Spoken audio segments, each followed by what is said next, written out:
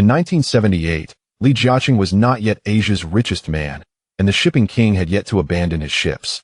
This was a time of great opportunity, as countless heroes rose from humble beginnings. Yet it was also the worst of times, where capital ruled and gangs thrived. A young man named Wang Xing'an, a financial elite from the 21st century, finds himself transported to the streets of Hong Kong. On a dark night, he vows to become a great tycoon, declaring, "To live as a hero, to die as a legend." Wang Xing'an awakens in a cramped room in a Kowloon slum, where he learns of his new life and the struggles of his family. As he navigates this harsh reality, he is determined to rise above his circumstances and secure a better future.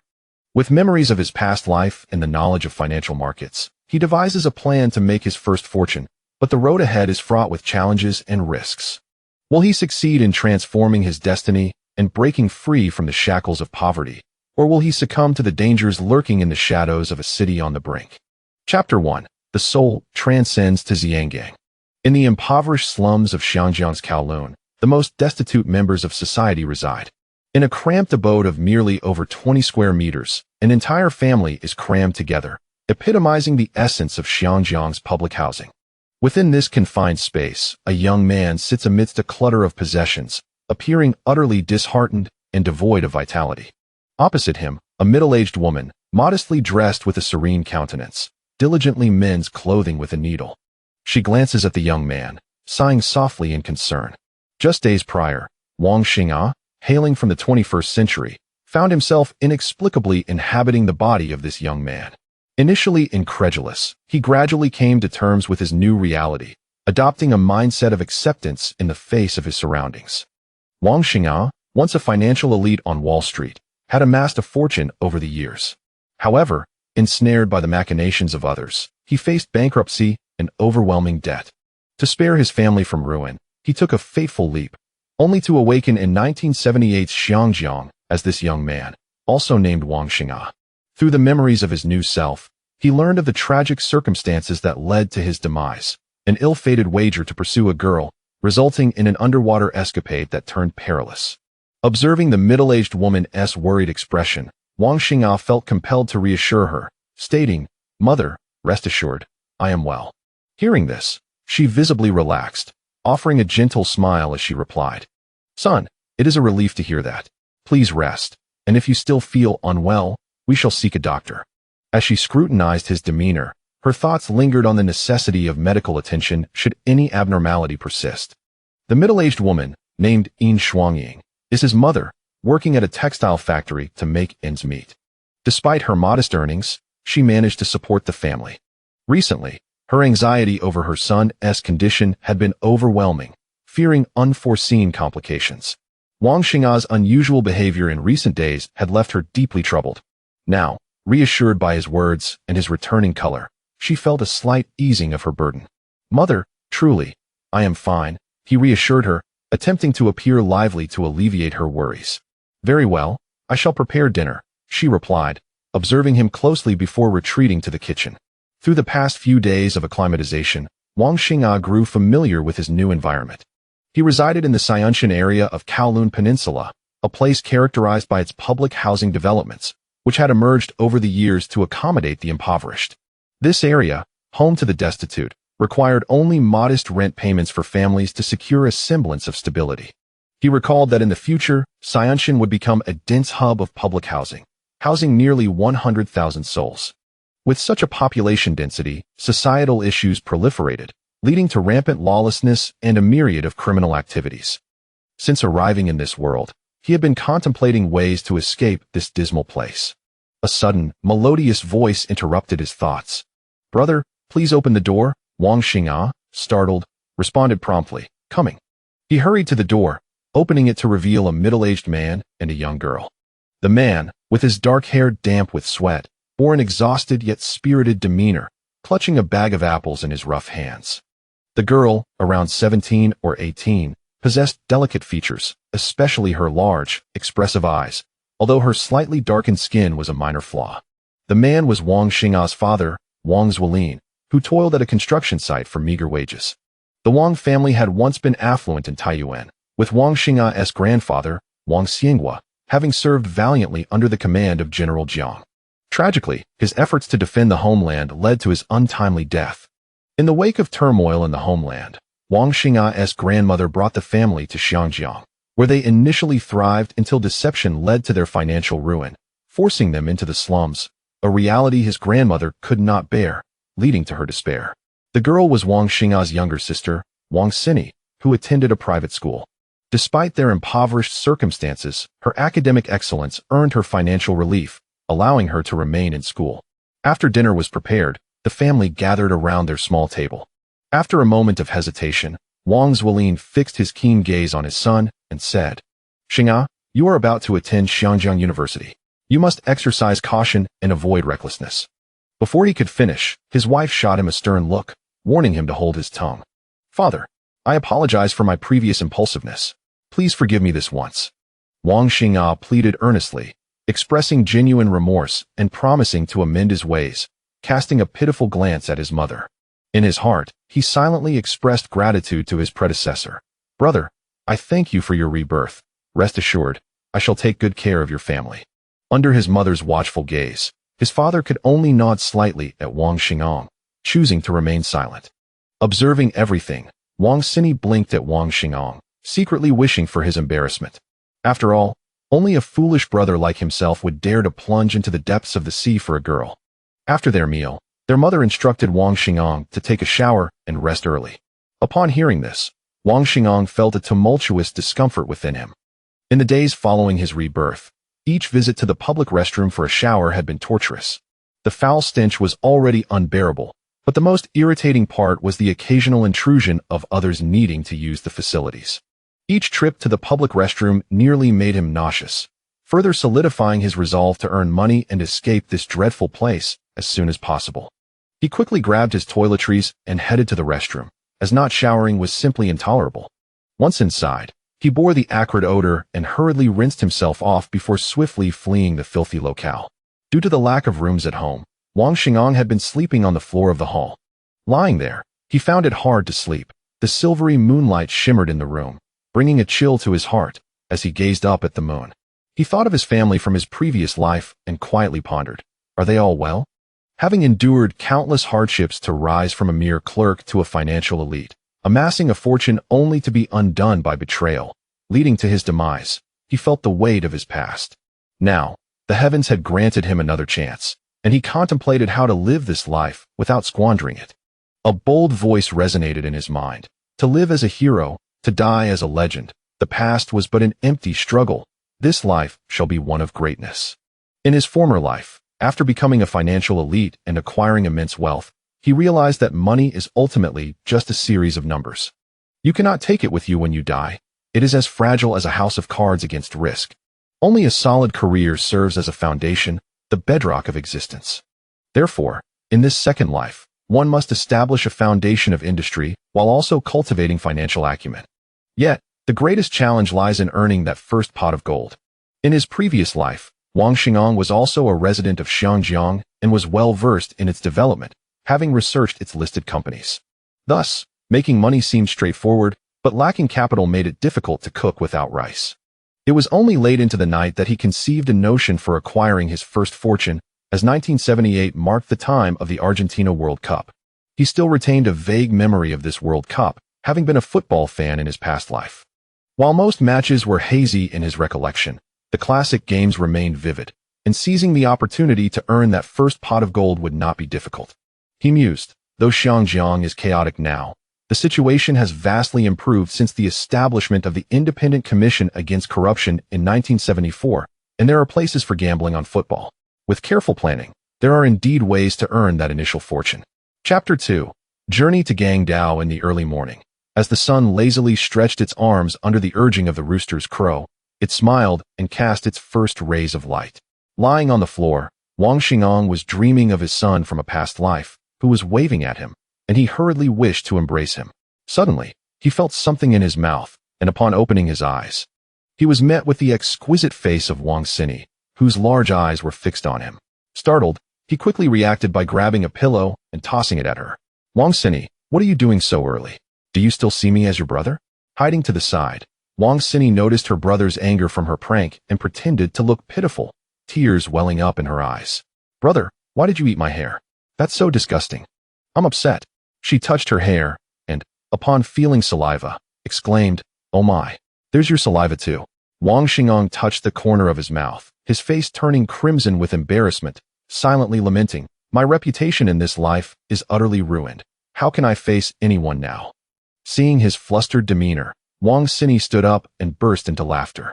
You two, stop fooling around. Xingang, get up, wash up, and prepare for breakfast. Their mother's voice interrupted their playful antics.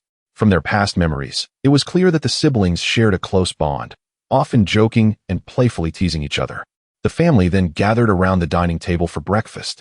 After a few bites of xiaomai, Wang Xingang hesitated and cautiously addressed his father, who was sipping soy milk. Dad, I want to visit Grandpa and Grandma today. Upon hearing this, his father set down his drink and stared at him sternly, inwardly thinking, This boy won't let go of that girl, will he?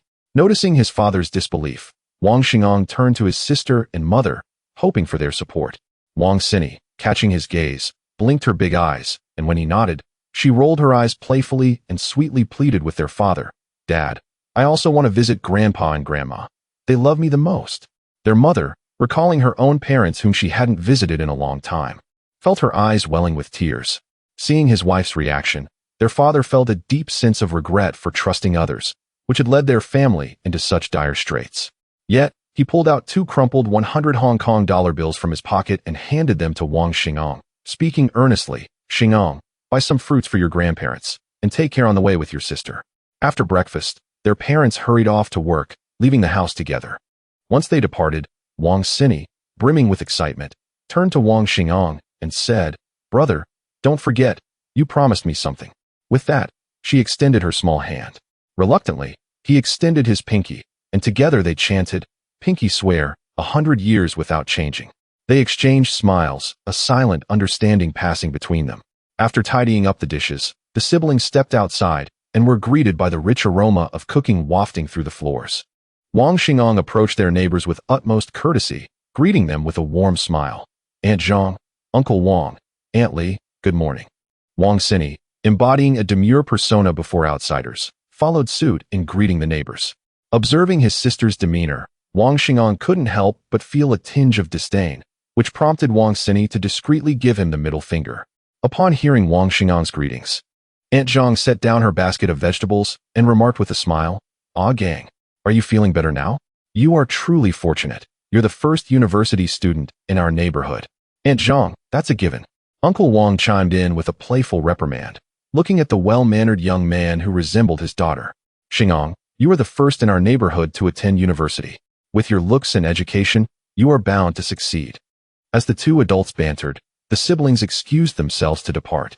Walking along Xiangjiang Road in the 1970s, Wang Xingang reflected on the stark contrast to the future he remembered. The journey from Jilong Peninsula to Gangdao was not as convenient as in later years. The underwater tunnel connecting them was built in 1972, but was quite expensive, making the ferry a more economical choice. Upon reaching Gangdao, the bustling atmosphere was a world apart from the tranquil opposite shore. After purchasing some fruit along the way, Wang Xingang and Wang Xini boarded a bus headed for Xiangjiang University. Upon their arrival, they were enveloped by a profound sense of history. In his previous life, Wang Xingang had also been a Xiangjiang local, graduating from Xiangjiang University before studying abroad. He had started as a junior staff member in an investment bank on Wall Street, working tirelessly to become a financial elite over the years. As he walked through the university, memories of his academic journey flooded back, stirring a wave of melancholy within him. After a considerable time, his emotions gradually settled as they made their way to the faculty dormitory. Approaching the dormitory, they saw a young man arguing with an elderly man, with an elderly woman attempting to mediate the dispute. The young man had a rebellious appearance, yet his demeanor revealed a hint of street savvy. The older couple, sporting gold-rimmed glasses, exuded an air of cultured sophistication.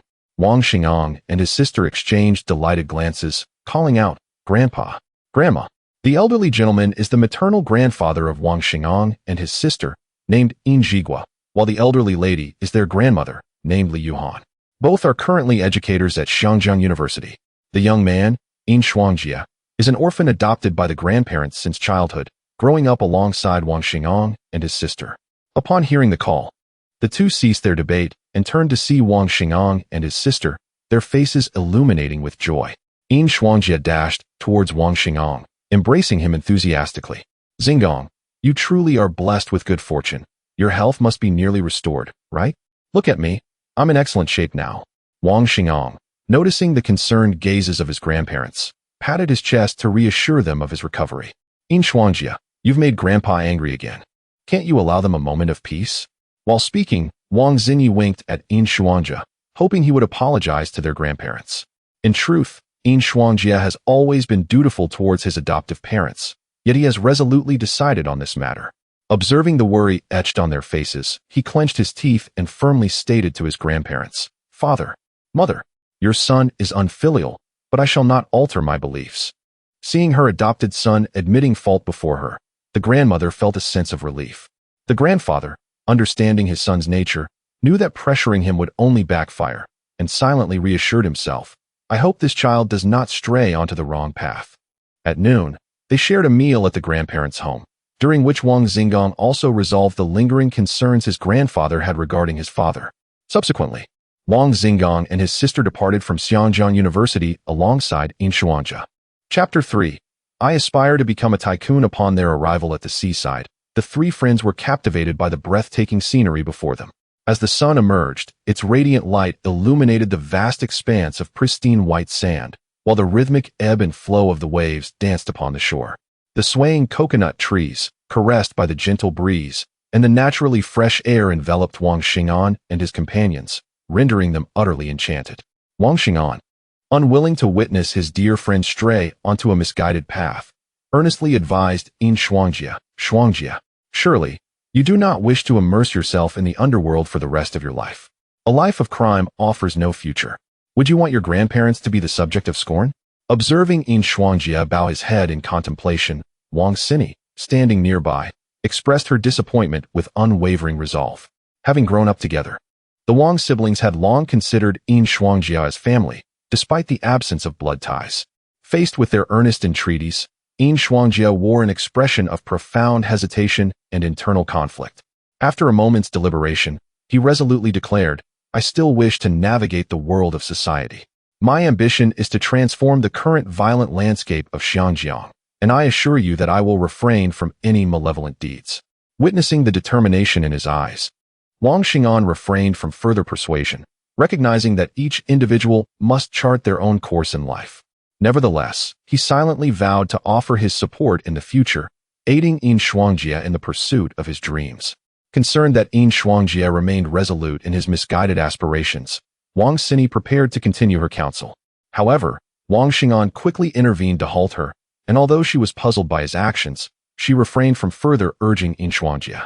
Touched by Wang Xingyi's concern for him, Yin Shuangjie swiftly shifted the conversation, inquiring, Xingyi, you will be attending university in 2 years. What do you aspire to do? After a moment of reflection, Wang Xingyi responded with a glimmer in her eyes, I wish to become a writer, akin to Qiong Yao. At that time, Qiong Yao enjoyed immense popularity in Hong Kong, Macau, and Taiwan, inspiring many young women to follow in her literary footsteps. Sensing a successful diversion of the topic, Yin Shuangjie felt a wave of relief wash over him as he turned his gaze toward Wang Xing'an. He noticed that ever since he rescued Wang Xing'an from the depths of the sea, his demeanor had seemed somewhat off, though he could not pinpoint the exact cause. Curiosity piqued, he asked Xing'an, what do you envision for your future? Wang Xingyi also turned her attention, eager to learn about her brother's aspirations. Wang Xing'an remained silent, lost in thought as he gazed at the distant peaks, particularly at the renowned Taiping Shan of Xianjiang. It was said that the summit was home to a cadre of affluent tycoons, and the residents of Xianjiang took great pride in dwelling on Taiping Shan. Those who resided atop the mountain were symbols of status, and from that vantage point, one could behold the breathtaking beauty of Xianjiang, a veritable paradise on earth. In stark contrast, the public housing of Xianqian on Kowloon Peninsula represented a hellish existence, a juxtaposition of extremes. Reflecting on this, he stood and pointed decisively at the distant mountain, proclaiming, I aspire to become a tycoon. I wish to reside atop Taiping Shan, gazing down upon all of Xianjiang. The two friends, initially believing his words to be a jest, did not take him seriously. observing their skepticism. Wang Xing'an uttered a phrase that would resonate throughout the ages. What difference is there between a person without dreams and a salted fish? Upon hearing this, both companions pondered their own aspirations, and as clarity dawned upon them, their gazes became resolute. Each silently vowed to strive for their respective dreams. Wang Xing'an recalled that his plan to acquire his first pot of gold would require Yin Xuanjia's assistance, given his familiarity with Xiangjiang. He earnestly approached Yin Xuanjia, asking Xuanjia, "May I trouble you for a favor? Do you know of any reputable casinos in Xiangjiang? Brother, you rarely express an interest in gambling. What has prompted this thought?" Yin Xuanjia replied, concerned. Gambling is a perilous pursuit, fraught with loss. Despite the heartfelt pleas from his friends, Wang Xing'an felt a deep sense of gratitude for their concern. Yet, he understood that acquiring one's first fortune is often fraught with challenges. Unlike the tycoon of later years, who effortlessly set small targets, Wang Xing'an believed that even the acquisition of one's first million must have been a formidable endeavor. With renewed determination, he stated, "This year marks the 1978 World Cup in Argentina. After thorough research, I have resolved to pursue this path. Trust me, allow me this one chance." After much persuasion, the two friends reluctantly agreed to place their trust in him, though they resolved to closely monitor his actions, fearing he might veer off course.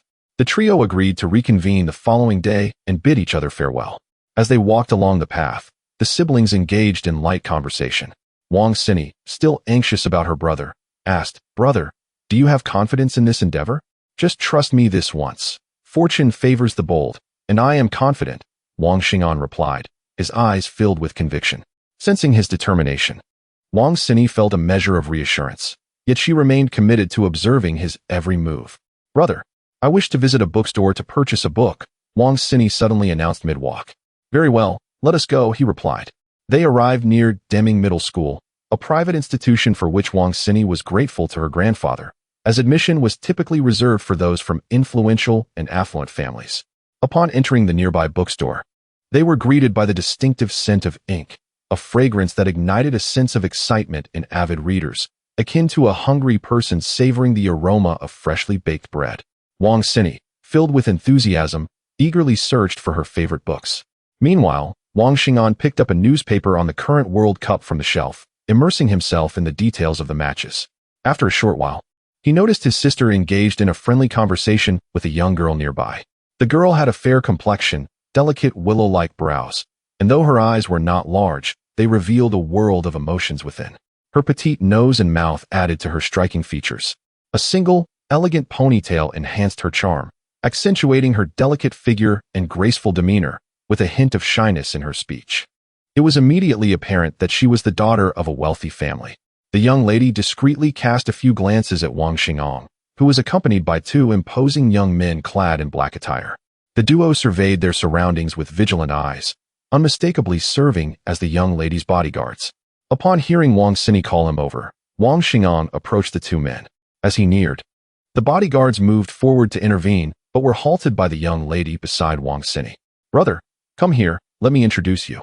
This is my best friend, He Zhaoqiong. Zhaoqiong, this is my brother, Wang Xing'an." Upon hearing her name, Wang Xing'an realized she was the daughter of the gambling tycoon, destined to inherit his empire. "Hello, He Zhaoqiong.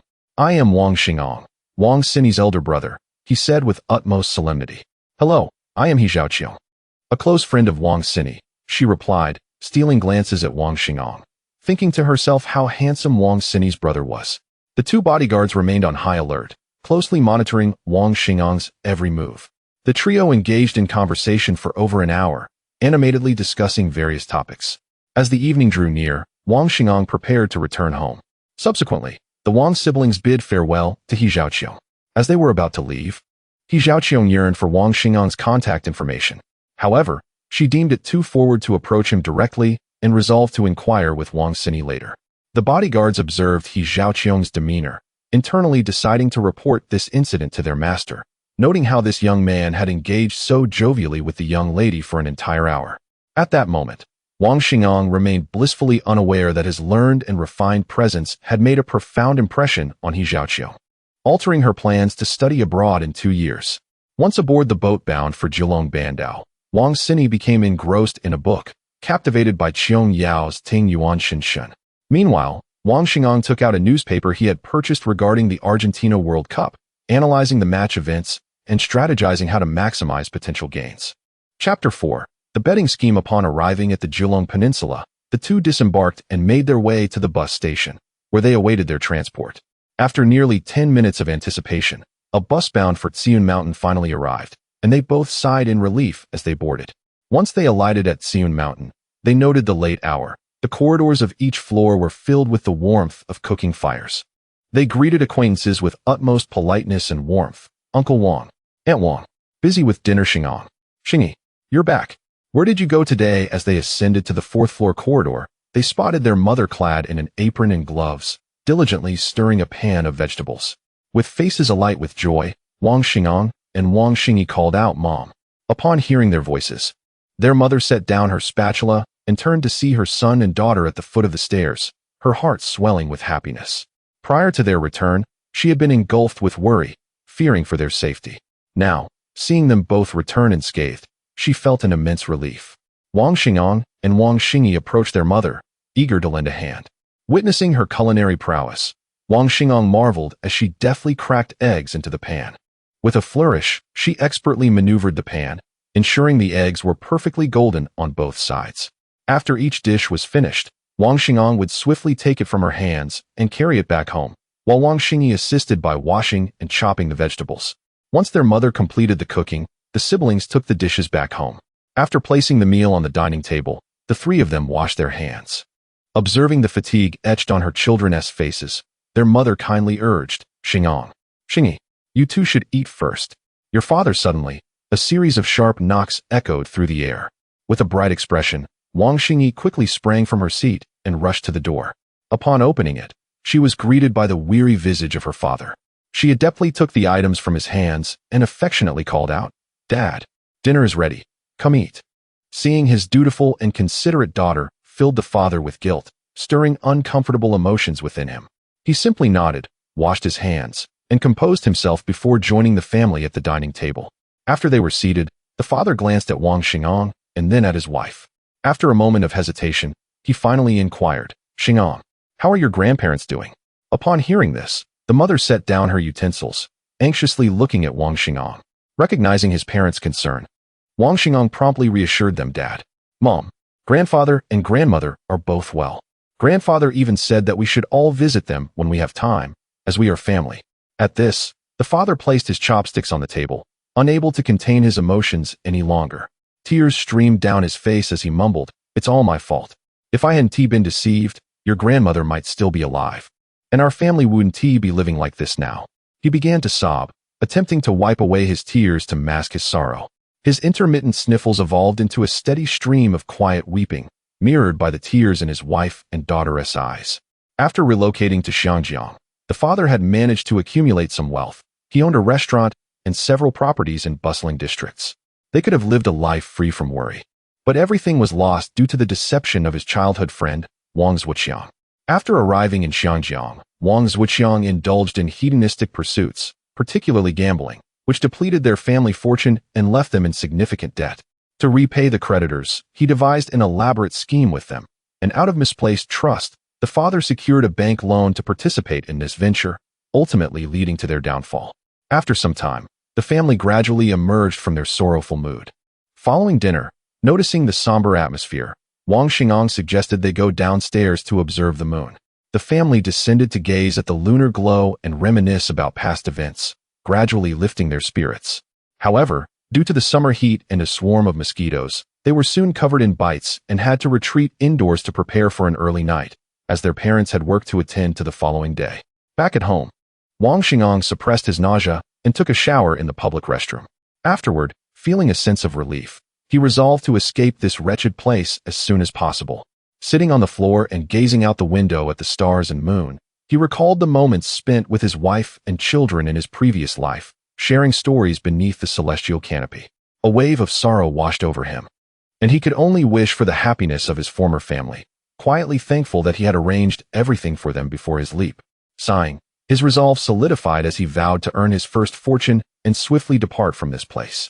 He then searched a hidden spot nearby, uncovering over 500 Hong Kong dollars he had saved over the years, along with the remaining currency from that day. In the darkness, he gathered firewood and lit a candle. The flickering flame danced in the night, symbolizing hope for success. He calculated his total to be 600 Hong Kong dollars, neatly organizing the money before carefully stowing it in his pocket. He retrieved the newspaper he had bought that day and diligently studied the remaining matches. He vividly recalled that in the future FIFA World Cup, the top 3 teams would be Argentina, the Netherlands, and Brazil, along with the scores from the final match. In this tournament, Argentina triumphed over the Netherlands with a score of 3-1, marking Argentina's first World Cup victory. Subsequently, he marked the matches related to these 3 teams in the newspaper. After carefully annotating, he selected a few options, feeling a sense of relief. Once he extinguished the candle, he lay down on the floor, preparing to sleep. In the dead of night, he found himself unable to slumber, plagued by anxiety and apprehension, worrying about the consequences of failure. Eventually, he drifted into a hazy sleep. In his dreams, he saw his family from a previous life beckoning to him. He desperately attempted to grasp their presence, yet could not.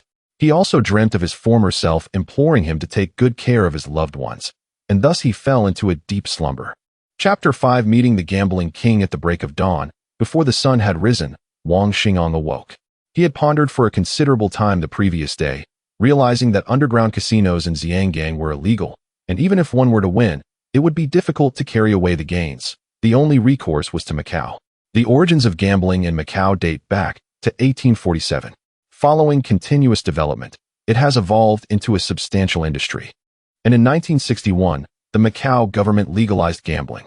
Over time, Macau has become the only legally sanctioned gambling city on the Asian continent, and it stands as one of the 4 major gambling cities in the world, alongside Monaco, Atlantic City, and Las Vegas.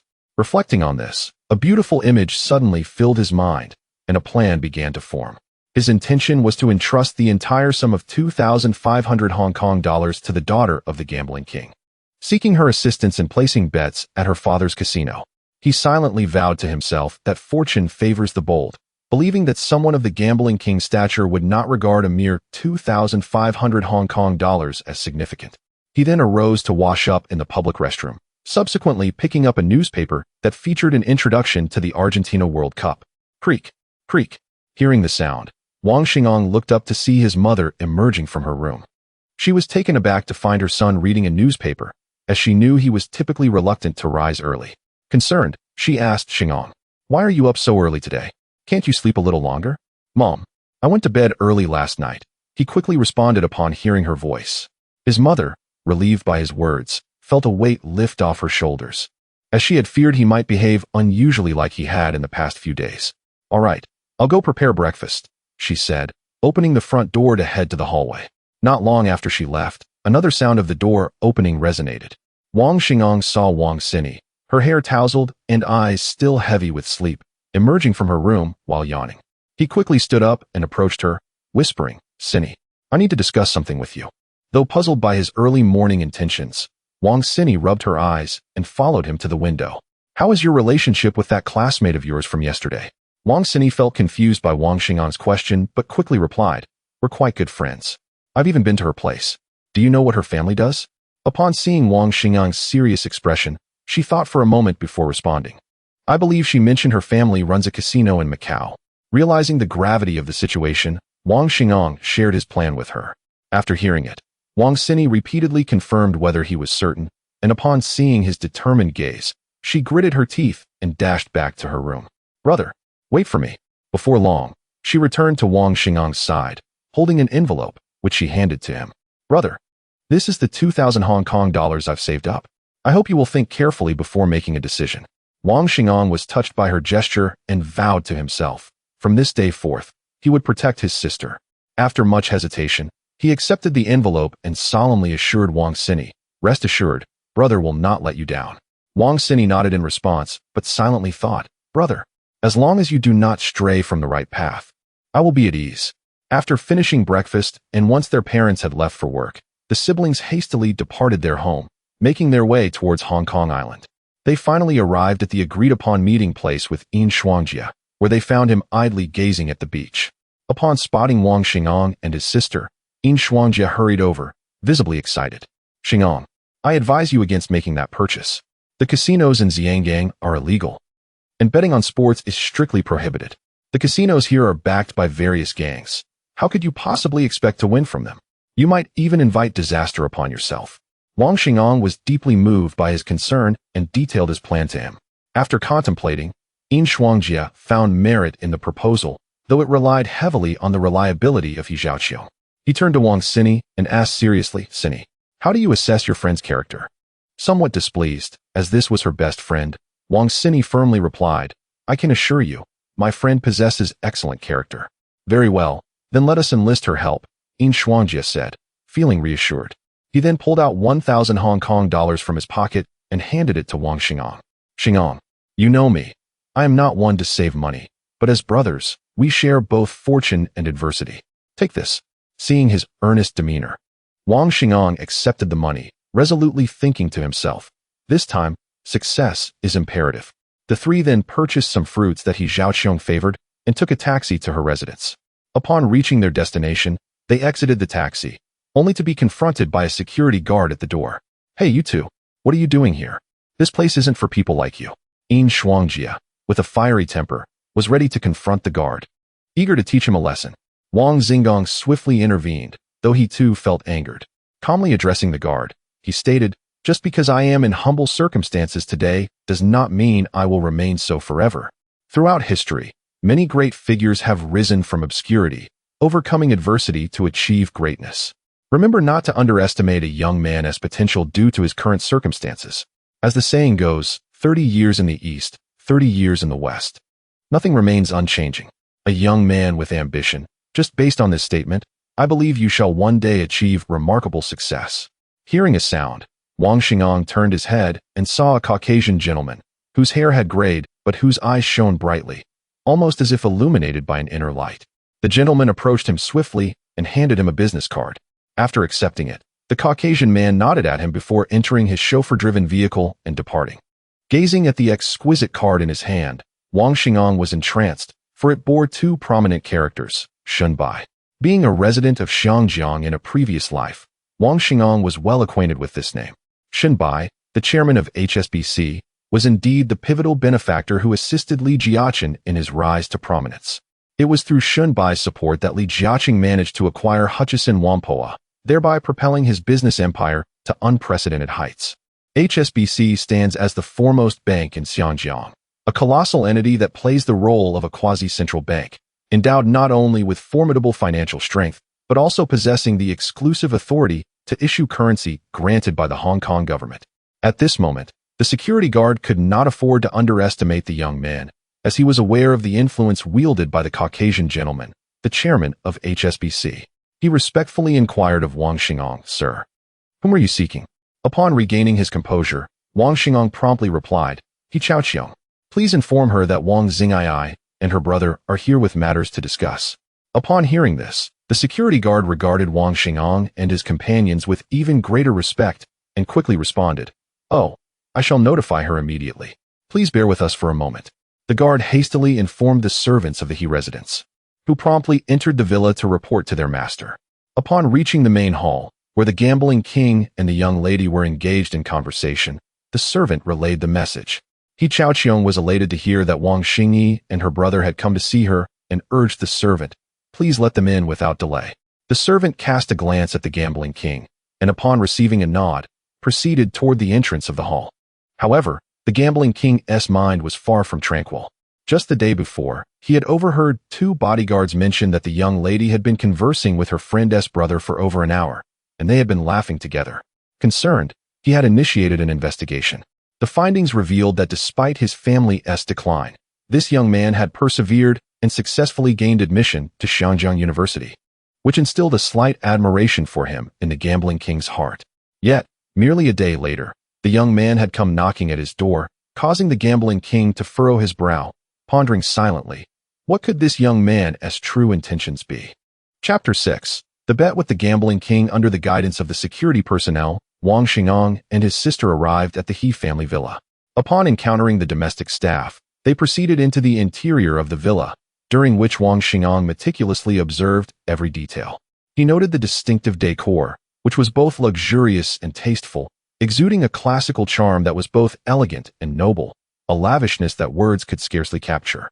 It was evident that the occupant of this villa was a quintessential success. As they entered the grand hall, the dazzling lights were blinding, illuminating the gilded walls, the vibrant red carpet, and the deep purple sofas, all of which were strikingly eye-catching. The crystal chandelier, glinting with refracted light, added to the opulence. Seated on the deep purple sofa were a middle-aged man and a young woman. The man had chiseled features, with a strikingly handsome face that seemed carefree. However, the gleam in his eyes hinted at a depth that commanded respect. The young woman, with her porcelain-like skin and radiant smile, exuded an innate nobility that captivated all who beheld her, her grace leaving a profound impression. Wang Xing'an scrutinized the middle-aged man, silently surmising that this must be the gambling king. The man, upon Wang Xing'an's entrance into the hall, began to assess his every move. He noted the young man's prominent nose, thin lips, and sword-like eyebrows, particularly his eyes, which sparkled with an intensity that seemed to pierce through to the soul. After handing the fruit to his servant, Wang Xing'an promptly approached the gambling king seated on the sofa. Drawing near, he addressed him with a respectful yet assertive demeanor. "He Sheng, I apologize for the intrusion and any offense caused." The gambling king, noticing his daughter's unwavering gaze fixed on the young man, felt an unsettling discomfort. He turned to He Zhaoqiong and instructed, "Qiong, I need to discuss some matters with Wang Sheng. Why don't you take your classmate for a stroll around the villa?" Though eager to learn what her father was discussing with Wang Xing'an, He Zhaoqiong, upon encountering her father's authoritative gaze, reluctantly looked towards Wang Xini. Upon hearing the gambling king's words, Wang Xing'an turned to Wang Xini and suggested, "Xini, you should accompany He Zhaoqiong for a walk." Wang Xini nodded in agreement, though her heart was heavy with concern for her brother. She followed her friend out of the villa, leaving the grand hall empty save for the two men. The gambling king regarded the young man before him and inquired, "Speak, what is it that you wish to discuss with He Zhaoqiong?" After a moment of contemplation, Wang Xing'an respectfully replied, "He Sheng, I have come to humbly request Miss He's assistance in placing a bet on the Argentina World Cup at your casino." He observed the gambling king's expression closely as he spoke. "You young lad, truly unaware of the heights of the heavens and the depths of the earth, still in your youth, and yet you wish to learn the ways of gambling," the gambling king exclaimed with a hearty laugh, dismissing Wang Xing'an with a wave of his hand. "He Sheng, surely you are not afraid to accept my wager?" Faced with the disparity of status between them, Wang Xing'an resorted to provocation. "You think you can best me? I learned such tricks when I was but a child. Even if I accepted your wager and you were to win, I need not pay you. What could you possibly do?" The gambling king regarded the young man with growing disdain. The initial flicker of admiration he held now extinguished, replaced by the conviction that Wang Xing'an was merely a superficial pretender. Taking a deep breath, Wang Xing'an burst into laughter, filled with derision for the gambling king. "It is widely known that your casino is esteemed for its integrity, which is the foundation of your vast enterprise. If you were to be so petty as to embezzle such a sum, I would surmise that your establishment is on the brink of collapse." The gambling king, taken aback by Wang Xing'an's audacity, found himself with a newfound respect for the young man's boldness. He mused to himself, "This lad is either exceptionally confident or merely a facade, akin to an ornate pillow that is beautiful yet serves no purpose." Curiosity piqued, the gambling king inquired with a smile, "I assure you, this amount is not worth my dishonesty. I shall accept your wager, but you must agree to one condition." "What condition?" Wang Xing'an's heart leaped with hope. Truth be told, he had no certainty that the gambling king would accept his bet, yet he was willing to take the risk. "From this day forth, you are not to appear within the sight of my daughter, Qiong," the gambling king stated, his gaze unwavering. "Agreed. Should I chance upon He Zhaoqiong again, I will certainly avoid her." Wang Xing'an replied without hesitation. The gambling king nodded in agreement and declared, "Very well, I accept your wager." Wang Xing'an promptly presented the meticulously prepared plan for the match along with an envelope containing 5,000 Hong Kong dollars before the gambling king, stating, "Should I win, I hope you will honor your word and pass the winnings to my brother, In Xuanjia." "Certainly. Let us both uphold our promises, regardless of the outcome. You are not to meet He Zhaoqiong again. Otherwise, do not blame me for being unkind," the gambling king warned, his gaze fierce. "Rest assured, should I go back on my word, I submit to your judgment without question," Wang Xing'an assured him. After concluding their discussion, the gambling king summoned the servants to bring the young ladies and guests into the hall. The two young women entered, chatting and laughing, prompting Wang Xingang and Wang Sini to bid farewell to the gambling king. Noticing their departure, He Xiaoqiong bit her lip and called out to the siblings, Wang Sini, do come often to visit with your brother. Upon hearing his daughter's words, the gambling king's expression darkened. Once they had left, He Xiaoqiong, brimming with curiosity, asked her father, Father, what were you discussing just now? The gambling king regarded his daughter and replied, We spoke of nothing significant. Qiong, you have 2 years until graduation. I intend to send you abroad to study and experience the world. He Xiaoqiong remained silent, lost in thought as she recalled her conversation with Wang Xingang from the previous day. Observing his daughter's demeanor, the gambling king felt a renewed resolve to send her overseas for her education. Wang Xingang and Wang Xingyi stepped outside, only to find Yin Shuangjia anxiously awaiting their arrival. Upon seeing the two emerge from the entrance, Yin Shuangjia approached them, inquiring about the outcome of their endeavors. Noting the curiosity etched on Wang Xingyi's face, Wang Xingang felt compelled to succinctly recount the sequence of events to both of them. He then turned to Yin Shuangjia with a serious admonition. After the conclusion of the World Cup in 3 days, should fortune favor them, the gambling king would dispatch someone to deliver the winnings to him. He urged Yin Shuangjia to keep this information discreet, ensuring that even their grandfather and grandmother remained oblivious. Once Yin Shuangjia solemnly assured him of his discretion, Wang Xingang felt a wave of relief wash over him, silently wishing for the outcome to align with his expectations. Subsequently, the three agreed to reconvene on the beach in 3 days, and the siblings bid farewell to Yin Shuangjia as they departed. Chapter 7 The first bucket of gold in hand. Over the next 3 days, Wang Xingang remained indoors, contemplating how to make his newfound wealth work for him after acquiring his first bucket of gold. Each night, he meticulously monitored the progress of the matches, only finding peace once he confirmed that the outcomes were identical to those anticipated. He subsequently shared the good news with Wang Sini, and both were filled with immense joy. In a luxurious mansion in Amen, the gambling king listened to a report from his subordinate. Chairman, that young man hit the jackpot. We lost approximately 1.25 million Hong Kong dollars. The gambling king was taken aback. He had never believed that the young man would win, and had dismissed the matter entirely. To his astonishment, the young man had proven to be quite the hidden talent. Weighing the pros and cons in his mind, the gambling king thought, 1.25 million Hong Kong dollars is not a crippling loss for me, but that young man is indeed exceptional. How did he know the scores? After some contemplation, he made a decisive choice and instructed his subordinates sternly, prepare a check from HSBC and send it to that rascal Yin Shuangjia. Upon receiving the order, the subordinate observed the gambling king's serious demeanor and swallowed his words, ultimately complying with the directive. On the 4th day, after their parents had left for work, Wang Xingang and his sister headed towards Gangdao, finally meeting Yin Shuangjia at the appointed time. Upon seeing them, Yin Shuangjia was elated and hurried over, exclaiming to Wang Xingang, Xingang, you truly are a genius. You won over 1.25 million Hong Kong dollars. After saying this, he handed the check to Wang Xingang. Wang Sini, upon hearing this, was astounded. She had thought that winning tens of thousands of Hong Kong dollars would be a blessing, but never imagined they would win over 1.25 million. Holding the check, Wang Xingang contemplated for a moment before presenting his distribution plan. 500,000 Hong Kong dollars for himself and Wang Sini, and 250,000 Hong Kong dollars for Yin Shuangjia. However, both declined adamantly. With no other choice, Wang Xingang explained that he had borrowed 750,000 Hong Kong dollars to start his own venture, which led them to agree. The trio then proceeded to a nearby HSBC branch, where Wang Xingang opened an account under his name. He handed the check to the staff, preparing to deposit the funds into his bank account. The staff, taken aback upon seeing the check, could not fathom how the three had acquired such a sum and dared not make a decision, ultimately passing it to the bank manager. The manager, concerned about potential issues, called the gambling king's company and Amen for verification. Once confirmed, the funds were deposited into the account, and the staff treated Wang Xingang and his companions with increased respect. Subsequently, Wang Xingang withdrew 50,000 Hong Kong dollars for daily expenses.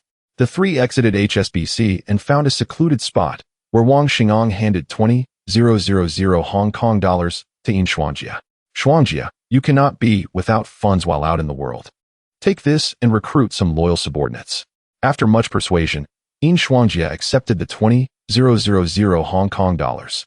Wang Xingang then took out another 10,000 Hong Kong dollars, intending to give it to Wang Sini.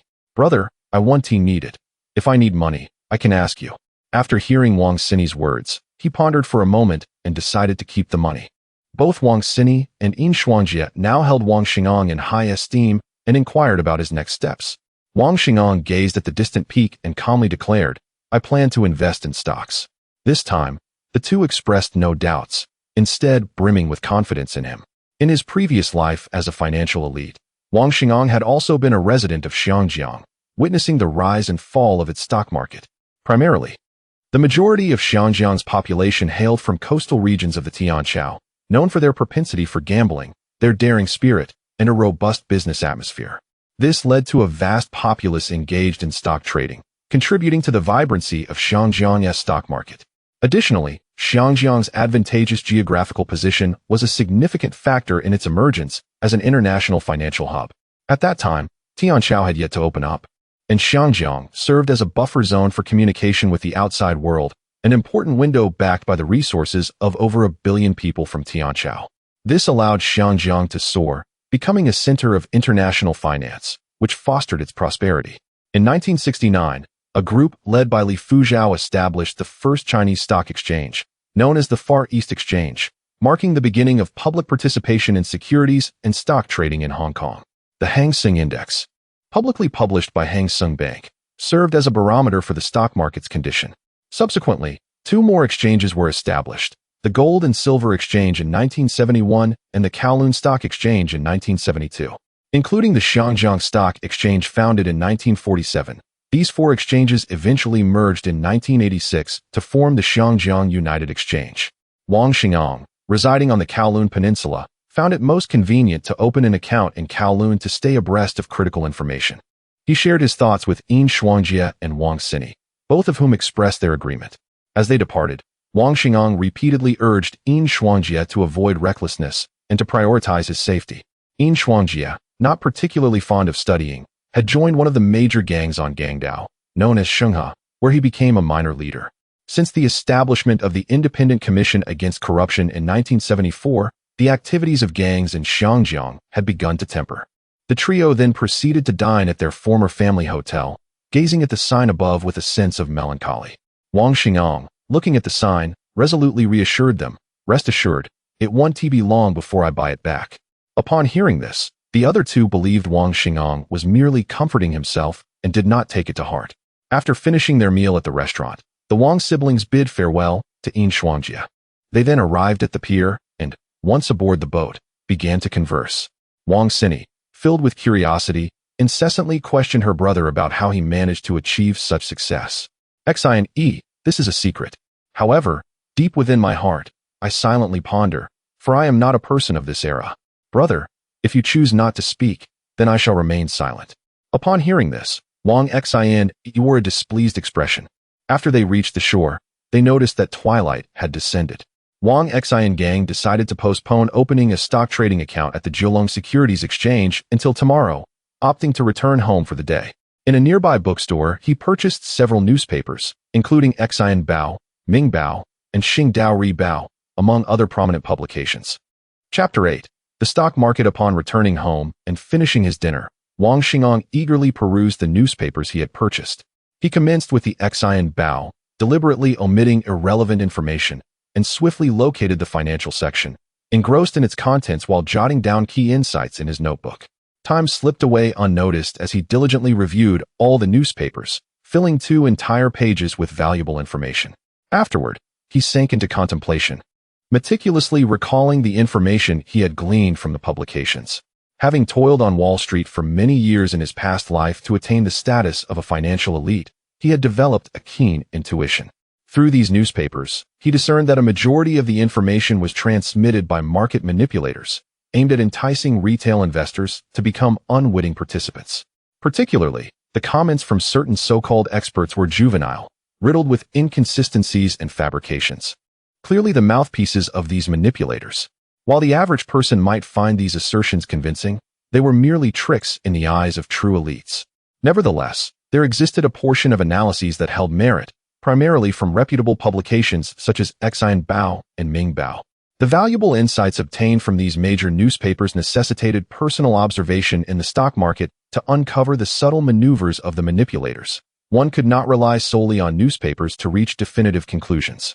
The following morning, after breakfast, Wang Xingang departed his home. Upon arriving at the Kowloon Stock Exchange, he did not enter immediately. Instead, he first visited a nearby newsstand to acquire several newspapers, meticulously studying the financial section. After his examination, his confidence in his judgments was bolstered. He then discarded the newspapers into a trash bin as if they were refuse, striding purposefully toward the Kowloon Stock Exchange. Once inside the Kowloon Peninsula Exchange, he initiated an account with the HSBC Securities Investment Department. He then began to observe the hall, focusing on the stock of Lancy KG, which he had researched the previous day. After nearly half an hour of scrutiny, his conviction in his assessment solidified. He had discovered from the previous day's information that the stock of Lancy KG was being accumulated by manipulators. Today, he reviewed various major newspapers discussing Lancy KG, affirming his belief in his judgment. A few years prior, Lancy KG had invested substantial funds into the research of a groundbreaking technology. However, the lack of results over the years had led to a plummet in its stock price. Most newspapers in recent days had been proclaiming the failure of Lancy KG's technology development and the impending bankruptcy of the company. Yet, after careful observation, he recognized that there were institutions discreetly accumulating shares of this stock in the market. Although their methods were sophisticated, they could not elude the discerning eye of a former financial elite. This indicated that after the successful development of Lancy KG's technology, the major shareholders were disseminating false information to suppress the stock price, gradually accumulating shares before releasing favorable news, and ultimately selling at a peak price, a classic strategy of buying low and selling high. He promptly resolved to utilize a five-fold leverage to invest 6 million Hong Kong dollars in accumulating shares. Though employing such leverage posed significant risks, with a potential loss of 1.2 million Hong Kong dollars, he was brimming with confidence. He approached the staff at the HSBC Investment Department, instructing them to use his 1.2 million Hong Kong dollars in principal to leverage 6 million Hong Kong dollars to accumulate shares of Lancy KG. The staff, believing him to be irrational for investing in a failing stock, attempted to dissuade him. However, he remained resolute, commanding them to accumulate shares of Lancy KG at a price below 6 Hong Kong dollars per share within a 2-hour time frame. At this moment, the stock price of Lancy KG had already fallen to 4 Hong Kong dollars per share. The staff, left with no choice, complied with Wang Xingyang's orders and began to accumulate shares. Meanwhile, he purchased a notebook and pen nearby, retreating to the hall to analyze the stock market. After all, the stock market of 1978 differed significantly from that of later years. He dared not let his guard down and remained focused on studying and analyzing the market conditions. At that same moment, elsewhere, individuals accumulating shares of Lancy KG noticed the stock price surge to 5 Hong Kong dollars per share within a short span. They realized that other institutions were also acquiring shares of Lancy KG. The employees, not daring to delay, promptly informed their manager, "Boss, besides us, there are others accumulating shares of Lancy KG, acquiring as much as possible below 6 Hong Kong dollars. The manager's brow furrowed, his gaze sharp, pondering whether the information had leaked. Upon this realization, he swiftly commanded his subordinates, "The news has leaked. You must now acquire shares vigorously below 7 Hong Kong dollars. The manager, not taking the matter lightly, quickly picked up the office phone and dialed a number. "Xiaozong, the plan has leaked. Institutions are aggressively accumulating shares." Xiaozong was startled, but soon regained his composure. "How many shares can we acquire by this morning?" "Approximately 3 million shares." "Good. Then acquire as much as possible below 7 Hong Kong dollars. We will announce significant favorable news in the afternoon. I suspect it may be other shareholders at play. You should also mobilize resources to investigate which institution is involved." After a moment of contemplation, Xiaozong spoke rapidly. "Understood. Rest assured. We will complete the task," the manager assured him confidently. "Once the task is accomplished, there will be bonuses. On behalf of my colleagues, I thank you, Xiaozong." 2 hours later, Wang Xingyang returned to the HSBC Securities Investment Department. Upon his arrival, the staff greeted him. "Wang Sheng, we have accumulated a total of 1.425 million shares, and the stock price has risen to 7.5 Hong Kong dollars per share. Thank you for your hard work. Once this matter is resolved, I will personally reward you all," he replied. The members of the operation team looked at Wang Xingyang with gratitude. Approaching noon, he stepped out for lunch. Afterward, he found a place to rest at the Kowloon Stock Exchange, preparing to rejuvenate himself for an afternoon of observing the market conditions. As the afternoon trading session commenced, he entered the investment department of HSBC Securities to observe the stock market conditions. Coincidentally, the television was broadcasting a press conference held by Lancy Technology.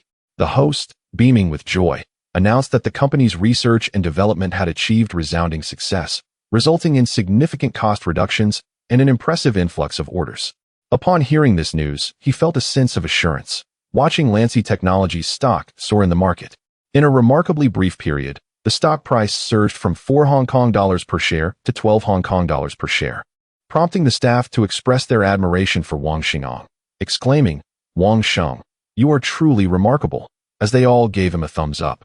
By the time the market closed that afternoon, Lancy Technology's stock had risen to 17 Hong Kong dollars per share. He mentally calculated his potential earnings. If the stock price remained at 17 Hong Kong dollars per share at the close, he could earn a minimum of over 18 million Hong Kong dollars. Chapter 9. Gains in the early morning. The sun gradually ascended from the eastern horizon, casting a gentle ray of light upon Wang Xinggang's face. He slowly opened his eyes, feeling a lingering dizziness that took some time to dissipate. As he recollected the events of the previous day, he vaguely remembered sharing a few drinks with his father before succumbing to slumber. After returning from the Kowloon Stock Exchange, he had purchased numerous items and, under the watchful eyes of his family, recounted the entire incident in detail. His family listened in disbelief, initially dismissing his words as mere folly. However, it was only after Wang Xini's explanation that his parents began to accept Wang Xinggang's account. Subsequently, the family was filled with excitement, and he and his father indulged in drinks at the dining table. After Wang Xingang finished his morning routine, he glanced at the clock and noted that it was precisely 9 o'clock a.m. He exchanged greetings with his family before hastening to the Kowloon Stock Exchange. Upon entering the HSBC investment department, he was greeted by a young man with fair skin and bright, sparkling eyes. Wang Sheng. Hello. At that moment, Yuan Tianfan pondered how this young man, younger than himself, possessed such remarkable capabilities. He estimated that the returns from this venture would be no less than 20 million Hong Kong dollars, and mused to himself, what a stroke of fortune. You are. Wang Xingang, upon seeing the individual before him, felt a sense of unfamiliarity and, with a puzzled expression, inquired. The staff member nearby, overhearing their conversation, promptly introduced, Wang Sheng. This is our investment department manager, Yuan Tianfan. Hello, Manager Yuan. Wang Xingang greeted as they shook hands. And he recalled who this remarkable individual was. In the future, he would play a pivotal role as an important strategist for Li Jiaqing, contributing significantly to the establishment of his vast empire. Within just 18 days, he had aided Li Jiaqing's son, Li Zikai, in elevating the market value of Inca Group to 560 billion Hong Kong dollars. Wang Xingang recognized the value of talent and contemplated how to recruit him for his own company. Wang Sheng. The stock of Lancy Technology has risen to 25 Hong Kong dollars per share, Yuan Tianfan respectfully informed him. After hearing this, Wang Xingang pondered carefully and sensed that the favorable news regarding the stock had reached its zenith. Additionally, another institution held a substantial amount of stock, and to mitigate potential losses, it would be prudent to secure profits promptly. Resolving this in his mind, he decisively stated, Manager Yuan, let us sell the stocks now and complete the transactions before the market closes this afternoon. Afterward, he fixed a determined gaze upon Yuan Tianfan. Wang Sheng, this stock still has substantial upward potential. Selling now would be unwise and could result in significant losses, Yuan Tianfan expressed, feeling that this young man was merely riding a wave of good fortune, as it was evident that Lancy Technology stock had ample room for growth. I have made my decision. We will begin selling now. I never gamble on squeezing out every last cent from a stock, Wang Xingang asserted firmly, unwavering in his resolve. Seeing Wang Xinggang's steadfast attitude, Yuan Tianfan felt a sense of helplessness and instructed his subordinates to gradually sell the stocks without impacting the share price. In another investment firm's trading room, after a night of investigation, they discovered which institution had been accumulating shares of Lancy Technology. The manager picked up the landline and dialed the office of their boss, Mr. Xia. Mr. Xia, our team has identified that it was the HSBC investment department that was acquiring shares of Lancy Technology yesterday. Upon hearing this, Mr. Xia was taken aback, exclaiming in his heart, how did we attract this behemoth, HSBC? In Hong Kong, HSBC was an industry giant. Even a branch of its investment department was more formidable than many large securities firms. He had no doubt that HSBC possessed the capability to acquire accurate information. Contemplating this, he immediately inquired over the phone, "Do you estimate their holdings surpass ours?" "Mr. Xia, we certainly hold more shares than they do."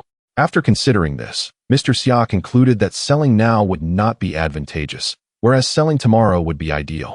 He slowly conveyed over the phone, "Starting tomorrow, sell half of our stocks. Let us secure our gains." "Understood, Mr. Xia."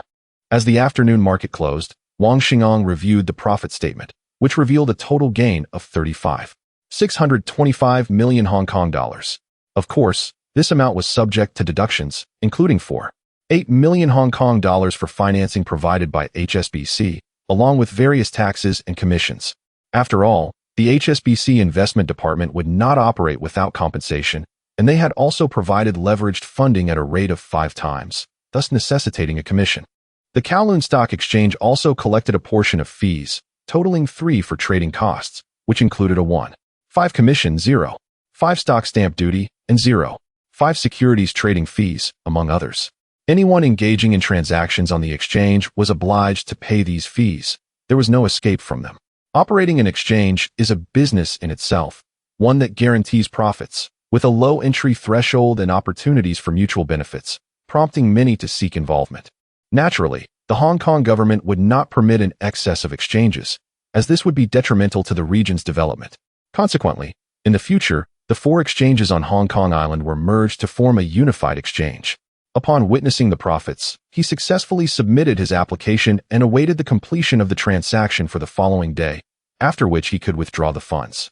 Eager to transfer the money into his account, he knew he would have to wait until the day after tomorrow to transfer the full amount to his bank account.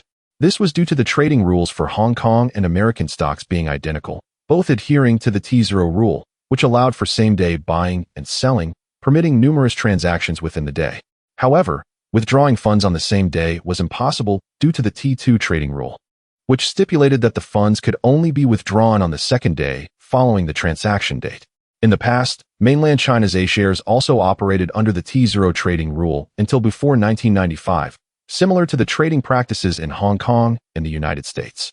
After 1995, in consideration of risk management, the Celestial Empire implemented the T1 trading system, which stipulates that if one purchases stocks on a particular day, the earliest one can sell them is the following day. This regulation persisted until the 21st century, reflecting the government's stringent control over the stock market. The A-share market also established a price limit system, wherein a stock is subject to a trading halt once it appreciates by 10. Such trading rules are indeed beneficial for investors, providing ample buffer time. Wang Xingong, while reviewing the profit statement, made a rough estimate and discovered that after accounting for 5-fold leverage and various taxes, the anticipated profit could reach 30,969 million Hong Kong dollars.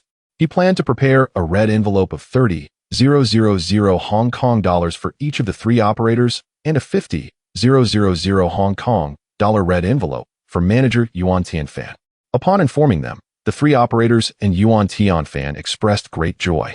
Wang said, "Then I must express my gratitude." The operators, taken aback, repeatedly thanked Wang Xingong. Yuan Tianfan, moved by the gesture, felt a tinge of regret for Wang Xingong, considering the stock still held considerable potential. Gazing at Yuan Tianfan, he initially contemplated making a recruitment proposal but realized it would be imprudent to do so without a company in place, deciding instead to wait until everything was in order for a more compelling approach.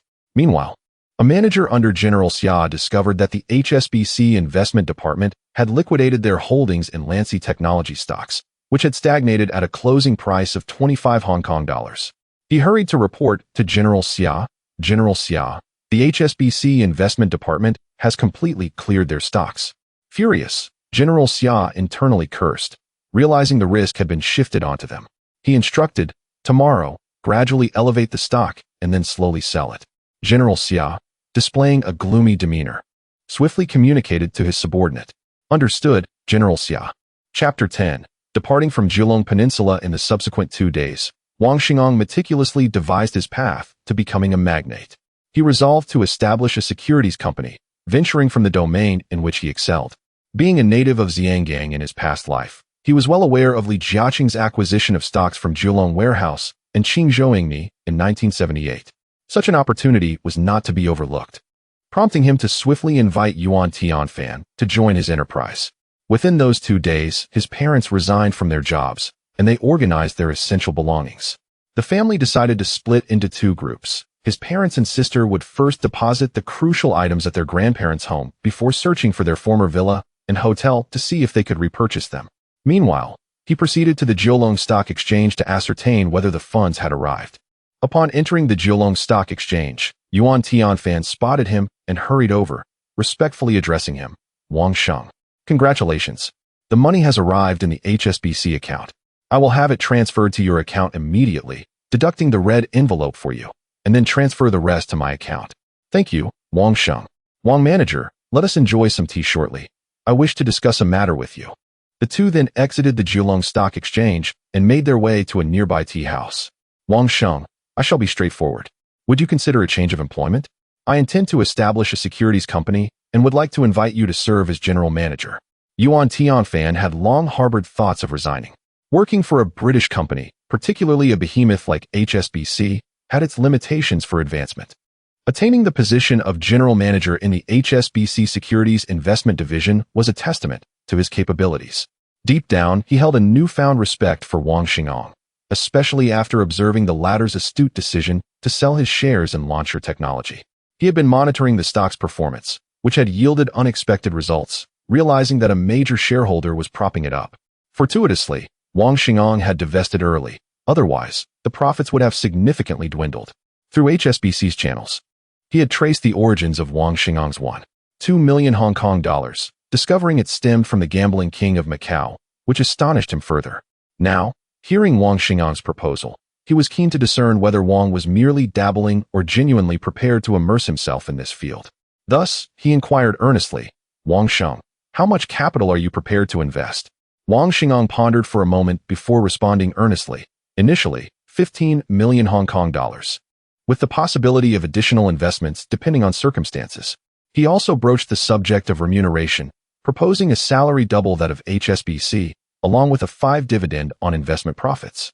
Yuan Tianfan contemplated this offer and ultimately acquiesced, recognizing that opportunities for advancement at HSBC were limited, and even if this endeavor faltered, he could always seek alternative employment.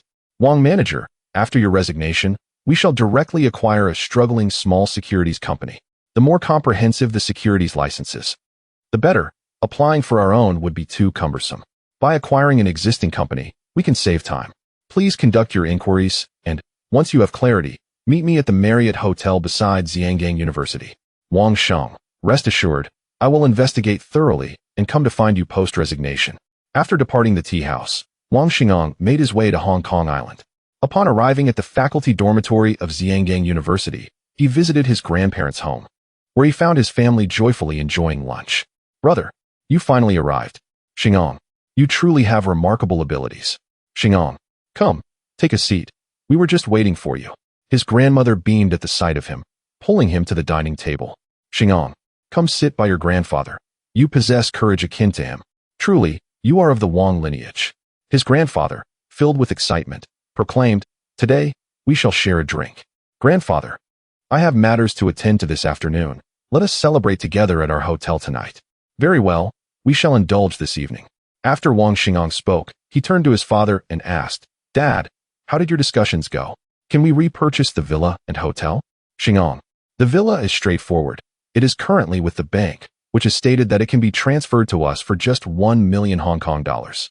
However, the hotel has been called for 10 million Hong Kong dollars, which is a 3-fold increase from the original price. After negotiating all morning, we have managed to reduce it to 8 million Hong Kong dollars. His father replied with a look of regret. 8 million Hong Kong dollars is acceptable. I will cover it. This afternoon, we shall sign the contract. I am willing to invest even more, as it signifies the resurgence of the Wang family, he declared resolutely. After lunch, his mother and sister chose to remain at his grandparents' home to rest, while Wang Xingong and his father prepared to reclaim their former villa and hotel. They proceeded to Hang Lung Bank, where they met with the bank manager. After paying 1 million Hong Kong dollars, they signed the contract and received the title and keys to the villa. Subsequently, they arrived at their former hotel the Marriott. After paying 8 million Hong Kong dollars, they signed the contract with the hotel owner, Mr. Zhao. Mr. Wang, it is a pleasure to collaborate with you, Mr. Zhao said with a smile as they shook hands. He then summoned all hotel staff, announcing, "This hotel has been sold to Mr. Wang. You are all to work diligently under his leadership from now on." After bidding farewell to Wang Xing'an, Mr. Zhao departed with his trusted aides. The staff, taken aback, were deeply concerned about their job security. Once silence fell over the room, Wang Xing'an stepped forward and addressed the employees, stating, "Your salaries will remain unchanged for now. As long as you work diligently, there is no need to worry about being dismissed.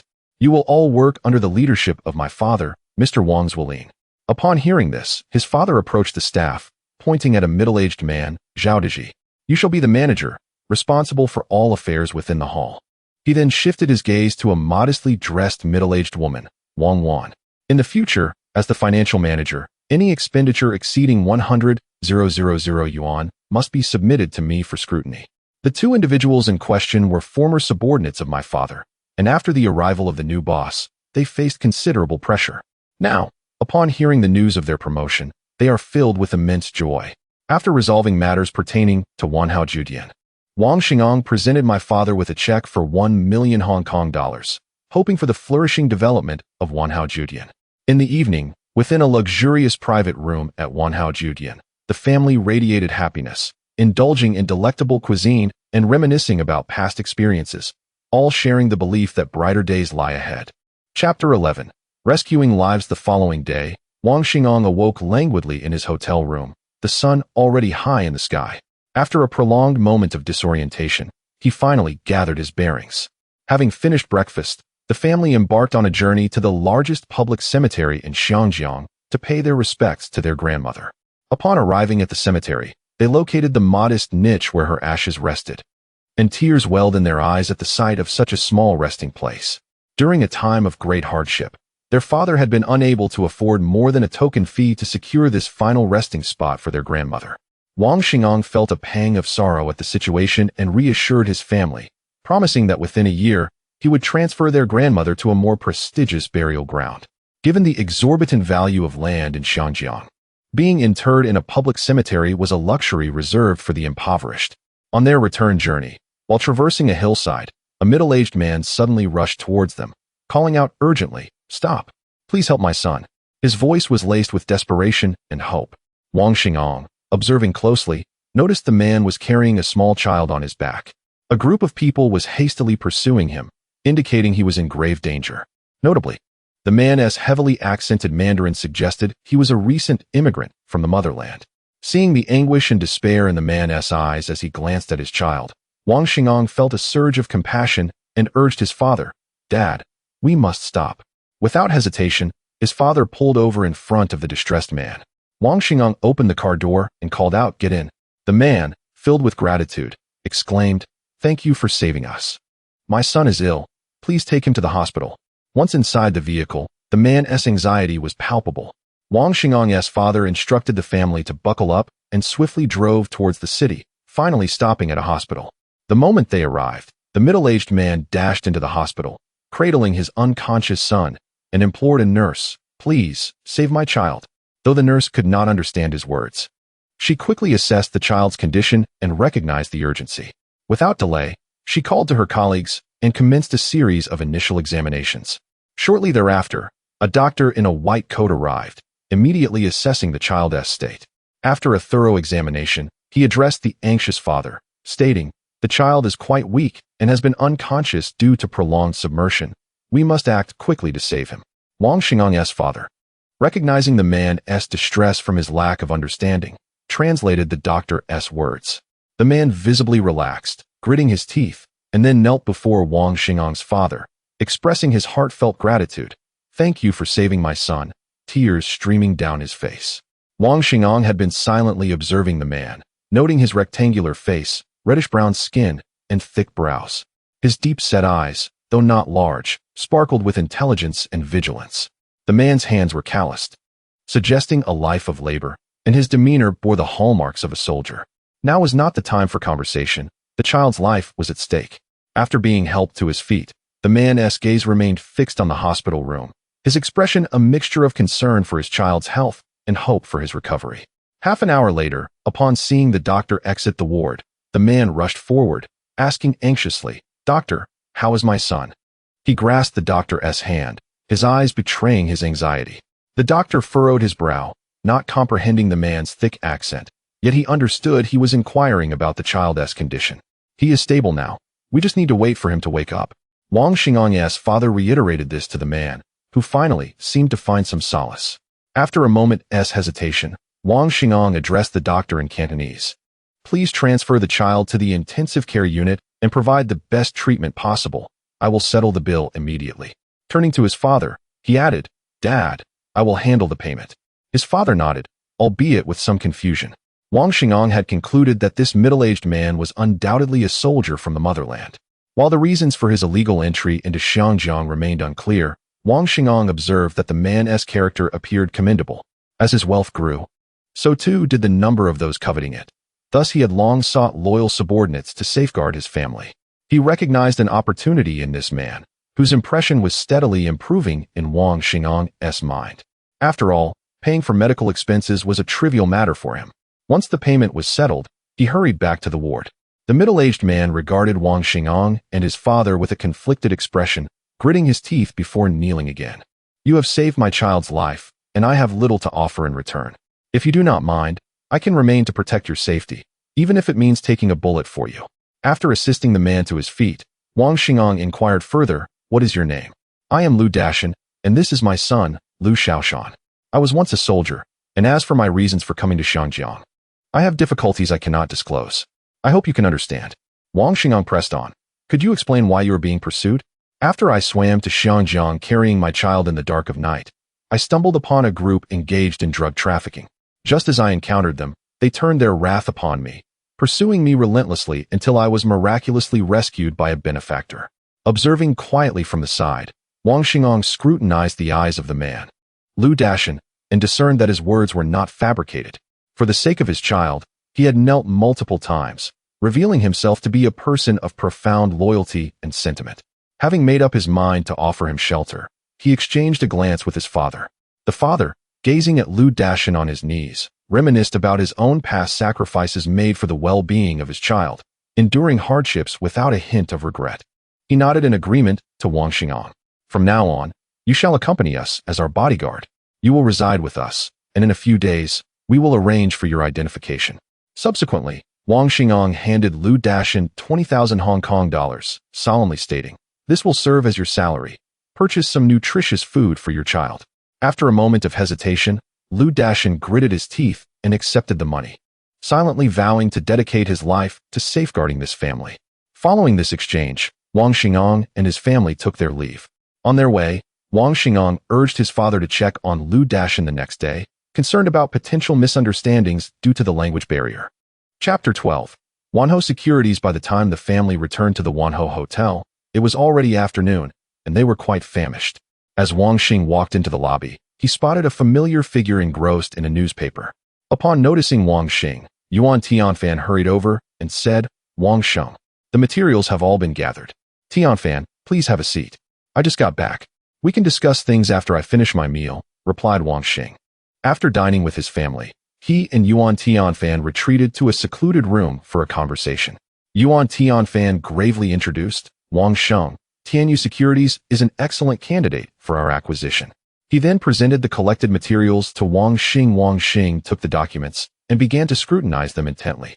The report stated that Tianyu Securities was established in 1965 by Lu Ziyuan, initially managing a capital of 2 million Hong Kong dollars.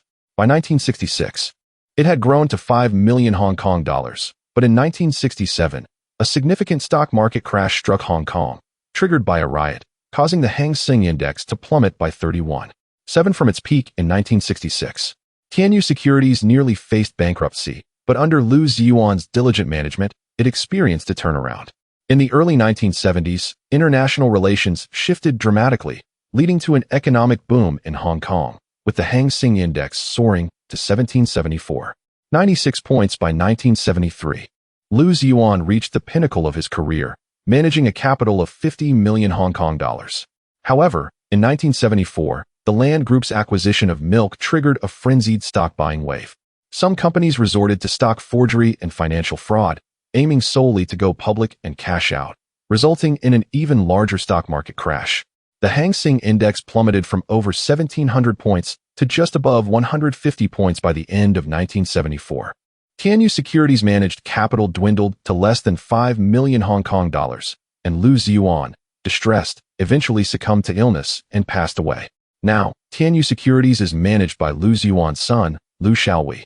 Lu Xiaowei, striving to uphold his father's legacy, kept the company afloat until 1978, but found himself unable to continue, desperately seeking someone to take over, but to no avail. Though Tianyu Securities had fallen into decline, it still held comprehensive licenses for securities operations, including securities investment, asset management, underwriting and sponsorship, and brokerage services. It was evident that Lu Ziyuan had grand aspirations, yet fate had dealt him a harsh hand, preventing the company's growth. After reviewing the materials, Wang Xing marveled inwardly, "Heaven bless me." Resolute in his decision to acquire the securities firm, he inquired of Yuan Tianfan, "Tianfan, you have worked hard. We shall proceed with the acquisition of this company." Upon hearing this, Yuan Tianfan's face lit up with a smile. Though moments later, a look of concern crossed his features. Wang Sheng, however, Lu Ziyuan pledged 50 of the shares to HSBC in 1974. If we wish to acquire them, we must approach Chairman Shun Bai of HSBC. As the name struck a chord, Wang Xing recalled the man's visage and firmly declared, "Let us go to HSBC and seek Chairman Shun Bai." "Wang Sheng, we are not acquainted. It may not be appropriate to disturb him without prior notice." Yuan Tianfan hesitated. Glancing at Wang Xing, understanding the implication in Yuan Tianfan's expression, Wang Xing retrieved an elegant business card from his pocket and handed it to him. Yuan Tianfan's spirits lifted upon seeing the card, and he began to reassess his perception of Wang Xing. He had been uncertain about his own decision to resign, particularly due to the lack of understanding from his family, which had gradually eroded his confidence. Now, however, he was filled with renewed faith in Wang Xing. At HSBC headquarters, the receptionist inquired, "Gentlemen, how may I assist you?" "We wish to meet with Chairman Shun Bai," Wang Xing replied with a smile. "Do you have an appointment?" she asked. "No, I'm afraid, gentlemen, that an appointment is required to meet Chairman Shun." The receptionist's demeanor changed, and she firmly stated, "You must schedule a meeting first." Reluctantly, Wang Xing handed her his business card. "Could you please deliver this card to Chairman Shun?" The receptionist hesitated for a moment, but ultimately decided to submit it. "Please wait a moment," she said before turning to inform upstairs. In a lavish office on the second floor, a distinguished-looking Caucasian man with graying hair, yet sharp eyes, sat examining financial documents. His secretary presented the business card to him and described the appearance of the visitors. Upon seeing the card, Shunbai recognized the name and thought to himself that he had always known this young man was extraordinary. He had not anticipated such a swift accumulation of wealth and instructed his secretary to invite them up. "Gentlemen, Mr. Shun is awaiting you upstairs. Please follow me." Wang Xing composed himself as he and Yuan Tianfan ascended to the second floor. Upon entering the office, they heard Shunbai greet them in fluent Cantonese. "Wang Sheng, you have truly opened my eyes. From our first encounter, I sensed you were no ordinary individual, and indeed, here we are meeting again so soon." He then turned his gaze to Yuan Tianfan and playfully remarked, "Manager Yuan, I questioned your resignation, but it seems you have chosen to follow Wang Sheng." The three settled on the sofa, sipping tea, and the rich aroma soon filled the room. Shunbai regarded Wang Xing's youthful face and inquired, "Wang Sheng, what brings you here today?" "Mr. Shun, I must apologize for the interruption. I have heard that your esteemed bank possesses 50 of the shares in Tianyu Securities, and I am interested in acquiring them," Wang Xing replied earnestly. Upon hearing this, Shunbai promptly asked his secretary to retrieve the relevant information regarding Tianyu Securities. After reviewing the documents, he felt assured. "Wang Sheng, we invested 1 million Hong Kong dollars in Tianyu Securities back in 1974. If you wish to acquire it now, you need only pay 1 million Hong Kong dollars. Wang Xing understood that, based on standard valuations, 50 of the shares should be worth at least 2 million Hong Kong dollars. Shunbai's offer of 1 million Hong Kong dollars seemed to be an expression of goodwill, knowing that owing a favor is often the hardest debt to repay. After considerable contemplation, Wang Xing ultimately decided to accept the proposal. After all, Shunbai's intentions were well-meaning. and declining could lead to social awkwardness and potential offense. After making his decision, he turned to him and said, "Thank you, Xinsheng." Once the serious matters were concluded, Wang Xingang and Yuan Tianfan engaged in some casual conversation before taking their leave. The two then proceeded to Tianyu Securities. Upon seeing them, Lu Xiaowei called out a high price. When Yuan Tianfan presented the proof of the 50 equity held by HSBC, Lu Xiaowei capitulated entirely. Ultimately, Wang Xingang acquired the remaining 50 of the shares for 2 million Hong Kong dollars. Consequently, he now possessed 100% ownership of Tianyu Securities, a brokerage firm with a relatively intact securities license. He promptly convened a meeting with all employees and, in a serious tone, assured them, "There is no need to worry about layoffs. I will inject 15 million Hong Kong dollars into the company. From now on, Yuan Tianfan will serve as the general manager, overseeing all company affairs." All employees gazed at Yuan Tianfan, envy flickering in their eyes. After familiarizing himself with the company's situation, Wang Xingang informed Yuan Tianfan, "The company's own funds have already been withdrawn by Lu Xiaowei, leaving only a few million in management funds. Once you take over, return all these funds and reorganize the company. We are not lacking in capital." Noticing Yuan Tianfan nodding, he continued, "Moreover, change the company's name to Wanhao Securities Limited and handle the offshore structuring of the equity. My visible stake should be recorded as 20, while the remaining 80 should be concealed. Register additional companies to complicate the equity structure, making it less discernible to the average person. If we are short on personnel, hire swiftly. See if you can recruit your former subordinates to quickly enhance the company's operational efficiency. We have a significant action planned in a few days." After giving his instructions to Yuan Tianfan, Wang Xingang exited Wanhao Securities and prepared to return home. Chapter 13 Declaration of Ascendance. The following day, the major newspapers in Xiangjiang prominently featured Wang Xingang on their front pages. The Tsingtao Daily headlined with "The God of Stocks Among Us," stating, "Mr. Wang Xingang, a student who just gained admission to Xiangjiang University this year, hails from a humble background and resides in a public housing unit in Xianshan, Kowloon. Nevertheless, he embodies resilience, having started with a mere 5,000 Hong Kong dollars to wager at the casino of the Gambling King, ultimately netting over 1.2 million Hong Kong dollars.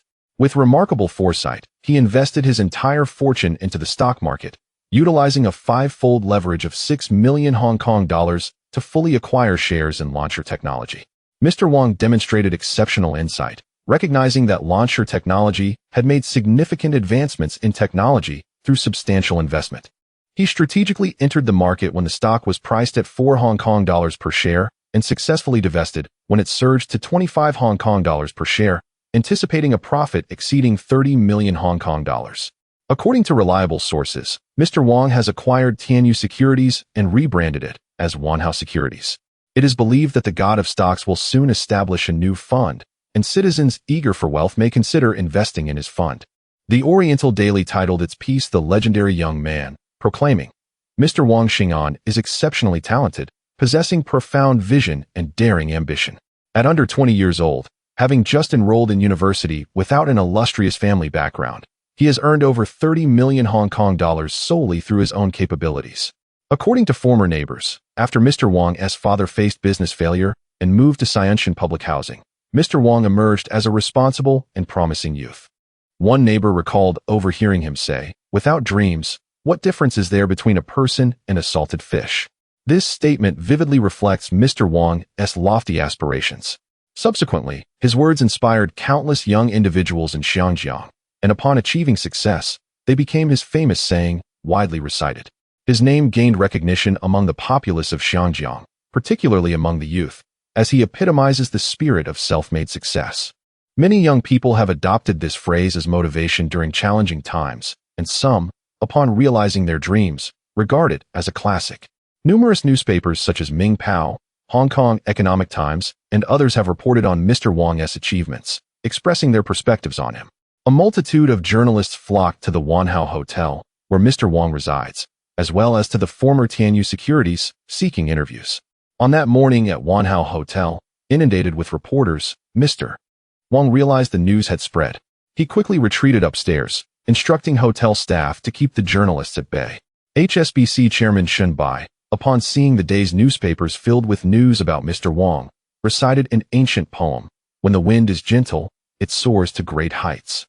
Mr. Wang's significance in his mind grew heavier, prompting him to summon his secretary to elevate Mr. Wang's company's qualifications and treat him as a major client. Meanwhile, in Amen, the gambling king perused the day's papers filled with stories about Mr. Wang.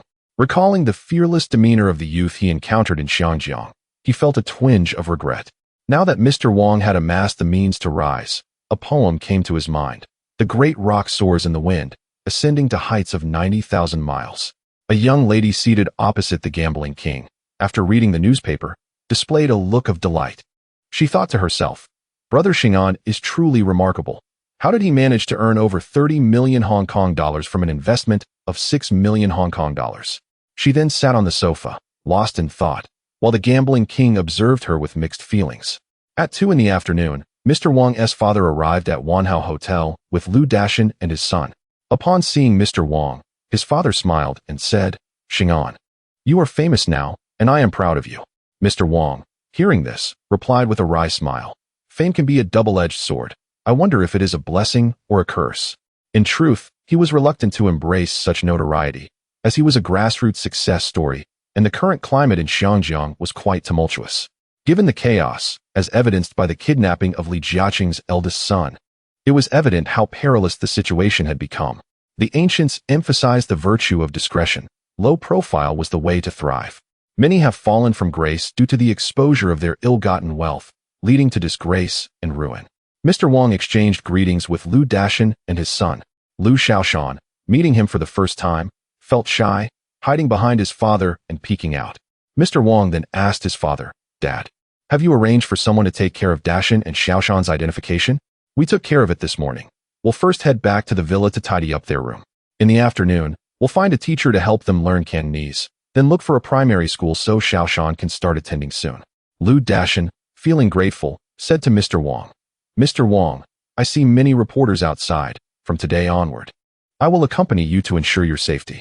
His father concurred, recognizing the changing times and the ongoing chaos in Xiangjiang.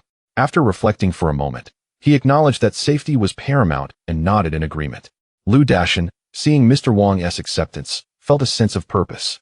After lunch, Mr. Wang planned to exit through the back door, but the hotel vehicle was too conspicuous, making it easy to be recognized. He resolved to purchase a car first. Mentally calculating his remaining funds, which amounted to several million Hong Kong dollars, sufficient to acquire a vehicle. Thus, he and Lu Dashan discreetly avoided the reporter's gaze as they set out to buy a car. On the way, he inquired of Lu Dashan, Brother Lu, do you know how to drive? Lu Dashan, upon hearing this, promptly responded, Boss, I can do that. That's settled then. In the coming days, I will assist you in registering for a driving test. All right, boss. The two then entered the recently established Longhua automobile store in Guangdao. They spent over 200,000 Hong Kong dollars to purchase a sedan. They entrusted the staff to expedite the processing of the necessary licenses, requesting that once the licenses were obtained, they be delivered to the Wanhao Hotel, where the car would be temporarily handed over to Lu Dashan's father. Subsequently, they took a taxi towards Wanhao Securities. Chapter 14. The layout of Julong Warehouse. Upon entering the Wanhao Securities Company, Wang Xing'an was struck by the sight of numerous new employees, reflecting on the remarkable efficiency that truly characterizes exceptional individuals. After meeting with Yuan Tianfan, the two proceeded to the conference room to discuss matters. Mr. Wang, Yuan began, I have nearly completed the tasks you assigned. The new business license will be processed in the coming days, and a significant portion of the previously managed funds amounting to several million will be returned. However, since your reputation has spread throughout Xiangjiang, many clients are reluctant to withdraw, preferring that we continue to hold their investments. Currently, there remains 1 million in funds yet to be reclaimed. Wang Xing'an pondered this for a moment before responding. When facilitating the withdrawals, it is crucial to reassure them, letting them know that I will soon establish a new fund, and they will have priority access. Understood, Mr. Wang. I will expedite this process, but the offshore handling of 80 of the company's equity will require a few more days, as we are still in the process of registering the offshore company. Impressive efficiency. Well done, Wang Xing'an remarked with a smile, expressing his appreciation for Yuan Tianfan's efforts. Yet, he quickly adopted a serious tone, stating, the registration of the offshore company and the concealment of the company's shares is of utmost importance. You must execute this with diligence. He understood that delaying the offshore processing would complicate matters as the company grew, making it increasingly difficult to obscure ownership. As his wealth expanded, so too would the number of those who sought to target him. He wished to maintain control from the shadows, fully aware of the envious sentiments that could arise in society. After all, he had witnessed too many instances where individuals fell from grace due to envy, including the likes of Ma Baba, who, despite his immense wealth, faced significant setbacks. The higher one ascends, the more perilous the fall becomes. Indeed, failing to plan for the future invites imminent troubles. Mr. Wang, I will ensure this is completed promptly, Yuan Tianfan declared resolutely. In his past life, as a financial elite, Wang Xingong had managed many individuals. Understanding the art of leadership. To manage subordinates effectively, one must instill hope, providing sweet incentives while also ensuring they remain grounded, striking a balance that fosters diligence. Is the team assembled and ready for action? We have been actively recruiting. Some of my former subordinates have joined us, so we do possess a degree of combat effectiveness, Yuan Tianfan replied. Wang Xingong's excitement was palpable as he turned to Yuan Tianfan, stating, "Excellent. Then we can commence our mission today." Noting Yuan's unwavering gaze, he continued, "Our strategy is to establish a foothold in Jiulong Warehouse." Jiulong Warehouse? Yuan inquired. "Have you been following the news lately? Specifically, the Xinjiang economic news?" Upon hearing this, Yuan quickly instructed his team to locate the latest issues of Xinjiang Economic Report. He found an article detailing how, following the merger of Jiulong Warehouse, Tianqing Pier, and the tram company several years prior, the piers and warehouses had been relocated to Kuaicheng and Tsuanwan. This merger had consolidated substantial land in Tsim Sui for the construction of hotels, shopping centers, and offices, which were now completed and available for rent. However, slow capital turnover had resulted in significant debts for Jiulong Warehouse Group. Yuan Tianfan turned to Wang Xingong, confusion evident on his face. "Mr. Wang, do you have confidence in Jiulong Warehouse?" Wang Xingong's eyes sparkled with conviction as he replied, "Indeed, as land prices in Xinjiang continue to rise, Jiulong Warehouse possesses extensive tracts of land, yet its management is remarkably mediocre. Investing our capital to build structures only to rent them out has led to sluggish capital turnover, adversely affecting the group's development, which is why the stock price is plummeting." However, he refrained from divulging the full extent of his concerns to Yuan Tianfan, knowing that a formidable player, Li Jiaqing, was also eyeing Jiulong Warehouse, unwilling to miss out on such a lucrative opportunity. "Additionally, I plan to approach Shunbai for tenfold leverage." Yuan Tianfan was taken aback and quickly cautioned, "Mr. Wang, do not place all your eggs in one basket. Rest assured, we will also acquire 2 other stocks, Qingzhou Ingni and Chengkong Holdings," Wang Xingong assured him. Qingzhou Ingni, a venerable British-funded company, specializes in the production and sale of cement and other construction materials, boasting substantial land holdings in Jiulong Honghong. Wang Xingong recalled that in his past life, after failing to acquire Jiulong Warehouse, Li Jiaqing had pivoted to acquire Qingzhou Ingni. Thus, investing in this stock was a surefire way to profit, as it could be sold to Li Jiaqing later, fostering goodwill in the process. Chengkong Holdings, once acquired by Li Jiaqing, would undoubtedly see a surge in stock price, making it a guaranteed investment. Seeing Wang Xingong's unwavering determination, Yuan Tianfan chose not to press further, though he couldn't shake the feeling of impending unpredictability. The two subsequently made their way to the HSBC headquarters. They were fortunate to find Shunbai present at the bank. Upon encountering Shun, Wang Xingong greeted him respectfully. "Mr. Shun, I apologize for the intrusion." "Not at all, Mr. Wang. You are one of our esteemed clients at HSBC, and it is our privilege to welcome you," Shunbai replied, dispelling any notion of intrusion. Wang Xingong felt a newfound respect for Shunbai, recognizing the skill it took to develop HSBC into such a formidable institution. This level of conversational finesse fostered trust and camaraderie. "Mr. Shun, I must admit, I misspoke," Wang Xingong acknowledged. The men settled into Shunbai's office, sipping tea while engaging in casual conversation before broaching the main topic. Wang Xingong took a small sip of tea, savoring the initial bitterness that gave way to a refreshing aroma, invigorating his senses and leaving him with a lingering aftertaste. Noticing that Shunbai had yet to steer the conversation in a specific direction, Wang Xingong decided to take the initiative. "Mr. Shun, I have come to seek HSBC's assistance in acquiring 150 million Hong Kong dollars in capital." utilizing tenfold leverage to reach 1.5 billion Hong Kong dollars. Shen Bai, upon hearing this, was taken aback internally but maintained a composed exterior, contemplating Wang Xingang's intentions for such a substantial amount in the stock market.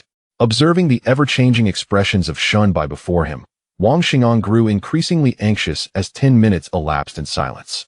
He finally mustered the courage to inquire, "Shen Sheng, may I ask your thoughts on this matter?" After taking a moment to compose himself, Shen Bai responded, "Wang Sheng, would you kindly clarify the purpose of this discussion?" Wang Xingang hesitated, uncertain whether to divulge the information. Just as he prepared to speak, he noticed Yuan Tianfan repeatedly winking at him. Glancing ahead, he recognized a Union Jack, which prompted him to recall that HSBC was, after all, a British entity. The thought of revealing their plans filled him with trepidation, for he could not guarantee that HSBC would not alert others, thereby compromising their scheme. Recalling the painful lessons of his past, he felt a cold sweat break out, his heart racing with apprehension. Having made his decision, Wang Xingang resolutely stated to Shen Bai, "I am afraid I cannot disclose that information. I hope you understand." Shen Bai nodded in acknowledgement and proposed a solution. "I can send a few individuals to assist you, who will sign a confidentiality agreement. They will operate under your responsibility during the mission, including their safety. However, you must report to headquarters every week to confirm that the funds remain above the safety line. Should the funds dip below this threshold, we will promptly freeze them. As long as the funds are above the safety line, you may use them at your discretion, provided you pay the interest to HSBC." After a moment of contemplation, Wang Xingang finally nodded in agreement. The two parties then proceeded to sign the agreement in the presence of a lawyer. The funds, as stipulated, would reach the company account within the designated time frame, granting him some measure of reassurance. He subsequently met with several of Shen Bai's subordinates to finalize the start date for the mission and negotiate their compensation. Once all parties had reached an accord, they signed the agreement and the confidentiality contract, and Wang Xingang, along with Yuan Tianfan, prepared to depart from HSBC headquarters. Chapter 15 Preparation. On the way back, Wang Xingang gazed at Yuan Tianfan and expressed his gratitude, saying, "Tianfan, thank you for reminding me just now." "It's nothing, Wang Sheng. I was also concerned about the potential leak of information." Upon hearing this, Yuan Tianfan sighed in relief, as he feared that Wang Xinggang's youth might lead to careless actions, prompting him to contemplate changing jobs. After pondering for a moment, Wang Xingang solemnly addressed Yuan Tianfan, "Upon our return, you have a multitude of tasks to complete within the next 3 days. Once the funds from HSBC arrive after 3 days, we shall commence our actions. You must accomplish the following points within these 3 days, otherwise, it could adversely affect our plans." Seeing Yuan Tianfan nod in acknowledgement, he continued, "Firstly, you must expedite the offshore handling of the company's equity. Secondly, you need to swiftly register several offshore accounts. Once the funds are received in 3 days, we will proceed. After that, communicate effectively with your previous subordinates, ensuring they coordinate with the HSBC personnel for this operation. I estimate that our endeavor will keep them away for at least 2 months. For confidentiality, this is the only viable approach. I hope they understand. Non-participation is acceptable, but if they do participate, their salaries will be tripled, and they will share 5 of the profits." After a moment of contemplation, he spoke with a serious expression. "Additionally, I will devise a solution for your accommodations. Wang Sheng, rest assured, I will accomplish this within 3 days. Tianfan, work diligently. If our plan unfolds successfully, we will witness a substantial increase in our assets." After parting ways with Yuan Tianfan, Wang Xingang proceeded with Lu Dashan towards the location agreed upon with Yin Shuangjia.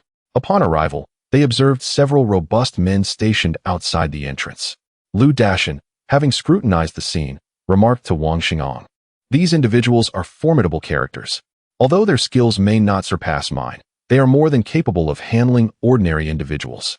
As the two approached, they were halted by one of the men, who seemed to recognize Wang Xinggang's familiar countenance. After recalling where he might have seen him, he explained to his companions, who immediately offered an apologetic expression to Wang Xingang. "Wang Sheng, my apologies for not recognizing you. I'm sorry, Jie Gu is inside. Allow me to guide you." Following him inside, Wang Xingang found Yin Shuangjia dining, exuding an air of authority, and upon seeing his brother, they exchanged pleasantries. After their greetings, Wang Xingang retrieved a checkbook from his briefcase and wrote a check for 1 million, presenting it to Yin Shuangjia. "Take this, since you have chosen this path. strive to ascend. Be ruthless when necessary. Anyone who obstructs your progress becomes your enemy. A successful future for you will greatly benefit me as well. Yin Shuangjia hesitated for a moment, but ultimately accepted the check for 1 million Hong Kong dollars. Xing'an, you can trust me. Should anyone hinder my path, they shall not escape my wrath. With that, his eyes glinted ominously, akin to a ferocious beast. Shuangjia, I have come to seek your assistance with a few matters. First, I need you to investigate the electronic industry in Xinjiang, particularly the arcade factories within the gaming sector. I may establish a gaming company in a few months. Do you understand?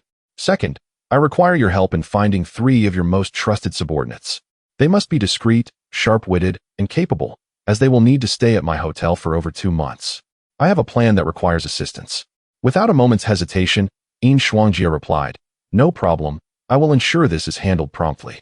He then summoned the individuals waiting outside and instructed, You 3 are my trusted aides. Assist my brother for 2 months. You will stay at the Marriott Hotel, and my brother will be generous with your wages. There will be food and drink. If any of you refuse, I will find others.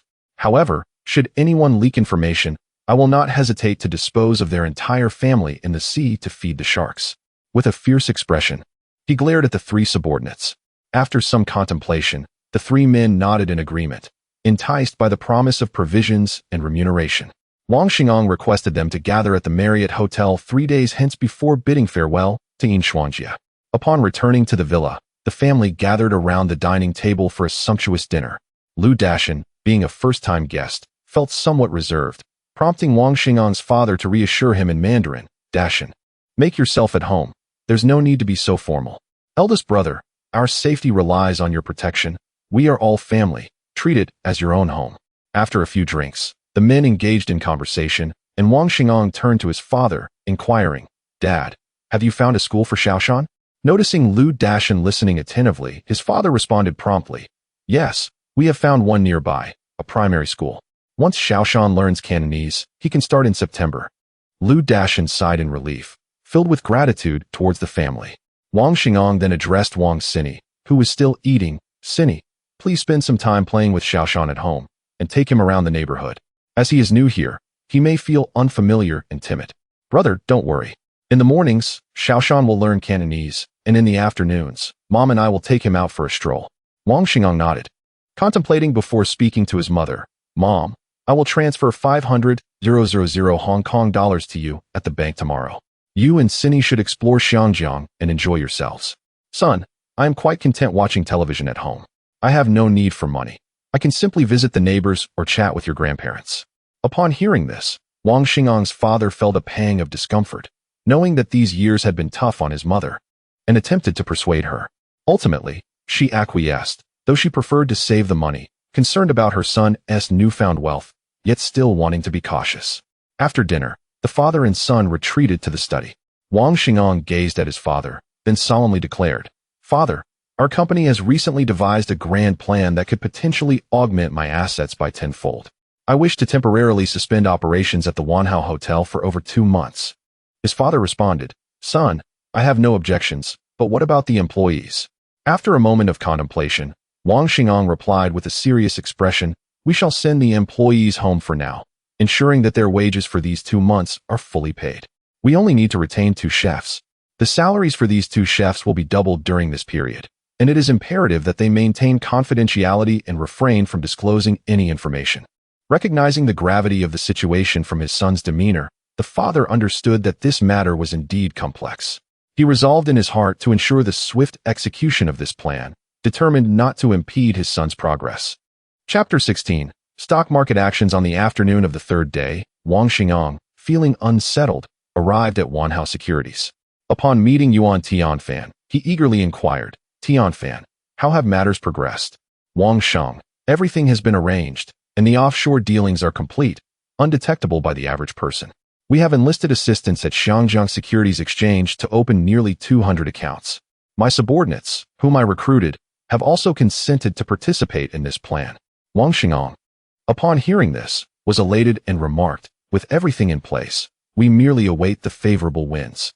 He then turned to Yuan Tianfan and instructed, Let us convene at Wanhao Hotel tomorrow morning at 8. The funds from HSBC should be credited by then. Wang Shang, rest assured, We will arrive punctually. Very well. I shall take my leave for now. We shall meet again tomorrow. Wang Sheng, see you tomorrow. Subsequently, he and Lu Dashan proceeded to Wanhao Hotel. Father, how have matters transpired?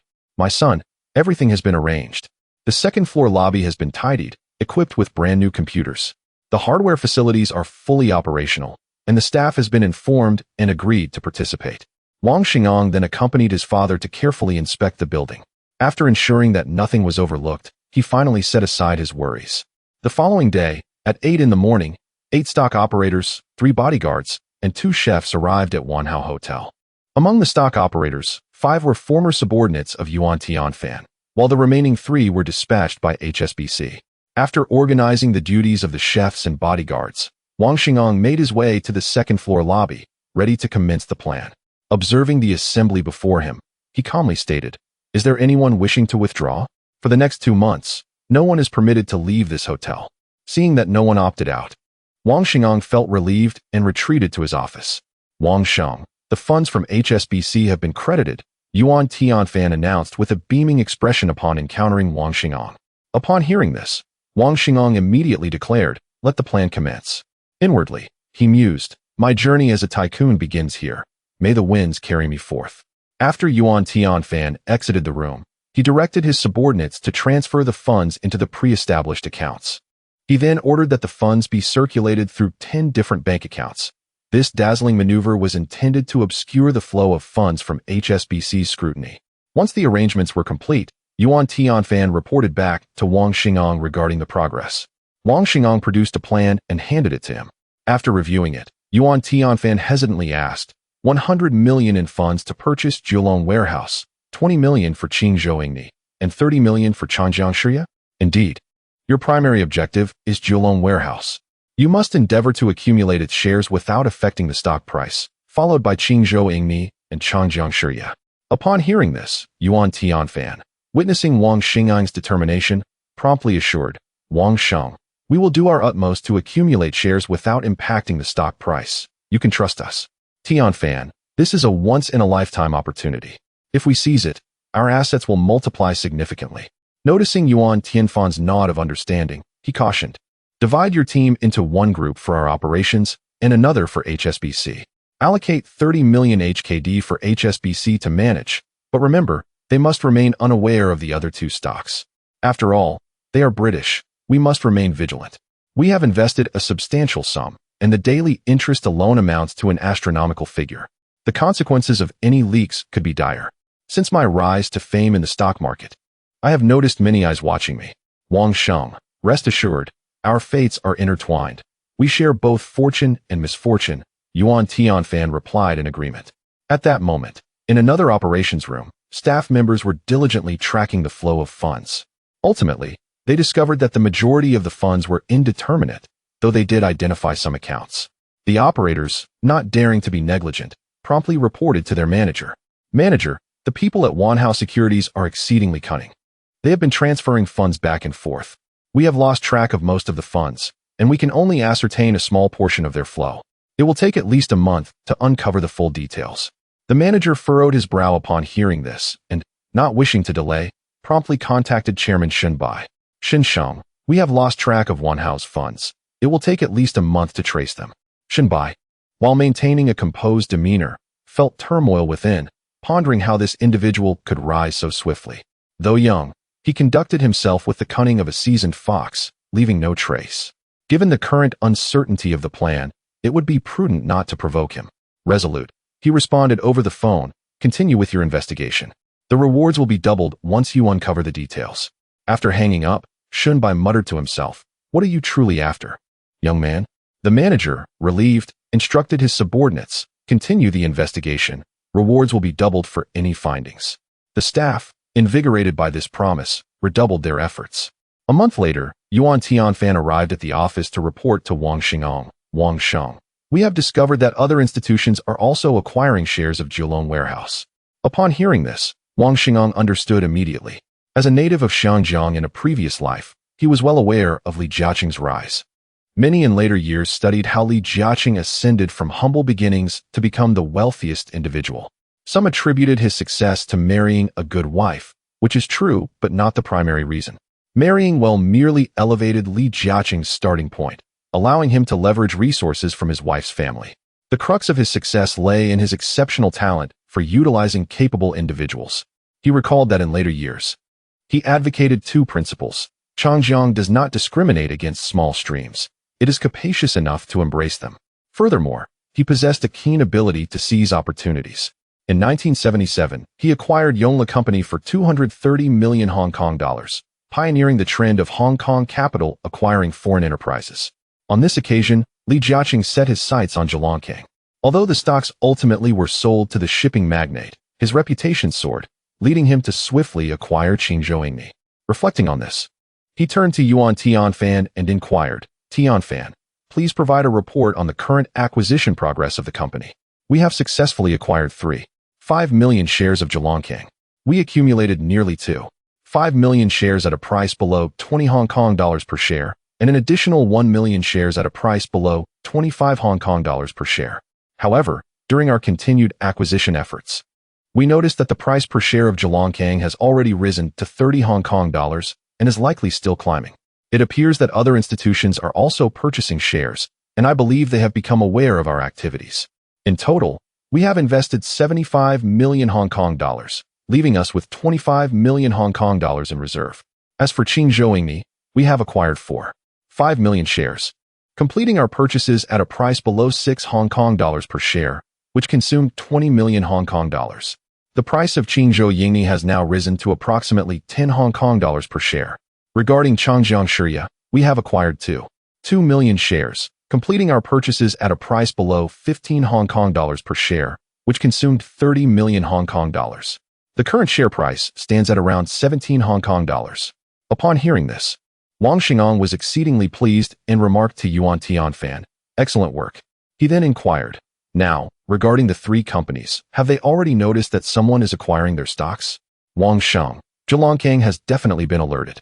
As for Changjiang Shi and Qingzhou, I suspect they remain uncertain, Yuan Tianfan replied. "Now, listen to my instructions.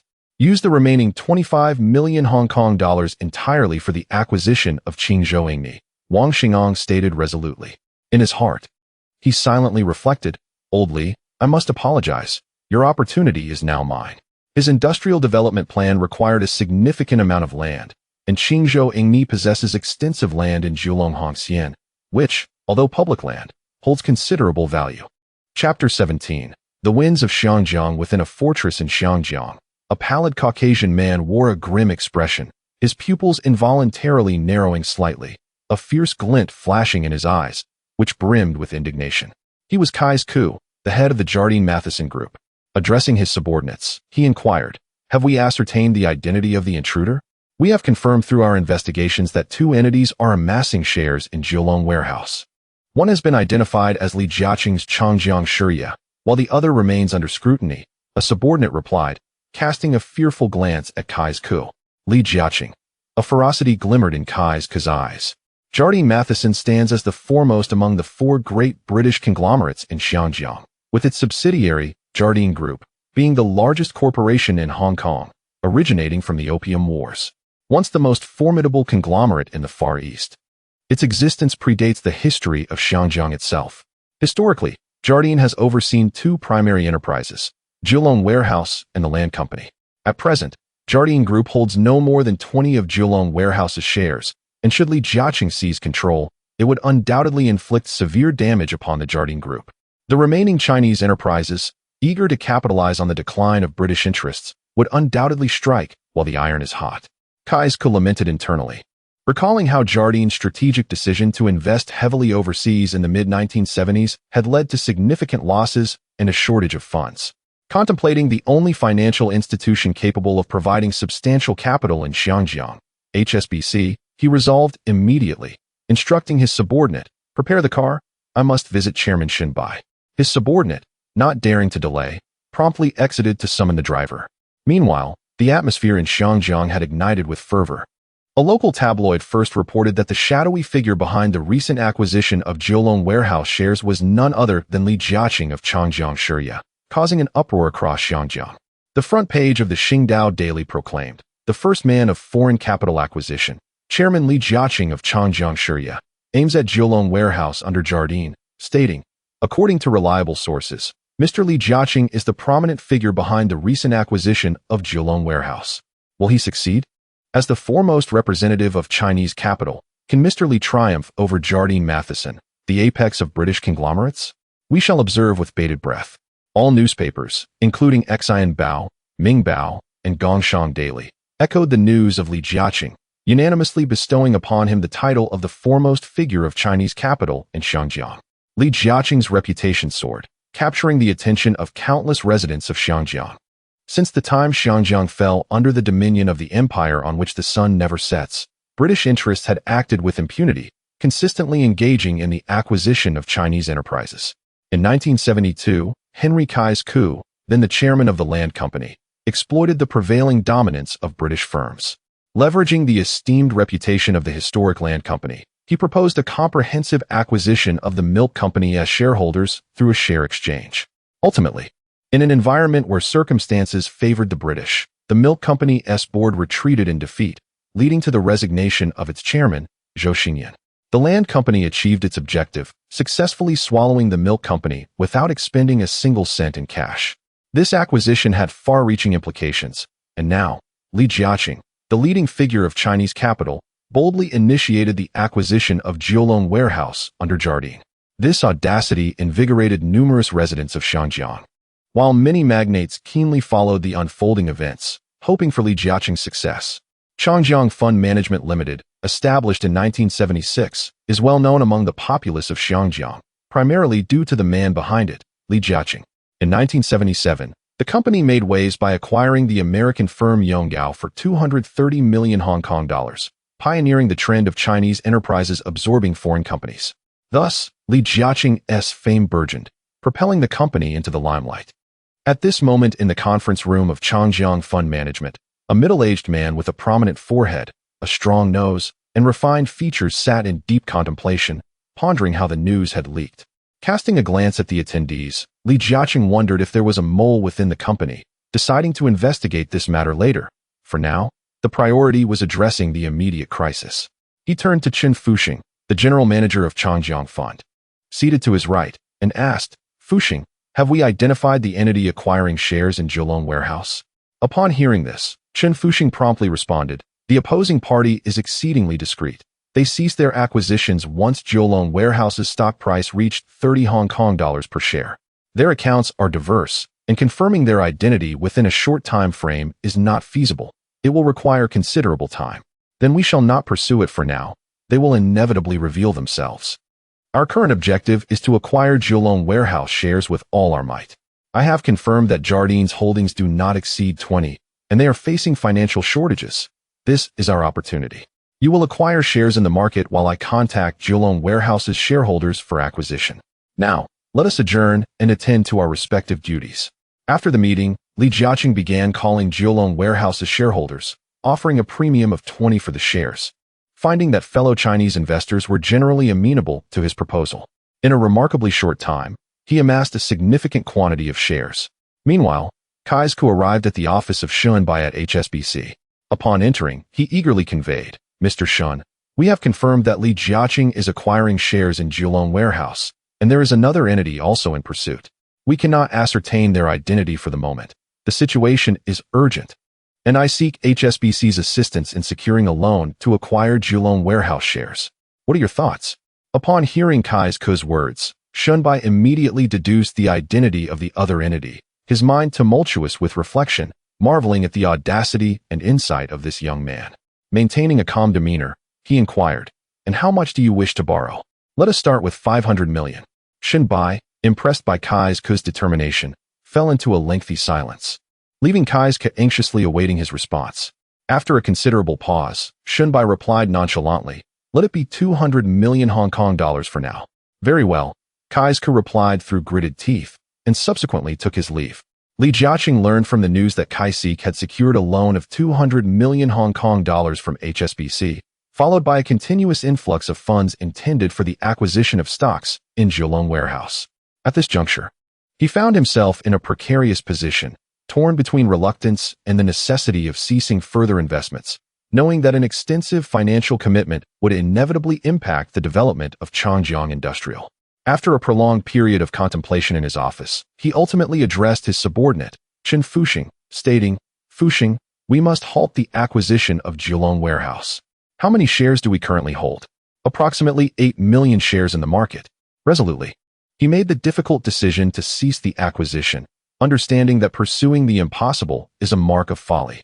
He reflected on the reality of confronting the long-established and powerful IHA, recognizing that he was already at a disadvantage. The prospect of HSBC, a colossal entity, entering the fray would only serve to alienate them, rendering his position in Xinjiang increasingly untenable.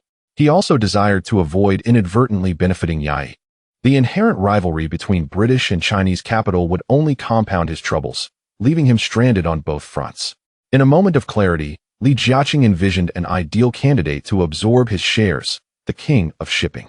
As an independent director of HSBC, any acquisition would not antagonize the bank, maintaining a delicate balance. Furthermore, since the Middle Eastern conflicts and the onset of the second oil crisis, the shipping business had plummeted, and the king of shipping must surely have contemplated divesting his fleet. Selling to him would not only yield profit, but also cultivate goodwill. With the vast array of companies in Xinjiang, a suitable acquirer would inevitably emerge. With this thought, his spirits lifted considerably. He set aside his anxieties and summoned his driver, preparing to visit the king of shipping. Meanwhile, on the other side, Wang Xing'an was also closely monitoring the developments from the news. After absorbing the information, he silently reflected, "Everything is within my grasp," and proceeded to delve into his industrial business plan. Chapter 18: The arrival of the shipping tycoon. Li Jiaqing arrived at the Global Shipping Group Company, Limited with his driver, explained his purpose to the front desk, and settled down in the reception area. At that moment, the shipping tycoon was in his office, engaged in a discussion with his son-in-law, Wu Guangjing, analyzing the current situation of Kowloon Warehouse. Wu Guangjing turned to the shipping tycoon and inquired, "Father, do you think Mr. Li Jiaqing will succeed?" Bao Yugong responded with a question of his own, "What do you think?" After a moment of contemplation, Wu Guangjing replied slowly, "I believe he will not succeed. The reason being, we are still in the era dominated by British capital. Li Jiaqing has already offended Jardine Matheson, and if he further antagonizes HSBC, he will find it exceedingly difficult to navigate in Xinjiang." Upon hearing this, the shipping tycoon nodded appreciatively, reflecting on his decades in commerce that had finally elevated him to the status of the wealthiest Chinese. Yet, he lamented the absence of a successor to inherit his legacy. His 4 daughters showed little interest in business, though he was fortunate to have several capable sons-in-law, whose characters still required further evaluation. He then posed another question. "If you were Li Jiaqing, how would you handle this predicament?" Wu Guangjing pondered deeply, yet remained silent, observing his son-in-law.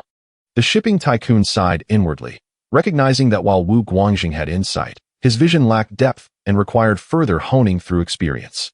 With renewed confidence, he declared, "If I were Li Jiaqing, I would sell my shares promptly. To act against the odds is sheer folly. Knowing the impossibility, yet proceeding, is a mark of ignorance. Li Jiaqing has managed to grow his business to such an extent. He must be aware of this. Hence he would certainly seek to divest quickly. However, if he sells his shares to Jardine Matheson, he will alienate Chinese capital. Jardine Matheson will not extend its goodwill in Xinjiang, where Chinese and British capital are inherently opposed. His only option is to sell to Chinese capital, but who among them possesses the capability to acquire? Furthermore, should they maintain a cordial relationship with HSBC, they could ensure mutual support post-acquisition." Wu Guangjing's eyes widened in realization as he exclaimed, "Father, do you mean Li Jiaqing would sell his shares to you?" Indeed, Li Jiaqing is a wise man. He knows what choices to make. In recent years, our group has suffered due to the upheaval caused by the Middle Eastern conflict and the ensuing global oil crisis, resulting in a significant downturn in the shipping industry. Half of our fleet remains idle at sea, incurring substantial maintenance and docking fees annually. We have discussed diversifying our business to mitigate risks, and I believe Kowloon Warehouse is the most suitable target for acquisition. The shipping tycoon's eyes sparkled with determination as he spoke to Wu Guangjing. "Kowloon Warehouse?" Wu Guangjing queried, perplexed. "Yes, Kowloon Warehouse possesses Hong Kong's largest docks, encompassing the majority of the piers and warehouses in Tsim Sha Tsui, the New Territories, and Hong Kong Island. Kowloon Warehouse also boasts a plethora of hotels, office buildings, and tramways among its valuable assets. Acquiring Kowloon Warehouse would significantly benefit our shipping operations, allowing us to save a considerable sum on docking fees each year. The majority of Hong Kong's docks would fall under our control, transforming into an inexhaustible source of wealth. The shipping tycoon was visibly animated, noting that the Bao family, through Kowloon Warehouse, would eventually garner no less than 100 billion Hong Kong dollars in annual rental income. Father, when do we plan to make our move? Wu Guangjing asked eagerly. Patience, Guangjing. In the future, you must approach matters with steadiness and not haste. The more rushed the situation, the more chaotic it becomes. We must strategize before taking action. For now, we await news from Li Jiaqing. He has no alternatives. If we approach him now for the acquisition of shares, we will lose our initiative, the shipping tycoon stated calmly. Feeling a sense of shame, Wu Guangjing lowered his head and responded, Father, your guidance is invaluable. I will certainly improve. The two then enjoyed tea together in the office. Before long, a knock echoed from outside, and the secretary entered, addressing the shipping tycoon, Bao Sheng. Mr. Li Jiaqing from Chung Kong Holdings has arrived and is currently in the reception area. Upon hearing this, the shipping tycoon felt a surge of joy but maintained his composure as he instructed the secretary, Quickly, please invite him into my office. After the secretary exited, Wu Guangjing turned to the shipping tycoon and remarked, Father, you truly are remarkable. As he spoke, admiration shone in his eyes. Very well, prepare to witness this rising figure of Xiangjiang. Observe how he conducts himself and glean wisdom from his strengths. I shall test you afterward. The shipping tycoon replied sternly, though internally he mused that in a century, he hoped someone would elevate the Bao family's reputation. Father, rest assured, I shall observe and learn diligently, Wu Guangjing earnestly answered. The shipping tycoon nodded approvingly as both he and Wu Guangjing positioned themselves at the door to welcome their guest. As Li Jiaqing approached, he walked briskly towards the shipping tycoon, extending his hand with a smile. Bao Sheng, I apologize for the intrusion. I hope you will not take offense. His words were warm, evoking a refreshing sense of spring. Li Sheng, your presence is most welcome. How could I possibly take offense? The shipping tycoon replied with a smile as he shook Li Jiaqing's hand. He then gestured toward Wu Guangjing, introducing him. Li Sheng, this is my son-in-law, Wu Guangjing. He is currently working in my company. Turning his gaze back to Wu Guangjing, he added, Guangjing, this is the chairman of Chung Kong Holdings, Mr. Li Jiaqing. Do not hesitate to greet him. Hello, Uncle Li, Wu Guangjing respectfully greeted. Li Jiaqing nodded, smiling as he remarked to the shipping tycoon, Guangjing is truly ambitious and capable, far surpassing my own sons. After exchanging pleasantries, the three entered the shipping tycoon's office to enjoy tea together. They engaged in casual conversations about various matters in Xiangjiang, yet they refrained from broaching the main topic. Eventually, it was Li Jiaqing who broke the silence, addressing the shipping tycoon, Bao Sheng. I have come to inquire if you are interested in acquiring shares of Kowloon Warehouse. As he spoke, he carefully scrutinized the shipping tycoon's expression. A flicker of light shone in the shipping tycoon's eyes before he quickly regained his composure. However, that fleeting moment did not escape Li Jiaqing's notice. Feeling a surge of confidence, Li Jiaqing responded, Yes. How many shares of Kowloon Warehouse do you currently hold? The shipping tycoon inquired. A total of 15 million shares of Li Jiaqing were acquired, with 8 million shares purchased from the stock market and 7 million shares bought from the shareholders of Kowloon Warehouse. I can acquire at a premium of 20%, remarked Bao Chuanwang with a cheerful demeanor. No problem. But let's forego the premium and calculate based on yesterday's closing price of 50 Hong Kong dollars per share. However, I would like Mr. Bao to assist me in fostering a relationship with HSBC, Li Jiaqing spoke slowly.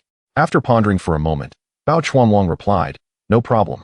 Following the agreement, both parties were filled with joy, as Bao Chuanwang ultimately paid 750 million in cash to acquire the shares from Li Jiaqing. Upon calculating in his mind, Li Jiaqing realized he had profited several tens of millions of Hong Kong dollars and gained a favor from Bao Chuanwang, leaving him in high spirits. After a brief conversation with Bao Chuanwang, he departed. The 15 million shares constituted 18.5% of Kowloon Warehouse's total equity, bringing Bao Chuanwang alarmingly close to the shareholding ratio of EHE. He resolved to act swiftly and efficiently to acquire Kowloon Warehouse, stating to Wu Guangjing, Guangjing, please call HSBC to arrange a meeting with Chairman Shun by at 8 o'clock tomorrow morning. Understood, Wu Guangjing replied as he proceeded to make the call. Upon his return, Bao Chuanwang inquired of Wu Guangjing. What are your thoughts on Li Jiaqing? Wu Guangjing reflected on Li Jiaqing's visage and responded thoughtfully. Li is far-sighted and highly purposeful. He recognized his lack of connections and thus opted against the premium. Bao Chuanwang nodded in agreement, giving Wu Guangjing an appreciative glance. He then instructed, you must inform Su Haiwen to cooperate, striving to secure funding while ensuring the group's normal operations. If necessary, mortgage several vessels. We must raise 1 billion Hong Kong dollars. For this battle has no retreat since our entry. It is either he using us to intimidate the Chinese capital or we, the Chinese capital, using he as a sacrificial offering, Bao Chuanwang declared with a fierce intensity.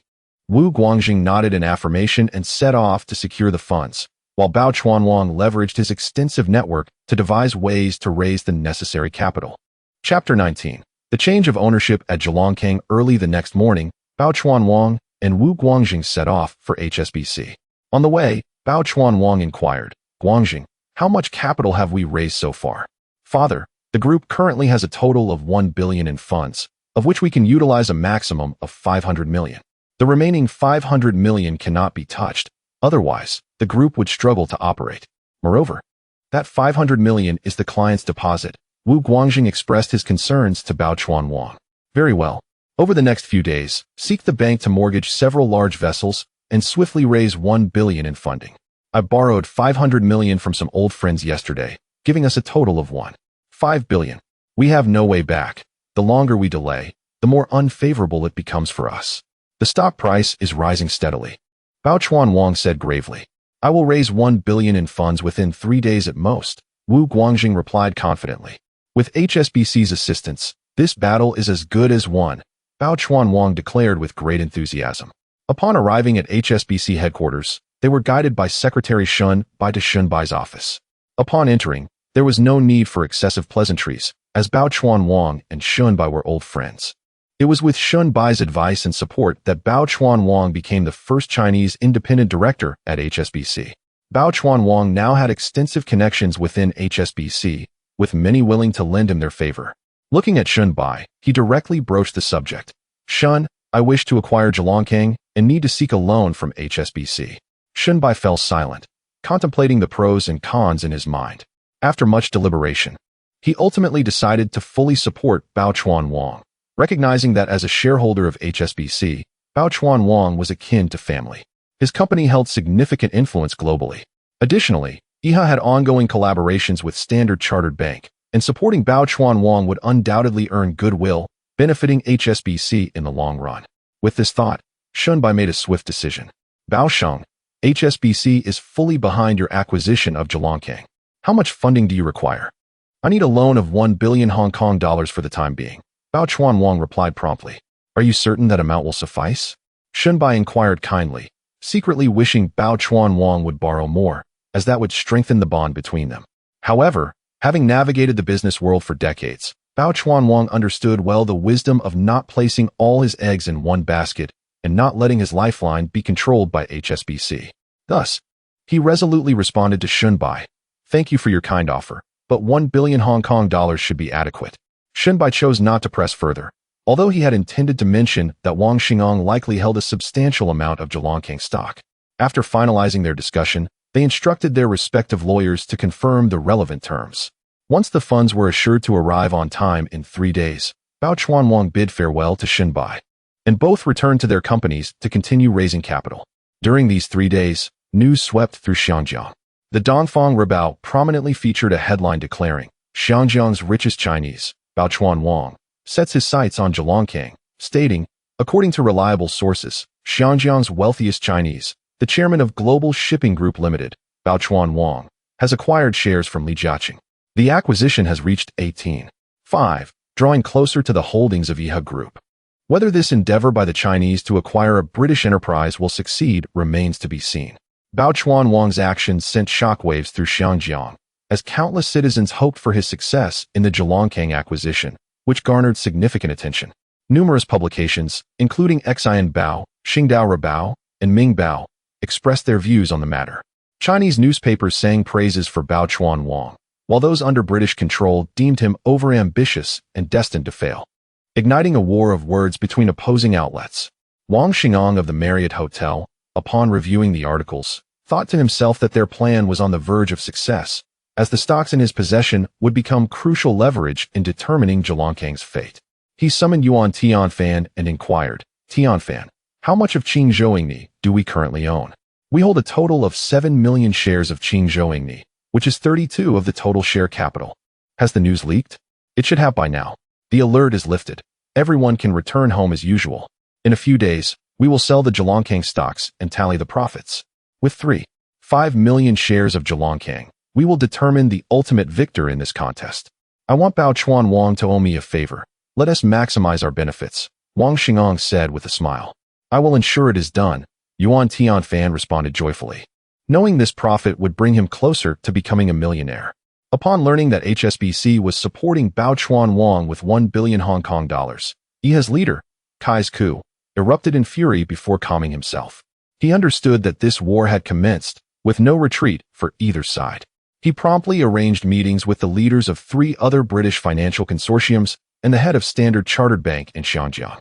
The 3 British consortium leaders included Shi Week of Swire Properties, Whaley of Hutchison Whampoa, and John Madden of Wheelock, along with Wesley, the head of Standard Chartered Bank in Xiangjiang.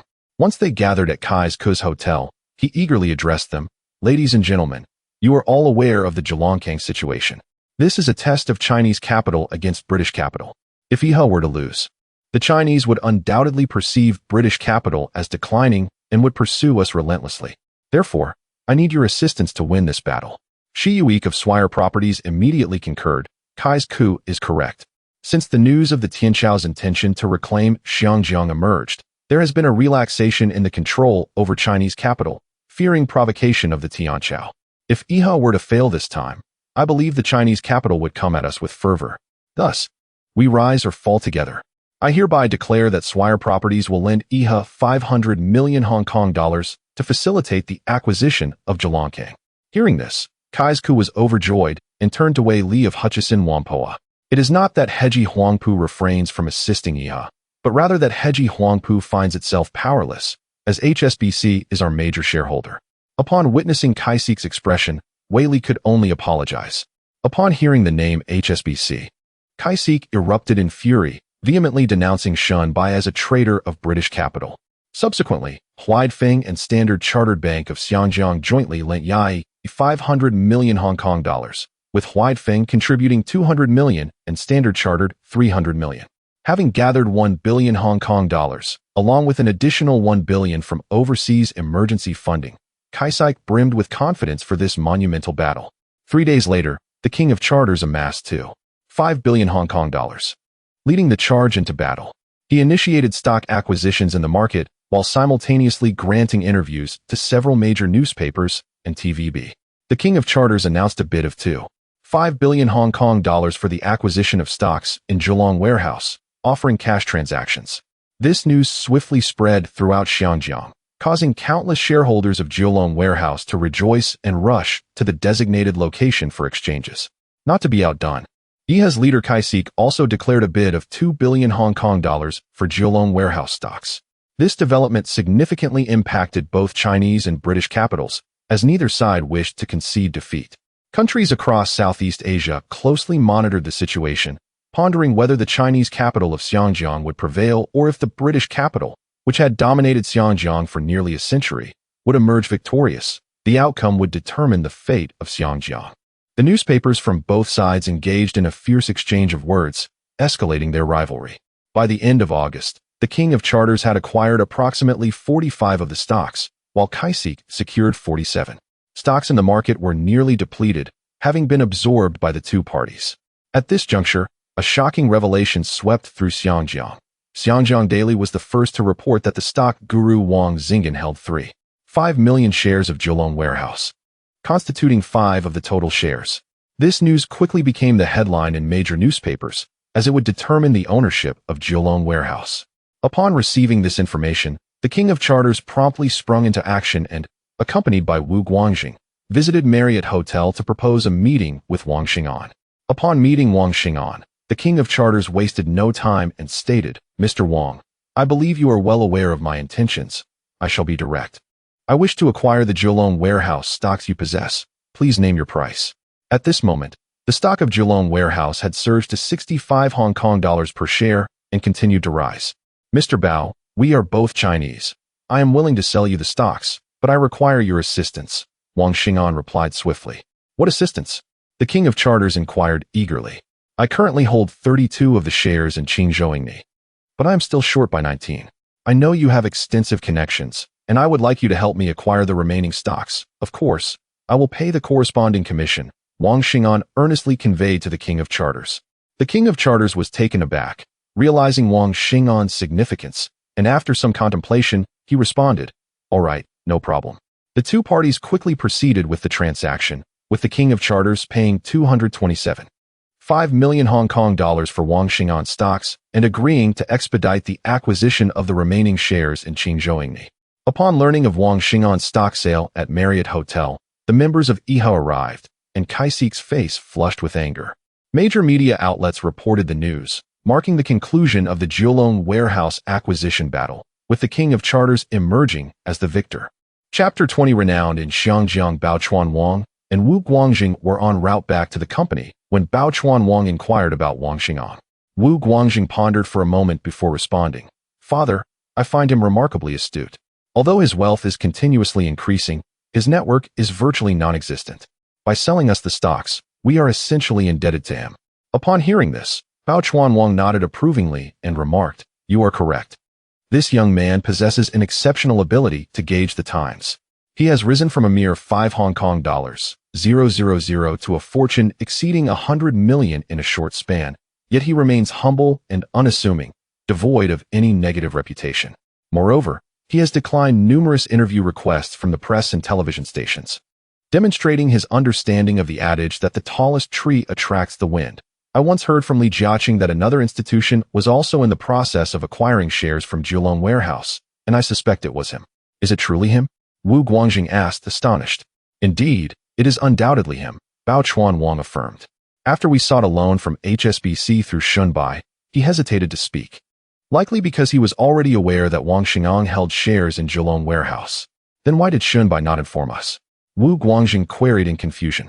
I suspect 2 reasons. Firstly, they must have signed a confidentiality agreement. Secondly, Shunbai may intend for us to exhaust our funds, compelling us to seek further loans from him, thereby making us reliant on HSBC, Bao Chuan Wang asserted confidently.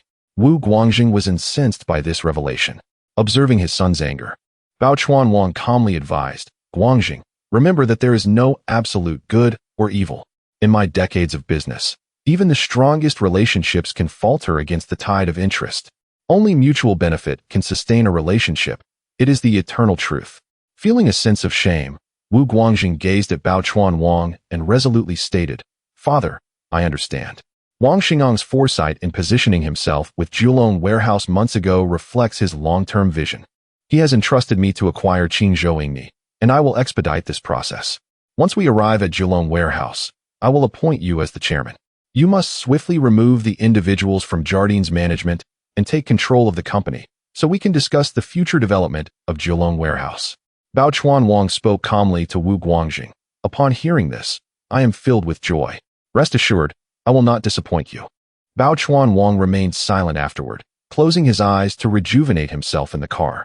The news of Bao Chuan Wang's acquisition of Geelong Warehouse spread like wildfire throughout Xiangjiang. The front page of Xiangjiang Daily boldly proclaimed, Xiangjiang's wealthiest, Bao Chuan Wang, triumphs over Jardine Group, stating, according to reliable sources, Bao Chuan Wang, chairman of Global Shipping Group, invested 227 Hong Kong dollars, 5 million to acquire 3.5 million shares of Geelong Warehouse from the stock deity Wang Xing'an, achieving over 50 ownership.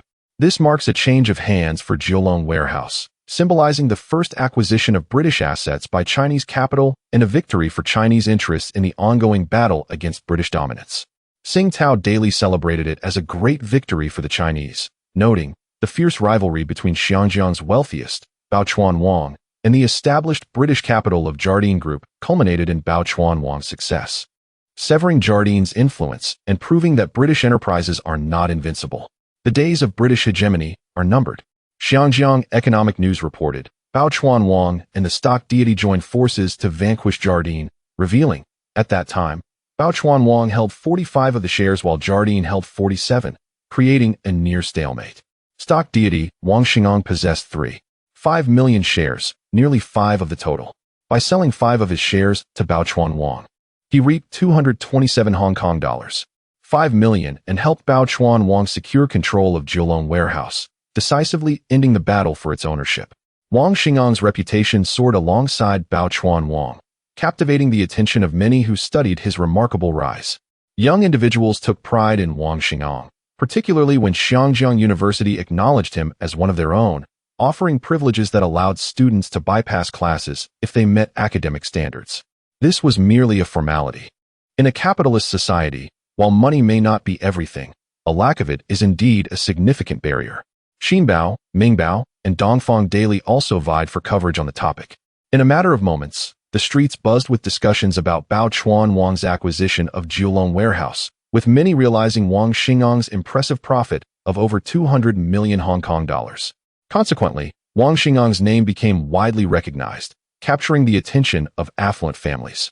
At this moment, Li Jiaqing from Changjiang Fund Limited was perusing the newspaper, realizing that another institution involved in acquiring Jilong Warehouse was indeed Wang Xingong. He began to regard Wang Xingong with newfound respect and turned to Chen Fuxing, asking, "Fuxing, who is acquiring Qing Zhouingni's stock? Have you uncovered the details?" "Chairman, we have investigated, and it is indeed Wang Xingong who is acquiring Qing Zhouingni's shares. The stock price has surged to 10 Hong Kong dollars per share and continues to rise," Chen Fuxing replied. Upon hearing this, Li Jiaqing felt a wave of frustration wash over him, thinking, "Why must it be this Wang Xingong again? Is he my nemesis?" Resolutely, he instructed Chen Fuxing, immediately halt any acquisitions. Focus all efforts on acquiring Henderson's shares. Recognizing the inevitability of the situation, he determined to withdraw as soon as possible. Reluctantly, Li Jiaqing sold Jilong Warehouse's shares to Bao Chuan Wang. Yet he remained dissatisfied and discovered 2 other promising companies with undervalued stocks, Qingzhou Yingni and Henderson. He prepared for acquisitions, but noted the scarcity of Qingzhou Yingni stocks, indicating an ongoing covert acquisition. "Fuxin, our funds are ample now. Direct all efforts to acquire Henderson's shares and report any unusual developments to me promptly," Li Jiaqing commanded Chen Fuxing. "Understood, Chairman," Chen Fuxing affirmed. After issuing his orders, Li Jiaqing returned to Changjiang Industrial Company to attend to business matters. Wang Xingong, upon the arrival of the funds from the chartered vessel, accompanied Yuan Tianfan to HSBC to meet Shunbai, intending to settle his debts. Upon entering Shunbai's office, Shunbai addressed Wang Xingong, saying, "Mr. Wang, your remarkable deeds have become widely known in Xiangjiang. I wonder what brings you here today." Wang Xingong replied with a smile, "I am here to repay my debts. There's no rush. You may take a few more days if necessary. Should funds fall short, you can continue to seek loans from HSBC, with interest rates that are undoubtedly the most favorable," Shunbai suggested. Wang Xingong inwardly lamented the situation, realizing that the bank profited from every endeavor, and the interest accrued over 2 months had nearly reached over 10 million, not to mention various commissions and fees. Noting Wang Xingong's insistence, Shunbai ultimately acquiesced. After the company's lawyer confirmed that the contract posed no issues, Wang Xingong signed and remitted a total of 150 million Hong Kong dollars to HSBC, leaving him with a remaining sum of 77.5 million Hong Kong dollars. Having achieved his objective, he bid farewell to Yuan Tianfan and departed. Chapter 21 Acquisition of Qingzhou Yingni. As the two made their way back to the company, Wang Xingong inquired of Yuan Tianfan about the recent performance of the stocks of Changjiang Shirya. "Wang Sheng, Changjiang Shirya has recently collaborated with Huaifeng to acquire a significant parcel of land in Tianshui. Consequently, the market is exceedingly optimistic about the prospects of Changjiang Shirya, with its stock price soaring to nearly 26 Hong Kong dollars per share." Yuan Tianfan replied with a beaming smile.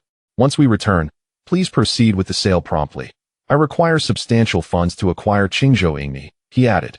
"Wang Sheng, rest assured, I will make the necessary arrangements upon our return," Wang Xingong assured him.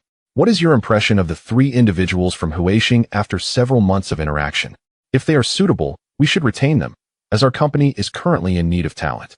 "It is your decision," Wang Xingong suggested to Yuan Tianfan. "Understood, Wang Xing," Yuan Tianfan responded swiftly. "For the next few days, you all will return to Wanhao Jingchuan Company to resume work. Once we finalize the sale of Changjiang Shirya stocks, we will discuss rewards. Rest assured, I shall not neglect your contributions, Wang Xing'an remarked with a warm smile. Qingzhou Yingni is a venerable British-controlled company, overseen by the Cayenne family. Within the Cayenne family villa on Hong Kong Island, an atmosphere of tension permeated the air. The patriarch, an elder of over 60 years, gazed at his son, who was pacing anxiously before him, and furrowed his brows. Bailan, calm yourself, sit down, and let us collectively ponder how to resolve this issue.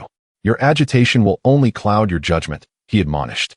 Bailan, now nearing 30, took a moment to steady himself and, noticing his father's grave expression, replied, Father, our recent investigations reveal that 2 months ago, during the battle for Zhejiang, our adversaries began acquiring our company's stocks. They have remained exceptionally discreet, and we have yet to ascertain the true culprits behind this maneuver. Once the Zhejiang battle concluded, they intensified their acquisition efforts, nearly exhausting the available stocks. I have now confirmed that their intentions are directed at us. Our family has been liquidating and financing for years. Although the company's stock price continues to rise, it simultaneously depletes our holdings. We currently possess only 40 of the shares, leaving us 11 shy of absolute control. Thus, we must not let our guard down. Father, we must act swiftly.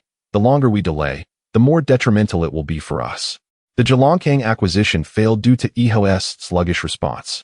Listening to his son, Cayenne nodded gravely and instructed, Bailan, expedite the raising of funds and reach out to the shareholders for acquisition, no matter the cost.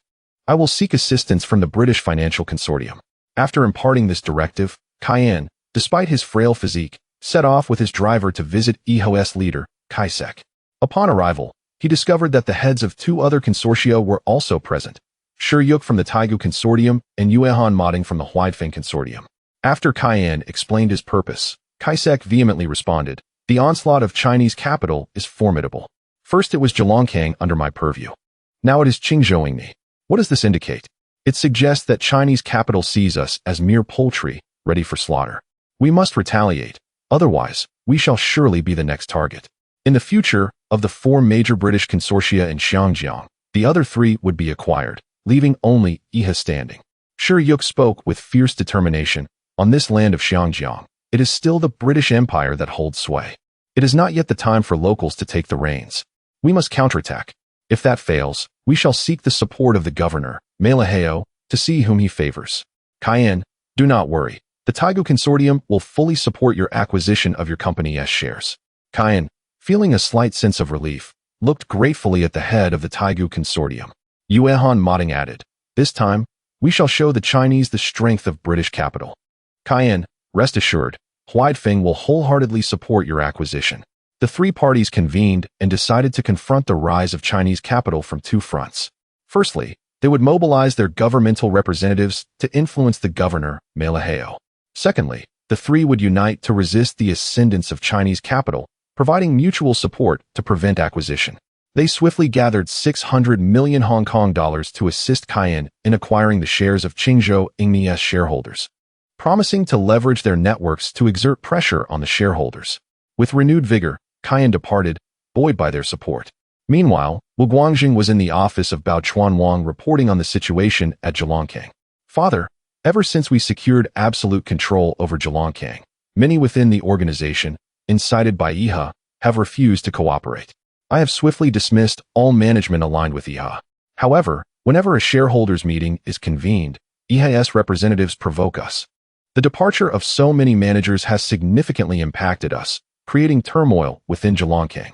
Unfamiliar with its operations, I have had to hastily promote a new cadre of management from the grassroots and dispatch personnel from our company to oversee finance and human resources. Bao Chuanwang nodded in approval, a smile gracing his face. You have done well. Decisive action is critical to maintaining order. Father, what should our next steps be regarding Zhejiang? Wu Guangjing inquired eagerly. For now, we shall not discuss Zhejiang. Our primary focus is to assist Wang Xing'an in acquiring shares of Qingzhou Yingni. We must fulfill our commitments. Otherwise, our credibility will be at stake. In business, reputation is paramount, Bao Chuanwang emphasized with sincerity.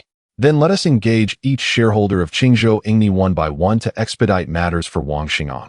Any delay could lead to unforeseen complications. Wu Guangjing expressed his concerns. You are correct. I have already acquired all the shares held by Chinese stakeholders in Qingzhou Ingni over the past few days, amounting to 8 of the total. However, 11 of the shares remain in the hands of British investors. Presently, the British regard me with considerable trepidation, thus they refuse to engage in dialogue with me, lamented Bao Chuan Wang with a wry smile. At that moment, the secretary knocked and entered, addressing Wang Xine Gang. Bao Sheng. Governor Mai from the Hong Kong government has called, seeking your attention. Upon hearing this, Bao Chuan Wang promptly halted his conversation with Wu Guangzheng and followed the secretary to the phone. He picked up the receiver, his demeanor cordial as he spoke. Governor Mai, greetings. This is Bao Yu Gang. Hello, Bao Sheng. I reached out because I have been informed that the situation in Xinjiang is rather turbulent. I believe that disputes should be resolved amicably, rather than allowing them to escalate into hostility. Would you not agree, Bao Sheng? Governor Mai remarked with a smile. You are correct, Governor. It is indeed prudent to resolve disputes through friendly negotiations. However, commercial competition must adhere to the principles of business tactics. Would you not concur? Bao Chuan Wang inquired calmly. This assertion from Bao Chuan Wang holds merit, yet I sincerely hope that from this moment forth, Xinjiang can develop steadily without any confrontational tensions. Next week, I will be hosting a charity gala for the social elites of Xinjiang. I hope Bao Sheng can attend punctually. Any conflict should be resolved amicably in private, Governor Mai stated with a serious expression. At this juncture, Bao Chuan Wang's countenance darkened, his heart seething with anger, yet he restrained his fury as he responded. Governor Mai, I shall certainly attend the charity gala on time. I firmly believe that Xinjiang will flourish and prosper in the future with favorable weather conditions. After exchanging a few pleasantries, they concluded the call. However, Bao Chuan Wang felt a surge of unexpressed fury. Upon entering his office and noticing the secretary's departure, he erupted in a fit of rage. This is utterly intolerable. Concerned, Wu Guangzheng inquired, Father, what has transpired? What did Governor Mai say to you? Please do not let it affect your health. Alas, it is the British investors who are orchestrating this, resorting to unscrupulous tactics to exert pressure through the governor. Bao Chuan Wang exclaimed fiercely, his eyes ablaze with indignation. Wu Guangzheng quickly interjected, Father, the situation is beyond our control. It is wise to yield when necessary, expressing his own sense of frustration. Revenge shall not be forgotten. I firmly believe that one day, this land will be governed by us, the Chinese, Bao Chuan Wang declared resolutely. And what of Wang Xine Gang? Wu Guangzheng inquired. Regrettably, I must apologize to Wang Sheng. I owe him a significant favor. Tomorrow, please arrange a meeting place with him. I shall speak with him personally. Bao Chuan Wang responded with a hint of despondency. Wu Guangzheng nodded in agreement, his expression mirroring the somber mood. Chapter 22. The acquisition fails. Early the next morning, the shipping magnate arrived at the Wanhao Hotel, prepared to meet Wang Xingang. Upon receiving a call from Wu Guangzheng the previous day, Wang Xingang had sensed that circumstances might have shifted. As the two met, Wang Xingang promptly remarked, Bao Sheng, you are here quite early. Indeed, I have just arrived, responded the amiable shipping magnate. The two engaged in conversation while enjoying breakfast in a discreet room. The shipping magnate kindly addressed Wang Xingang, saying, Xingang, if you do not mind, you may call me Uncle Bao. I shall refer to you as Xingang, so there is no need for formalities. Uncle Bao, Wang Xingang affectionately called out. The shipping magnate was delighted, but soon his expression turned somber as he said, Xingang, regarding the acquisition of Qingzhou Ingni stocks you entrusted me with, I have managed to acquire 8. However, I faced considerable pressure from the Hong Kong governor's office yesterday, as the British investors are reacting strongly.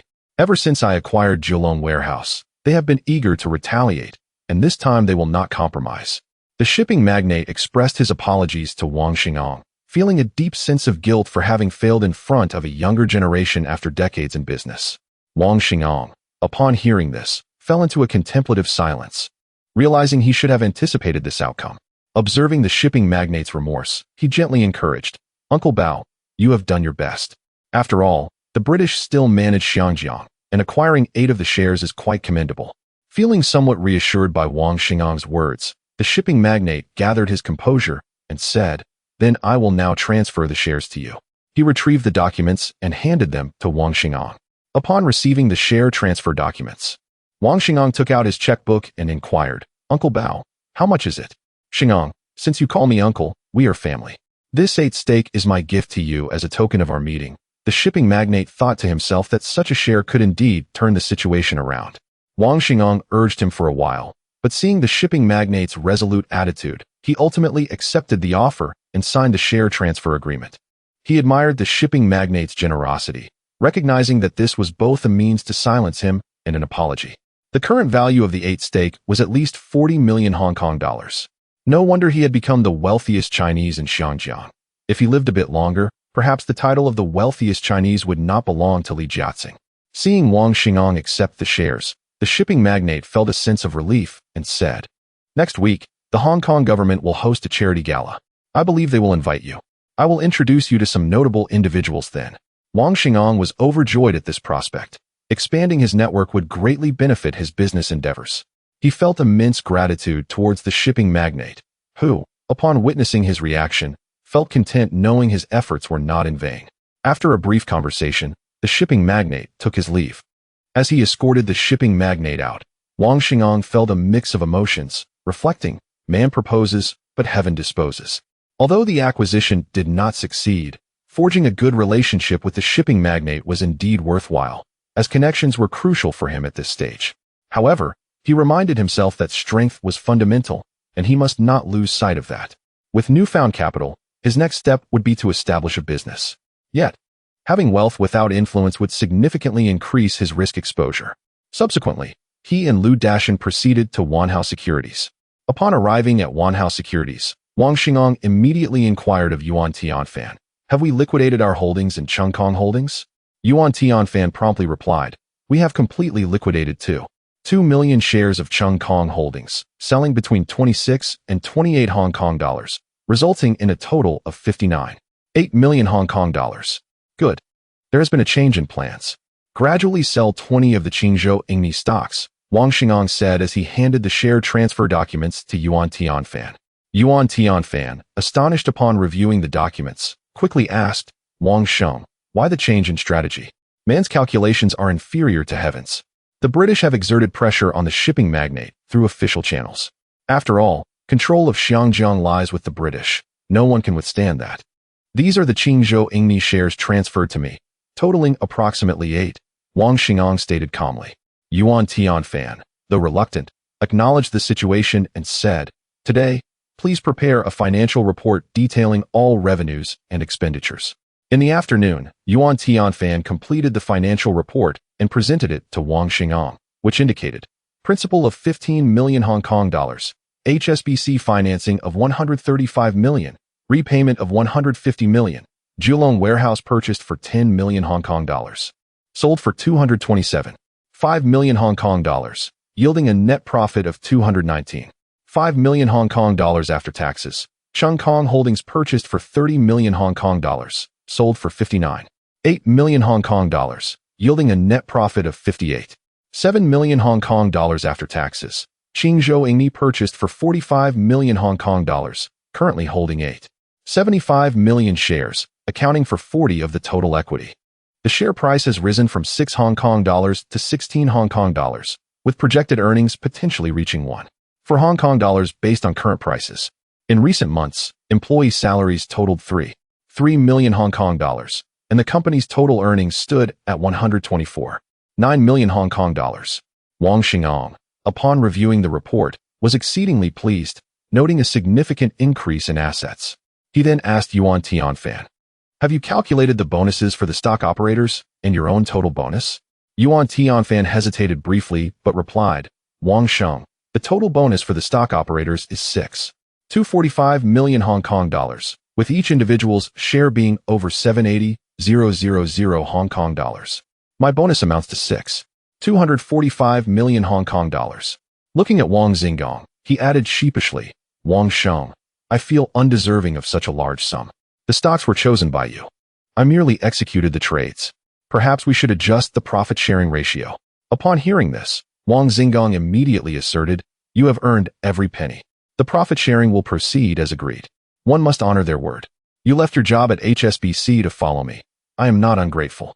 The establishment of this company owes much to your contributions." Yuan Tianfan was deeply moved by this and felt fortunate to work under such a boss. "I merely wished to publicize this matter in order to attract exceptional talents, and I am uncertain whether you concur. Wang Xingong profoundly understands the significance of talent. His goal is to achieve the purpose of acquiring invaluable individuals. He desires for all of Xinjiang to recognize him as a person who values talent, willing to invest any amount of money for the right individuals. He comprehends that a single individual cannot sustain an enterprise.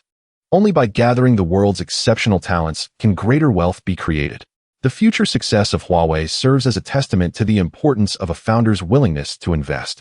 Very well, Wang Sheng. After the profit distribution, you shall purchase a building near the Xinjiang Stock Exchange, within the budget of 10 million Hong Kong dollars. Rest assured, I will expedite this matter, Yuan Tianfan firmly responded. The profits will be swiftly credited to your accounts. Kindly transfer 20 million Hong Kong dollars to mine. Understood, Wang Sheng replied, and with that, Wang Xingong departed from Wanhao Securities, returning to Wanhao Hotel. Chapter 23. Wanhao Tower. Wang Xingong, through Yin Shuangjia, leaked the earnings of Wanhao Securities and the salaries of operators such as Yuan Tianfan, which sent shockwaves throughout Xinjiang. Major media outlets rushed to report the news. The Xinjiang Daily, under the headline "The Living God of Wealth," proclaimed that Mr. Wang Xingong, the founder of Wanhao Securities who began with just 5,000 Hong Kong dollars, had once again created a miracle. With a financing of 135 million Hong Kong dollars from HSBC, Mr. Wang's far-sighted strategies in the stocks of Kowloon Warehouse, Chung Kong Holdings, and Xingzhou Ingmi Company have yielded tremendous profits. The expected total earnings will exceed 250 million Hong Kong dollars, a miraculous ascent from the slums, symbolizing that the people of Xinjiang should harbor their own dreams. Mr. Wang has become a paragon for us all. The citizens of Xinjiang are deeply intrigued by Wang Xingong, curious about how he transformed from a mere commoner to his current stature. Numerous media channels reported on this phenomenon, and his fame has even begun to eclipse that of the tycoon known as the King of Charters. The Oriental Daily, under the theme of the importance of aligning with the right boss, reported that Yuan Tianfan, the general manager of Wanhao Securities, had formerly served as the general manager of the investment division at HSBC. However, he was sincerely invited by Wang Xingong to join Wanhao Securities. Within just 2 months, his salary and bonuses approached nearly 10 million Hong Kong dollars. Each stock operator's salary and bonuses have surpassed 1 million Hong Kong dollars. Below this, Wanhao Securities placed a recruitment advertisement as instructed by Wang Xingong. Following the confirmation of this news, nearly all securities traders in Xinjiang submitted their resumes to Wanhao Securities. However, Wang Xingong has garnered the ire of other securities firms, whose owners harbor intense resentment towards him. Newspapers such as the Xinbao and Mingbao reported extensively. Wang Xingong's company gained significant recognition in Xinjiang, closely trailing Chung Kong Holdings and Global Shipping, and his reputation even began to spread throughout Southeast Asia. Yet, many harbored discontent towards him. For instance, the head of the Jardine Group, Keswick, cursed him upon seeing the news, blaming him for the acquisition of Kowloon Warehouse by the King of Charters, which had caused substantial losses for Jardine. The Kane family of Xingzhou Ingmi, upon viewing the news, became even more convinced that the mastermind behind their troubles was Wang Xingong, leading them to remain vigilant, as Wang Xingong's shares posed a threat to their interests. Kane and Byron deliberated at home on how to neutralize this threat, knowing that failure to do so could lead to dire consequences. Both the Jardine Group's Keswick and the Kane family dispatched individuals to investigate Wang Xingong's background. Driven by a desire for revenge on one side and a need to eliminate the threat on the other. Soon, Wanhao Securities relocated to a new building adjacent to the Xinjiang Stock Exchange. The edifice was aptly named Wanhao Tower, adorned with a grand illuminated sign proclaiming Wanhao Securities Limited, exuding an aura of sophistication and prestige. From a distance, it imparted an impression of formidable strength. The facade of a financial securities company is crucial, as clients are more inclined to entrust their finances to a company that appears robust. The new Wanhao Tower cost nearly 15 million Hong Kong dollars, an investment Wang Xingong deemed worthwhile, especially considering the future real estate prices in Xinjiang. As he sat in the new Wanhao Tower, perusing newspapers that extolled his achievements, he felt a mix of helplessness and acknowledgement, recognizing that fame is sometimes vital for the advancement of his enterprise.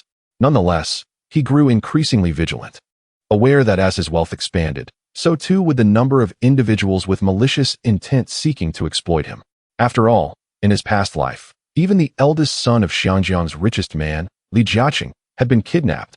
What was there that others would not dare to do? He resolved to establish a security company promptly. When news broke that Wanhao Securities would set up a dedicated fund to accept external investments, many began calling for inquiries. Some even visited Wanhao Tower for consultations. Wang Xing'an received numerous phone calls, from relatives and friends to even the king of charters himself, all of whom he welcomed with open arms. This illustrates the significance of reputation, especially in the face of ironclad achievements. Wanhao Securities became the most sought-after firm among securities professionals throughout Xinjiang. The company's other ventures flourished as well, including asset management, investment consulting, and asset evaluation. In contrast to other securities firms that groveled for investors' funds, Wanhao Securities found itself in a position of strength, with others vying to place their investments within its funds. Wang Xing'an set standards, selecting only the most suitable investors. His own capital approached 200 million, allowing him the luxury of carefully vetting potential investors and choosing the most appropriate ones. Applications to Wanhao Securities poured in relentlessly. Wang Xing'an understood that unlike other companies, a securities firm did not benefit from sheer numbers. Each individual should exemplify excellence. Thus, he instructed Yuan Tianfan to initially interview candidates, and only those who passed would be personally interviewed by him to ensure that only the finest remained. Wang Xing'an himself had risen through the ranks from a lowly employee of a small securities company to a financial elite, amassing a vast fortune. After several days of interviews, he successfully recruited numerous talented individuals, some of whom he deemed comparable in capability to Yuan Tianfan. He assigned these individuals to positions where they could truly excel, ensuring they would not be overlooked. Both he and Yuan Tianfan were exhausted after meticulously selecting suitable employees. They established regulations. Entering Wanhao Securities did not guarantee a life of ease and complacency. It was not a charitable institution. Thus, every employee was subject to performance evaluations, with automatic dismissal for those who failed to meet standards for 3 consecutive months. However, in contrast, the compensation package was exceedingly generous for those who entered the doors of Wanhao Securities. The basic salary stands at a modest 5,000 Hong Kong dollars. The greater the profit generated for the company, the more substantial the dividends one receives. Once the compensation package of Wanhao Securities was disclosed, professionals from various securities firms in Xinjiang flocked to the opportunity. It was only when Wanhao Securities opted not to hire that they would consider other firms, significantly elevating the salary standards across all securities companies in Xinjiang. Once all the employees had been recruited, Wang Xing'an mused to himself, now that everything is in place, what remains is the crucial funding, and it is time to establish a fund. Subsequently, he and Yuan Tianfan convened in the office to discuss the matter of creating the fund. Chapter 24. Wang Jin and Wang Zhong. As the personnel at the company continued to increase, Wang Xing'an undertook a reorganization of the company. With the cooperation of Yuan Tianfan, he delineated the business scope of all departments. Positions such as the manager of the logistics department, the human resources manager, and the finance manager were established, with each department's responsibilities clearly defined. Each department manager was handpicked by him, all seasoned professionals in their respective fields.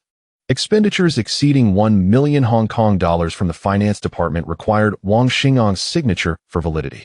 He subsequently established a mailbox in his office and declared to all employees that any unreasonable matters concerning the company could be suggested. If the suggestions were deemed correct, they would be adopted and rewarded. Any instances of unfairness could be submitted to the mailbox, and a dedicated individual would be assigned to investigate. This series of measures by Wang Xing'an and Yuan Tianfan ensured that the various departments of Wanhao Securities operated efficiently and eliminated previous management chaos. He was also preparing to establish 2 funds. The first fund, named Wang Jin No. 1, was specifically designed for the affluent and government personnel. The entry threshold for wealthy individuals was set at 1 million Hong Kong dollars, with a maximum of 10 million Hong Kong dollars, while government personnel faced no restrictions. The initial fundraising goal was set at 200 million Hong Kong dollars. 2 primary reasons motivated the establishment of Wang Jin No. 1. Firstly, to expand Wanhao Securities and generate wealth using others' funds. Secondly, Wang Xing'an's rapid rise necessitated the swift accumulation of connections, achievable only through mutual benefit, thereby uniting all wealthy individuals and government officials behind him, making any attempts to undermine him considerably more challenging. For the fund manager, he chose a distinguished industry elite named Li Shiji. During the interview, Wang Xingong observed that this individual was exceptionally composed and decisive, with a meticulous approach to his work. Previously, he had garnered the esteem of his superiors at his former company, and his calm demeanor, particularly in the face of complex market conditions, was a quality that Wang Xingong deeply admired, as it was essential for making sound decisions. The second fund, named Wanzhong No. 1, was established for the everyday citizens of Shangjiang. The primary motivation behind this initiative was to enhance his influence among the populace, positioning them to stand behind him while providing a viable investment channel for those less adept at investing. The entry threshold was set at a minimum of 1,000 Hong Kong dollars and a maximum of 50,000 Hong Kong dollars, with an initial fundraising goal of 100 million Hong Kong dollars. The more citizens invested, the deeper his influence would grow among them. For the fund manager of Wanzhong No. 1, he selected a talented young woman named Zhang Linga. During the interview, Wang Xingong was taken aback to learn that Zhang Linga was a graduate of Harvard University and had ascended to a managerial position at an investment bank on Wall Street. She returned to Shangjiang due to her mother's illness, desiring to be by her side. Her initial impression was one of aloofness, yet her expertise was exceptional, leading him to choose her. For Wang Xingong, who had once been a resident of Shangjiang, making money in the stock market was relatively effortless, thus rendering losses nearly inconceivable. However, after the establishment of both funds, he instructed the two managers to assemble their teams swiftly to form operational capabilities, with plans to initiate external fundraising in a few days. Wang Xingong would subsequently announce the fund's fee structure. A few days later, within the offices of Wanhao Securities, Wang Xingong prepared to reveal the fee structure for the funds to the two managers, hoping they would implement it. He glanced at them and inquired whether their teams had been assembled. Li Shiji promptly replied, "Wang Sheng, Yuan manager, my team has been established and is currently coordinating efforts." Zhang Linga, with an air of seriousness, stated, "Wang Sheng, Yuan manager, my team currently consists of only 3 members, including myself, and is not yet complete." Upon hearing this, Wang Xingong nodded but pondered whether Zhang Linga was truly capable or merely superficial. He then handed the fee structure he had developed over the past few days to both individuals. They eagerly began to review the report. After finishing, Zhang Linga eagerly asked, "Wang Sheng, we are promising a minimum annual growth rate of 10, which is nearly 3 higher than other funds. However, I am concerned that clients may resist a tiered profit-sharing model." Li Shiji also looked at Wang Xingong, his face betraying a look of confusion, seeking clarification. Both turned their attention to Wang Xingong. Typically, there are 2 models for profit distribution in funds. One prioritizes the return of principal, while the other allocates profits based on project performance. The distinction lies in that the principal-first return model poses less risk to investors and is more secure. However, it limits the potential for exceptionally high returns. Conversely, the project distribution model entails greater risk for investors, which may result in total loss. Yet, if successful, the profits can be substantial. Wang Xingong opted for the principal-first return model, as it was more favorable for investors, yet he remained exceedingly confident. He set the minimum return rate at 10, signifying that if the fund's return fell below this threshold, Wanhao Securities would only collect basic management fees, receiving no profit sharing.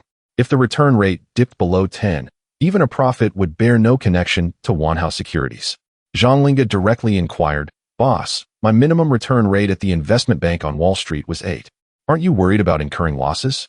Wang Xingong responded with unwavering confidence, "I began with 5,000 Hong Kong dollars and have grown to become a billionaire, which proves I am capable of setting this standard." Those in the securities industry do not concern themselves with anything but results. With achievements, you gain credibility and authority. Otherwise, no matter how eloquently you speak, it is of no consequence. Generally, a securities company's profits are divided, with the fund company receiving 20 and clients 80. Wang Xingong's tiered commission structure is markedly distinct. When the investment return rate is below 20, Wanhao Securities Company receives a 20 commission. When the investment return rate ranges from 21 to 30, the commission rises to 25. For returns between 31 and 40, the firm earns a 30 commission. If the return rate falls between 41 and 50, they acquire a 35 commission. Furthermore, when the return rate exceeds 70, Wanhao Securities is entitled to a 50 commission. Beyond this point, any further increase in returns will also maintain a 50 commission. Zhang Linga and Li Shiji both expressed skepticism, addressing Wang Xingong. "Wang Sheng, This will impact fundraising because we are the premier securities firm in Xiangjiang. We are unlike any other company. We possess the capability to generate greater profits for our clients, thereby ensuring our own substantial gains. While I acknowledge that much of this may be difficult to accept, it is more persuasive to others. On what grounds does Wanhao Securities impose such stringent conditions? It is upon our performance. Upon hearing this, the two were rendered speechless. In the face of robust performance, they had the authority to negotiate terms with clients rather than acquiesce to their demands. Wang then addressed them. You two should prepare yourselves. I will announce the news in the coming days. I am entrusting this opportunity to the clients for their own selection. Once the fundraising for both funds reaches its limit, we will immediately close it off, rejecting any further investments. Wang Xingang declared with unwavering resolve. Wang Sheng, we understand. Rest assured, the two responded promptly. Then let us wish for a triumphant start. You both need not feel pressured. If I, as your boss, am unafraid, what is there for you to fear? The expressions of the two softened slightly, their countenances no longer bearing such heaviness. Chapter 25 The Charity Gala of Xiangjiang. The following day, prominent newspapers in Xiangjiang published a shocking report that left the populace in an uproar. The news announced the official establishment of Mr. Wang Xingyang's foundations, Wanjin Yihao and Wanzhong Yihao, which would commence fundraising efforts. Wanjin Yihao aimed to raise 200 million Hong Kong dollars, while Wanzhong Yihao sought to gather 100 million. The controversial aspect of this initiative was the tiered profit-sharing plan. Some critics deemed Wang Xingang overambitious, questioning the rationale behind such a proposal. Conversely, others were more resolute in their belief that Wang Xingang would achieve success, citing his humble beginnings with a mere 5,000 Hong Kong dollars and his remarkable ability to amass over 100 million from the stock market without a single defeat. This led many to firmly believe in his potential for success once more. In an article by Mr. Cha and Ming Pao, he pondered whether the stock market genius was a fraud. He expressed that if he possessed Mr. Wang Xingyang's prowess to earn billions in the Xiangjiang stock market, he too would aspire to be a so-called fraud. The existence of the stock market is legitimate, and profiting from it constitutes a valid investment. Mr. Wang's undefeated record in the stock market grants him the right to propose a tiered profit-sharing scheme. Mr. Cha declared his intent to invest 1 million Hong Kong dollars to ascertain whether Mr. Wang was indeed a fraud, a statement that shocked the citizens of Xiangjiang, with many agreeing with his rationale and preparing to support Wang by purchasing a share of the fund. However, some raised doubts, which garnered a portion of the public's approval. The Singtao Daily addressed the question of sustained success, stating that while Mr. Wang Xingang had accumulated a vast fortune from the stock market, could he maintain this success indefinitely? Who could guarantee that Mr. Wang would continue to profit from the stock market? Reliable sources indicated that since the commencement of the academic year, he had not attended Xiangjiang University even once. This suggested a degree of arrogance following his two successful ventures. Who could consistently ensure success in the stock market? It is essential to remain humble and continuously strive for self-improvement. Stagnation inevitably leads to failure. The sentiments expressed by Singtao Daily resonated with some, as the importance of education in contemporary society is indisputable. The fact that Wang had never set foot in an educational institution led some to question his commitment to learning and diligence, resulting in a gradual erosion of confidence in him. The two opposing views engaged in a war of words across various media outlets, with countless newspapers and television stations vying to interview Mr. Wang, all of which he declined. Since his rise to prominence, Wang had refrained from granting interviews, leading the media to dub him the Invisible Man. However, this moniker became widely known among the populace, reminiscent of the saying that although the hero may not be present in the world, tales of his exploits abound. Within the offices of Wanhao Securities, Wang Xingang perused all the newspapers from Xiangjiang that day. After reviewing the coverage and television reports, he grasped the profound influence of the media, capable of shaping narratives at will. Reflecting on the esteemed media mogul Rupert Murdoch and the respect he garnered globally due to his media empire's impact, an ambition to establish his own media empire surged within him, though he quickly tempered this desire. He understood the necessity of taking one step at a time, ensuring a solid foundation before branching out into other ventures. It was imperative to first secure Wanhao Securities' absolute advantage, thereby generating a continuous stream of funding for future endeavors, which would allow for recovery in the event of failure. Following several days of publicity, the two funds under his management had commenced their fundraising campaigns. He summoned 2 fund managers to inquire about the fundraising progress. Suddenly, a sharp knock at the door interrupted him. "Please enter," Wang called out. The secretary entered and informed him, "Mr. Wang, there is someone outside claiming to be from the governor's office who wishes to see you." Wang felt a surge of anxiety, realizing he had no prior dealings with the governor's office. Recalling the remarks made by the charter boat king regarding the upcoming Xiangjiang charity gala, he quickly instructed the secretary, "Please invite him in." Before long, a Caucasian man appeared before Wang and introduced himself. "Esteemed Mr. Wang, I am Smith, the steward from the governor's office." Wang promptly extended his hand, greeting him, "Mr. Smith, it is a pleasure to meet you." After exchanging pleasantries, Wang invited Mr. Smith into his office and requested the secretary to serve tea for the 2 of them. After taking a sip of tea, Smith remarked, "The governor has long heard of your name. You are quite renowned in Xiangjiang." As he spoke, he discreetly observed Wang, tasked with evaluating whether Wang's immense wealth was a product of luck or skill. As he witnessed Wang's composed demeanor, Smith felt a twinge of admiration and respect. Wang, perceiving Smith's compliment, humbly retorted, "It is merely a matter of superficial fame, not worthy of mention." After exchanging courteous remarks, Smith finally revealed his true purpose for the visit. "Mr. Wang, I am here to inform you that the governor will host a charity gala at the governor's residence this evening. Distinguished figures from various sectors of Xiangjiang will be in attendance, and the governor hopes you will join us." He then presented an invitation to Wang. Wang accepted the invitation with gravity, responding, "Mr. Smith, I shall certainly arrive on time this evening to contribute my modest efforts to the charitable cause of Xiangjiang." "Excellent. Then I shall take my leave," Smith said, rising to take his leave. Wang escorted him to the door and instructed the secretary to personally see Smith out. Returning to his office, Wang picked up the glimmering invitation and fell into deep contemplation, uncertain whether attending the charity gala would be advantageous or detrimental. After some reflection, he resolved with newfound determination, reassuring himself, "What is meant to be will be. One cannot escape fate." Relaxing his mind, he instructed the secretary to summon Yuan Tianfan to review the current status of the 2 funds. At that moment, the secretary approached to announce that Baochuan Wang was on the line. Wang Xingong promptly answered the call, greeting, "Uncle Bao, it's Wang Xingong." Upon hearing Wang Xingong refer to him as uncle, Baochuan Wang felt a surge of joy and quickly inquired, "Xingong, have you been invited to the charity gala by the governor's office?" "Yes, Mr. Smith." The steward from the governor's office came personally to extend the invitation, Wang Xingong replied over the phone. "This signifies that the governor's office holds you in high regard. You should prepare accordingly, and it would be best to bring a female companion. I will come to pick you up later, and we shall attend together," suggested Baochuan Wang. "Thank you, Uncle Bao, I appreciate it." Wang Xingong expressed his gratitude. "There's no need for thanks. I will hang up now, and you should get ready as well.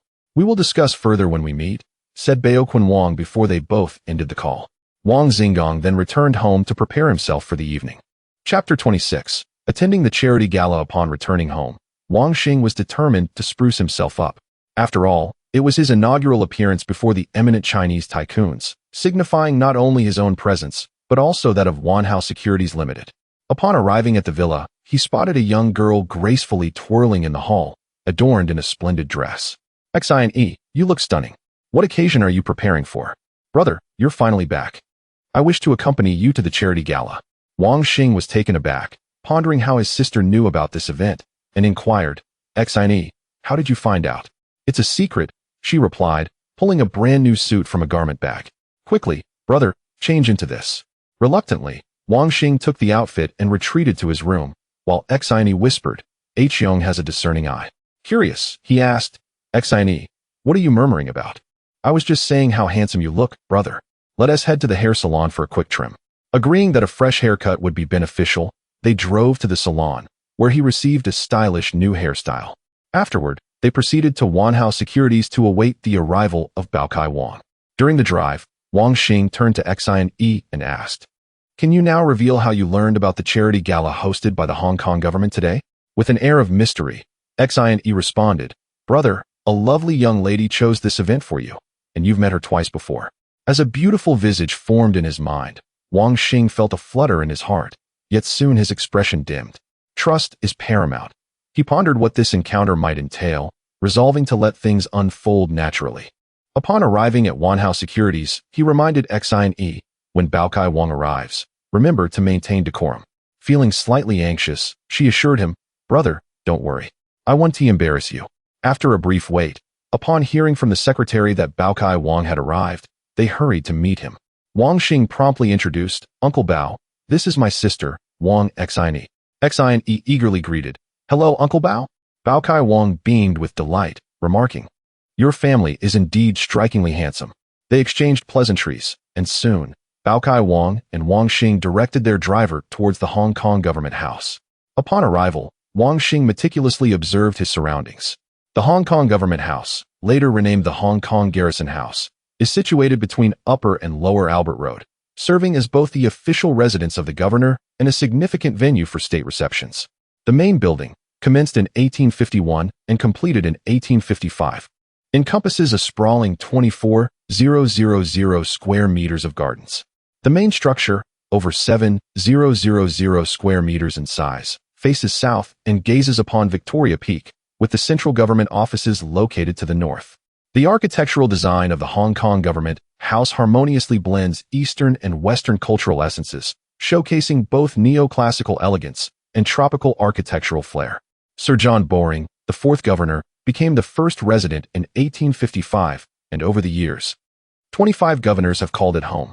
Several governors have made renovations and modifications to the building to suit their personal styles, including during the Japanese occupation.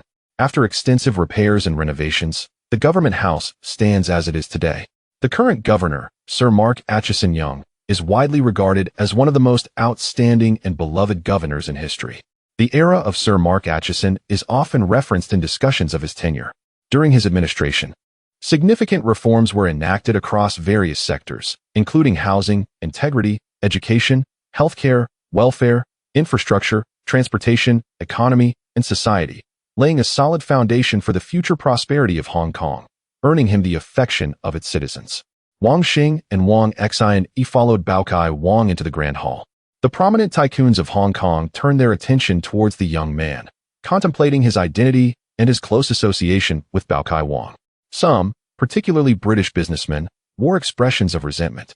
Notably the head of Jardine Matheson, Keswick, and members of the Qingzhou Ingmi family.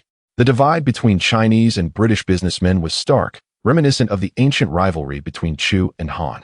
Bao Kai Wang introduced Wang Xing to a circle of Chinese tycoons, instructing him to engage with them, while he said to Wang Xine, "You may explore over there. I have matters to discuss with Uncle Bao." Understanding. Wang Xine nodded and went in search of He Chao Chiong, with whom she had previously arranged to meet. Bao Kai Wang approached a group of Chinese merchants, greeting them and introducing Wang Xing. "Ladies and gentlemen, this is Mr. Wang Xing Gang, the recently renowned founder of Wanhao Securities." He then introduced Wang Xing to the distinguished tycoons, including Li Ka-shing of Chung Kong Holdings, Gui Dusheng of Sun Hung Kai Properties, Zheng Yutong of Chow Tai Fook, Lin Bai Xin of Li Xin Group, and Hua Ingdong, the King of Sand. Wang Xing courteously greeted everyone, and when it was time for Bao Kai Wang to introduce the gambling king, the latter interjected, "No need for an introduction, Uncle Bao. Wang Sheng and I are old acquaintances, are we not?" Wang Xing could only smile awkwardly and nod in response. The gambling king continued, "Wang Sheng, I have watched you grow up. I hear you are currently raising funds. I would like to invest 10 million Hong Kong dollars, and I hope you won't disappoint me." He thought to himself that this young man's rapid ascent was a testament to his limitless potential. Yet, a pang of regret struck him. Perhaps he should have recognized that this young man was destined for greatness long ago, and instead of nurturing their relationship, he had allowed a rift to form. At present, the Chinese tycoon has yet to invest in his fund. I shall take the initiative and make the first investment, thereby placing myself in a position of favor, which will inevitably compel him to owe me a personal debt, thereby alleviating the past grievances. Upon hearing this, Wang Xingong was filled with gratitude towards the gambling king and promptly expressed, "I am thankful for Mr. He's trust, and I shall certainly not disappoint the gambling king." Upon realizing that the gambling king had seized the opportunity, the charter king felt a surge of frustration but immediately responded, "Xingong, I shall also invest 10 million Hong Kong dollars. The individuals present were all astute, recognizing that there was no direct competition with Wang Xingong, as their businesses were unrelated. Thus, they eagerly sought to cultivate a favorable relationship with him, each deciding to invest. After all, more friends lead to more opportunities. Ultimately, Even Li Jiaqing invested 10 million Hong Kong dollars. Hua Yingdong also contributed 10 million Hong Kong dollars, while Guo Desheng, Zheng Yatong, and Lin Beixin each invested 5 million Hong Kong dollars. The remaining Chinese merchants followed suit with their own investments. Wang Xingong expressed his heartfelt gratitude, and upon tallying the contributions, the total approached 100 million Hong Kong dollars, amounting to 98 million Hong Kong dollars. At that moment, a voice suddenly emerged, prompting everyone to cease their conversations. They turned to see the governor of Hong Kong, Sir Maclehose, entering the hall, and all eyes were fixed upon him. Chapter 27 Charity Auction. Governor Mai Lihao approached the British businessman for a brief conversation before making his way to the Chinese merchants. The affluent Chinese magnates respectfully engaged in dialogue with Governor Mai Lihao, who took a moment to exchange a few words with Wang Xingong. Wang Sheng, you are a role model for the youth of Xiangjiang. I hope you will continue to contribute to our community, Governor Mai Lihao remarked. Wang Xingong humbly replied, Sir, I am merely fulfilling my responsibilities. Keep striving. I hope you become a beacon for the young people of Xiangjiang, Governor Mai Lihao said before turning to leave. Wang Xingong felt an ominous premonition. There seemed to be a deeper meaning in those words. At that moment, the host on stage addressed the business tycoons and social elites in the audience. Let us welcome Governor Mai to speak. Governor Mai Lihao stepped to the center of the stage, exchanged a few words with the host, then took the microphone, blowing into it playfully before smiling and saying, Ladies and gentlemen, I sincerely thank you for attending this charity gala. There are many impoverished individuals in Xiangjiang without homes, countless elderly people without care, and numerous children deprived of education. On behalf of these groups, I hope you will extend a helping hand. Thank you. After this, Governor Mai Lihao bowed slightly to the business magnates and social elites below. The audience erupted into thunderous applause. Governor Mai Lihao stood on the podium, waited for a moment, then raised his hands slightly, signaling for silence. Once the applause subsided, he continued, As the governor of Xiangjiang, though I am not a native of this land, I have always cherished it. In my 7 years of service, I have aspired to transform Xiangjiang into Asia's premier commercial metropolis, which cannot be achieved without your cooperation. Thank you all. After Governor Mai Lihao concluded his speech and stepped down from the stage, the charity auction was about to commence. Many of the items up for bid were collectibles donated by the prominent tycoons of Xiangjiang, ranging from antique paintings to rare treasures. When the auction began, Wang Xingong noticed that it was predominantly the Chinese magnates present, while the British merchants had largely departed. This realization deepened his understanding that the British capitalists profited from the people of Xiangjiang, yet failed to give back to society. As he settled into his seat, he spotted Wang Sini approaching with a girl he had longed to see.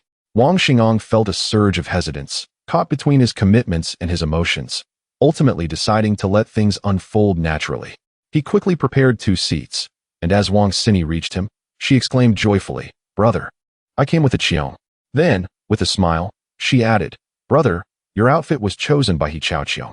It fits you well, doesn't he? She winked at He Chaoqiong as she spoke. Wang Xingong, feeling somewhat helpless, turned to He Chaoqiong and said, Chaoqiong, thank you for selecting this outfit. It fits perfectly.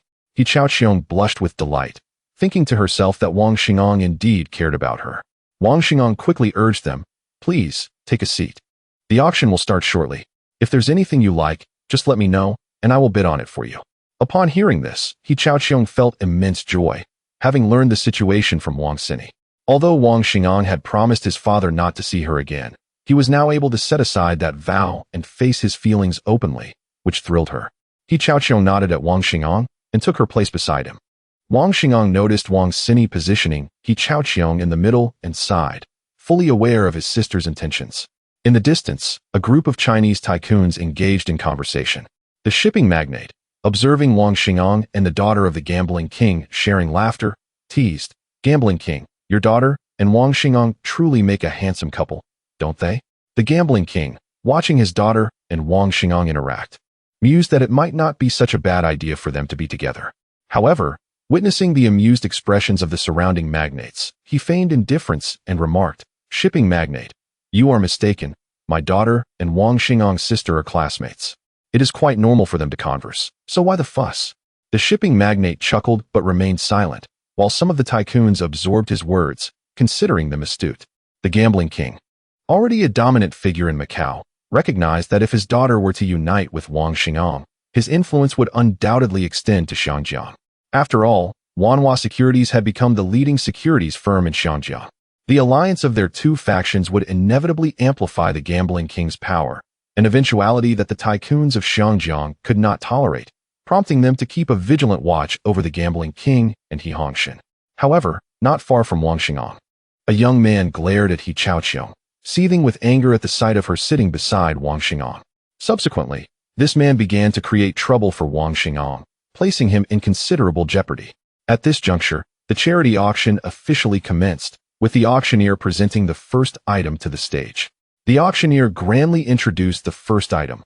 This exquisite item is a lady's watch by Jaeger LeCoulter, generously donated by the governor's wife, aimed at contributing to the charity efforts in Xiangjiang. The starting bid is 1,000 HKD. Wang Xingang, a connoisseur of watches, recognized the prestige of Jaeger LeCoulter and estimated that this particular timepiece would not exceed 50,000 HKD. He inquired of the two young ladies beside him, "Do you wish to have this watch? If so, I shall bid on it for you." Both Wang Xini and He Chaoqiong shook their heads. As anticipated, the item was eventually auctioned for 50,000 HKD. The second item was a painting by Qi Baisher, titled Shrimp, with a starting bid of 10,000 HKD. Wang Xingang, hailing from a future era, was acutely aware of the intrinsic value of this painting, particularly as it depicted a school of shrimp, measuring approximately 70 by 40 centimeters. He resolved that acquiring it was imperative. In a fleeting moment, the bidding escalated from a mere 20,000 Hong Kong dollars to an astounding 100,000. Seizing the opportune moment, he declared 150,000 Hong Kong dollars. The prominent Chinese tycoons present chose to grant Wang Xingang a favor, refraining from further bids. However, a young man promptly countered, exclaiming 200,000 Hong Kong dollars. Wang Xingang turned to regard the young man, who met his gaze with a simmering resentment. Undeterred, he called out to the auctioneer once more, 250,000 Hong Kong dollars. A middle-aged man beside the young bidder intervened, and He Chaoqiong, observing the exchange, whispered to Wang Xingang, "Brother Xingang, that individual is Su Jinheng, a classmate of mine who often bothers me. His father, Su Shixuan, is the chairman of Zhongjian Enterprises. He likely raised his bid upon noticing me beside you." She spoke cautiously, her eyes darting towards Wang Xingang. With a reassuring smile, Wang Xingang replied, "Chaoqiong, there is no need for concern."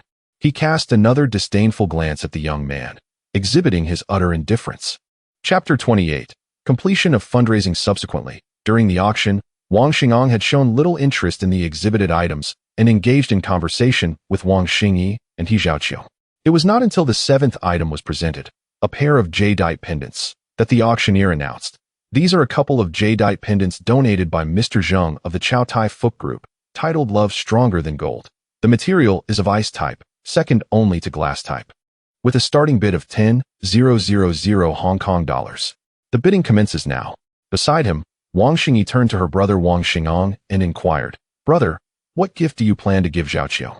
Others have chosen beautiful suits for you," while subtly gesturing with her eyes. Upon hearing this, Wang Xingang glanced at He Zhaoqiong, who was blushing and dared not meet his gaze. Yet, he perceived a glimmer of anticipation in her eyes, prompting him to consider purchasing the pendants as a gesture of reciprocity.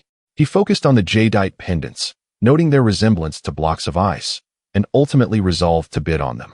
Observing that the price had escalated to 80,000 Hong Kong dollars, he quickly called out, 150,000 Hong Kong dollars. This amount was nearing the true market value, yet others continued to place bids.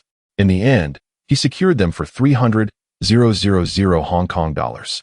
A group of wealthy Chinese tycoons nearby jested about the gambling king, yet they remained vigilant. The gambling king mused that although Wang Xingang was currently a billionaire, his influence was still significantly lacking. Marrying He Zhaoqiong would not be a poor choice, as she represented a potential asset. However, a young man, Su Jinheng, loathed Wang Xingang. He was the youngest son of Su Aizhou, chairman of Zhongjian Enterprises, having just incurred his father's displeasure and received a reprimand. He now seethed with resentment upon witnessing Wang Xinggang's ostentatious display to impress He Zhaoqiong. Su Shixuan shook his head at his youngest son, lamenting that he lacked the diligence and intelligence of his elder brother, feeling profound disappointment. Wang Xingang later purchased a jade Buddha pendant made of Hetian jade for Wang Xingyi, spending nearly 150,000 Hong Kong dollars. His sister, overjoyed, initially intended to buy pendants for their family, but realized there were limited quantities. She resolved to visit the Chow Tai Fook store later to acquire more. Following the conclusion of the auction, he completed his payment and handed the jade Buddha to his sister Wang Xingyi. Wang Xingyi was ecstatic and examined the pair of ice jade pendants, feeling their icy texture in her palm. They exuded an ethereal beauty, appearing both cool and refreshing, reminiscent of ice and imbued with a delicate, understated elegance. Wang Xingang intended to present the jadeite pendants to He Zhaoqiong, but Wang Xingyi, noticing, chuckled and said, "Brother, why not let Zhaoqiong put them on for you?" Observing the rosy hue on He Zhaoqiong's cheeks, yet seeing the desire in her eyes, he prepared to adorn her personally. He Zhaoqiong, in turn, was very cooperative, and soon he placed the pendants around her neck. Once adorned, He Zhaoqiong's aura transformed, exuding a sense of noble purity. Wang Xingyi, watching enviously, insisted on completing the gesture, saying, "Zhaoqiong, since my brother has adorned you, you should return the favor." He Zhaoqiong, blushing intensely, summoned her courage to accept the pendant and prepared to place it around Wang Xinggang's neck. Reluctantly, he complied. Meanwhile, not far off, Su Jinheng observed the scene with simmering anger, feeling an intense frustration without an outlet. Many wealthy Chinese tycoons also took note, harboring both admiration and caution for the gambling king. They respected the gambling king's daughter's discerning eye, recognizing that Wang Xinggang's potential was boundless, and that a union with him would benefit both parties. Wang Xingang could leverage the gambling king's connections for rapid growth, while the gambling king aimed to expand his influence into Hong Kong. Thus, they were wary of the impending alliance. As soon as the charity auction concluded, Wang Xingang and his sister bid farewell to He Zhaoqiong and departed, taking leave of the wealthy tycoons they knew. On the way, Bao Chuanwang remarked to Wang Xingang, "Xingang, it seems that this potential asset has caught the eye of the gambling king's daughter. I imagine the old rascal is overjoyed, though it's a pity my daughter is already married." Wang Xingang smiled, but said nothing. Bao Chuanwang continued, "There is one thing you must heed. If you align with the gambling king, you will surely attract scrutiny from some of Hong Kong's elite families." Wang Xingang expressed his gratitude to Bao Chuanwang, nodding appreciatively as they parted ways. While en route to Wanhao Securities, Wang Xingang teased Wang Xingyi, "Are you my sister or a matchmaker? You seem so eager to pair people up." Wang Xingyi, slightly displeased, retorted, "You are misjudging my intentions." Wang Xingang quickly reassured her, "I appreciate your good intentions, but this matter is still uncertain. My primary focus is my career, and she has her studies. Please refrain from discussing this with our parents to avoid unnecessary complications." Wang Xingyi pondered this for a moment before agreeing. Lu Dashan drove Wang Xingang to Wanhao Securities before returning Wang Xingyi home. Upon arriving at Wanhao Securities, Wang Xingang summoned his secretary and requested that General Manager Yuan Tianfan, Manager Li Shizhe, and Manager Zhang Ling come to his office. Once they were assembled, Wang Xingang inquired about the current business situation. Yuan Tianfan promptly replied, "Mr. Wang, since the Kane family announced they have acquired 51 of the shares in Qingzhou. Currently, the stock prices in the market are plummeting at an alarming rate. We have sold a total of 37 million shares at approximately 10 Hong Kong dollars, yielding a profit close to 43 Hong Kong dollars. 7 million. Presently, we still hold 20 of Qingzhou shares, totaling 38 million shares." Li Shiji responded, "Wang Sheng, at the Xiangjiang Charity Gala, we managed to raise 98 million Hong Kong dollars from various tycoons. After the news spread, we also secured 32 million Hong Kong dollars from government officials. There continues to be a steady influx of buyers, and I anticipate that within 3 days, we will raise up to 200 million Hong Kong dollars. Zhang Linga glanced at the two and then remarked, "Wang Sheng, we have collected over 50 million Hong Kong dollars from the citizens of Xiangjiang, but it will take at least 5 days to raise 100 million Hong Kong dollars. Well, that is commendable," Wang Xingang replied with great enthusiasm. He then instructed Li Shiji and Zhang Linga, "You two should expedite the fundraising efforts, and we will commence with the next phase of our plan." Chapter 29. The next steps. Wang Xingang inquired of Yuan Tianfan, "Tianfan, how much capital do we currently possess?" Wang Sheng replied, "Our company holds 124.9 million Hong Kong dollars. After deducting nearly 5 million Hong Kong dollars for employee salaries and the last bonus of 15 million Hong Kong dollars, We also transferred 20 million Hong Kong dollars to Wang Sheng's account, with a profit of 43.7 million Hong Kong dollars from the sale of Qingzhouingni. After taxes, the profit stands at 40 million Hong Kong dollars, making our total 124.9 million Hong Kong dollars. Upon hearing this, Yuan Tianfan felt reassured and instructed, now, allocate 20 million Hong Kong dollars to provide each of your elite team members with a limit of 1 million Hong Kong dollars. If they generate profits within the stipulated time frame, we shall appropriately adjust their limits and bonus ratios. Conversely, if losses occur, they will only receive their basic salary for that month, and should losses persist for 3 consecutive months, they shall be let go. He continued, Tianfan, I also grant you authorization for 20 million Hong Kong dollars. If profits are made, we shall raise the bonus ratios and limits. In the event of losses, we will determine penalties based on the extent of the losses. Does that sound agreeable? Yuan Tianfan, brimming with confidence, responded to Wang Xingong. Wang Sheng, I hope you can treat me and the employees equally.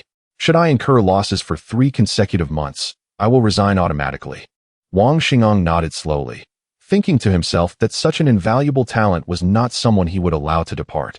He then addressed Li Shiji and Zhang Linga, saying, you both possess an investment limit of 10 million Hong Kong dollars in the fund, with a bonus ratio of merely 1. If you wish to receive a greater share of the profits, I expect you to demonstrate your capabilities and vision. The remaining funds will be managed directly by me. Do you both concur?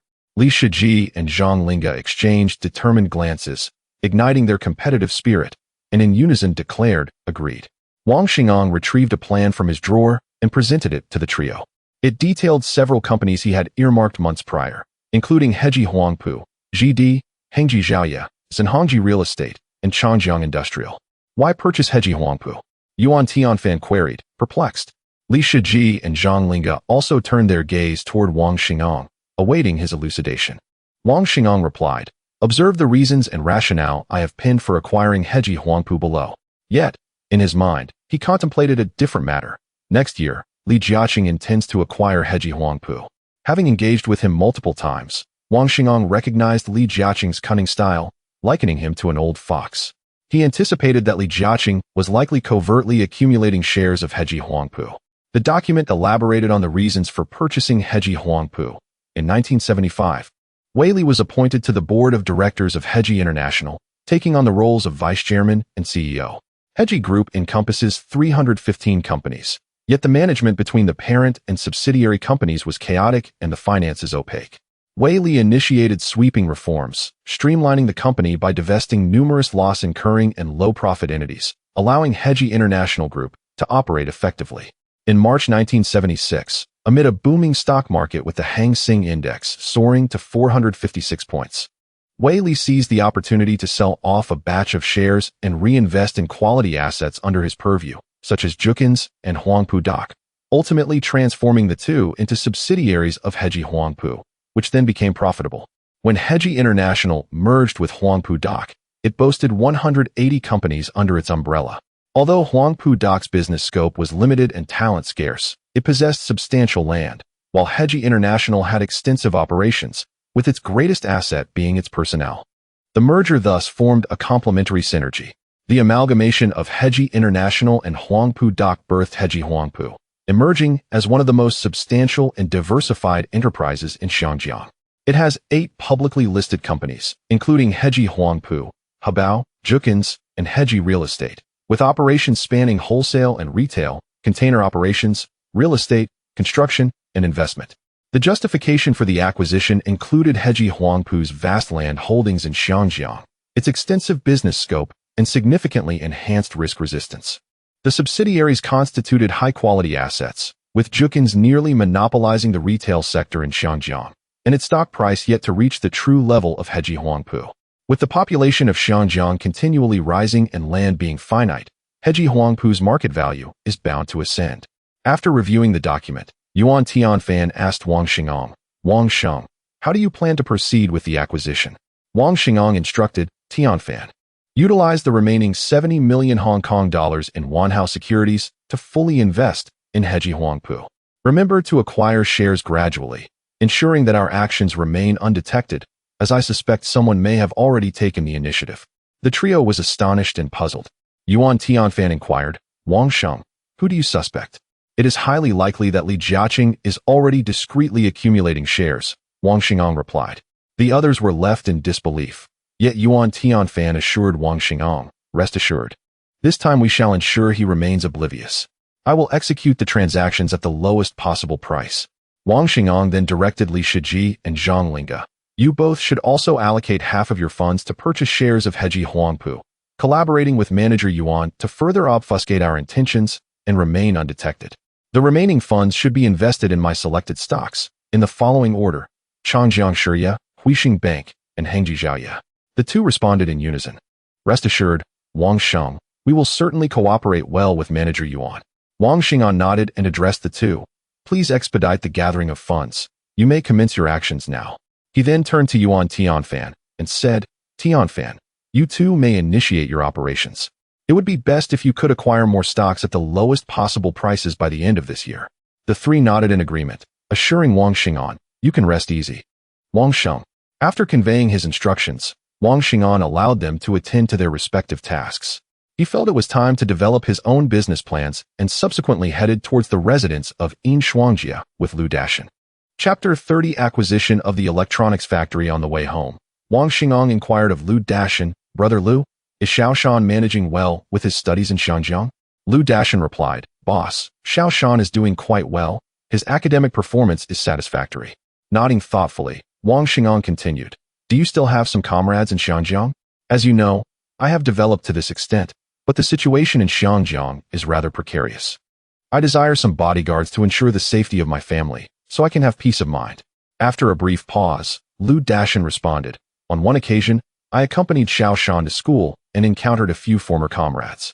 I even assisted them with a few tens of thousands of Hong Kong dollars. They are currently working as porters at the docks. Wang Xing'an asked, can you vouch for their character? Lu Dashan assured him. There are 4 of them, all of whom are my former soldiers, trained by me. They have come to Xinjiang for various reasons. Wang Xing'an calmly instructed, please contact them as soon as possible. As long as they protect my family, I will not treat them poorly. Lu Dashan expressed his gratitude.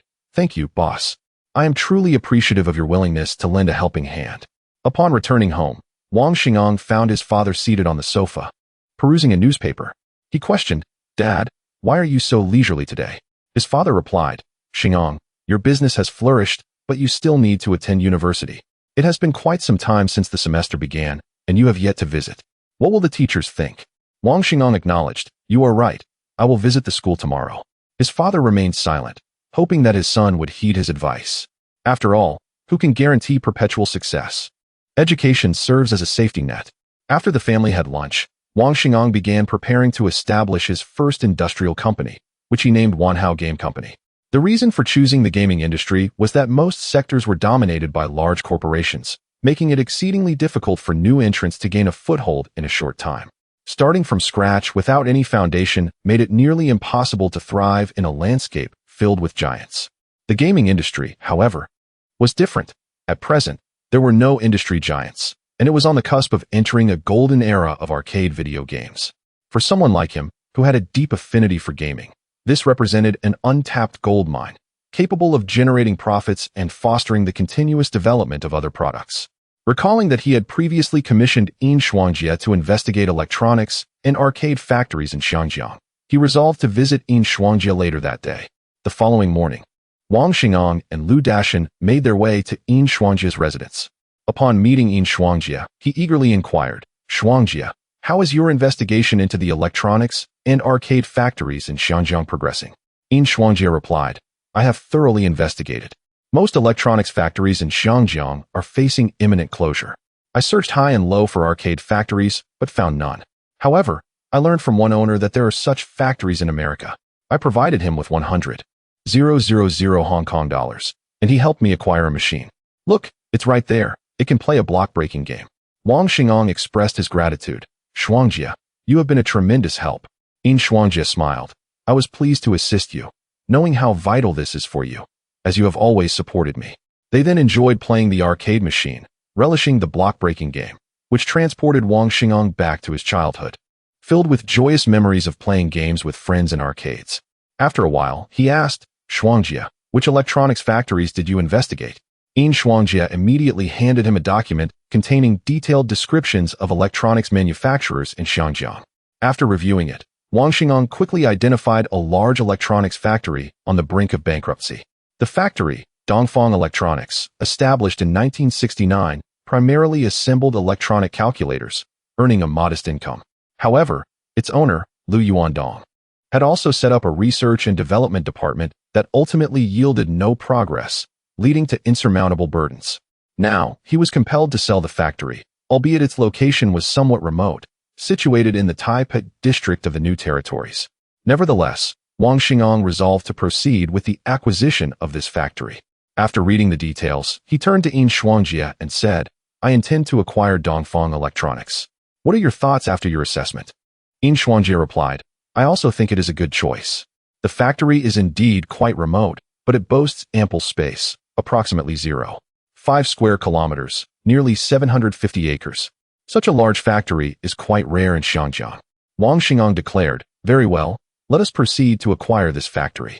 Accompany me." Once they were prepared, the two set off towards the Taipei district, accompanied by a group of individuals. Along the way, Wang Xing'an inquired, "Shuangjie, how much territory do you currently control, and how many people do you have under your command?" Yin Shuangjie responded, "Xing'an, I have taken control of a portion of the eastern district, with about 500 men under my command." He then lamented, "However, my brothers follow me, and I must provide them with a promising future.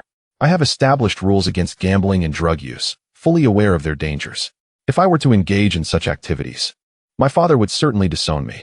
Yet, being in this world, one is often constrained, and I can only impose self-restraint upon them.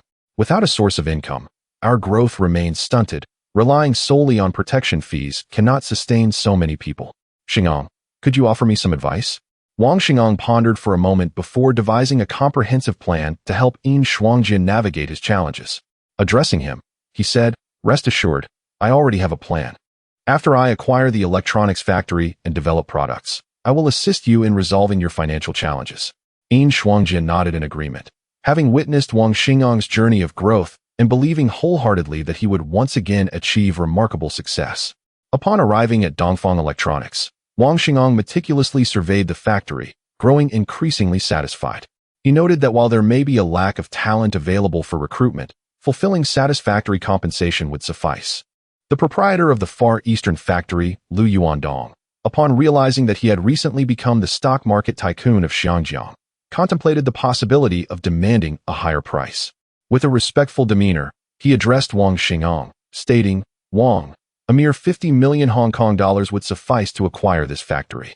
Both men, upon hearing this proposition, felt a wave of displeasure, contemplating that Lu had considered them to be easy prey. Wang Xing'an, with an expression of discontent, replied, "Lu, if this factory is truly worth 50 million Hong Kong dollars, you might as well sell it to someone else." With that, he and Yin Shuangjie prepared to depart. Upon hearing this, Lu Yuandong hastily intervened, anxiously exclaiming, "Wang, what would your offer be?" Wang Xing'an responded, "Let it be 15 million Hong Kong dollars." Lu Yuandong's countenance darkened. Had it not been for urgent financial troubles at home, he would never have entertained such a sale.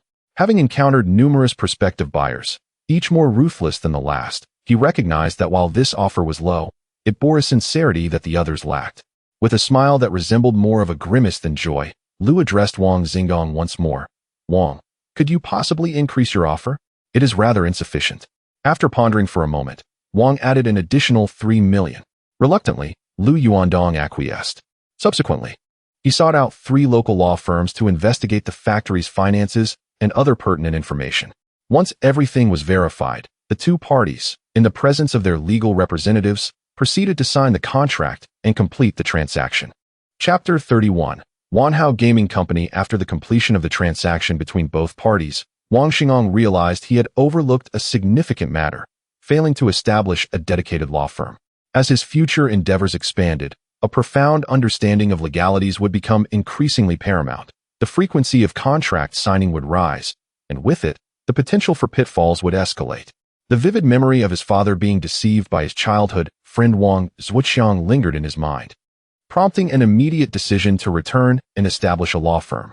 Once the contracts were signed, Lu Yuandong led Wang Xing'an and his group to meet the company's management team. Before the assembly of executives at the electronics factory, he solemnly addressed them, stating, "Ladies and gentlemen, as we embark on this journey together, I wish to inform you that I have sold the factory to Wang Sheng, a renowned stock guru from Shangjiang. I trust he will treat you fairly." Having conveyed all necessary information, he took his trusted subordinates and departed. Wang Xingong observed closely, feeling that Lu Yuandong was a man of integrity who had not set any traps for him. Turning to the remaining management team, he gently inquired, "Now, please introduce yourselves along with the scope of your responsibilities." He directed his gaze to the man in a suit on his far right. The well-dressed gentleman immediately responded with respect, "Wang Sheng, I am the Vice General Manager, Wang Jiqiang, assisting the General Manager in managing the company's affairs." Wang Xingong pondered briefly and instructed Wang Jiqiang, for the time being, assume the role of General Manager. After the introductions, please provide me with a detailed overview of the company's situation. "Boss, I am Wang Zhongjing, the manager of the R&D department. Currently, we have 35 personnel in our department, with 15 intending to resign shortly." Wang Xingong felt a surge of joy at the mention of the R&D department's importance. Hearing of the impending resignations, he promptly addressed Wang Zhongjing, "From this moment, your task is to retain those 15 individuals and continue recruiting. You may double their salaries and benefits, as long as you can keep them." "Rest assured, boss, I will ensure their retention," came the confident reply.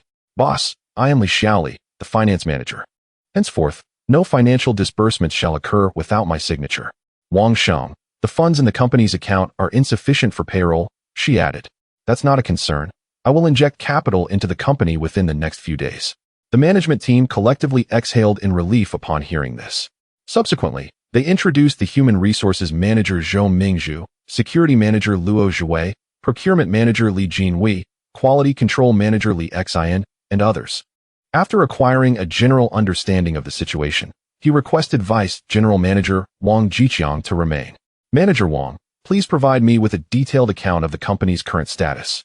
Wang Jiqiang took a moment to collect his thoughts before responding, "Wang Sheng, the total workforce currently stands at approximately 2,000 individuals, with 1,500 being workers primarily engaged in the assembly of electronic calculators.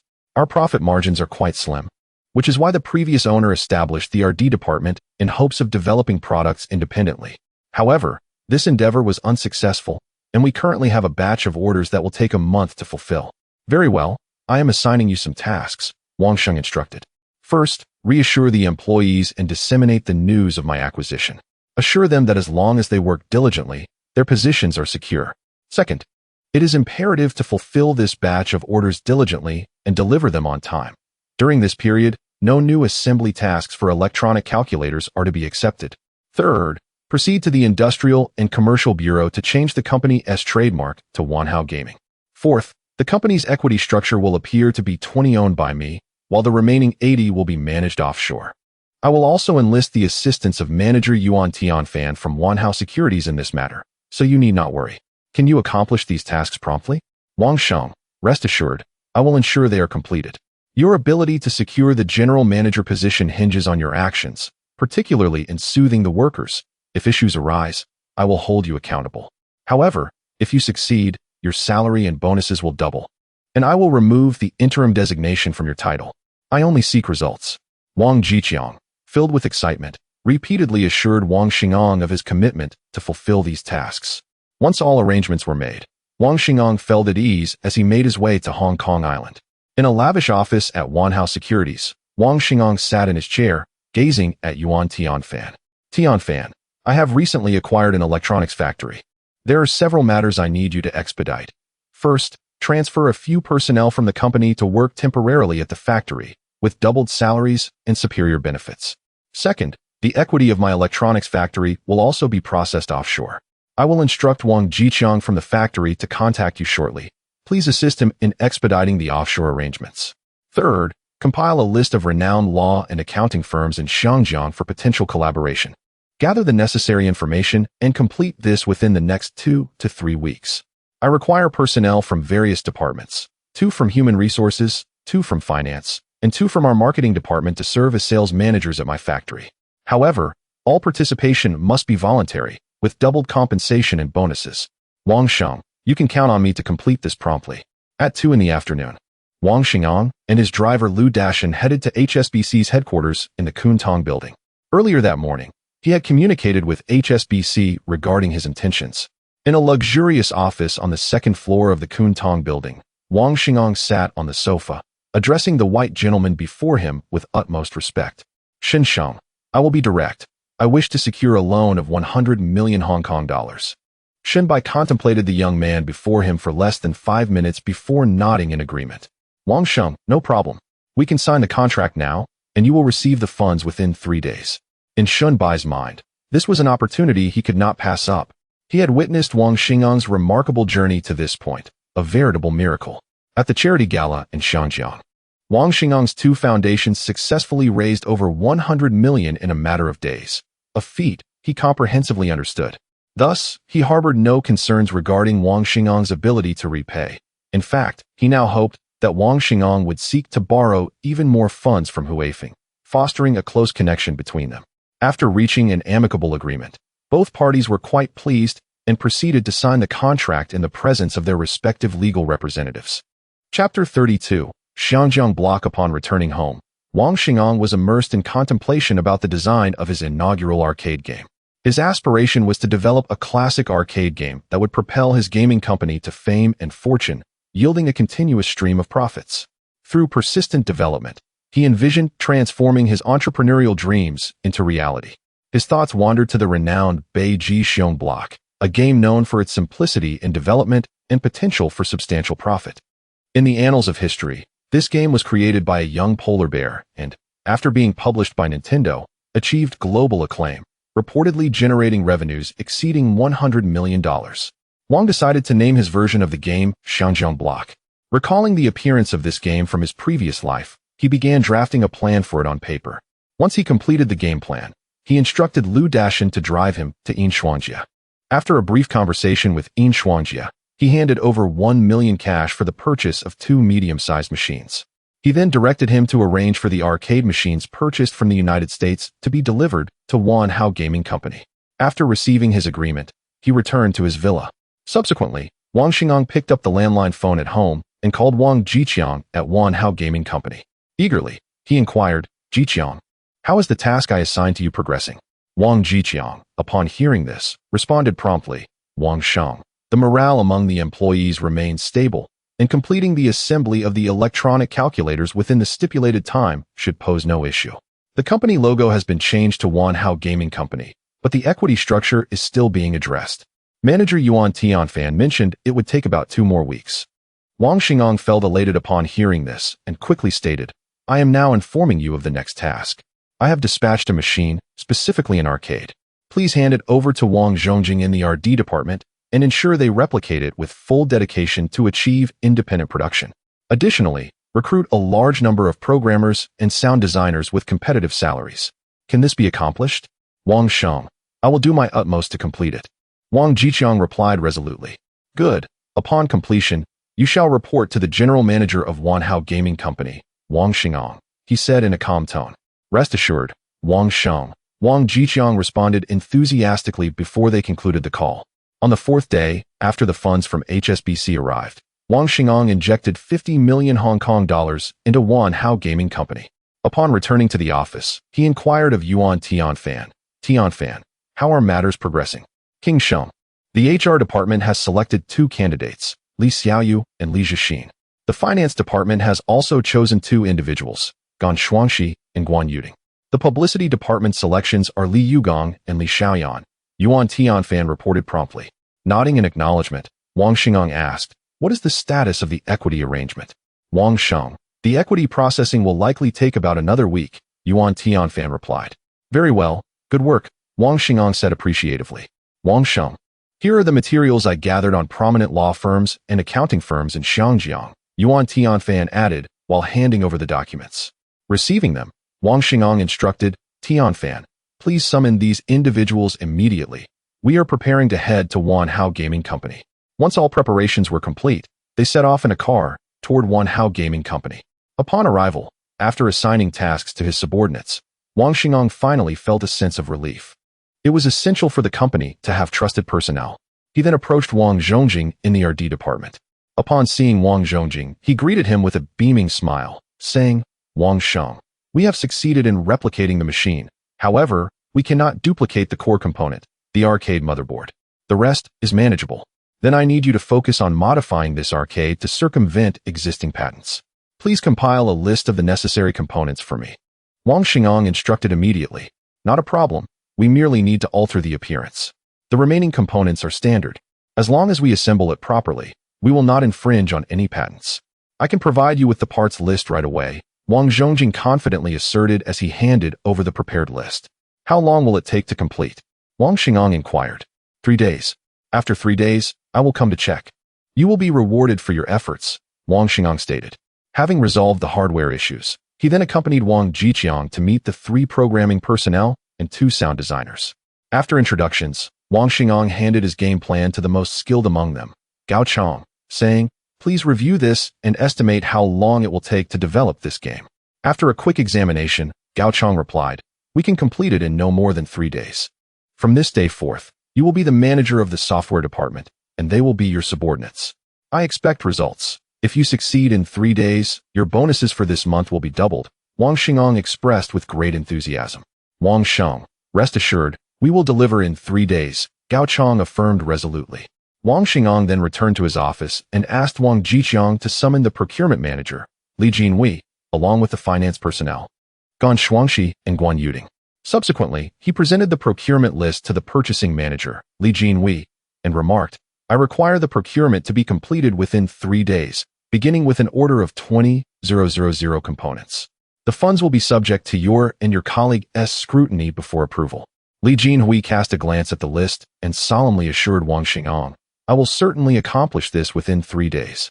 "Very well, I expect only results. You may proceed with your investigation now." After Li Jinhui departed, he turned to the finance personnel, Gan Shuangxi and Guan Yuding, and stated, "You are the financial staff I brought along. I trust you have discerned my purpose in summoning you. It is to ensure a rigorous review of Li Jinhui's quotations. Should any issues arise, I will hold you accountable. However, if you perform admirably, your salaries and bonuses will be doubled." Upon hearing this, both responded in unison, "Wang Sheng, we will not betray your trust. You can rest assured." "Excellent. I expect only results. Now, go about your duties." The two gradually exited the office, while Wang Xingong let out a sigh of relief before heading to Gangdao. Chapter 33.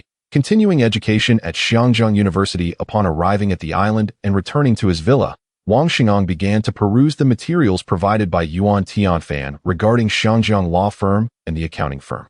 After finishing, he was suddenly overwhelmed with fatigue, reflecting on his busy days since entering this era, where he dared not show any signs of complacency. In his previous life, he was merely a financial elite, managing a team. Now, having acquired an electronics factory, he found himself increasingly overwhelmed, attempting to oversee everything for fear of encountering problems. He realized that if he continued in this manner, he might end up exhausted like Zhuge Liang, coming to terms with his lack of management experience. Therefore, he decided to pursue a month of further studies at Xiangjiang University to learn business management while simultaneously managing his company. Although he yearned to start his studies immediately, he resolved to first ensure that the affairs of the company were in order before proceeding. He opted to recruit a secretary to help alleviate his workload, as this position was of utmost importance. Primarily, he sought loyalty, intending to recruit through campus hiring, believing that freshly graduated individuals possess a sincere mindset. The following morning, Wang Xingong prepared to head to Xiangjiang University. On the way, he inquired of Lu Dashan, who was driving. "Lu, how are your comrades? Do they agree to come and protect my family?" Lu Dashan, beaming with joy, replied, "Boss, I was actually going to tell you a few days ago, but I held off since you seemed so busy. They are all more than willing to protect you and your family." "Excellent. Please get in touch with them as soon as possible. Let us arrange to meet this Saturday morning at the Marriott Hotel. What do you think?" "No problem, boss." Lu Dashan responded, visibly delighted. Upon arriving at Xiangjiang University, they proceeded to the president's office. Wang Xingong expressed his apologies to the president, saying, "President, I apologize for not coming to the school for such a long time."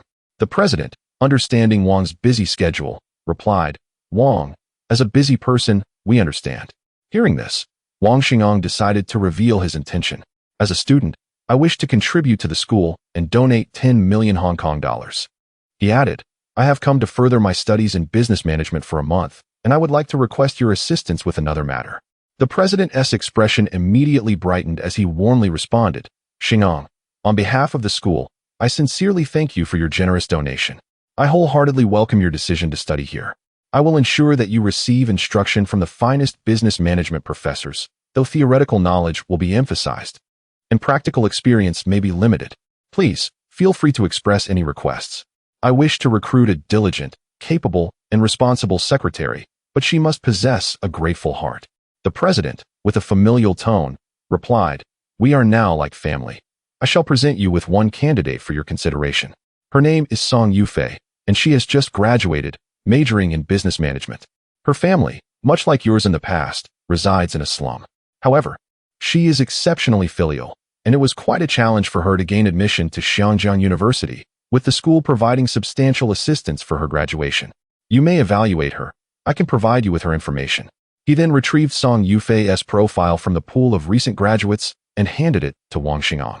Upon reviewing the document, Wang Xing'an responded with delight, President Li, you have been a tremendous help. I would very much like to meet her. Is that possible? Absolutely. With the president's assistance, they arranged to meet in the afternoon. Subsequently, Wang Xing'an returned to the Marriott Hotel. In his office, he called the home of Yin Shuangjia and upon connection, stated, Shuangjia, please investigate someone to confirm the authenticity of the information. He provided details about Fang Yufan before ending the call. After lunch, he received a call, and Yin Shuangjia conveyed, Xing'an. The information is indeed accurate. After a brief conversation, they concluded the call. In the afternoon, at the appointed time, Wang Xing'an arrived at the president's office, where he encountered a girl of modest height with dark skin, yet possessing strikingly bright eyes. Following their introductions, Wang Xing'an addressed her, Miss Song, I would like to inquire about your thoughts on Wanhao Securities. Fang Yufan replied, I have heard from President Li that you intend to study business management at Xianjiang University for a month. If it were solely about Wanhao Securities, I believe it should not pose a challenge for you, Wang. The decision to pursue further studies must stem from the sense of inadequacy felt in managing enterprises, such as factories. As for Wanhao Securities, it may not be evident in the short term. But as long as a rational system is in place to ensure that the capable rise and the incompetent fall, there will be no issue. Wang Xing'an, upon hearing her insightful response, applauded, recognizing her talent. He immediately invited Fang Yufan to become his secretary, to which she gladly consented. Aware of her family circumstances, he promptly offered her an advance salary of 100,000 Hong Kong dollars, leaving her immensely grateful. 3 days later, at Wanhao Gaming Company. After inspecting various departments, Wang Xing'an convened a meeting with the company's management. During the meeting, he addressed General Manager Wang Jiqiang, stating, Jiqiang, after delivering the electronic calculators in half a month, immediately commence production of arcade machines and have the veteran workers assemble them. Understood, Wang. He then directed Zhong Jing, continue developing the arcade machines, optimizing and upgrading them. Please submit all applicable patents to Fang Yufan. I will have her handle the patent applications. All right, Wang. He further instructed Gao Chong, continue optimizing the games and design more engaging modes. Ensure that all patents to be applied for are handed over to Fang Yufan. Got it, Wang. Lastly, he addressed Jin Hui. Continue liaising with multiple suppliers, securing 2 to 3 options for each component. No problem, Wang. After resolving the affairs of Wanhao Gaming Company, he proceeded to the island. In the ensuing month, Wang Xing'an balanced his studies with managing company affairs, while ensuring Lu Dashan's comrades provided protection for his family. During the remaining time, he diligently immersed himself in the study of business administration, engaging in discussions with his teachers and dialogues with Fang Yufan. This led to a profound clarity regarding many previously perplexing concepts, particularly after he delved into a plethora of management literature. He developed a deep comprehension of management, perceiving that talented individuals typically engage in a value exchange with their companies. They utilize their abilities to generate profits for the organization, thereby earning their remuneration. Consequently, they cultivate independent insights and thoughts, often resisting compliance.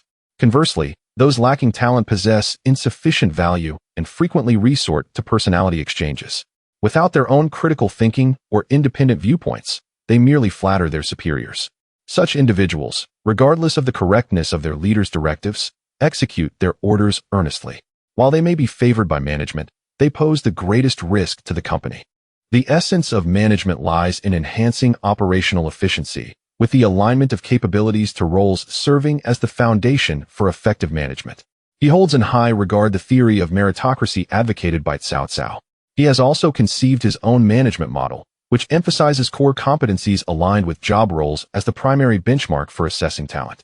By employing an incentive system to motivate performance and a management framework to prevent misconduct, he believes that steadfastly implementing this model will not only facilitate the effective management of talent, but also enable him to extricate himself from the complexities of daily administrative tasks, focusing instead on overarching strategies. Chapter 34. The launch of Shangjiang Cube. During the course of this month, Wang Xingang directed Fang Yufan to acquire a law firm and an accounting firm. Each firm comprised a dozen elite professionals, and their founders were renowned figures in the industry, namely Li Yeguang and Liang Zhaoan.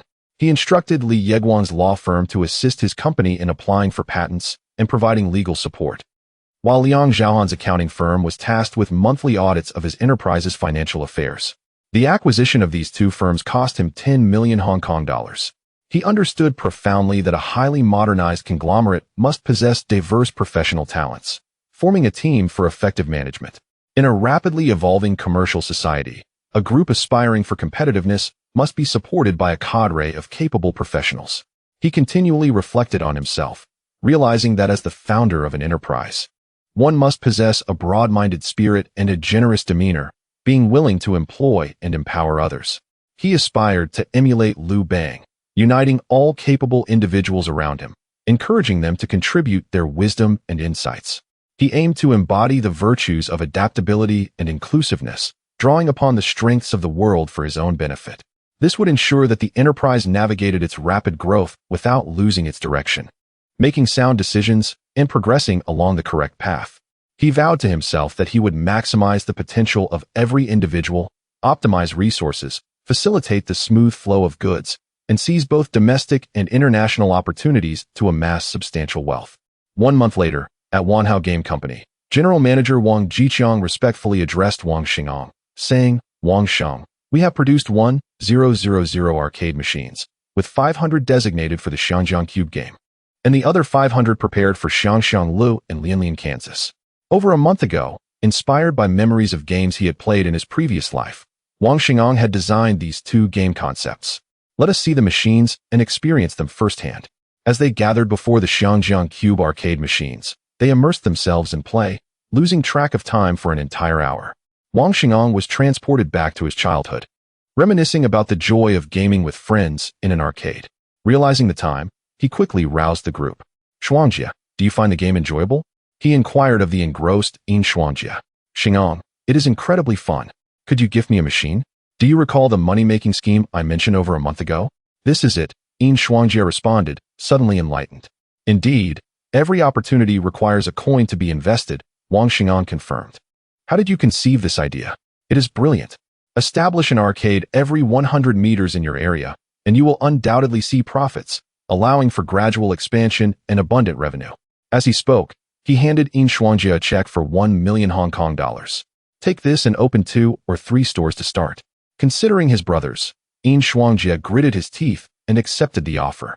Wang Xingang then instructed Wang Jiqiang, "Please send 50 Shangjiang Cube machines to him." After Wang Jiqiang nodded in agreement, he turned to Yin Shuangjia and said, "Prepare to open your first store in 3 days. I will personally come to see it." Once Yin Shuangjia departed, Wang Jiqiang eagerly asked, "Wang Sheng, what price should we set?"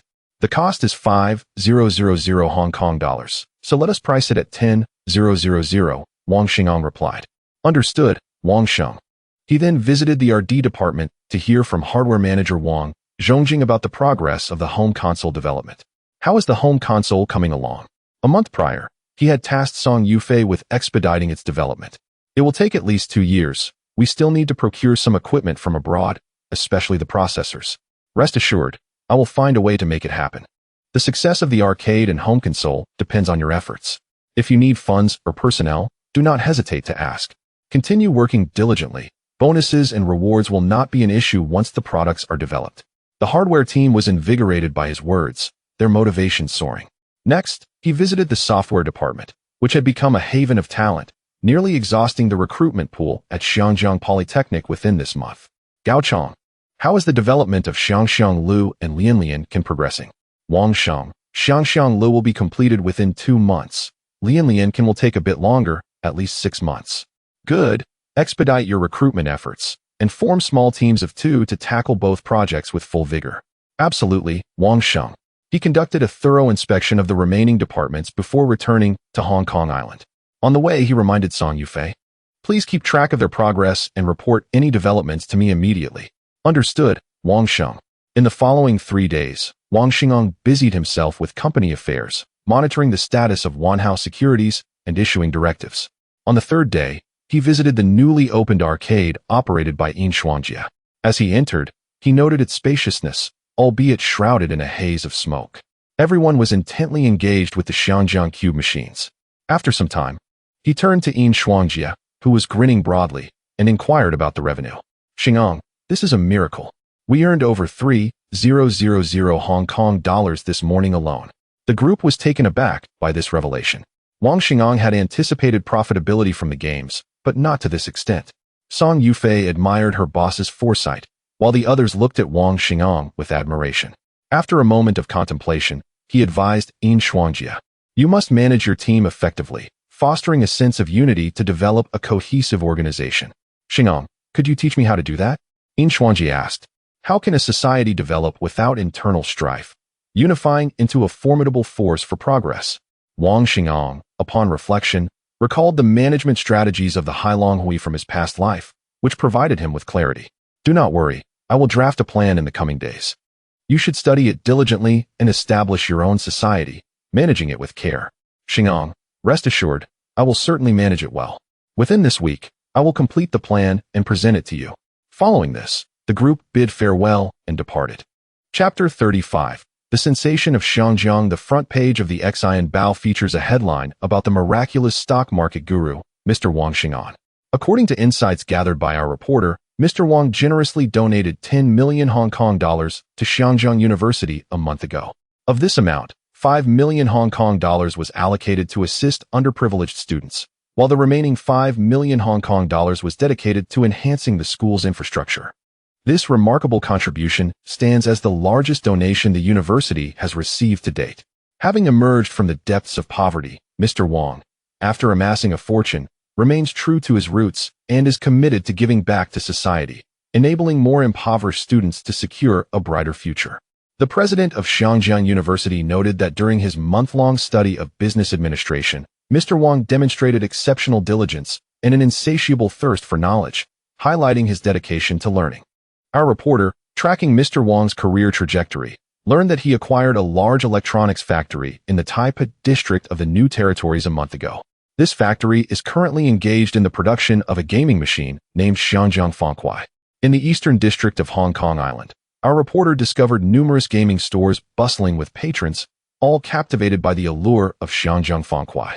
After conducting thorough research, it was revealed that one arcade's daily profit exceeds 10 Hong Kong dollars, 000, a remarkable phenomenon. Following his triumph in the stock market, Mr. Wang's transition into industry has proven equally successful. The news from Xian Bao has ignited excitement throughout Xiangjiang, prompting countless individuals to visit Hong Kong Island to personally experience the charms of Xiangjiang Fangkuai. This entire scheme was meticulously orchestrated by Mr. Wang and Ms. Fang Yufan, strategically releasing news to boost arcade sales and swiftly enhance their market presence. Other newspapers eagerly followed suit. Mr. Cha from Ming Bao personally penned an article lauding Mr. Wang's miraculous achievements. He recounted how Mr. Wang began with merely 5 Hong Kong dollars, 000 at a young age, amassing immense wealth in the stock market, yet remained grounded and committed to societal contributions, quietly donating 10 million Hong Kong dollars to Xiangjiang University while diligently advancing his career and education.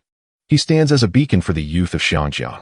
His foray into the gaming industry further underscores Mr. Wang's unique vision, distinguishing him from other affluent Chinese tycoons who recklessly plunge into the real estate market, inflating property prices and causing distress among the populace.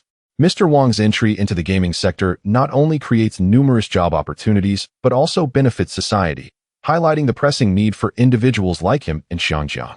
Mr. Cha's remarks propelled Mr. Wang's fame to new heights, and he expressed deep gratitude for Mr. Cha's support, Recalling how Mr. Cha had assisted him on 2 occasions, he resolved to direct his company's advertising efforts toward Ming Bao whenever possible. Prominent newspapers in Xiangjiang, including Xingdao Rabao and Xian Bao, have extensively covered Mr. Wang's story. Even British publications such as Xiangjiang Dika Baocan and Nanhua Rabao have reported on him. Notably, the usually neutral De Hui Bao and Wen Hui Bao, which promote patriotism and love for Xiangjiang, have also commended him. Major television stations in Xiangjiang, including TVB, ATV, and Jia Yi, dispatched reporters to interview at gaming halls in the eastern district of Hong Kong Island. The renown of Xiangjiang Fangkuai has skyrocketed, as countless individuals have recognized the lucrative opportunities it presents. In Xiangjiang, those with foresight can easily calculate the potential.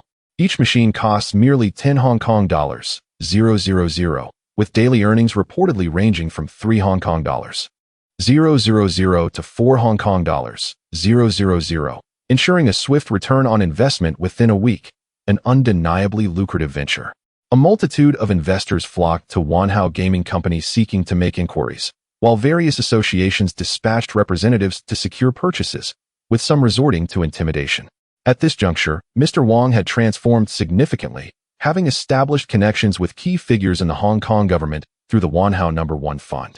Prior to the launch of the plan, he had already organized a security team at Wanhao Gaming Company, ensuring that any threats would be swiftly dealt with by government officials, sparing him the need to intervene personally. Before the plan commenced, he had instructed Ms. Fang Yufan to convey to Mr. Wang Jiqiang, the general manager of Wanhao Gaming, that all purchasers must pay in full before collecting their machines from the factory. Understanding that this is a seller's market, he realized that owning a Xiangjiang Fangkuai arcade machine equates to an inexhaustible source of wealth.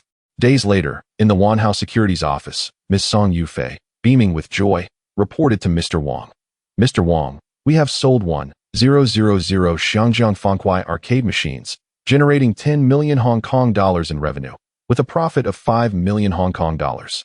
We have nearly 3,000 units on order, and the factory is ramping up production to create an additional 1,000 machines. However, we are facing a critical shortage of arcade motherboard components.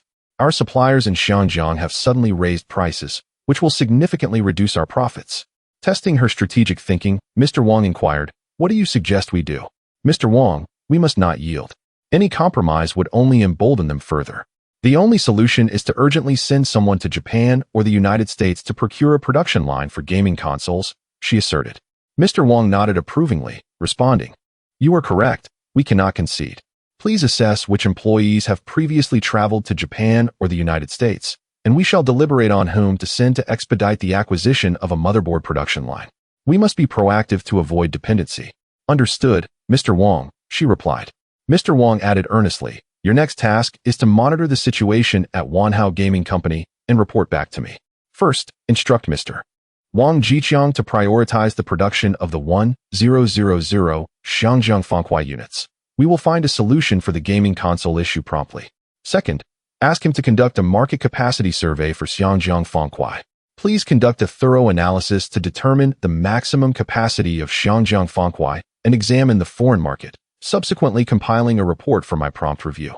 Thirdly, inform Wang Jiqiang to maintain vigilant oversight of counterfeit Xiangjiang Fangkuai arcade machines in the market. Should he identify any such instances, it is imperative that he relay the information to me without delay, as we must resolutely combat this issue. Fourthly, notify the department managers at Wanhao Gaming Company to prepare and submit reports detailing their respective departmental statuses to me, with particular emphasis on the progress of the research and development and software departments. I require a comprehensive understanding of their work completion. Fifthly, instruct Li Yeguang from the law firm to expedite the drafting of our company's patent application status report, which you will then present to me." Fang Yufan, while listening, took out a notebook and pen to make notes. After she finished recording, she retrieved a plan referencing the administrative methods of the Hailong Hui from the island nation over the past few days from her drawer and handed it to Fang Yufan, stating, "Please ensure Lu Dasan delivers this plan to In Shuangzhe and Wang Sheng promptly. I will complete this as quickly as possible. I appreciate your efforts. You should proceed with this task immediately." After Fang Yufan departed, Wang Sheng thought for a moment about any potential oversights. Upon realizing none, he resumed reviewing the documents from Wanhao Securities. Chapter 36. exporting to the island nation. Koizumi Taro was the chairman of Okawa Kabushiki Gaisha. Established in 1976, Okawa Kabushiki Gaisha primarily engaged in the production of desktop gaming machines, arcade assembly, cabinets, gaming consoles, and electrical components, among other businesses. Though he stood at a modest height of approximately 1.60 meters, his eyes sparkled with intelligence. Initially, he had accompanied his subordinates to Xiangang to visit business partners and to investigate the reason behind the recent surge in demand for arcade circuit boards and electrical components. Upon arriving in Xiangang, he discovered that the catalyst for his company's booming business was a particular arcade game. He spent an entire afternoon playing at the arcade alongside his subordinates, and, after the experience, he recognized a tremendous business opportunity. He believed that if this game were introduced to the island nation, it would undoubtedly become a sensation, propelling his company to even greater heights. Cunningly, Koizumi Taro refrained from directly approaching Wanhao Gaming Company for collaboration. Instead, he instructed his subordinates to investigate whether the patent for this game had been registered in the island nation. As a seasoned professional familiar with the intricacies of the Chinese market, he understood that many did not fully appreciate the significance of patents, often falling victim to infringement without realizing it. He hoped that this individual from Xiangang would similarly overlook the importance of the patent, which would allow him to reap substantial rewards. For the following 3 days, he immersed himself in the game, becoming utterly captivated. However, his enthusiasm was abruptly dashed when a telegram from his subordinate informed him that the individual from Xiangang had indeed registered the patent. It took him considerable time to regain his composure, and he resigned himself to the necessity of collaboration, hoping that this person had not recognized the game's true value. He managed to ascertain the location of Wanhao Gaming Company and, accompanied by his subordinates, set off to pay them a visit. In the office of Wanhao Securities, Wang Xingang had just completed his tasks and felt that everything was progressing according to his plans. He shifted his focus to Wanhao Gaming Company, with the primary challenge being the arcade circuit board issue. He intended to commission Goldman Sachs to expedite the acquisition of an arcade circuit board production line, understanding that time equated to money. A series of sharp knocks interrupted his thoughts. "Please come in," he responded, steadying himself. His secretary, Fang Yufan, hurried in, beaming with excitement. "Wang Sheng, the chairman of Okawa Kabushiki Gaisha, wishes to meet with you. He is currently at Wanhao Gaming Company." Upon hearing this, Wang was taken aback and quickly inquired how the chairman had come to seek him out. "Wang Sheng, it appears that the success of the game Xiangang Tetris has significantly boosted their business, and he is here to ascertain the reasons behind it." "You've done well," Wang replied thoughtfully. "I have a task for you. Immediately visit Xiangang Information Consulting Company and investigate what their company does. The expenses can be reimbursed by finance. Additionally, inform Wang Jiqiang that we will meet at Wanhao Securities at 3 o'clock this afternoon." After a moment of contemplation, Wang Xingang remained composed, recognizing the importance of understanding both allies and adversaries. "Very well, Wang Sheng. I will attend to this at once," Fang Yufan assured him. At 2 o'clock that afternoon, Wang Xingang sat anxiously in his office, awaiting news from Fang Yufan. Shortly thereafter, she rushed into the room, breathless. "Wang Sheng, here are the documents gathered by the Information Consulting Company." She handed him the papers, and he scrutinized them intently. Upon finishing, he expressed his delight, exclaiming, "What serendipitous timing!" After quenching her thirst, Fang Yufan, noticing his elation, inquired, "Wang Sheng, what is the cause of your excitement?" "This time, acquiring a production line for the main console should resolve our issues entirely." At 3 o'clock, Koizumi Taro, impeccably dressed, entered Wanhao Securities accompanied by his subordinates. Wang Xingang personally stepped out of his office to greet them, relieved that there would be no language barriers, as he had already confirmed that Koizumi was well-versed in Chinese affairs. Upon seeing Wang Xingang, Koizumi approached swiftly and bowed deeply, sincerely stating, "Wang Sang, I apologize for the intrusion and any offense caused." Wang Xingang had previous dealings with individuals from the island nation and understood that, while they may appear harmless, they often harbored ulterior motives. The more respectful they were, the more one should be wary of their intentions. He responded amicably, "Mr. Koizumi, you are too kind. Please, let us proceed inside to discuss matters." As they entered the office, Fang Yufan guided Koizumi's subordinates to the reception area before returning to serve tea. Wang Xingang and Koizumi engaged in light conversation, with Koizumi extolling the virtues of Xiangang and its people. They exchanged compliments, deliberately avoiding the main topic. Both men were acutely aware that revealing their intentions could shift the balance of power in the negotiation. Initially, Koizumi had regarded Wang Xingang's success as mere luck, yet he now recognized the young man's composure and astuteness. Resembling that of a seasoned fox, he immediately resolved to adjust his approach. Wang sang, "I have come to discuss the acquisition of the copyright for your game Xiangang Tetris. I am prepared to offer $10 million. As he spoke, he carefully scrutinized Wang Xingang's expression. Wang Xingang remained unfazed, contemplating that this clever man had finally revealed his hand. "Mr. Koizumi, your offer is generous, but Xiangang Tetris is emblematic of our culture and pride. I cannot entertain the notion of selling it." Undeterred, the cunning Koizumi continued to probe, raising his offer to $20 million, yet he quickly realized that his plans were faltering. Recognizing that the initiative lay in the hands of the other party, and that he was not irreplaceable, Wang Xingang released the burdens from his heart and spoke candidly. "Wang Shang, we need no longer engage in mutual probing. I shall be forthright. I believe this game will achieve tremendous success in the land of the rising sun, and I wish to collaborate with your esteemed company." Wang Xingang felt elated within and addressed Koizumi Taro. "Very well. How do you envision this collaboration? I seek the rights to represent this game in the land of the rising sun. What are your thoughts?" He contemplated for a moment, realizing he lacked sales channels in Japan, rendering his position negligible. Allowing Koizumi Taro to act as the agent in Japan would not only facilitate their cooperation, but also enhance the company's influence. Thus, he replied, "Agreed. The licensing fee for this game's arcade machines in Japan is set at $50 million for a duration of 2 years. For every arcade machine sold, you must remit 1,000 HKD to us, and you are also required to provide a state-of-the-art arcade motherboard production line." Upon hearing this, Koizumi Taro was infuriated, thinking to himself that he was being taken for a fool. After extensive negotiations, the two parties ultimately reached a cooperation agreement. The terms were as follows. Okawa Kabushika Gaisha would grant Xiangjiang Wanhao Game Company the rights to distribute the Xiangjiang Cube arcade game in the land of the rising sun for a duration of 5 years, with a total payment of $20 million, and would bestow upon Xiangjiang Wanhao Game Company a cutting-edge arcade production line. This agreement was the result of mutual concessions. Wang Xingang relinquished the licensing fee for each Xiangjiang Cube arcade machine, and the cooperation term was extended to 5 years. Koizumi Taro made concessions regarding the agency fee and the arcade motherboard production line, leading to mutual satisfaction. They both summoned their respective lawyers to review the contract, which stipulated that Okawa Kabushika Gaisha must first fulfill the payment of $20 million and the provision of the arcade motherboard production line for the agreement to take effect. Subsequently, both parties smiled as they signed the contract, each believing they had secured a favorable deal.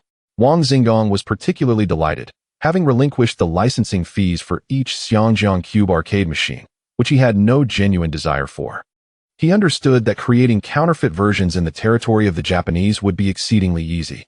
Moreover, he was acutely aware that this game was a true cash cow for home consoles and handheld devices, leaving him with a sense of having struck a lucrative bargain. Chapter 37. The shock of the island nation. In the span of a month, Okawa Kabushika Gaisha received a staggering $20 million, while Wanhua Game Company established a state-of-the-art arcade production line. The contract between Okawa Kabushika Gaisha and Wanhua Game Company officially came into effect, and once the details of the agreement were leaked, it sent shockwaves throughout both Hong Kong and the island nation. The Hong Kong newspaper, Xiangang Jingji Bao, published an article titled "Xiangang Block Conquers the Island Nation," stating, according to reliable sources, Wanhua Game Company has licensed a game called Xiangang Block to a company in the island nation, with a licensing fee of $20 million, exceeding 100 million Hong Kong dollars. The founder of Wanhua Game Company, the renowned stock market guru Wang Xingang, had only a month prior acquired a large electronics factory. He created a game that captivated Xiangang and has now taken the island nation by storm, leading many to believe it has the potential to conquer the world, a true miracle. All residents of Xiangang should feel immense pride, as the game bears the name of their city, and it is believed that it will introduce Xiangang to the entire globe. Upon hearing this news, the people of Xiangang were left utterly astonished. A single game achieving such remarkable success and generating substantial profits in US dollars was beyond their imagination. From the highest officials to the common folk, everyone remembered the name Wang Xingang, prompting countless discerning individuals in Xiangang to view the gaming industry as a veritable goldmine ripe for investment, eager to pour considerable funds into this burgeoning sector. Prominent newspapers such as Xinbao, Mingbao, and Xingdao Rebao reported extensively, and Wang Xing'an's name became synonymous with success known to all, from the elderly to the very young. The youth of Xiangang, especially students of Xiangang University, took immense pride in having Wang Xing'an as their role model. In the office of HSBC, Shunbai was equally astounded after perusing the newspaper, pondering the lucrative potential of the gaming industry, and feeling elated about the favorable partnership between HSBC and Wang Xing'an. He promptly summoned his secretary to elevate Wang Xing'an's status within the bank to the highest tier, designating him as a VIP client. He then immediately called Wang Xing'an to extend his congratulations. Meanwhile, the gambling king of Macau set down his newspaper, equally shocked at the astonishing profits a game could yield, surpassing even the speed of returns in gambling, which challenged his previous understanding. He called for his daughter, He Chaoqiong.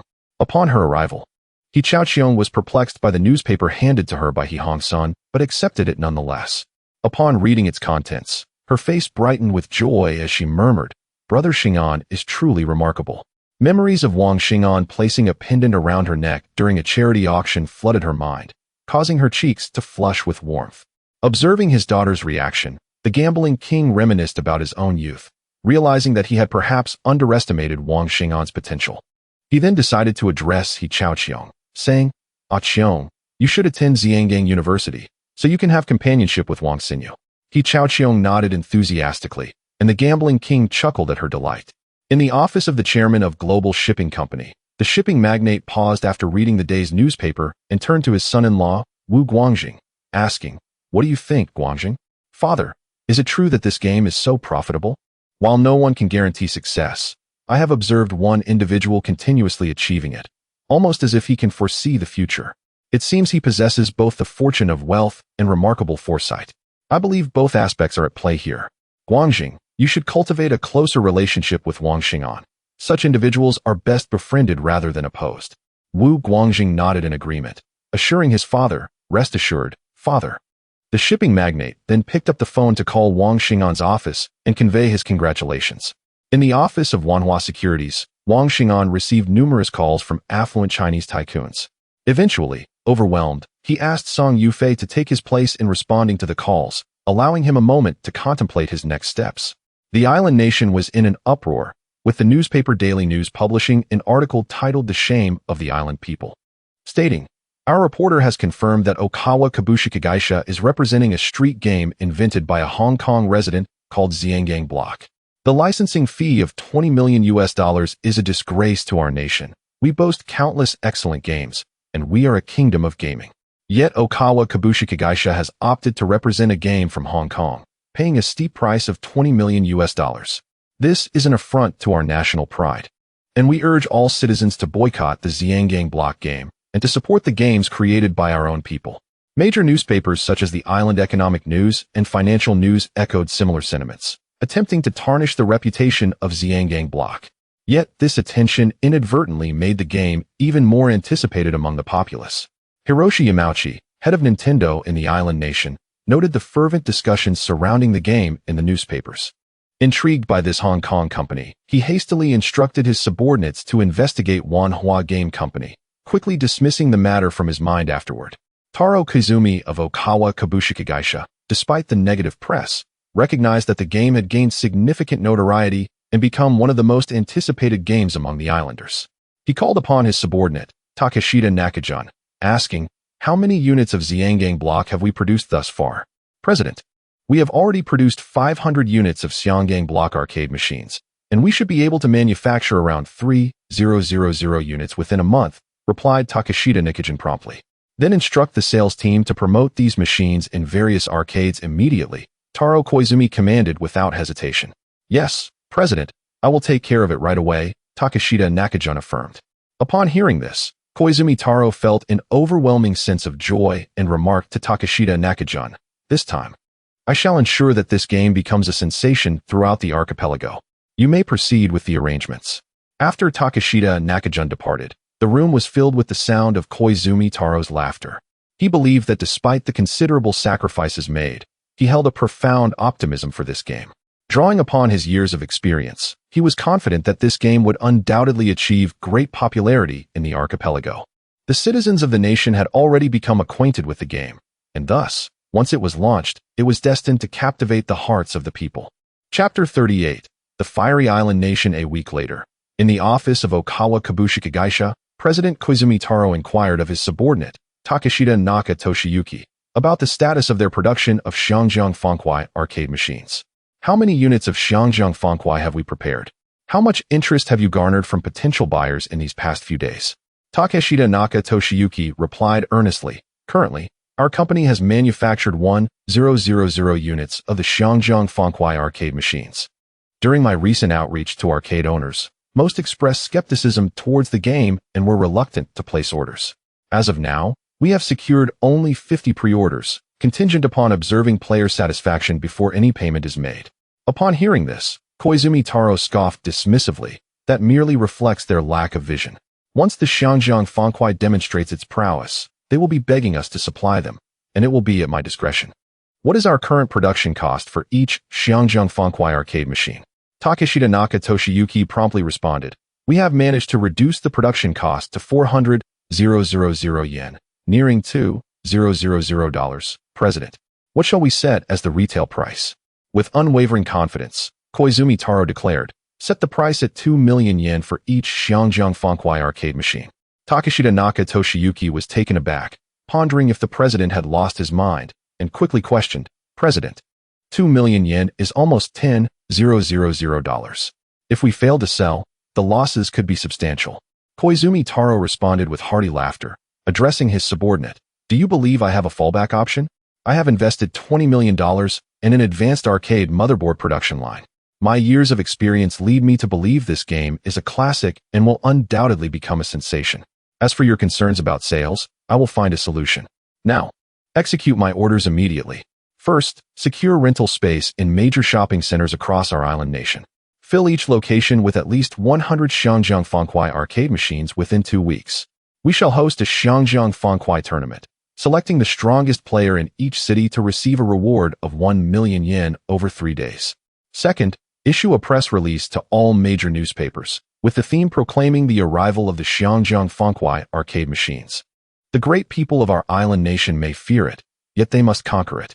In 1 month, the Xiangjiang Fangkuai shall await the islanders, hoping the great populace will triumph over it. Takeshita Naka Toshiyuki marveled at the president's grand vision and remarked, President, this will incur significant expenditure. If we do not succeed, our losses will be immense. Koizumi Taro, still laughing, replied, there is an old saying in Huaxiao that I wholeheartedly agree with. To take, one must first give. I am fully in support of this. Expedite the arrangements. In 2 weeks, I want the entire island nation to be aware of the Xiangjiang Fangkuai's arrival in Japan, eagerly awaiting conquest. Upon this, Takeshita Naka Toshiyuki affirmed, President, I shall commence the preparations at once. In 2 weeks, the entire island nation shall know that Xiangjiang Fangkuai has arrived, ready for conquest. During these 2 weeks, the island's populace was ignited with fervor, ardently declaring their intent to conquer the Xiangjiang Fangkuai game. Major media outlets reported extensively, as countless islanders awaited the moment to engage with this game from Xiangjiang. 2 weeks later, every shopping center featuring the Xiangjiang Fangkuai was teeming with people. Countless islanders, driven by curiosity, sought to conquer the game, and within 3 days, the Xiangjiang Fangkuai became a sensation. Many islanders found themselves enamored, deeming it a classic. In Okawa Kabushika Geisha, Koizumi Taro was elated and inquired of Takeshita Naka Toshiyuki, how many units of the Xiangjiang Fangkuai arcade machines have we sold thus far? With great enthusiasm, Takeshita Naka Toshiyuki responded, President, you are truly remarkable. We have sold 5,000 units of the Xiangjiang Fangkuai arcade machines, generating sales of 10 billion yen, close to $50 million. The projected profit is approximately $45 million, and our factory is currently experiencing a shortage, with 10,000 orders for the Xiangjiang Fangkuai awaiting prompt fulfillment. Overjoyed, Koizumi Taro instructed, notify the factory manager to expedite production. I want every person in the island nation to experience the Xiangjiang Fangkuai game. After Takeshita Naka Toshiyuki departed, Koizumi Taro laughed heartily in his office. The island's media was ablaze with excitement, having learned that Okawa Kabushika Gaisha, through the agency of this game, could potentially earn over $100 million. The island's daily news published an article titled Xiangjiang Fangkuai Conquers Japan, stating, "According to our sources, the currently popular Xiangjiang Fangkuai is projected to yield over $100 million in profit for Okawa Kabushika Gaisha. It is an outstanding game that captivates all who play, immersing them completely. We have come to appreciate the allure of this game. The game's creators hail from Xiangjiang, which has enlightened the islanders to the fact that they are not the only ones capable of creating engaging games. A company in Xiangjiang excels in this realm as well." Various newspapers, including Island Economic News and Financial News, lauded the Xiangjiang Fangkuai for conquering the hearts of the island people, revealing to them the proximity of a company in Xiangjiang that crafts beloved games. As the sales of the Xiangjiang Fangkuai arcade machines surged and began to dominate the market, Nintendo's Yamauchi Hiroshi felt an unsettling calm within himself. He promptly summoned Yokoi Gunpei to inquire about the progress of their recent development of a game combining LCD technology with digital watch features. Upon receiving an update, he urged Yokoi Gunpei to expedite the development. Sitting in his office, gazing at the information on Wanhao Game Company, he fell into a contemplative silence, sensing that he had encountered a lifelong rival. Upon receiving the news, the major media outlets in Xiangjiang erupted with excitement.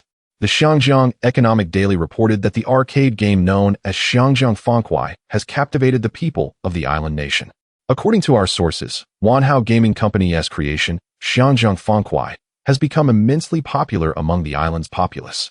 The company responsible for its distribution, Dazhong Company, Limited, is projected to earn over $100 million, signifying that our Xiangjiang gaming enterprises can indeed conquer a gaming powerhouse like the island nation. The news brought great joy to the people of Xiangjiang, gradually enticing more individuals to enter the gaming halls to experience the pride of Xiangjiang, Xiangjiang Fangkuai.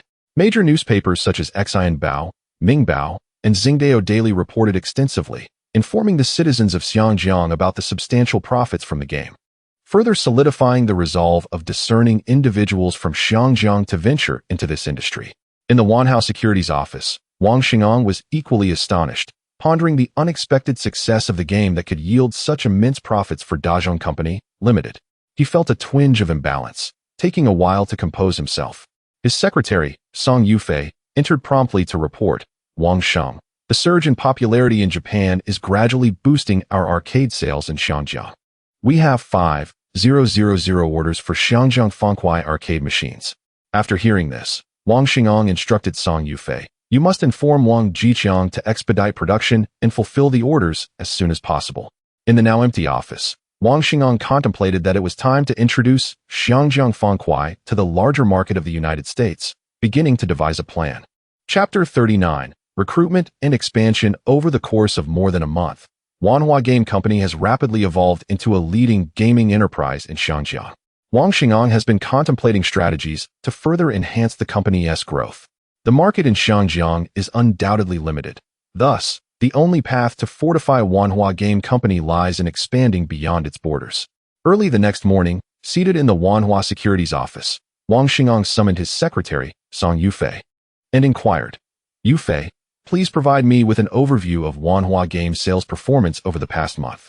Since we acquired an advanced arcade board production line from Dazawa Corporation, our monthly output has reached approximately 3,000 arcade machines. Thus far, we have sold 3,000 Xiangjiang-themed arcade machines, generating sales revenue of 30 million Hong Kong dollars and yielding a profit of 15 million Hong Kong dollars. There are also orders for an additional 5,000 Xiangjiang-themed arcade machines, with an expected total sales revenue of 80 million Hong Kong dollars and a profit of 40 million Hong Kong dollars. After deducting production material costs of 40 million Hong Kong dollars and employee salaries of 10 million Hong Kong dollars, and with the 20 million US dollars received from Dazawa Corporation and Wang Sheng's investment of 50 million Hong Kong dollars, the company currently has 130 million Hong Kong dollars in its accounts. Nodding in acknowledgement, Wang Xingong then asked Fang Yufan about the current status of the R&D and software departments.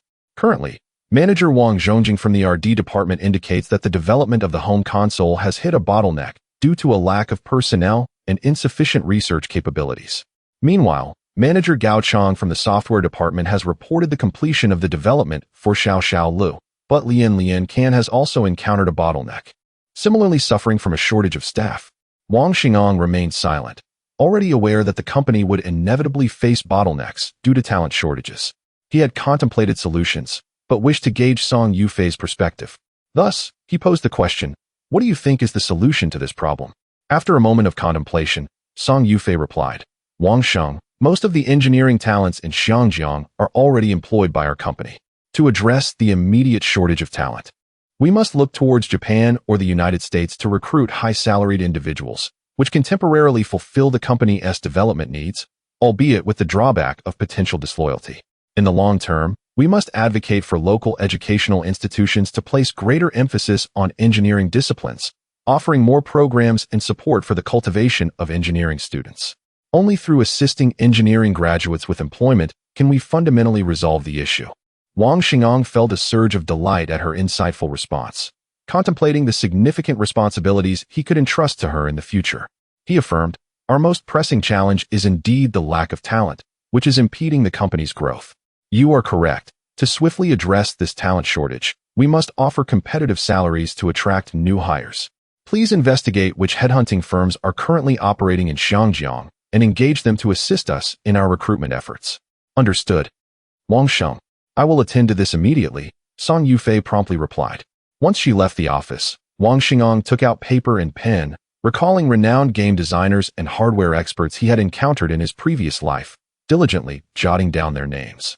He mused to himself, "Success depends on human endeavor, but the outcome rests with fate. I hope to recruit these exceptional talents for Wanhua Game Company." After finishing lunch, Wang Xingong settled in his office to rest.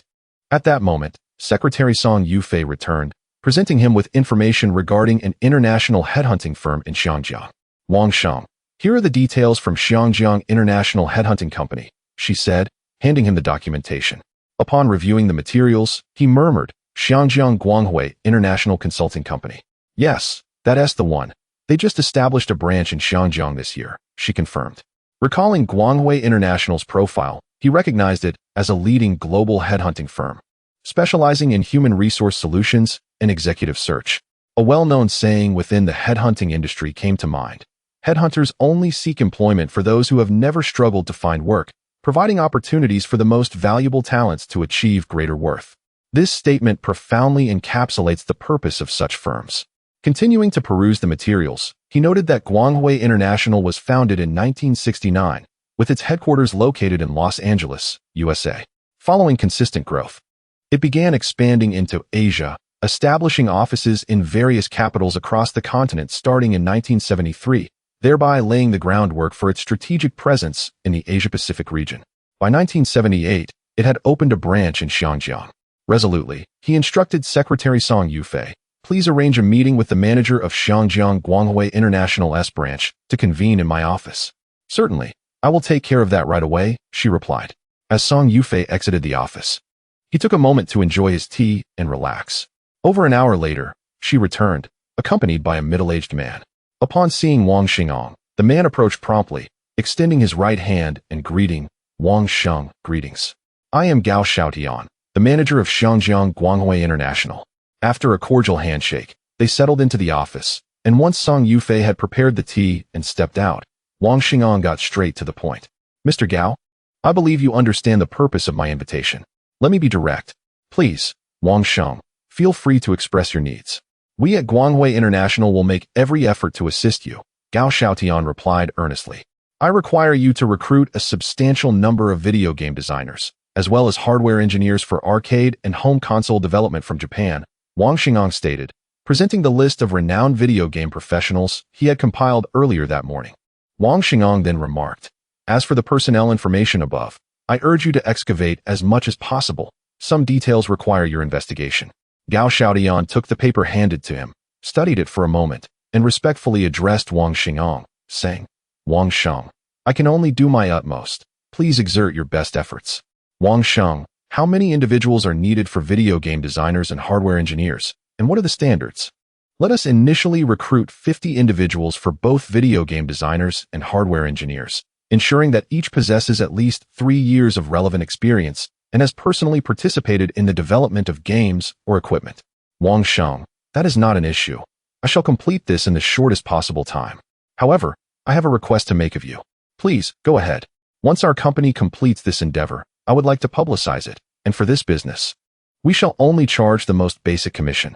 I am uncertain if Wang Sheng would agree to this. Gao Xiaodian inquired cautiously. Wang Xingong pondered for a moment, then nodded slowly, responding, "That is acceptable, but the promotion must occur only after the task is completed." Gao Xiaodian was elated and promptly replied, "Wang Sheng, certainly."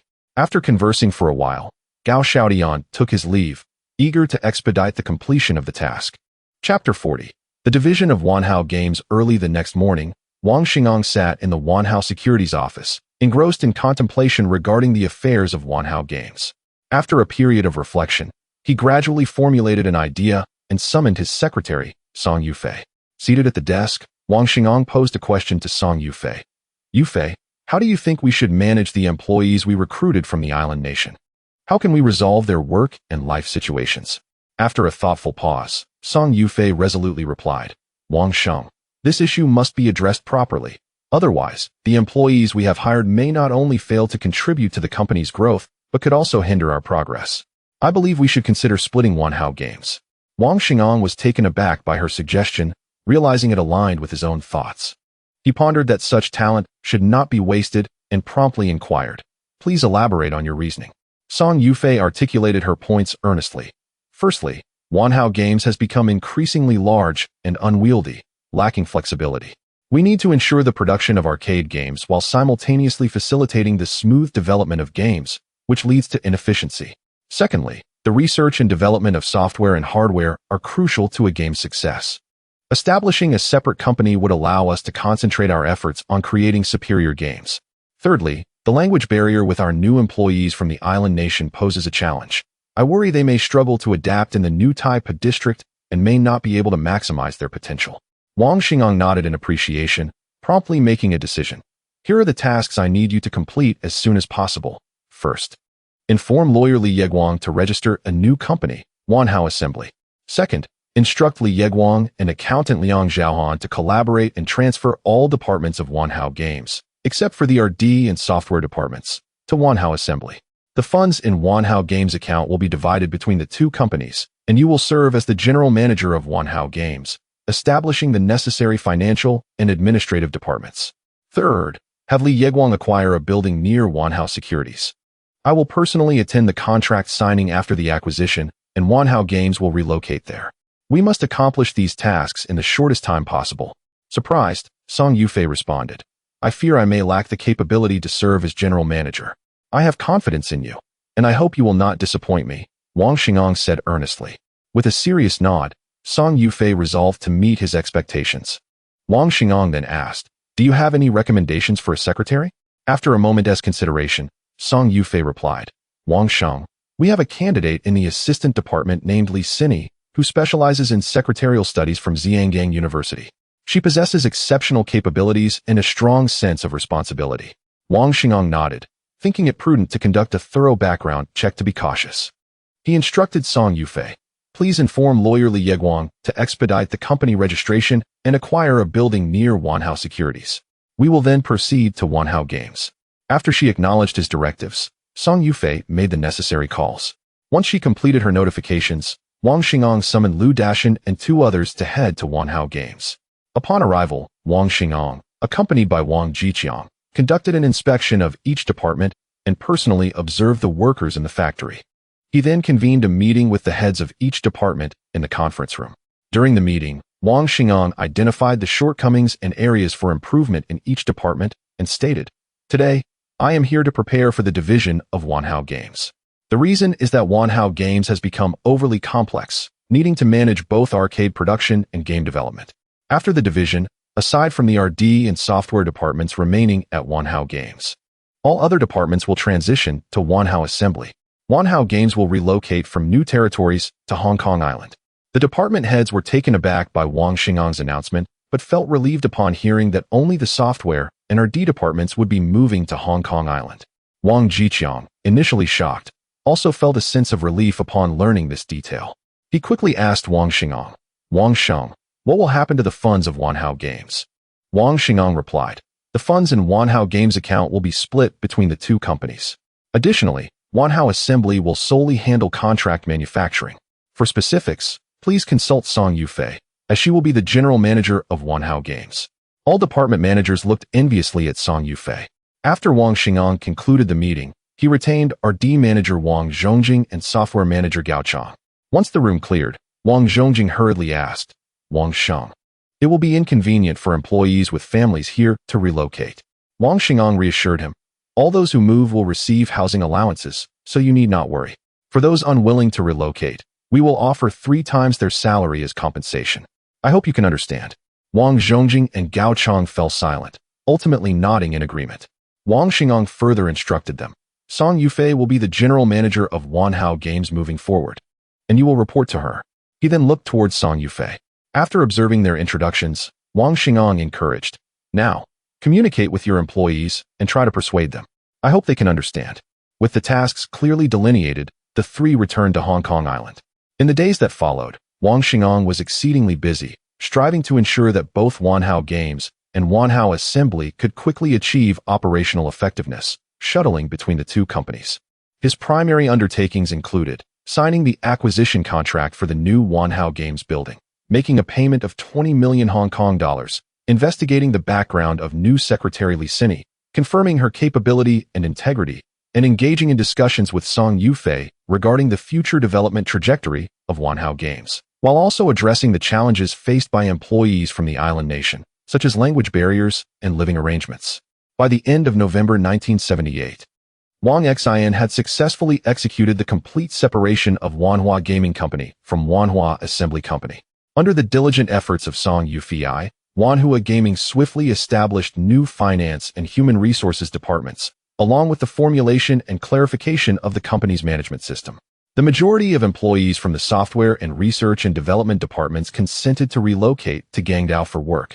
However, a small number chose to resign due to the considerable distance from their homes. Wang Xin generously offered each departing employee 3 times their salary. Chapter 41. The turbulence of Heji Huangpu. In early December of 1978, Wang Xingang finally exhaled with relief after concluding the affairs of Wanhao Games and Wanhao Assembly Company. He leisurely sat in his office, sipping tea when he heard a knock at the door. Without hesitation, he called out, "Come in." In rushed Yuan Tianfan, who promptly informed Wang Xingang, "Wang Sheng, the stock price of Heji Huangpu has begun to surge dramatically. I suspect that the individuals at Heji Huangpu have become aware of the stock acquisition." Upon hearing this, Wang Xingang inquired, "Could it be that we have leaked information?" Yuan Tianfan firmly replied, "There is absolutely no way we could have leaked anything, as we secured the Heji Huangpu stocks over a month ago." After pondering for a moment, Wang Xingang directed Yuan Tianfan, "Please have my secretary, Li Xini, summon Li Shiji and Zhang Linga. I need to understand the returns of Fund Number 1 and Fund Number 2. When Li Shiji and Li Xini arrived at Wang Xingan's office, he turned to Yuan Tianfan and said, "Kindly provide an overview of the Wanhao Securities Fund." Yuan Tianfan immediately responded, "Currently, Wanhao Securities has acquired a total of 3 million shares of Heji Huangpu stock, purchasing them at a price between 20 and 25 Hong Kong dollars per share. The stock price has now risen to 45 Hong Kong dollars per share. Qingzhou Yingyi holds 38 million shares, accounting for 20 of the total shares. Out of 20 investors who each contributed 1 million in capital, there remains 18 million Hong Kong dollars, of which 2 of my associates have incurred losses exceeding 50 on their 1 million investment. 3 have lost over 20, 5 have lost more than 10, and 10 have gained 5 on their 1 million investments." As he spoke, Yuan Tianfan glanced at Wang Xingang, feeling uneasy about the performance of his team, recognizing his own responsibility as a leader. He continued, addressing Wang Xingang, "My personal investment of 20 million has seen a 30 increase, now valued at 26 million Hong Kong dollars. Wang Xingang, hearing this, felt a sense of resignation, having lost nearly half of his 20 million investment.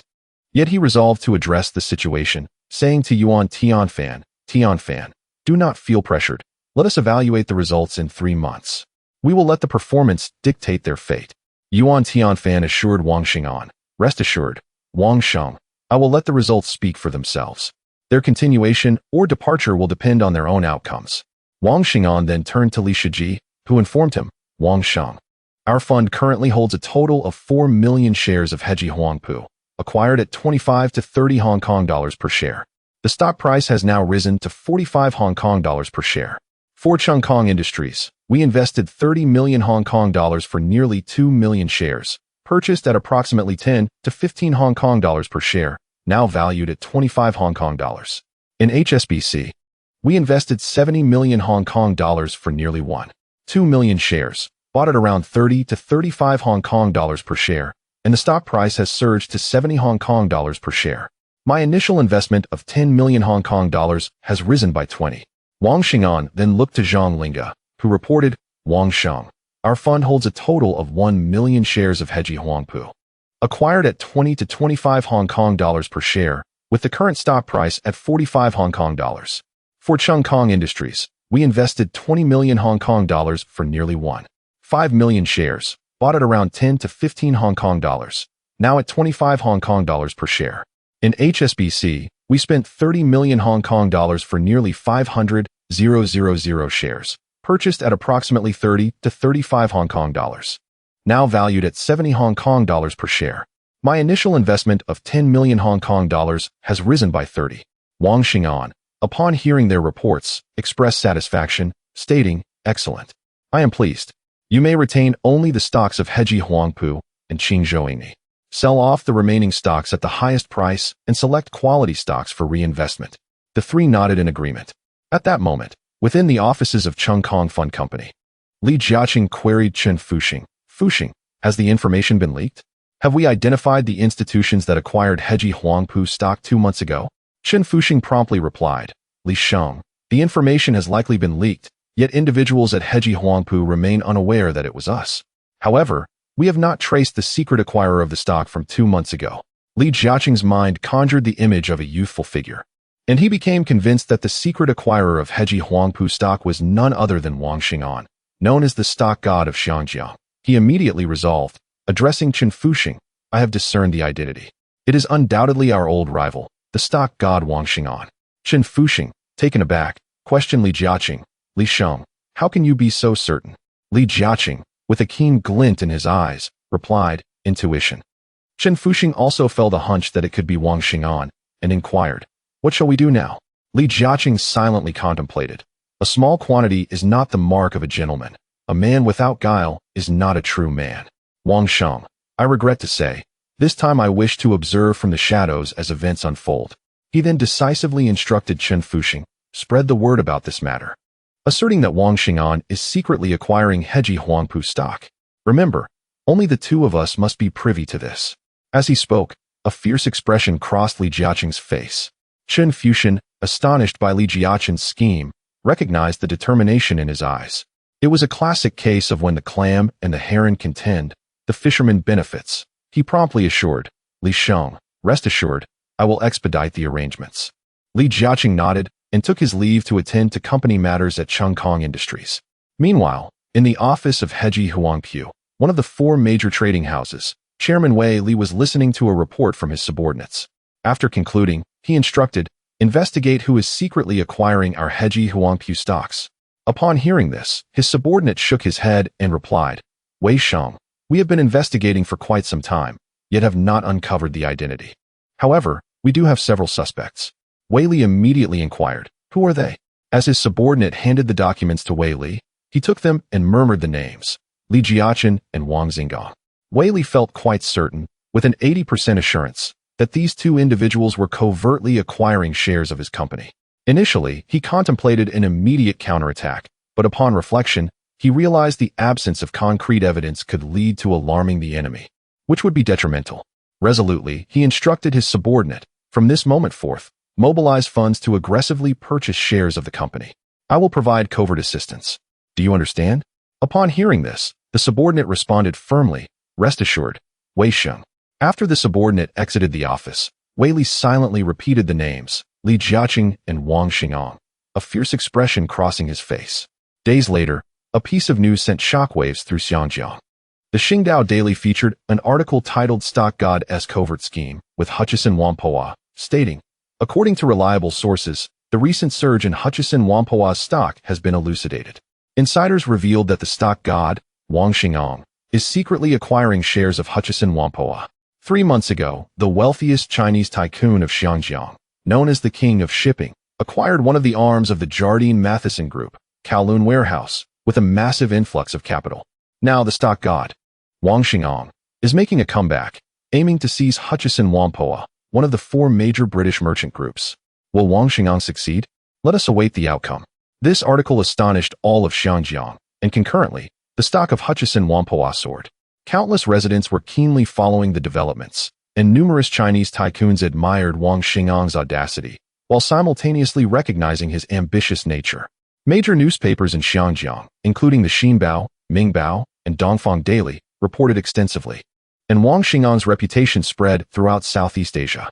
Many in Xinjiang hoped for his success, and the youth rallied behind their idol, Wang Xingong, cheering him on.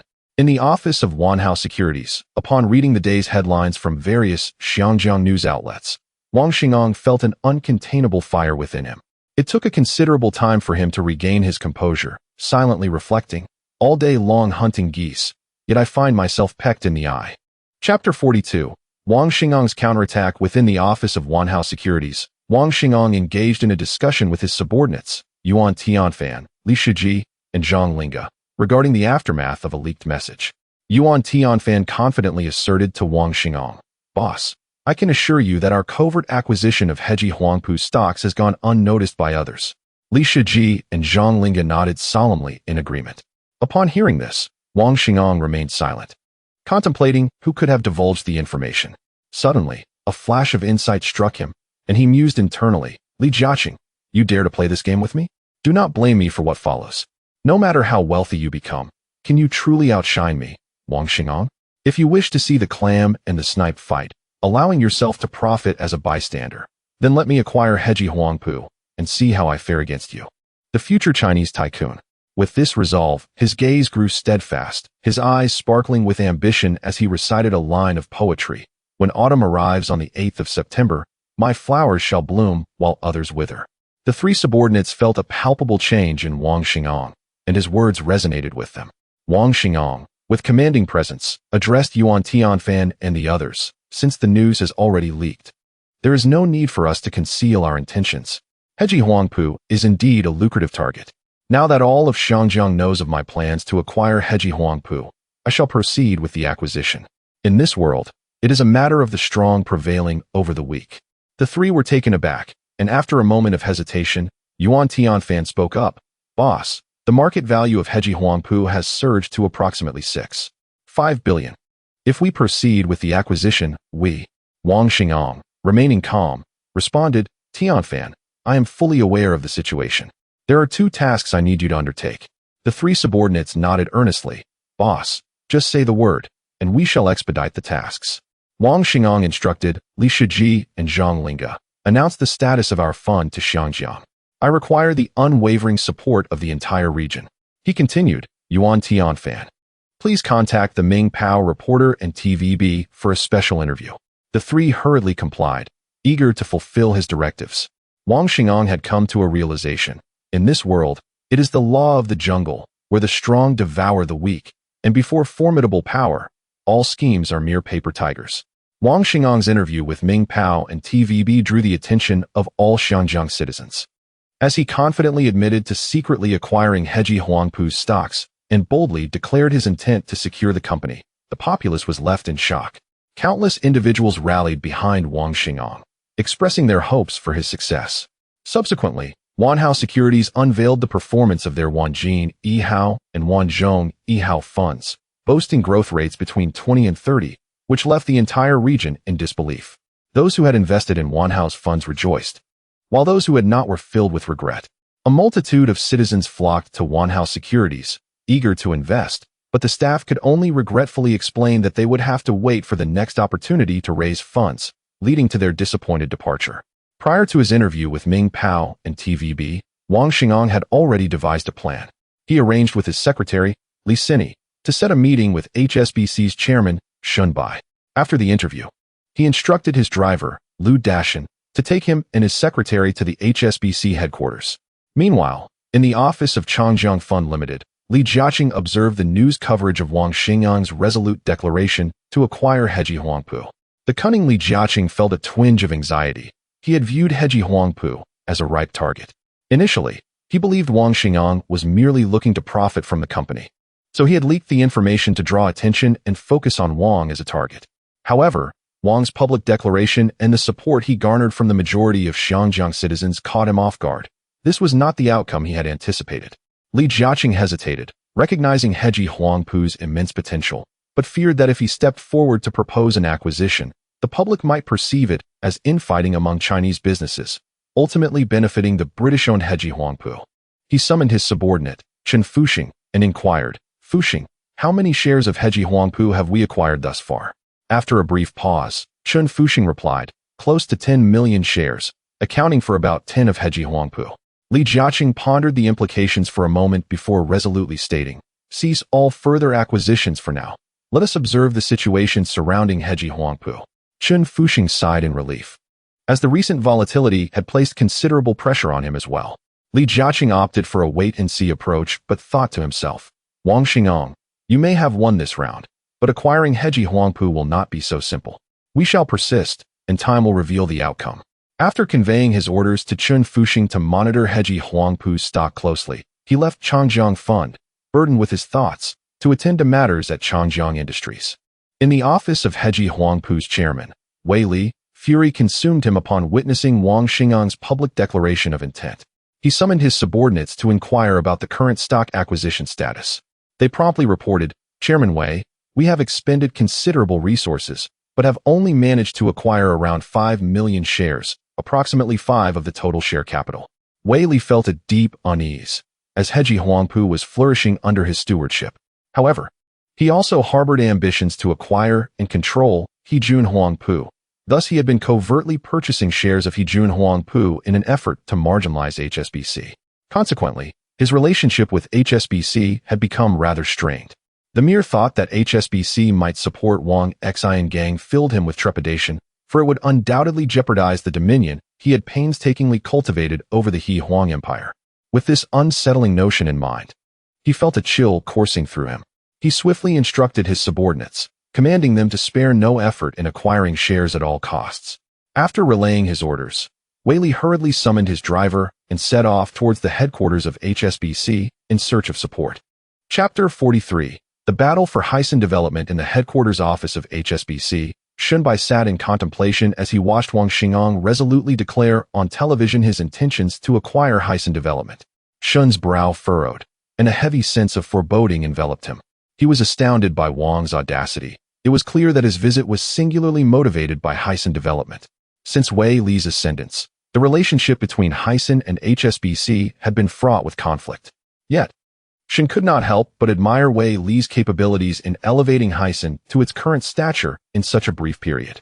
Nevertheless, Shun was acutely aware of Wei Li's ambition to oust HSBC, a prospect that was intolerable to the bank. Consequently, as Wei Li began to marginalize HSBC, their relationship deteriorated significantly. Caught in a web of conflicting emotions, Shun was uncertain how to confront Wang's arrival. If he acquiesced, he knew he lacked the authority to make a decision. HSBC's board would likely reject it. Conversely, a refusal would undoubtedly fracture the relationship between HSBC and Wang. Shun pondered a mutually beneficial solution, believing that Wang's rapid ascent hinted at an extraordinary fortune, suggesting that fostering a relationship might yield a win-win outcome. At that moment, a firm knock echoed from the door, confirming Wang's arrival. Shun promptly moved to greet him as he entered the office. Wang, upon seeing Shun at the door, quickened his pace, expressing his apologies for requiring such a welcoming gesture.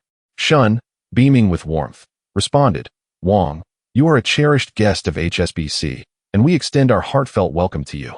He ushered Wang into the office and summoned his secretary for tea. As they sipped their tea, conversation flowed between them. Wang, observing Shun's demeanor, sensed that this meeting would not be straightforward. Yet he remained resolute in his belief that outcomes are shaped by human effort. Wang candidly addressed Shun, stating, "Shun, I believe you are aware of my intentions. I wish to acquire the shares of Hysan Development held by HSBC." Shun's expression shifted, revealing his concern, and he tactfully responded, "Wang, I understand that your companies, Wanhao Securities and Wanhao Gaming, are experiencing rapid growth. However, Acquiring Hysan will require at least 3 billion Hong Kong dollars in capital, and you lack experience in managing such a large conglomerate. Even if the acquisition were successful, the burden could overwhelm you.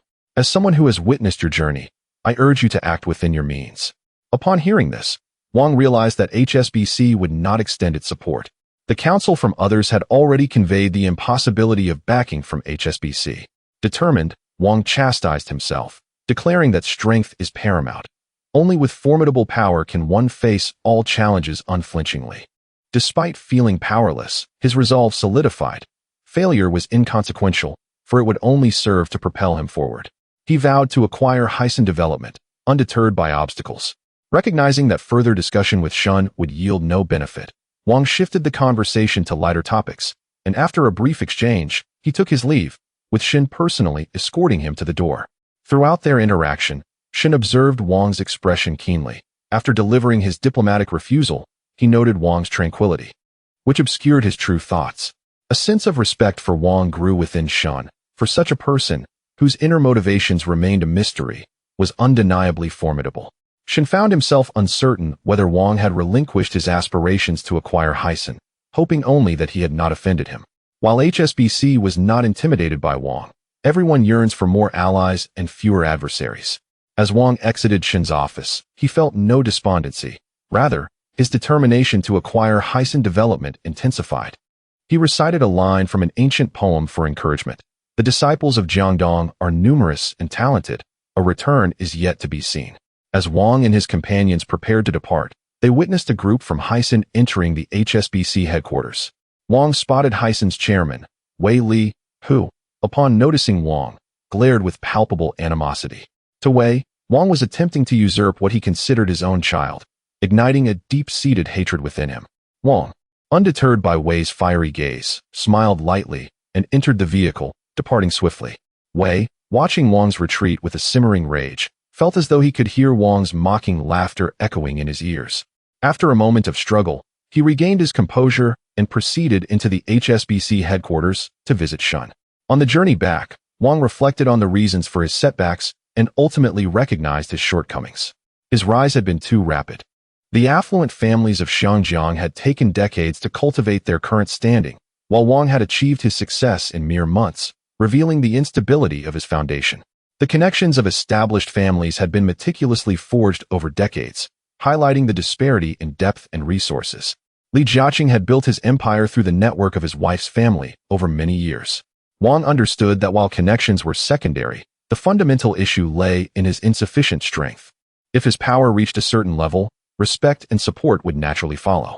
With a newfound resolve, he turned to his driver and bodyguard, Lu Dashan, and commanded, "Dashan, drive to Huanqiu Shipping Company."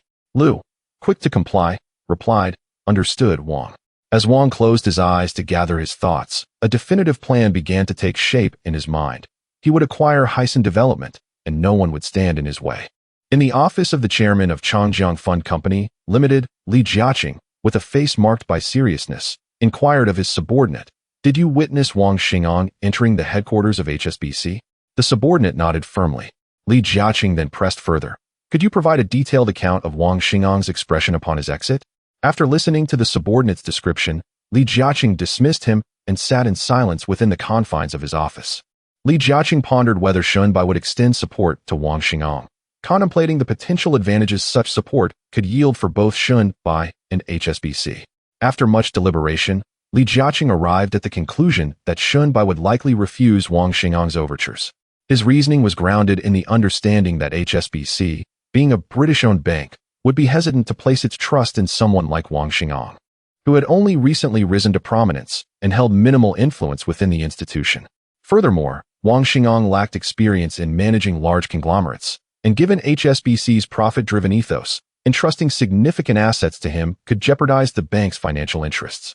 Most critically, HSBC harbored concerns regarding the future of Xiangjiang and sought a partner wielding substantial influence in the region, someone capable of generating profit and fostering favorable relations with Tianqiao, thereby facilitating a mutually beneficial collaboration. Chapter 44.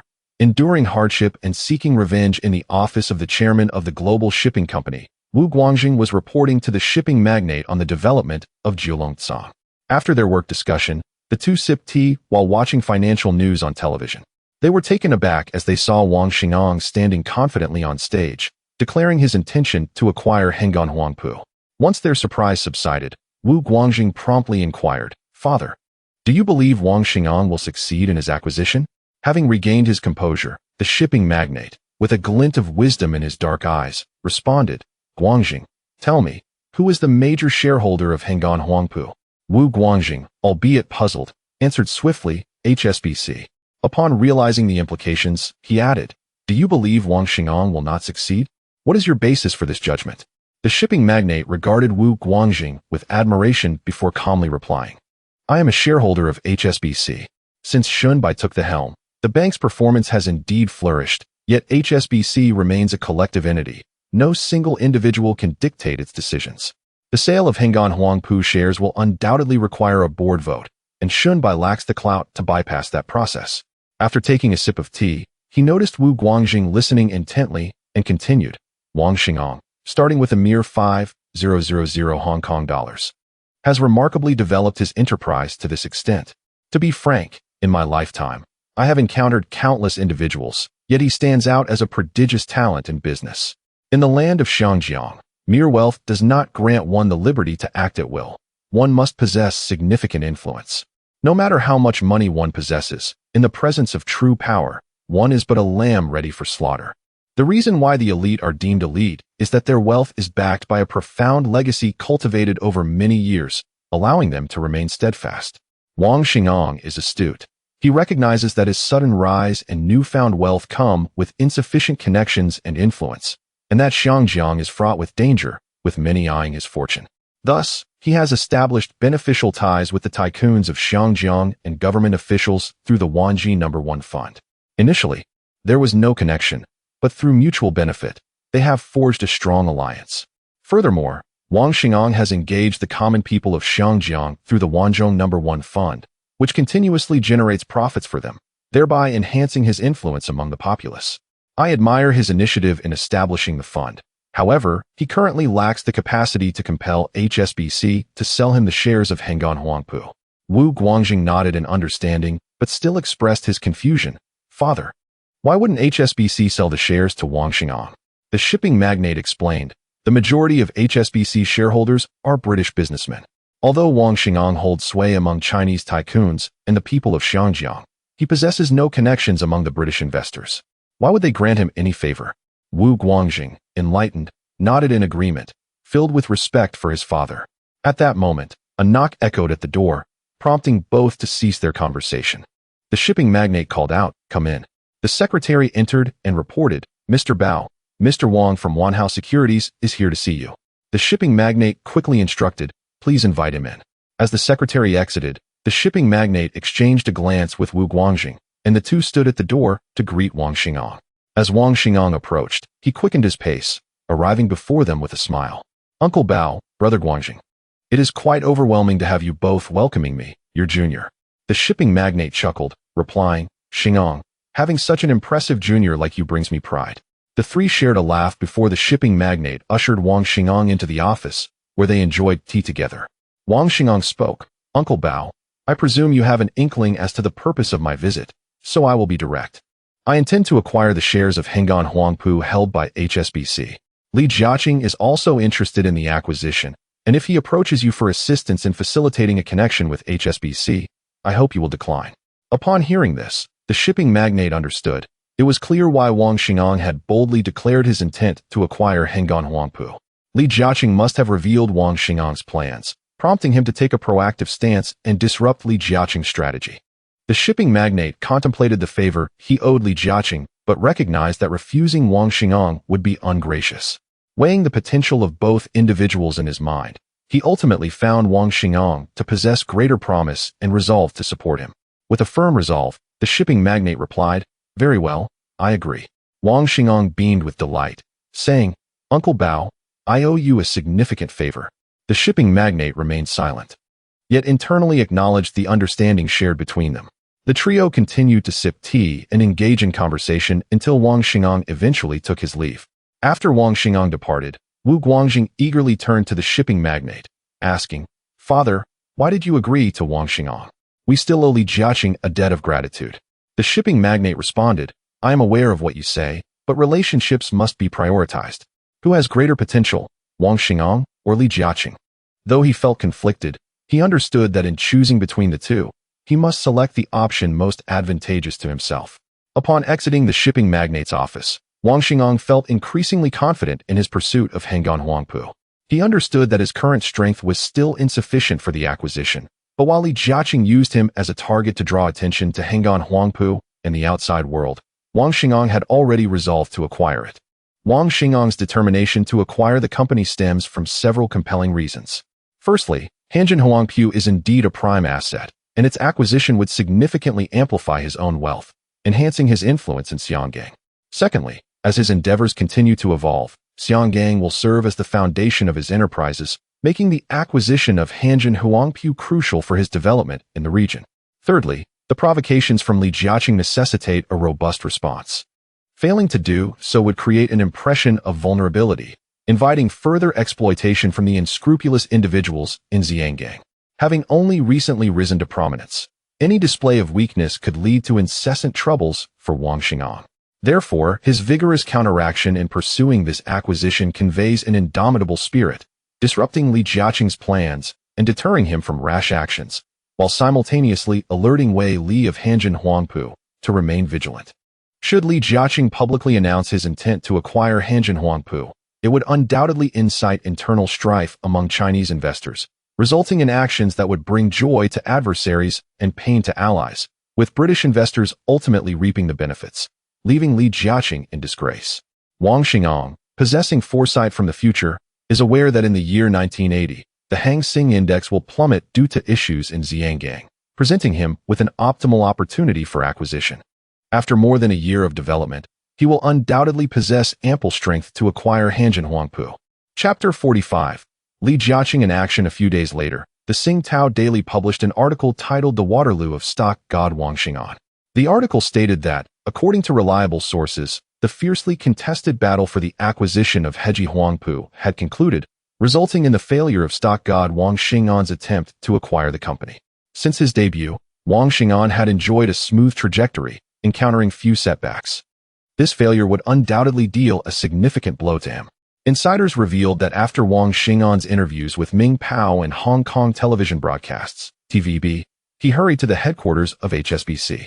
Observers noted that upon his exit from HSBC, he appeared dejected and dispirited, leading to the conclusion that he had not succeeded in acquiring shares of Hengan Huangpu from HSBC. The article in Tsingtao Daily stirred considerable commotion in Hong Kong. While many hoped for Wang Xingang to recover swiftly, a substantial number took delight in his misfortune, particularly among the British capitalists, including the leaders of the Jardine Matheson Group and the Qingzhou Ingnikin family. Newspapers such as Xian Bao, Ming Pao, and Oriental Daily expressed hopes for Wang Xingan's prompt resurgence, while English-language publications like China Daily and South China Morning Post derided Wang Xingang, asserting that his overestimation of his abilities had led to an anticipated failure. In the office of the chairman of Changjiang Fund Limited, Li Jiaqing laughed heartily upon reading the day's newspapers, believing that his opportunity had arrived. He summoned his subordinate, Chen Fuxing. Upon their meeting, Li Jiaqing, with a beaming smile, inquired about the current stock price of Hengan Huangpu. Chen Fuxing promptly replied that since the announcement of Wang Xingan's abandonment of the acquisition, the stock price of Hengan Huangpu had been gradually declining, although trading volume remained quite low. Upon hearing this, Li Jiaqing realized that acquiring Hengan Huangpu shares directly from the stock market was implausible and that he would need to seek alternative avenues through the shareholders. He instructed Chen Fuxing to contact Baozuan Wang to inquire about his availability for a meeting. Chen Fuxing nodded and exited the office to make the arrangements.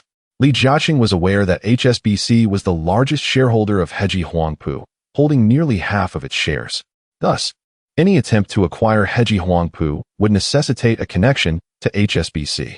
Understanding that he had no direct ties to HSBC, he knew that his only option was to leverage his relationship with Baozuan Wang. Wang Xingan's failure presented a fortuitous opportunity that he could not afford to overlook. Li Jiaqing contemplated how to persuade HSBC to support him, mindful that the recent failure of Wang Xingan's acquisition was a lesson not to be forgotten. Shortly thereafter, Chen Fuxing returned to the office to inform Li Jiaqing that Baozuan Wang was unavailable and not in the office. Li Jiaqing, feeling a sense of urgency subside, instructed Qin Fuxing to schedule a meeting with him at a later time. After Qin Fuxing left, Li Jiaqing felt anxious.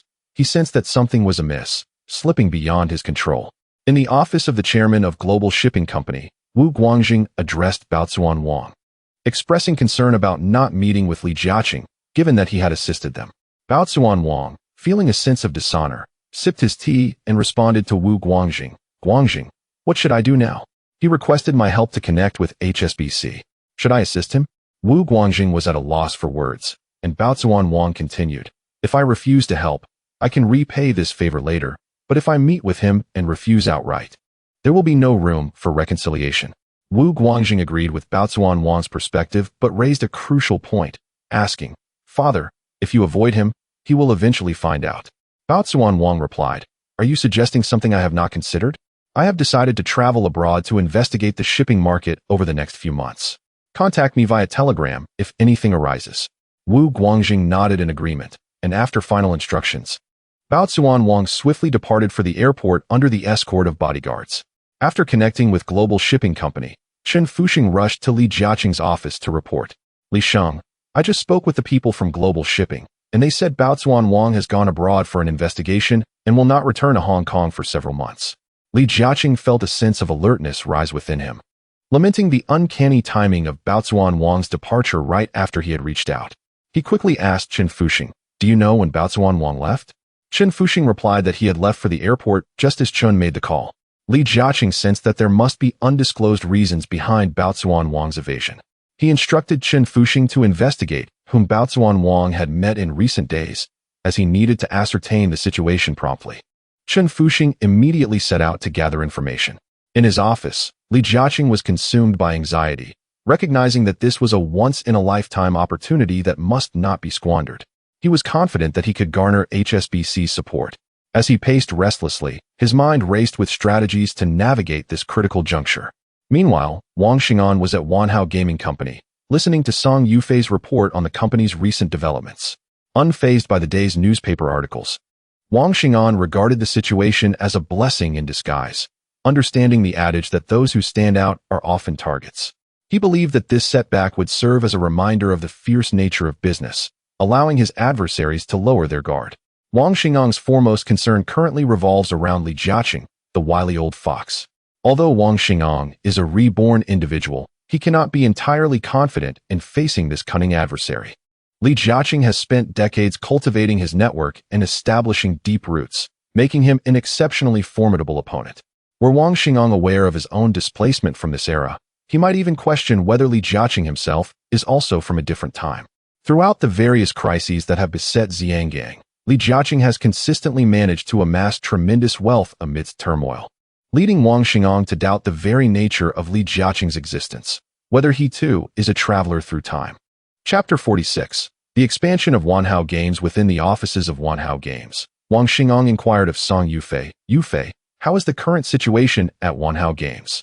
Fang Yufan promptly responded, "Wang Sheng, Guanghui International has successfully recruited 30 game designers and 35 hardware engineers from the island nation.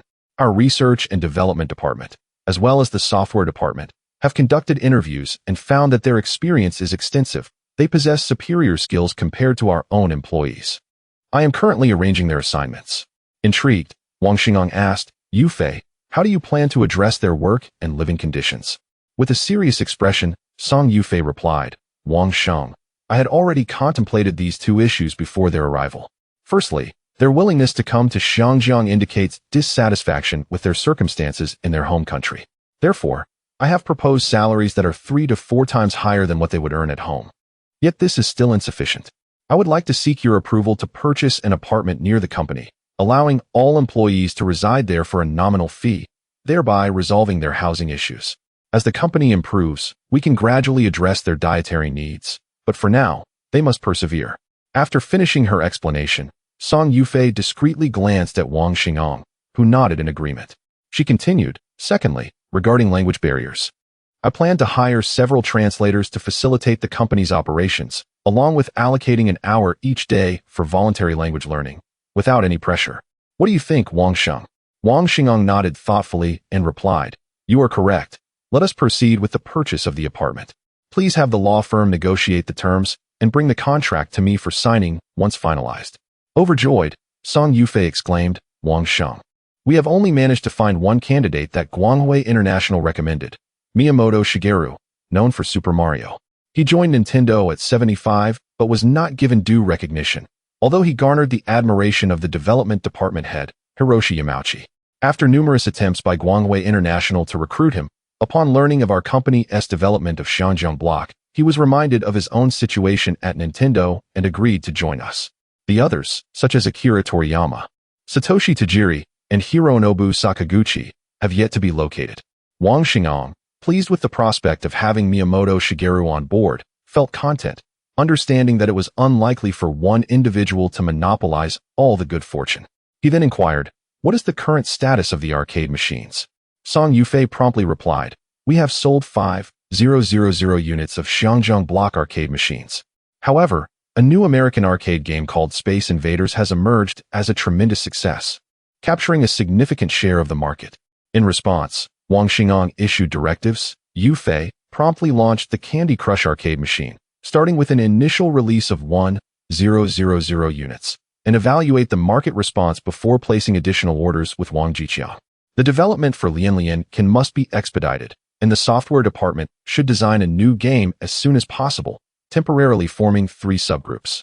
Carefully select the game projects. Conduct internal evaluations before presenting them to me. Each group will receive 5 of the profits from their successful games, and you must establish a fair competition mechanism. Allow Miyamoto Shigeru to assemble his own development team to create games without the need for our internal approval. Provide him with the necessary resources to support his game development. The primary focus of the research and development department will be on home consoles, as the company must pivot towards this direction for future growth. I need not emphasize the importance of games. Yufan, your responsibilities are considerable. The arcade market in Xinjiang is saturated, and we must expand outward, with Europe and America as our primary targets. I hope you can dispatch personnel to these developed nations to establish partnerships with distributors." He then handed her a document, stating, "This is a concept for a directional control key. After this meeting, please visit the law firm and have Li Yeguang expedite the application for a global patent. This is of utmost importance." After speaking, Wang Xingang contemplated the future of their handheld console, silently apologizing to Hiroshi Yamauchi for the appropriation of his idea. Recognizing the gravity of the situation from Wang Xinggang's demeanor, Fang Yufan accepted the document and assured him, "Wang Sheng, I will proceed with the application immediately. I will ensure the company gets back on track as swiftly as possible." Following his inspection of Wanhao Games, Wang Xingang returned to Wanhao Securities, where he convened with Yuan Tianfan and 2 fund managers. Still concerned about Li Jiaqing, Wang Xingang devised a strategy to distract him from Hutchison Whampoa by targeting the stock of Changjiang Industrial, thereby diverting his attention and inhibiting any rash actions. Upon their arrival, Wang Xingang promptly addressed Li Shiji and Zhang Linga, asking, "Have you both cleared out all stocks except for Hutchison Whampoa?" Li Shiji responded, "Wang Sheng, I have liquidated approximately 1 million shares of Changjiang Industrial, netting around 25 million Hong Kong dollars after taxes. All 1.2 million shares of HSBC have been cleared as well, yielding 82 million Hong Kong dollars after taxes. Currently, I hold 105.2 million Hong Kong dollars and 1 million shares of Changjiang Industrial." Zhang Linga, upon hearing Li Shiji's report, quickly added, "Wang Sheng, I have also fully liquidated 1.5 million shares of Changjiang Industrial, resulting in 43 million Hong Kong dollars after taxes. Additionally, I have cleared 500,000 shares of HSBC, netting 35 million Hong Kong dollars after taxes. Currently, there is a total of 78 million Hong Kong dollars. Wang Xingang was immensely pleased upon hearing this news, as his funds had nearly doubled in a remarkably short period. With eyes gleaming, he instructed the 2 individuals before him, engage in short selling or long buying of Changjiang Shiria's stocks, creating an illusion that the company is on the verge of being acquired, thereby attracting Li Jiaqing's attention. As for the specific methods, let your own abilities guide you. However, one thing is paramount. Do not leave any evidence for others to discover. Li Shiji and Zhang Linga were equally elated upon receiving this directive. They exchanged glances, each recognizing a shared fervor for battle in the other's eyes. After they departed, Wang Xing'an conferred with Yuan Tianfan regarding the establishment of the Wanji No. 2 and Wanzhong No. 2 funds. Meanwhile, at the headquarters of Nintendo in the island nation, the head of the development department, Hiroshi Yamauchi, visited the game development division to converse with Shigeru Miyamoto, as was his customary practice. Upon arriving at the game design department and finding Miyamoto absent, he inquired with the head of the game development division, Koichi Nakamura. Nakamura informed Hiroshi, "Miyamoto has resigned. Here is a letter he left for you." As Hiroshi took the letter and read it, he learned that Miyamoto had joined Marriott Games. A tumult of emotions surged within him. He was acutely aware of Miyamoto's exceptional talent. His departure to Marriott Games would undoubtedly elevate the company to new heights. Without delay, Hiroshi made his way to Hironobu Sakaguchi's office to report the news. Acknowledging Hiroshi's discerning eye, Sakaguchi recognized Miyamoto as a significant asset. He promptly instructed Hiroshi, "Immediately ascertain whether Miyamoto has left the island nation. If not, bring him back at once." He then summoned his secretary and commanded, "Have someone investigate every movement of Hong Kong Marriott Games."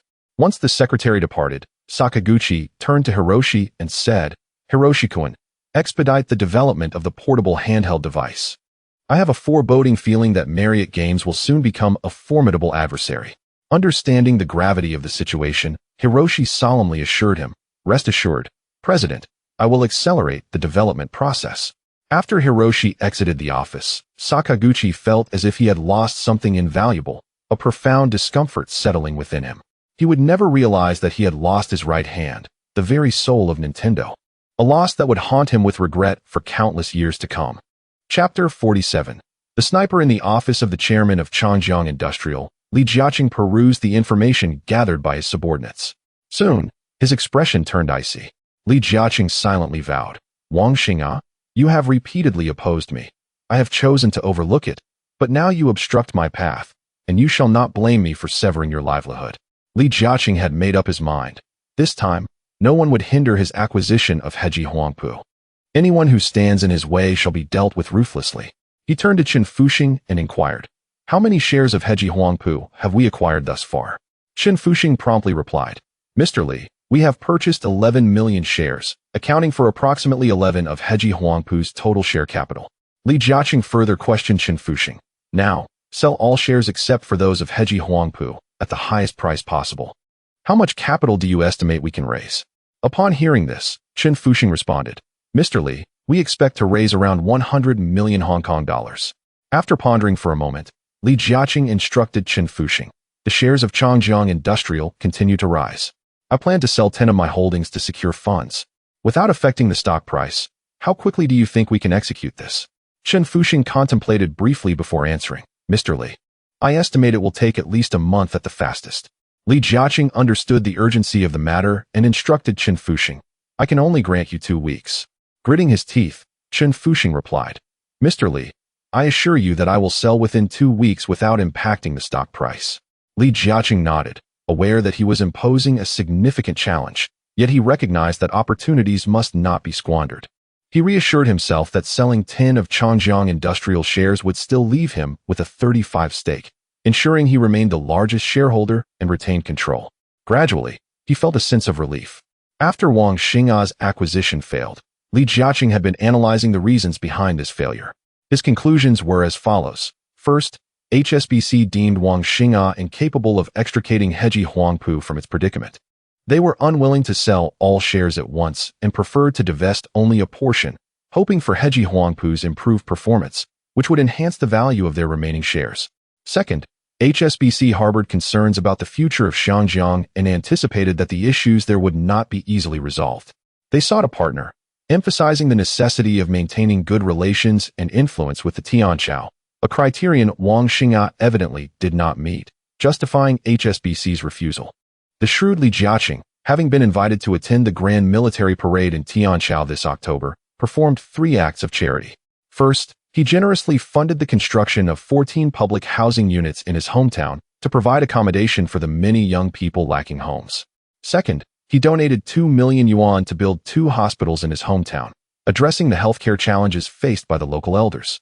Third, he contributed 30 million yuan as the initial funding for his hometown's university construction project. These efforts significantly elevated Li Jiaqing's reputation within Tianqiao, garnering widespread favor and establishing numerous connections, thereby enhancing his prospects of persuading HSBC. Upon arriving at Changjiang Industrial, Li Jiaqing contemplated potential avenues to connect with HSBC, recognizing that delays could lead to unforeseen changes. He doubted Wang Xing'an would relinquish his ambitions easily, necessitating a swift and comprehensive strategy to secure Heji Huangpu. A week later, at Wanhao Securities Wanji No. 1 Fund and Wanzhou No. 1 Fund, Li Shiji and Zhang Linge had devised their plan. Li Shiji addressed his subordinates. "How many shares of Changjiang Industrial have we accumulated?" His subordinate promptly replied, "Approximately 5 million shares." Li Shiji nodded and instructed, "Immediately sell 2 million shares of Changjiang Industrial in the shortest time possible to suppress the stock's upward momentum." His subordinates swiftly commenced their actions, while Zhang Linge returned to the operations room to direct his team in the execution of their plan. Before long, Li Shiji's subordinates completed the sale and reported, "Boss, we've sold all 2 million shares of Changjiang Industrial, and the stock price has rapidly fallen from 25 Hong Kong dollars per share to 22 Hong Kong dollars per share. However, we discovered another institution selling shares discreetly during our process. Although their actions were subtle, we managed to uncover them through our aggressive strategy." Upon hearing this, Li Shiji sensed the gravity of the situation and immediately inquired, "What about the retail investors? Are they following suit and selling?" His subordinate responded, "When we sold the first 1 million shares, the market showed minimal selling volume, indicating that retail investors were hesitant. However, I believe the next 1 million shares will certainly influence some of them." Li Shiji commanded, "Continue the aggressive selling. Drive the stock price below 20 Hong Kong dollars per share and coordinate closely with manager Zhang." His subordinate quickly affirmed, "Boss, rest assured, I will handle it right away." After his subordinate departed, Li Shiji silently lamented, "Zhang Linge, the outcome now rests upon your shoulders." He promptly picked up the office phone to contact Wang Xing'a's secretary, Li Sini, preparing to report to Wang Xing'a. In the office of Changjiang Fund Management Company, Chen Fuxing was methodically selling Changjiang Industrial shares. Suddenly, he noticed a significant number of accounts dumping shares of Changjiang Industrial, prompting him to order his subordinates to halt their selling. He had recognized the importance of the situation. Sure enough, before long, a large volume of accounts continued to sell off Changjiang Industrial shares, causing the stock price to plummet from 25 Hong Kong dollars per share to 22 Hong Kong dollars per share. A clear indication of market manipulation. Chen Fuxing could not afford to be complacent. He immediately picked up the phone to contact the office of Changjiang Industrial. After establishing the connection, Chen Fuxing immediately addressed the phone, saying, "Hello, this is Chen Fuxing, General Manager of Changjiang Jijin, Guanli Yoxian Gongxi. I am looking for Li Shang, as I have a matter of utmost urgency to report." A melodious female voice resonated from the other end of the line. "Is this Manager Chen? Please hold on. Li Shang is currently in a meeting. Perhaps you could call back later." Upon hearing this, Chen Fuxing was infuriated to the point of feeling unwell, and he promptly retorted, "This is a matter of great urgency. It is imperative that Li Shang takes this call immediately. We cannot bear the consequences if something goes awry." Understanding the gravity of the situation, the woman promptly set down the phone and hurried towards the conference room. Chapter 48. The war in the stock market. Li Jiaqing arrived at his office, eagerly picking up the phone to inquire, "Fuxing, what is the matter that is so urgent?" Chen Fuxing promptly recounted the series of events over the phone. After listening, Li Jiaqing fell into a contemplative silence, his mind troubled as he pondered who could be behind this. As he thought, the figure of Wang Xing'an emerged in his mind. The more he reflected, the more convinced he became that Wang Xing'an was the most likely culprit. A surge of anger welled up within him. Li Jiaqing forced himself to regain his composure, knowing that anger would cloud his judgment. He gradually set aside his animosity towards Wang Xing'an, recognizing that hatred could impair one's ability to perceive truth. Taking a deep breath, he calmed his emotions. After a prolonged silence on the line, Chen Fuxing, feeling anxious, prepared to ask what was wrong. When Li Jiaqing interjected, "Fuxing, how much of the Jiangsu industrial stock have you sold?" Upon hearing Li Jiaqing's voice, Chen Fuxing immediately responded, "Li Shang, I have sold nearly 5 of the stock, and I still hold around 5. Li Jiaqing felt a slight sense of relief. This was a stroke of fortune amidst adversity. He quickly instructed Chen Fuxing, "From now on, Allocate all available funds to acquire Jiangsu Industrial stock until I reach my previous holding of 45. Upon receiving Li Jiaqing's directive, Chen Fuxing replied, Li Sheng, I will attend to it at once. Li Jiaqing hung up the phone, internally lamenting, Wang Xingong, your cunning strategy is indeed formidable. Once again, I find myself at a disadvantage. Whether your presence in the Hong Kong business community is a blessing or a curse remains to be seen. Attempting to acquire Heji Huabao beneath my very nose will not be an easy feat. We shall see who prevails in this contest of skill. Li Jiaqing felt cornered, for Jiangsu Industrial was his foundation. Should it change hands, he would be left adrift without resources. Thus, even with a mere one possibility, he would do everything in his power to prevent such an eventuality.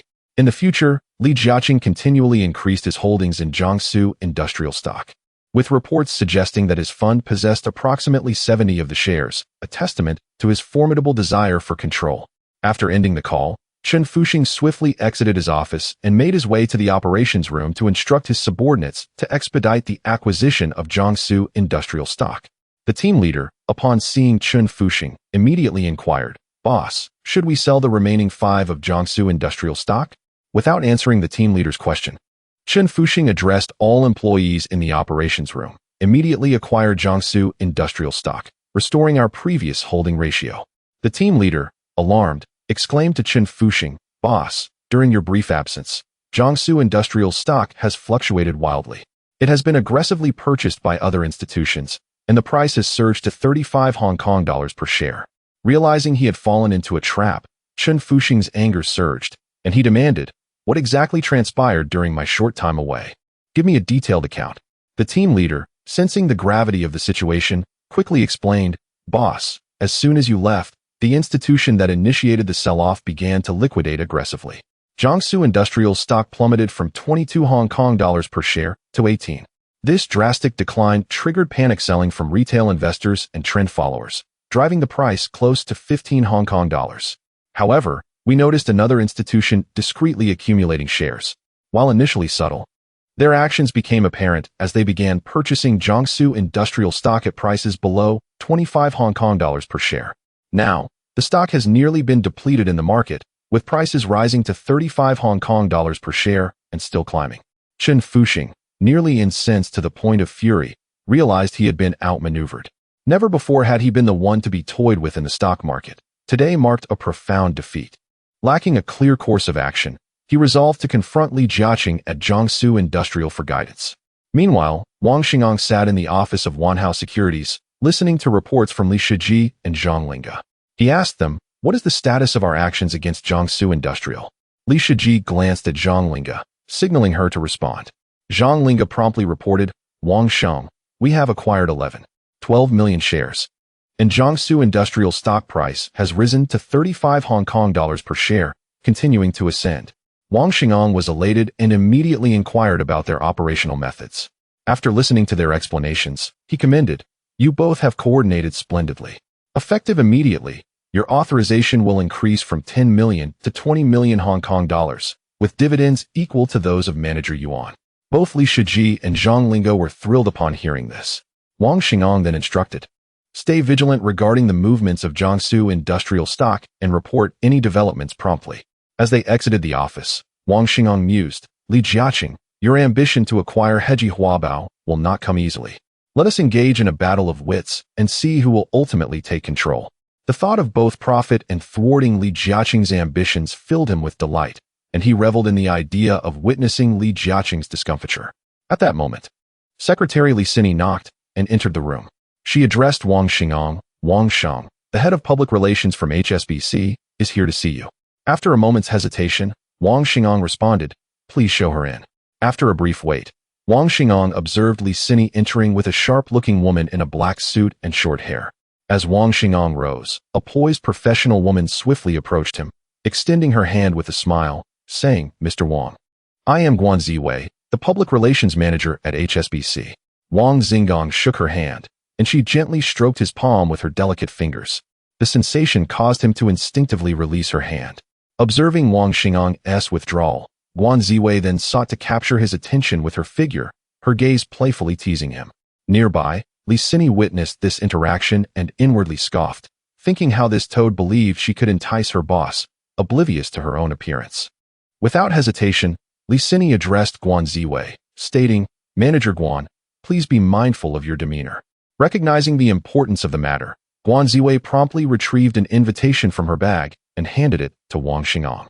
Upon receiving it, he glanced at the note, which read New Year's Gala. Guan Ziwei, noticing Wang Xingong had finished reading, spoke in her sweet voice, "Mr. Wang, as we approach late December, HSBC is preparing to host a New Year's Gala on Christmas Eve. You are one of our esteemed clients, and Chairman Shin has instructed me to ensure your presence. Please, I hope you will assist me." With a playful wink, her eyes shimmered with unshed tears, evoking a strong instinct to protect her. Having witnessed numerous scenes in his past life, Wang Xingong felt a wave of nausea at her words. Noting that the event was only 3 days away and having no pressing engagements, he consented, albeit reluctantly. "Manager Guan, I accept." He then turned to Li Xin, instructing, "Xin, please see Manager Guan out." At the moment Wang Xingong agreed, a fleeting glimmer of cunning satisfaction crossed Guan Ziwei's eyes, a detail that did not escape Li Xin, who had been observing her closely. After processing Wang Xingong's response, Li Xin took a moment before replying, "All right, Mr. Wang," and escorted Guan Ziwei out of the office. As they walked, Li Xin kept her gaze fixed on Guan Ziwei, feeling a sense of trepidation regarding the woman's scheming nature. Once she had seen Guan Ziwei off, Li Xin returned to the office to report the incident to Wang Xingong. He listened, somewhat incredulous but ultimately pleased with her performance, hoping she would continue her diligence. After Li Xin left the office, Wang Xingong entertained another thought, contemplating, "Shin Bai, you are indeed making great efforts to mend our relationship." Chapter 49. The launch of Xiao Xiaola in the office of Li Jiaqing at Changjiang Shiya. He was taken aback by the arrival of Chen Fuxing. With a puzzled expression, Li Jiaqing inquired, "Fuxing, has something happened again?" Chen Fuxing, feeling a pang of guilt, steadfastly replied, "Li Sheng, the stock of Changjiang Shiya has soared to 35 Hong Kong dollars per share and continues to rise." Li Jiaqing, unable to believe his ears, sought confirmation from Chen Fuxing multiple times. Once he grasped the reality, he quickly inquired about the reason behind this surge. Upon learning the cause, his heart swelled with resentment towards Wang Xingong, yet he could not help but admire him as well. The realm of business is merciless, where it is often a matter of survival of the fittest. Throughout history, every enterprise that has risen to dominance has done so through fierce competition, leaving countless rivals in its wake. The small penguin and Ali of future generations exemplify this. Once they reach a certain threshold, they inevitably establish a monopoly, forcing others to choose sides. Few companies can maintain independent growth in the shadow of such titans, for the strong only grow stronger, and they will not allow anyone to surpass them. Li Jiaqing's heart brimmed with animosity towards Wang Xingong. Reflecting on the hardships he endured from elementary school to becoming a prominent figure among the Chinese elite. Nevertheless, he persevered through the trials. Over decades, he surpassed numerous once invincible adversaries and had set his sights on outpacing the real estate company under the Jardine Matheson Group within 10 years. As he pursued this goal, Wang Xingong repeatedly obstructed his progress, fueling his resentment. Yet, simultaneously, Li Jiaqing held immense respect for Wang Xingong, perceiving him as a business prodigy. In less than half a year, Wang had developed to such an extent, daring to compete despite having fewer assets, and time and again leaving Li Jiaqing in a state of disarray. Observing the guilt etched on Chen Fuxing's face, Li Jiaqing realized that it was too late for regrets. He comforted Chen Fuxing. "What has happened has already transpired. Further discussion is futile, but let us take heed of this as a lesson." Noticing that Chen Fuxing appeared somewhat reassured, he then asked, "Fuxing, how many shares of Changjiang Shiya do you estimate that institution has acquired?"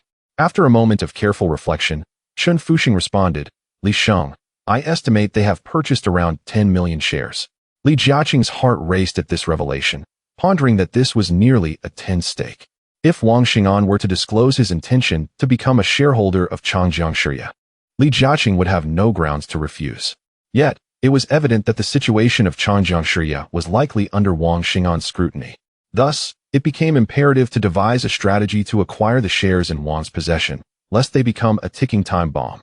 In 1978, the Hong Kong Stock Exchange and the Hong Kong Securities and Futures Commission had yet to be established. Hence, acquisitions exceeding 5 of shares were not meticulously scrutinized. As long as one dispersed the shares across multiple accounts, there were minimal complications. This was a stark contrast to the future, where any stake exceeding 5 necessitated disclosure to the relevant authorities. After a moment of contemplation, Li Jiaqing formulated a plan and instructed Chen Fuxing, proceed with acquisitions in the stock market, but halt if the price exceeds 40 Hong Kong dollars per share. Upon receiving Li Jiaqing's directive, Chen Fuxing swiftly departed the office to make the necessary arrangements. Meanwhile, Li Jiaqing sat in his office, deep in thought, having resolved to engage Wang Xing'an in dialogue. In this world, there are no eternal enemies, only enduring interests. Moreover, with British capital currently holding a strong position in Hong Kong, continuing the conflict would only benefit them. In the office of the general manager of Wanhao Game Company, Wang Xing'an sought to understand the company's development status from Song Yufei. Wang inquired, "Yufei, what is the current situation of the company?" Song Yufei promptly replied, "Wang Sheng, apart from the few you designated, the rest of the candidates we interviewed have qualified. Manager Gao Xiaotian wishes to promote this matter. What do you think?" Wang Xing'an pondered for a moment before responding, "That is acceptable. Have the headhunting fees reviewed by the law firm, and once approved, submit them to Li Sini for my signature." Song Yufei nodded and continued, "Wang Sheng, we have produced 1,000 units of the Xiao Xiaola arcade machines and are ready to launch them into the market." Wang Xing'an immediately instructed, "Yufei, do not underestimate the importance of advertising. Ensure that 500 units are sent to the game halls controlled by Yin Shuangjia. I will communicate with him." After acknowledging his directive, Song Yufei added, "I will expedite the financial report of Wanhao Game Company for this month to the law firm for review and then submit it to my secretary, Li Sini. Wang Sheng, I will ensure it is completed by December," Song Yufei assured resolutely. After their discussion, Wang Xing'an asked Song Yufei to accompany him on a tour of various departments. Upon arriving at the software department, Song Yufei pointed to a short-statured man with bright, piercing eyes and said, "Wang Sheng, this is Mr. Miyamoto Shigeru." Wang Xing'an's face lit up with joy as he approached Mr. Miyamoto, extending his hand for a handshake. After their greeting, Wang Xing'an expressed, "Mr. Miyamoto, we are thrilled to have you at Wanhao Game Company." The nearby translator quickly conveyed the message, and upon hearing it, Mr. Miyamoto, with admiration in his eyes, remarked, "Wang Sheng, you are the creator of the Hong Kong block game, aren't you? That game is remarkable, and I truly enjoy it." Wang Xing'an could only smile wryly upon hearing the translator's words, feeling a tinge of guilt for the young Arctic bear who had developed the game in history. He earnestly assured Mr. Miyamoto, "As long as you are with Wanhao Game Company, we will strive to accommodate any game you wish to develop." Upon hearing the translator's words, Miyamoto Shigeru was filled with gratitude towards Wang Xing'an. He recalled his own experiences over the past 3 years at Nintendo, where his talents had gone unrecognized, and tears nearly welled in his eyes. He vowed to himself that he would not disappoint Wang Xing'an. Meanwhile, Song Yufei, uncertain of what qualities Wang Xing'an saw in this individual from the island nation, nonetheless placed him in high regard and endeavored to accommodate his every request. The other teams within the software department were still in the process of being established, and Wang Xing'an conveyed to the other recruits from the island nation that as long as they worked diligently and created excellent games, Wanhao Game Company would not neglect their contributions. He subsequently reviewed the progress of the Lian Liankin game developed by the team led by the former software department manager, Gao Chang. Upon learning that it could be completed in just over 2 months, Wang Xing'an encouraged them and then requested Song Yufei to escort him to the research and development department. Upon arriving at the R&D department, Wang Xing'an first engaged in discussions with the newly recruited hardware engineer from the island nation, assuring him that as long as they worked hard and fulfilled the company's objectives, Wanhao Game Company would alleviate any concerns they might have. He inquired about the development progress of the home console from the former R&D department manager, Wang Zhongjing, and the head of the hardware engineering team, Yamada Ichiro, and was informed that it would be completed at the latest in 6 months. He encouraged them, expressing his hope for a prompt completion of their tasks. Following this, Wang Xing'an inspected other departments within Wanhao Game Company, offering suggestions for improvements in areas that seemed unreasonable, and expressed his desire for Song Yufei to address these matters swiftly. He then instructed Lu Dashin to drive him away from Wanhao Game Company. Chapter 50. HSBC New Year Gala. As Wang Xing'an and Lu Dashin stepped through the threshold of their home, they were greeted by the sight of the entire family gathered around a young lady, engaging in warm, subtle inquiries. Before Wang Xing'an could discern the features of this young woman, his keen-eyed sister, Wang Sini, exclaimed with delight, "Brother, you're finally back. We were about to send out a search party for you." At that moment, the family turned their attention towards them, and Wang Xingang finally recognized the young lady adorned with a jade pendant, the very pair he had gifted to He Zhaoqiong during a charity gala. Their mother, noticing Wang Xingyang's frozen stance, quickly urged him, "Xingyang, Miss He is visiting. You should take her for a stroll around the neighborhood." Wang Xini, standing nearby, winked at her brother, while He Zhaoqiong cast a furtive glance in his direction. Taking a deep breath to bolster his confidence, Wang Xingang approached He Zhaoqiong and said, "Zhaoqiong, my sister, and I would like to show you around our villa." At this, their mother interjected, "Xini, I need you to help me in the kitchen shortly." "All right, mother," Wang Xini replied, stealing a glance at Wang Xingang. With little choice, Wang Xingang led He Zhaoqiong on a tour of the vicinity. Once they departed, Wang Xini and their mother exchanged smiles, each hoping for the budding romance to flourish. Their father, however, smiled somewhat reluctantly, fully aware of the deep-seated prejudices that existed between true aristocratic families. Despite his son's newfound status as a billionaire, a significant chasm remained between them and the genuine elite. As they exited the villa, Wang Xingang beamed at He Zhaoqiong and inquired, "Zhaoqiong, where do you plan to attend university next year?" He Zhaoqiong's face lit up with joy as she replied, "I intend to enroll at Shangjiang University, just like Xini." Realizing he had altered the course of history, previously, He Zhaoqiong had gone abroad for her studies immediately after high school. Wang Xingang understood her intentions. Feeling a mutual affection, he candidly expressed his feelings, which delighted He Zhaoqiong, who reciprocated with her own admiration. Their conversation flowed animatedly until Wang Xini called them back for dinner. At the dining table, their mother continuously served He Zhaoqiong, while Wang Xingang attentively ensured her comfort. After the meal, he personally escorted her home, during which he inquired, "Zhaoqiong, will you and your father be attending the New Year Gala organized by HSBC tomorrow?" With a beaming smile, she replied, "Brother Xingang, I will attend with my father." Wang Xingyang's face lit up with joy, and after a warm embrace, he watched her car disappear into the distance, momentarily lost in thought. Suddenly, a hand clapped on his shoulder, startling him. Turning around, he found Wang Xini grinning mischievously, leading to a playful tussle between the siblings. In the distance, Yin Shuangying and Wang Xingmin exchanged smiles, pleased to witness their children's camaraderie. The following morning, Wang Xingang and Wang Xini arrived at their meeting place with He Zhaoqiong. The trio enjoyed a delightful morning exploring Shangjiang, followed by an afternoon of shopping at various malls, where He Zhaoqiong selected an elegant evening gown for Wang Xingang, who in turn purchased gifts for his family. That evening, Wang Xingang requested Lu Dashan to drive them to the New Year Gala hosted by HSBC, while He Zhaoqiong accompanied her father to the same event. Upon arriving at the hotel, they were met with stringent security. As Wang Xingang and Wang Xini disembarked, he noticed Lu Dashan fixating on a man ahead, his gaze filled with menace. The man, sensing scrutiny, glanced back and, upon recognizing Wang Xingang, an emerging figure in Shangjiang, decided it prudent to make his acquaintance. Approaching Wang Xingang, the man extended his hand and introduced himself, "Wang Shang, I am Ma Shiru, the owner of the Dongfang Daily. It's a pleasure to meet you." After a brief handshake, Ma Shiru's expression changed upon noticing Lu Dashan, his thoughts racing with concern over a recent incident. Engaging Wang Xingang in a few words, Ma Shiru hastily departed, leaving Wang Xingang aware of the tension between him and Lu Dashan, but choosing to remain silent for the moment. Led by a waiter, Wang Xingang and Wang Xini entered the hotel, greeted by the opulence of the grand hall, illuminated by a kaleidoscope of lights. Enchanted by the melodious music, Wang Xingang observed a group of elegantly adorned ladies dancing with gentlemen under the vibrant lights, creating an atmosphere of festivity and fragrance. Seeking respite, Wang Xingang and Wang Xini settled in a lounge area, where Wang Xini inquired, "Brother, where is Zhaoqiong?" After a moment's contemplation, Wang Xingang replied, "She should be arriving soon. Let us keep an eye out." Just then, a melodious voice called from behind, "Sir, may I invite you to dance?" Wang Xingang instinctively began to decline, but upon recognizing the familiar voice, he turned to find He Zhaoqiong. With a joyful smile, he quickly amended his response, "Of course."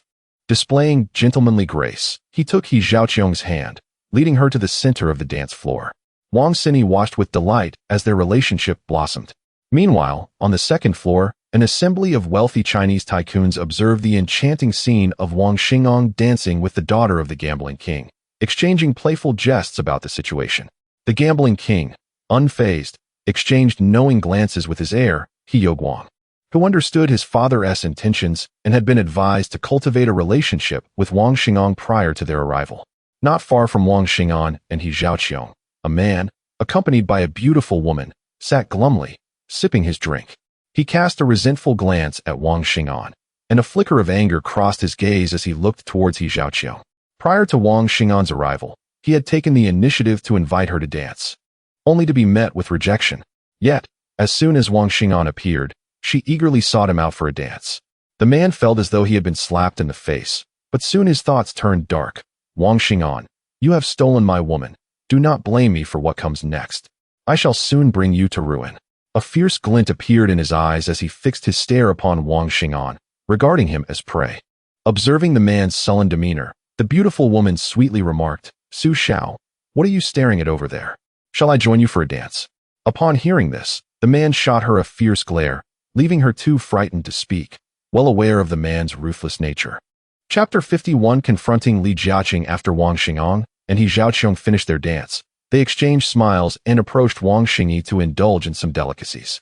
At that moment, a waiter approached Wang Xing'an and said, Mr. Wang, good day. Chairman Huo upstairs would like to have a word with you.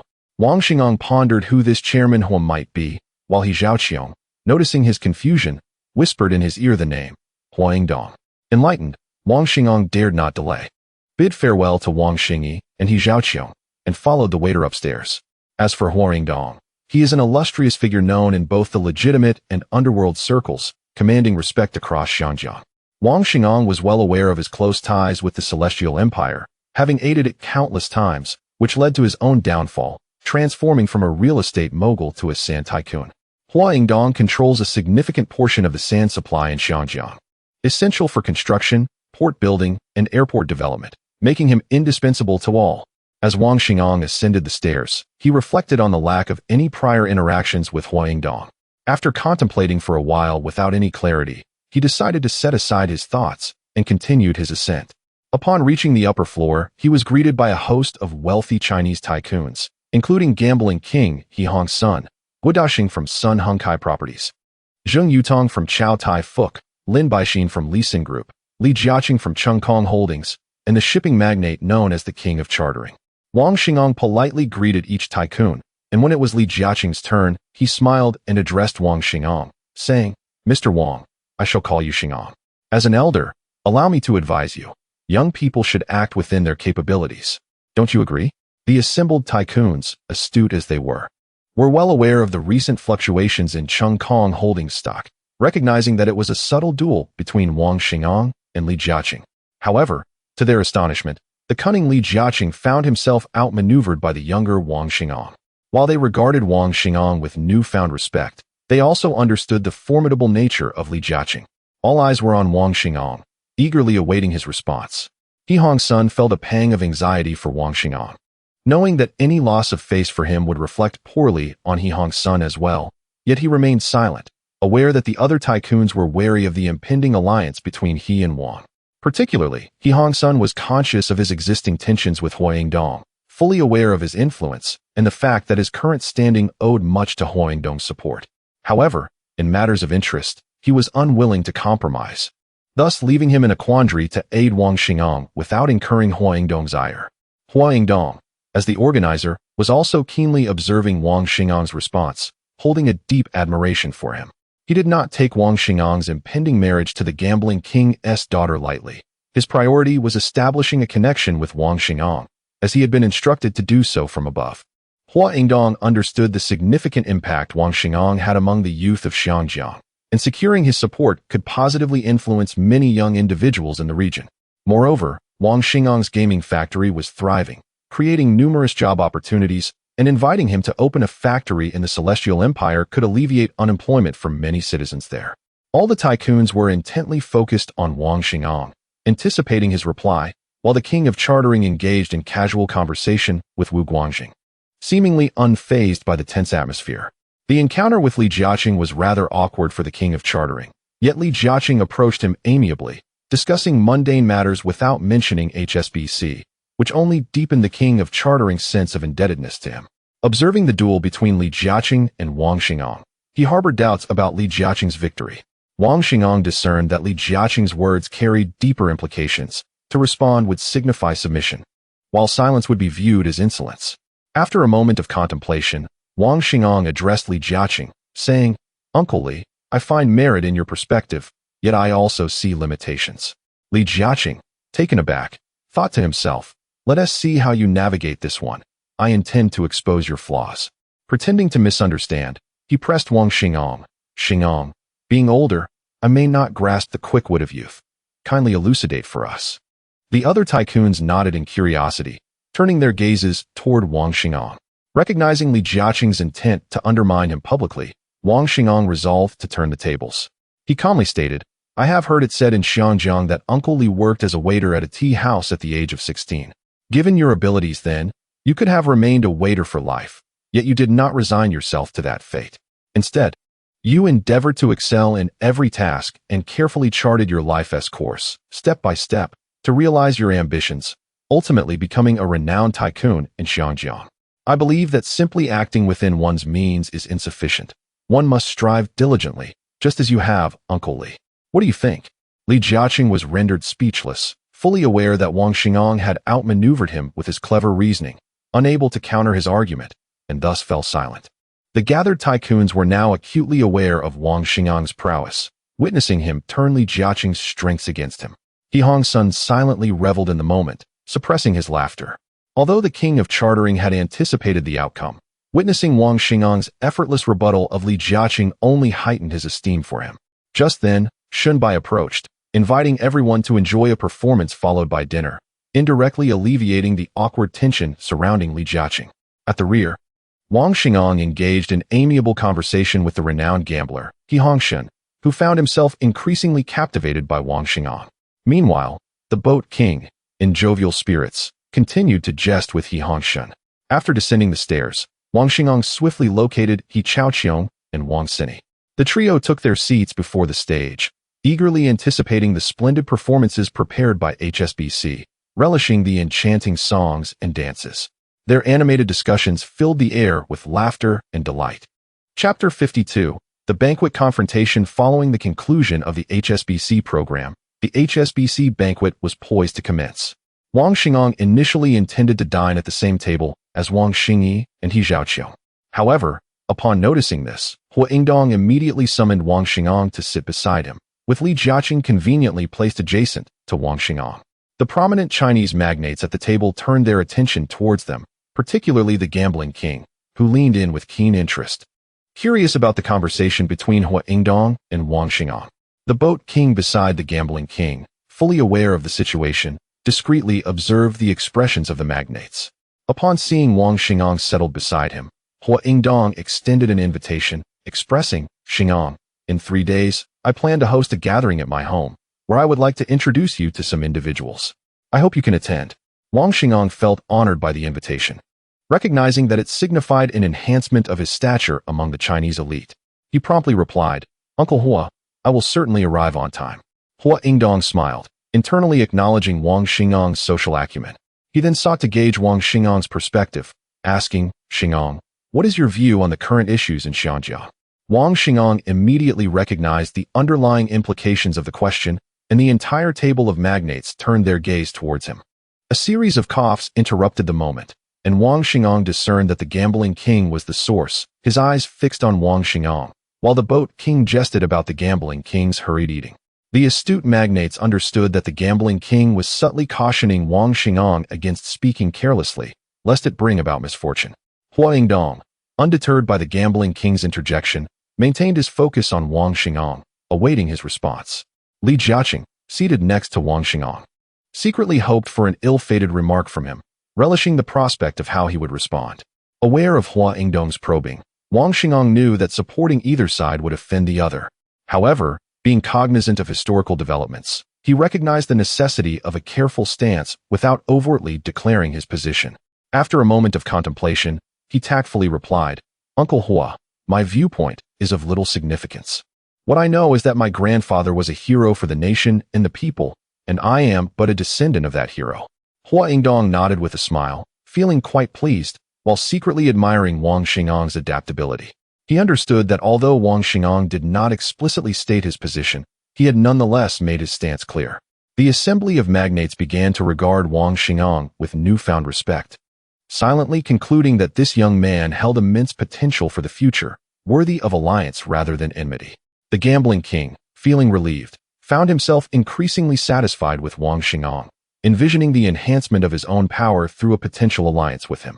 The boat king, having anticipated this outcome, recognized that Wang Xingang was indeed a formidable adversary, despite his youth, which merely served to mask his cunning nature. Only Li Jiaqing felt a profound sense of disappointment. Reflecting on how Wang Xingang, who was not much older than his own son, had bested him on multiple occasions, he lamented inwardly, why must there be both Cheng and Gang? After a significant pause, Li Jiaqing gradually regained his composure and addressed Wang Xingang with a calm demeanor. Xingang, do you have any engagements tomorrow? I would like to discuss something with you. The magnates at the table were taken aback by Li Jiaqing's words. Astonished that Wang Xingang had managed to compel him to such a concession, all eyes turned to Wang Xingang, eager to see how he would respond. Instinctively understanding Li Jiaqing's intentions, Wang Xingang recognized he could only accept the goodwill being extended. Firstly, as a junior, it would be inappropriate for him to corner an elder, regardless of the justification. Secondly, given the current dominance of British interests in Xinjiang, Li Jiaqing's concession indicated a need for unity among the Chinese to counterbalance this influence. Refusing would jeopardize this solidarity and alienate all the Chinese magnates. Wang Xingang quickly responded with a smile. Uncle Li, it is an honor for me to be approached by a business veteran like yourself. Please suggest a time, and I will be there punctually. Realizing Wang Xingang was indeed a shrewd individual, Li Jiaqing quickly replied, then I shall visit you at Wanhua Securities tomorrow. Wang Xingang swiftly countered, Uncle Li, wouldn't that be somewhat inappropriate? It is not customary for an elder to visit a younger one. I will visit you at Chung Kong Holdings at 10 a.m. tomorrow, if that suits you. Li Jiaqing promptly agreed. Very well, I will await your arrival at Chung Kong Holdings. The other Chinese magnates, having overheard the exchange, began to reconsider their previous perceptions of Wang Xingang as a headstrong and imprudent individual. They speculated that there might be deeper complexities to the rivalry between him and Li Jiaqing. As the atmosphere at the table warmed, the magnates began to toast Wang Xingang, who, despite feeling unwell, graciously accepted their toasts. The gambling king and the boat king, noticing Wang Xinggang's discomfort, quickly intervened to alleviate the pressure from the other magnates. However, Li Jiaqing, seated beside Wang Xingang, remained unperturbed. Having faced setbacks in business due to Wang Xingang on several occasions, he was determined to outmaneuver him at the dinner table. Recognizing that Li Jiaqing's frequent toasts were a form of battle, Wang Xingang resolved to match him drink for drink, thinking to himself, Old Li, if you wish to engage in a drinking contest with me, I shall oblige.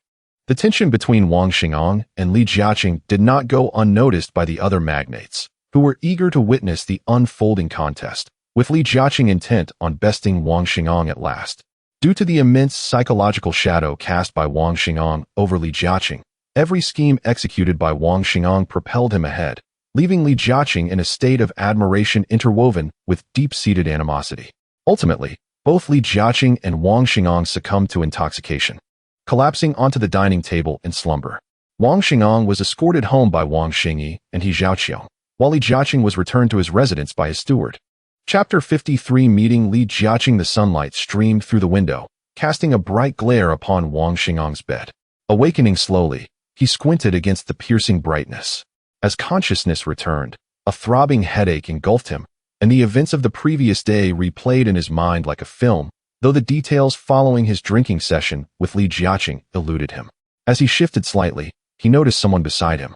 Turning his head, he saw He Zhaoqiang sitting in a chair, her dark hair cascading like a cloud, her brows still furrowed with lingering sorrow even in slumber. At that moment, He Zhaoqiang gradually opened her eyes. Upon seeing Wang Xingang awake, she hurriedly expressed her concern. Wang Xingang felt a surge of emotion at her appearance and quickly inquired about the events that transpired. Regret filled his heart. After all, it was his own body that had suffered the consequences of drinking with Li Jiaqing, who, as an elder, had sought to vent his emotions while he, as a junior, should have shown restraint to demonstrate his composure. Observing the worry in He Zhaoqiang's eyes, Wang Xingang promptly assured her that he would control his drinking in the future. Her heart lightened upon hearing his promise, and they began to engage in conversation. "Zhaoqiong, is my brother awake?" came Wang Xing's voice from outside the door. Upon hearing this, Zhaoqiong quickly replied, "Your brother is awake. He will be out shortly." Casting a glance at Wang Xing, she stepped out of the room.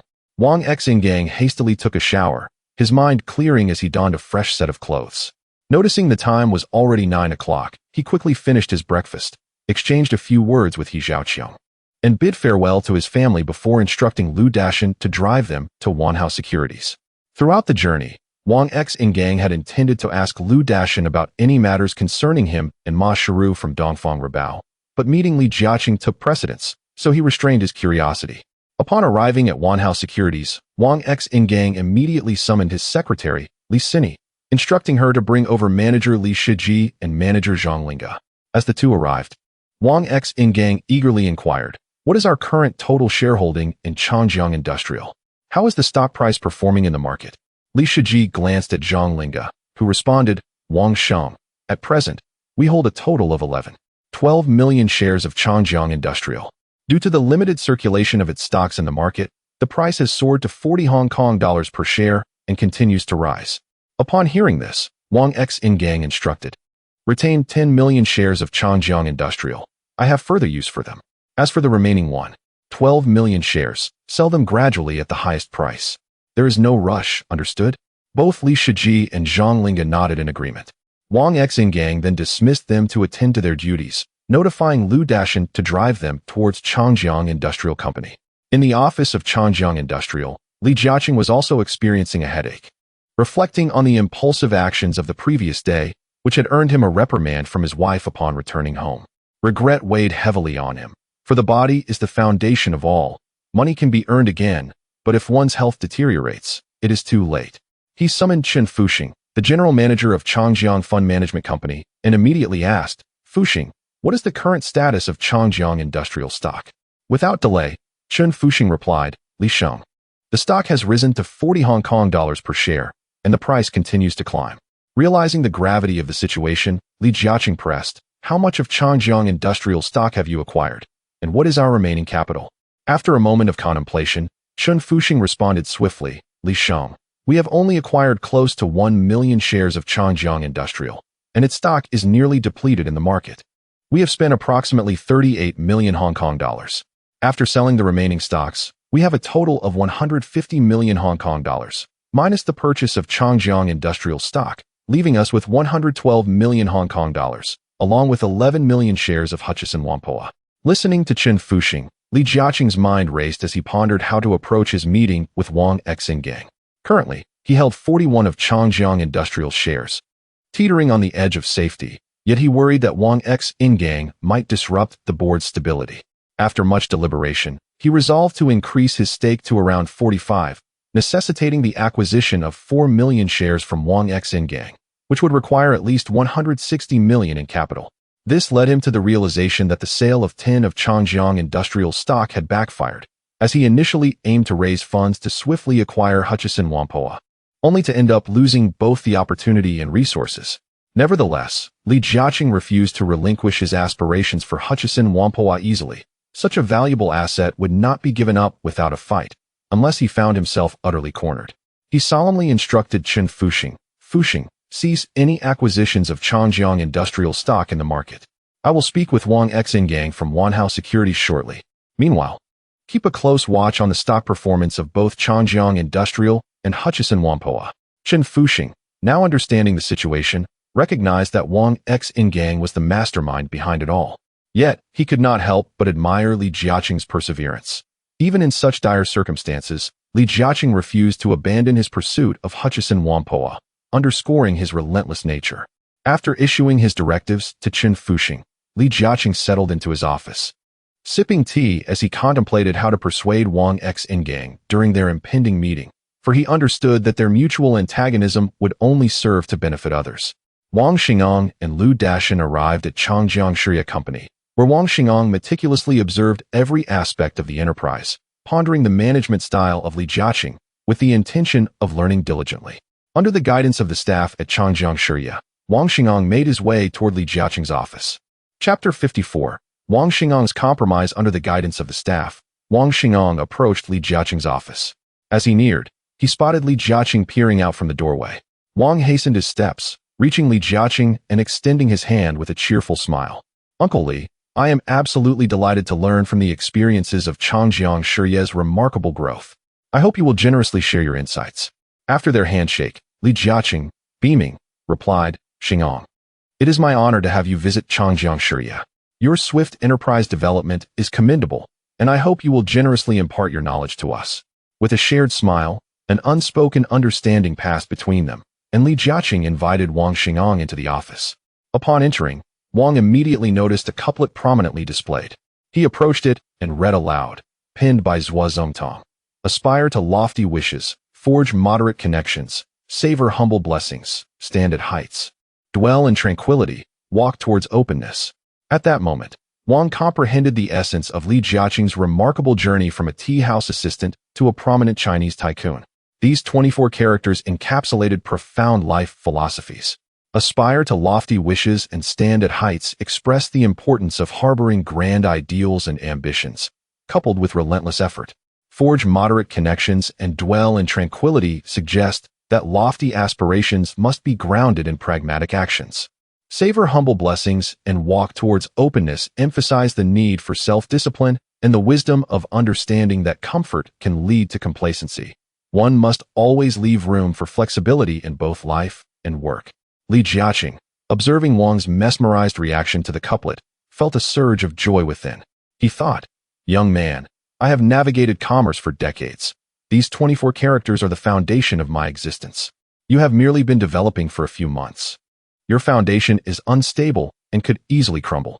After a moment of contemplation, Wang finally gathered his thoughts and earnestly asked, "Mr. Li, would you consider parting with this couplet?" Upon hearing this, Li Jiaqing's anger flared. Internally, he cursed, "You may take my shares in Hyson Development, but now you wish to seize my most cherished couplet? This is utterly intolerable." With a resolute gaze, he firmly stated, "Absolutely not." Wang Xingong, deeply attached to the couplet, recognized that further discussion might provoke a fierce confrontation. He chose silence and continued to observe the office. Wang was astonished by the simplicity of Li Jiaqing's workspace. His desk bore minimal decorations, devoid of excessive photographs or documents, indicating a clean and decisive character. This also hinted at Li Jiaqing's belief in feng shui and the principles of I Ching, where simplicity embodies profound truths. 3 expansive floor-to-ceiling windows adorned the office, offering a sweeping view of Xiangjiang. Reflecting Li Jiaqing's ambitions that extended far beyond, rooted in Xiangjiang, yet gazing toward the world. Within this modest space, Li Jiaqing's approach to life and business was manifest, inspiring Wang's deep admiration. After their inspection of the office, Li Jiaqing invited Wang to a tea table, where they leisurely sipped tea. Engaging in conversations that spanned various topics, neither mentioned Hyson Development nor Changjiang Shirye, as if they were longtime friends exchanging compliments. Recognizing the need to steer the conversation, Li Jiaqing shifted the topic, inquiring, "Xingong, do you believe that the resources in Xiangjiang are currently dominated more by British merchants or our Chinese merchants?" Wang, aware of Li Jiaqing's underlying intent, replied, "Currently, British merchants hold the greater influence." Hearing this, Li Jiaqing felt a thrill of satisfaction and remarked, "British merchants have ruled Xiangjiang for over half a century." The 1972 acquisition of the milk company by the Jardine Matheson Group still resonates. While our Chinese merchants are growing, we still trail far behind them. Wang quickly agreed, "Uncle Li speaks the truth." Li Jiaqing's spirits lifted further. He feared that Wang might resist cooperation and push for a rivalry, allowing others to benefit. He addressed Wang directly, "Xingong, let us transform our conflicts into collaboration and unite against external challenges." Wang, contemplative, urged Li Jiaqing to share his plans straightforwardly. Li Jiaqing promptly stated, "I propose that you halt your acquisition of Changjiang Shirye's stock. I am prepared to offer you 45 Hong Kong dollars per share for your 4 million shares. As for our contention with Hyson Development, we can join forces to acquire it and subsequently divide it. What do you think?" After Li Jiaqing spoke, he fixed his gaze intently on Wang Xingong. Weighing the pros and cons in his mind for about 10 minutes, Wang finally responded, "Agreed. Let us proceed, as you suggest."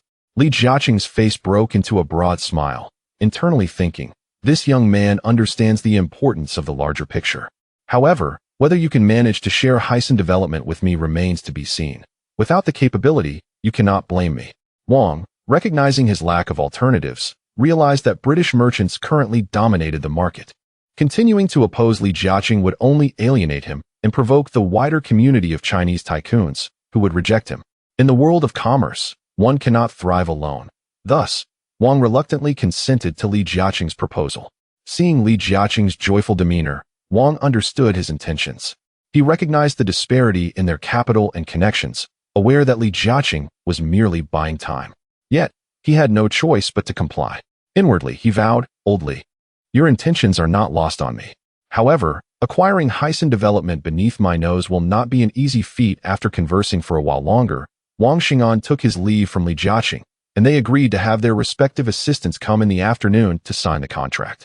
As Wang Xing'an stepped out of Li Jiaqing's office, he found himself in a state of lingering agitation, reflecting, "This is true depth.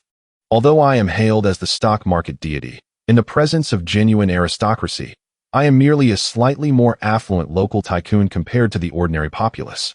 Chapter 55. The schemes of Wang Xingguang. In a secluded villa, Ma Shiru, one of the founders of the Dongfang Rebel, sternly inquired of his brother, Ma Shizhen, "Shizhen, did I not instruct you to eliminate that young man?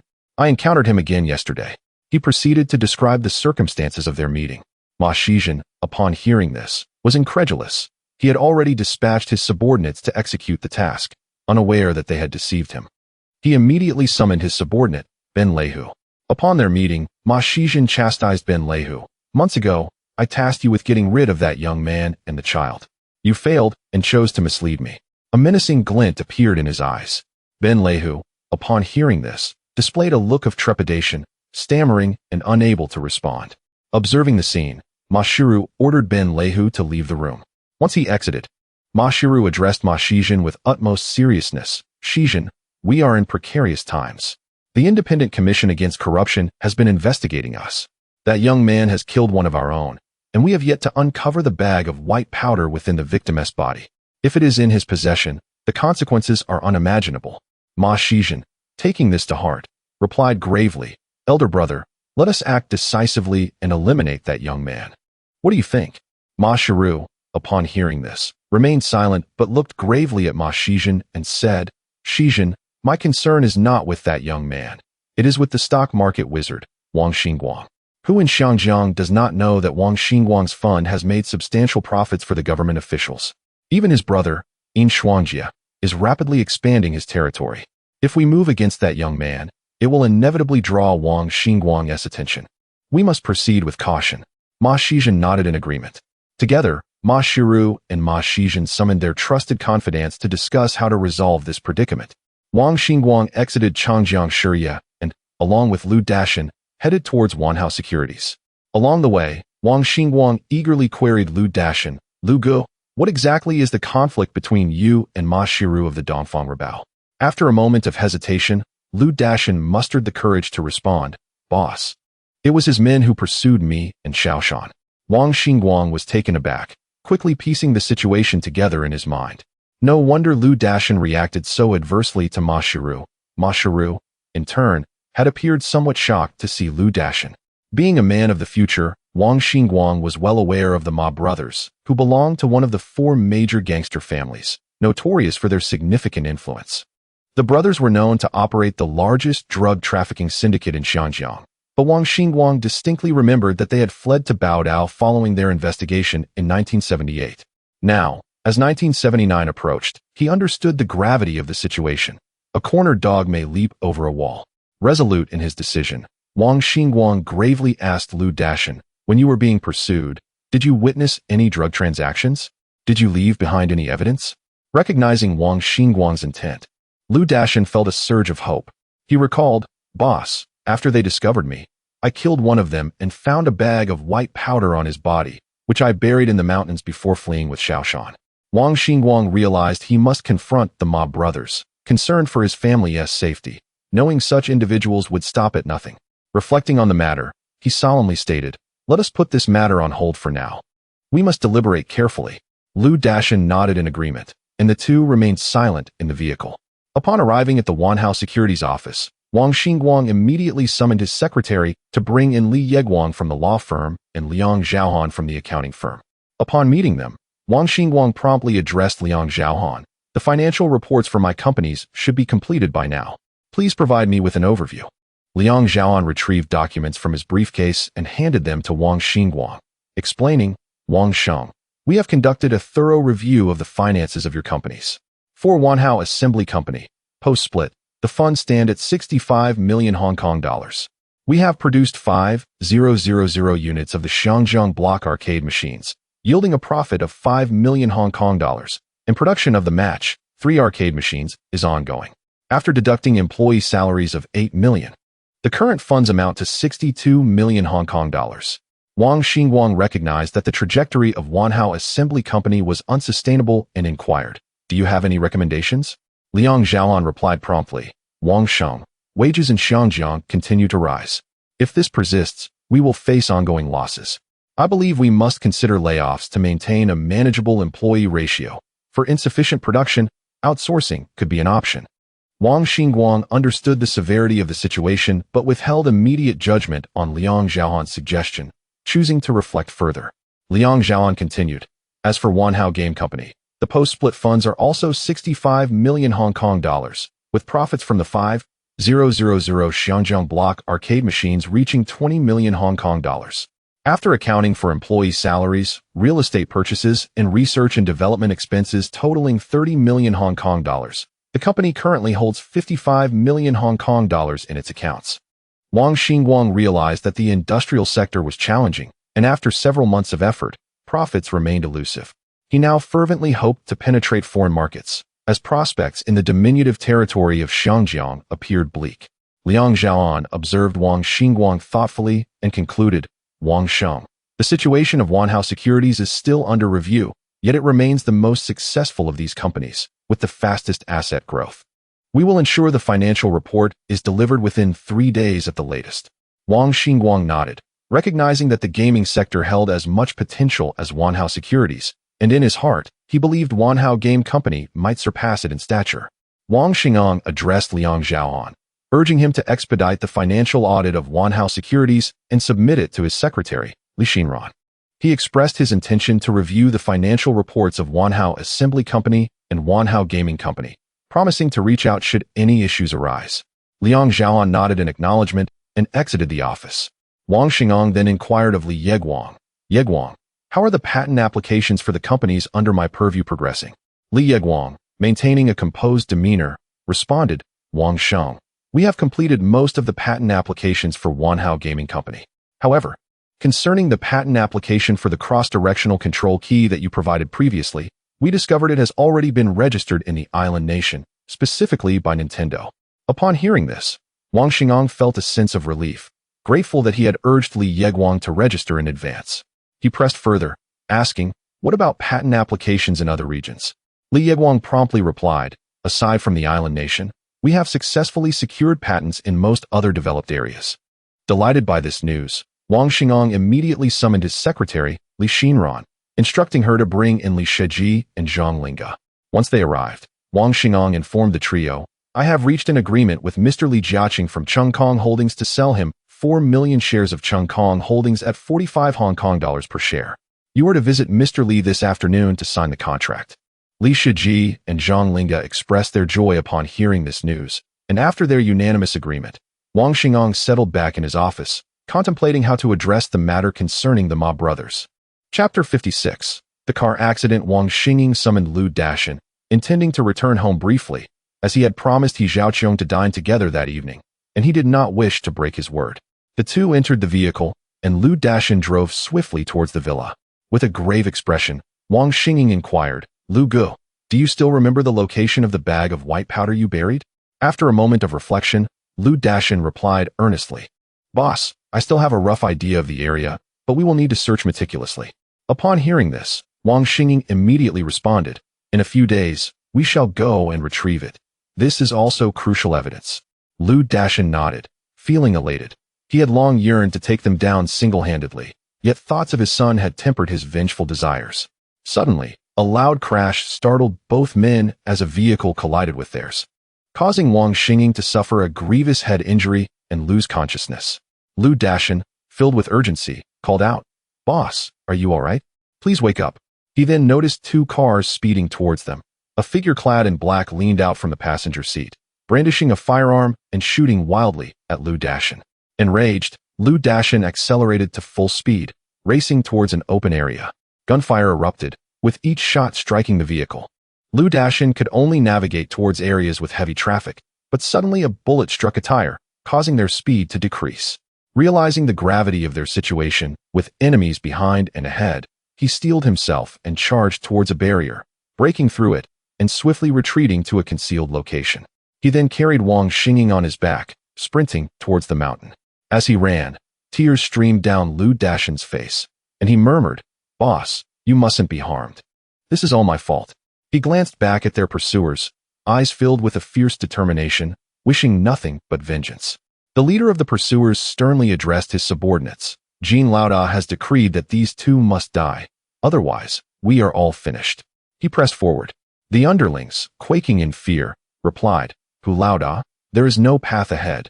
Today, we shall ensure they have no place to rest." Furious, Ben Lehu retorted, "Did you not see them heading towards Taiping Mountain? We cannot afford to provoke anyone there.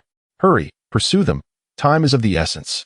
Meanwhile, Wang Xinging, regaining consciousness, felt dizzy and weakly asked Lu Dashan, "Lu Gu, what is the situation?" Lu Dashan, beaming with relief, replied, "Boss, you have awakened. We are running towards the mountain peak. The pursuers are right behind us." Wang Xinging pondered briefly before weakly instructing, "Run towards the luxury district of Taiping Mountain. Seek out the gambling king He Hong." Before he could finish, he lost consciousness again. Lu Dashan, alarmed by the silence, urgently called out, "Boss, are you all right? Please wake up."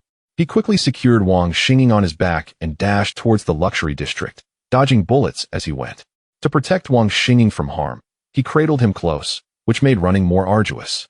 With gritted teeth, Lu Dashan pressed on, joy blossoming on his face as he neared their destination. "Boss, hold on, we are almost there," he encouraged, glancing back at their pursuers as he continued towards the Taiping Mountain luxury district. Ben Lehu, observing the two fleeing towards the luxury district, understood the significance of those residing there and warned his men, "If we fail this time, we are all doomed."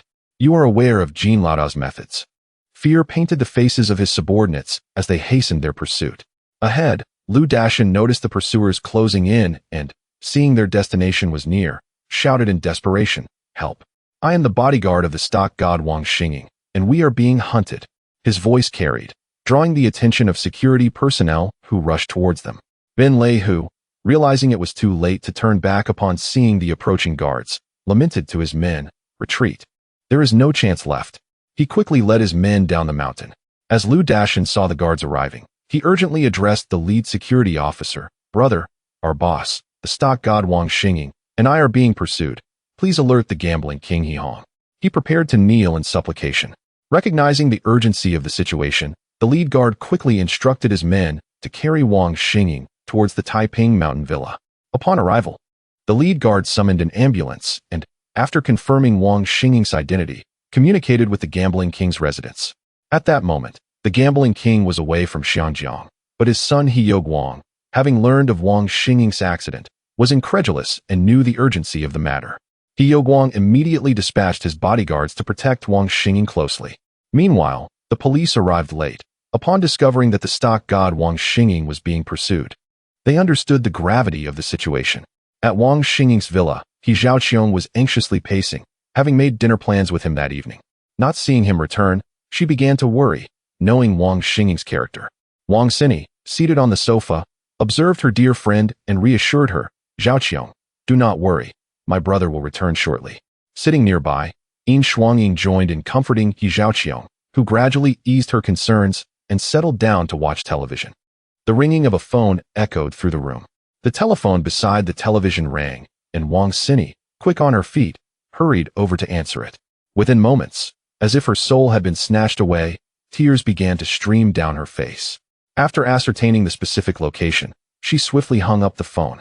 Both her mother and He Zhaoqiong noticed that Wang Sini's expression was amiss and promptly inquired about the cause. Wang Sini hurriedly explained the situation, causing panic to engulf the three of them. She notified Wang Xingmin, who was at the Wanhao Hotel. The trio hastily urged the driver to head towards the hospital, their spirits dampened by anxiety as they feared for the worst. Chapter 57. Tremors in Xiangjiang. The event involving Wang Xing'an being pursued has sent shockwaves throughout Xiangjiang. Major media outlets in the region have reported extensively on the incident. The Xingdao Daily headlined the story with the stock god assassinated, revealing that the individual targeted in the car chase on Hong Kong Island was none other than the illustrious stock mogul, Wang Xing'an. Mr. Wang is a household name, having risen from humble beginnings to amass a fortune in a remarkably short time, earning the admiration of countless young individuals in Xiangjiang. Yet, to be hunted in broad daylight raises serious questions about the rule of law. According to informed sources, 3 vehicles collided with Mr. Wang's car while assailants crazily opened fire on him. This brazen act underscores a blatant disregard for the law, highlighting the severe public safety issues plaguing Xiangjiang. Each year, we pay our taxes, yet we cannot ensure adequate safety on this land, facing threats to our very lives. Such a reality is intolerable. It is my hope that the citizens of Xiangjiang unite to demand accountability from those in power and seek a resolution for the common people. Countless media outlets have gone into a frenzy reporting the incident. The Ming Pao posed the question, "Where's justice?" and noted that Mr. Wang was attacked by criminals while returning home and is currently in critical condition in the hospital. As an international metropolis in Asia, it is disheartening that such brazen acts of violence occur in our thriving and civilized city, tarnishing its reputation. This incident reflects the grave public safety concerns in Xiangjiang, and the government bears undeniable responsibility. We expect the authorities to provide clarity and restore a harmonious and stable environment for the citizens. Several British newspapers, such as the Xiangjiang Regional Press and the South China Morning Post, reported on the incident but downplayed it, suggesting that Mr. Wang's experience was an isolated case and not representative of the entire populace. Publications promoting patriotism, such as The Great Report and Wenwei Pa, have also criticized the government, vehemently condemning the state of public safety. The brazen attempt on Mr. Wang's life has ignited outrage among the people, particularly those who have invested in the Wanzhong Yihao Fund associated with him, prompting protests outside government offices. In the governor's residence, Governor Ma Lihao confronted the commissioner of the Xiangjiang police force, Deng Jincheng, saying, "Commissioner Deng, your department seems ineffective. How could anyone dare to pursue the stock god Wang Xing'an in broad daylight? You have put immense pressure on me. Look outside. The public is seething with anger." Deng Jincheng, chastised, lowered his head, feeling the weight of the governor's words, while secretly cursing the assailants. Governor Ma, weary of reprimanding, commanded Deng, "This is your final chance. Deploy the flying tigers and ensure that those who pursued Wang Xing'an are brought to justice, or you will face dire consequences." Deng, feeling a chill run down his spine, pledged his commitment to the governor. Ma continued, addressing his other subordinates, "From this moment forward, I do not wish to see any further unrest in Xiangjiang. Within a month, I expect each of you to restore peace, harmony, and prosperity to our city." After speaking, the governor turned to Sir Bai Liziu of the Independent Commission Against Corruption, stating, "Sir Bai, you will oversee the efforts to rectify the public safety issues in Xiangjiang. No matter who is involved, if there is evidence, I expect arrests to be made." Bai Liziu nodded, assuring the governor of his commitment. The remaining officials understood that Governor Ma was serious and contemplated how to relay the urgency of this mission to their subordinates. Once the officials departed, the governor retained Commissioner Deng and Sir Bai Liziu for a private discussion. Ma inquired, "Can we apprehend the Ma family members now?" Deng quickly replied, "Governor, we have collaborated with Interpol and the U.S. Drug Enforcement Administration and have information that the Ma brothers will be involved in a significant drug transaction soon. If we can catch them red-handed, they will have nowhere to escape." Governor Ma contemplated for a moment before responding, "Shouldn't we act now? If they slip away, all our efforts will be in vain." Bai Liziu interjected, "While we have gathered some evidence, it does not directly implicate the Ma brothers. They could easily shift the blame to their subordinates. Additionally, their publication, the Dongfeng Daily, wields considerable influence in Xiangjiang. If we act without sufficient justification, it could adversely affect the government." Governor Ma, with a serious expression, declared, "I expect you to swiftly eliminate this menace in cooperation with Interpol. Success is the only acceptable outcome. You must also quickly identify our internal issues and bring those responsible to justice." Both men assured the governor of their commitment to the task. After they left, Governor Ma sighed, reflecting on the immense impact of Wang Xingyang's situation on his own standing, especially as inquiries about Xianjiang's issues were escalating during this critical negotiation period. Since being admitted to the hospital, Wang Xingyang remained unconscious, with He Chaoqiong vigilantly watching over him.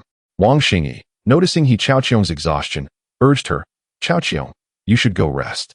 We will keep watch here." He Chaoqiong's brother, He Guang, also encouraged, "Chaoqiong, come with me. We can return tomorrow." Their parents joined in, but He Chaoqiong firmly declined.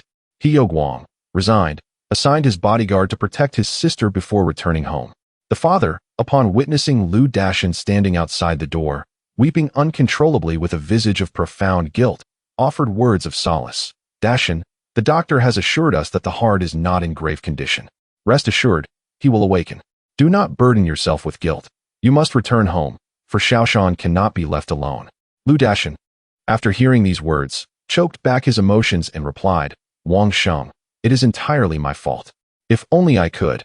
The father, aware of Lu Dashan's inner turmoil, promptly interjected, commanding him, "You must return now to care for Xiaoshan." After Lu Dashan reluctantly agreed and cast a final glance at the hospital room, he resolved within his heart to stand resolutely against Ma Shiru. Once Lu Dashan departed, the father turned his gaze back to his son lying in the hospital bed, silently praying, "My son, you must not succumb to this fate." Chapter 58.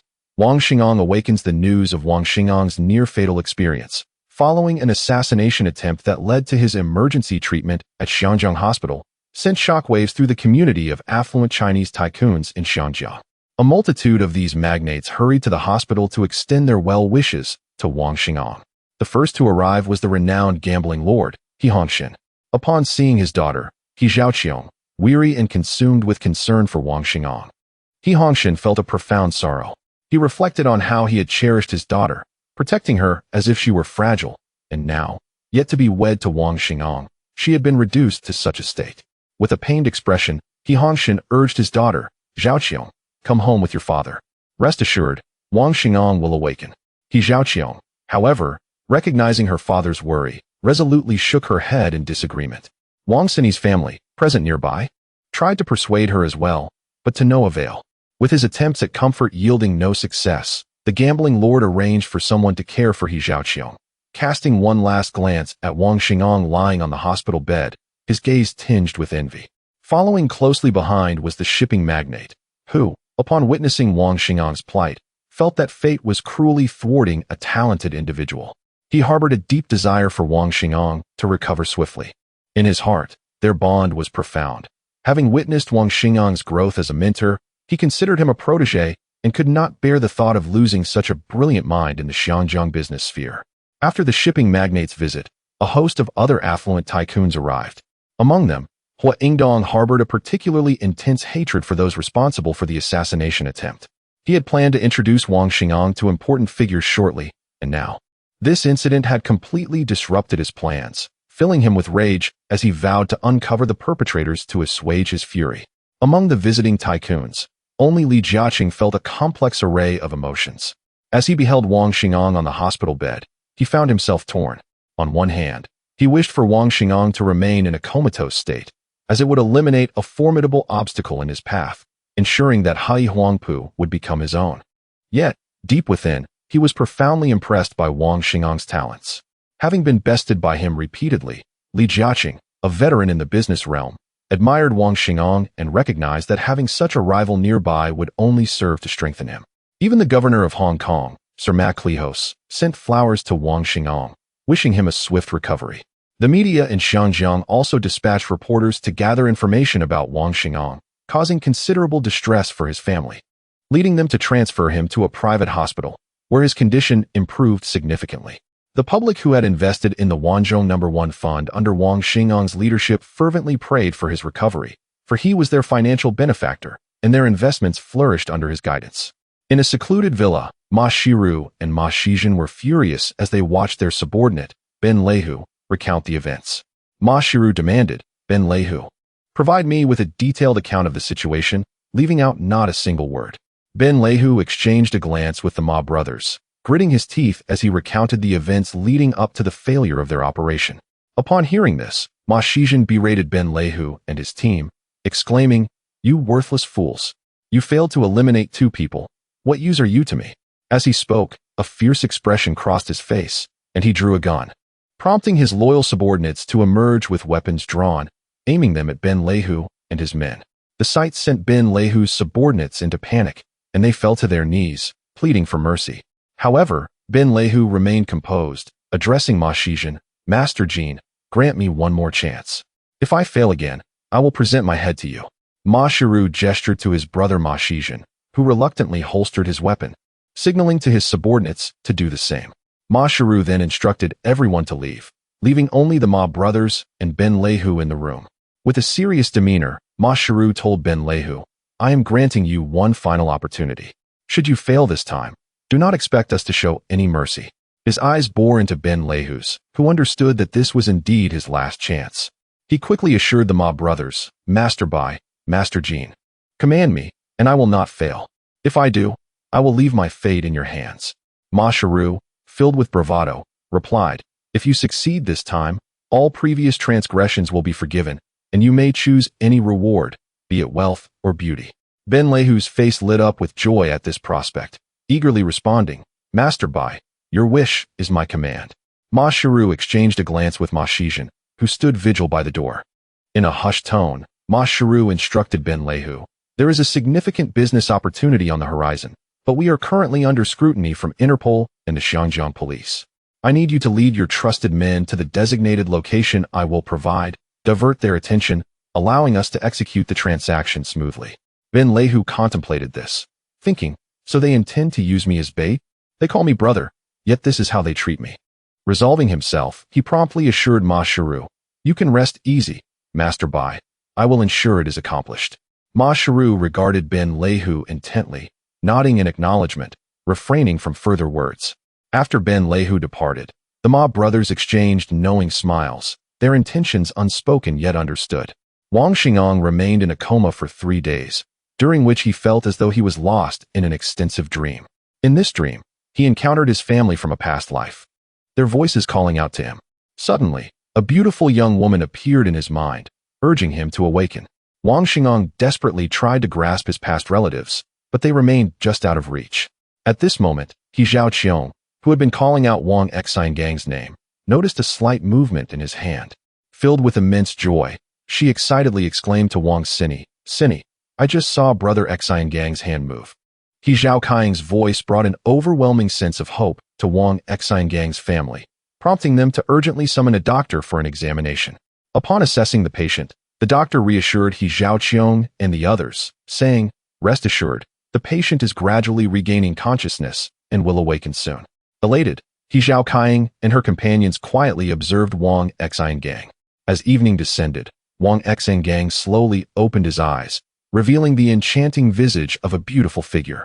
Chapter 59. Scheming with the 2 Ma brothers on the evening of the 3rd day, Wang Xing'an awoke to see a beautiful silhouette calling his name.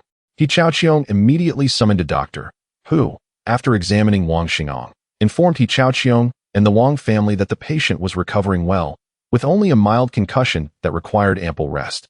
Overcome with joy, He Zhao Qiong and the Wang family expressed their gratitude to the doctor. Gazing at Wang Xing'an in his hospital bed, tears of relief streaming down their faces, Wang Xingyi said to He Zhao Qiong, "Zhao Qiong, you should go rest for a while. My brother has awakened, and seeing you like this will only worry him." Their parents also urged her to take a break. He Zhao Qiong glanced at the resting Wang Xing'an and nodded in agreement.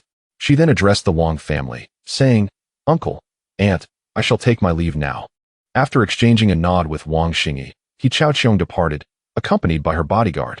As she left, she cast one last glance at the still unconscious Wang Xing'an, silently wishing him a speedy recovery, promising to return the following day. Once He Zhao Qiong had left, Wang Xingyi spoke to her brother, "Brother, you must recover quickly. Do not let us worry any longer."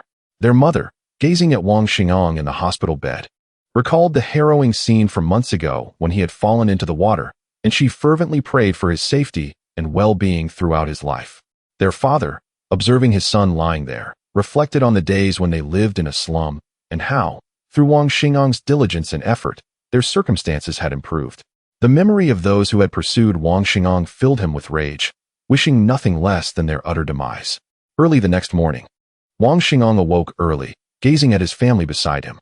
Overwhelmed by guilt, he pondered why he had not established a security organization to protect himself in the tumultuous environment of Xiangjiang, realizing that had he taken preventive measures, this ordeal might have been avoided.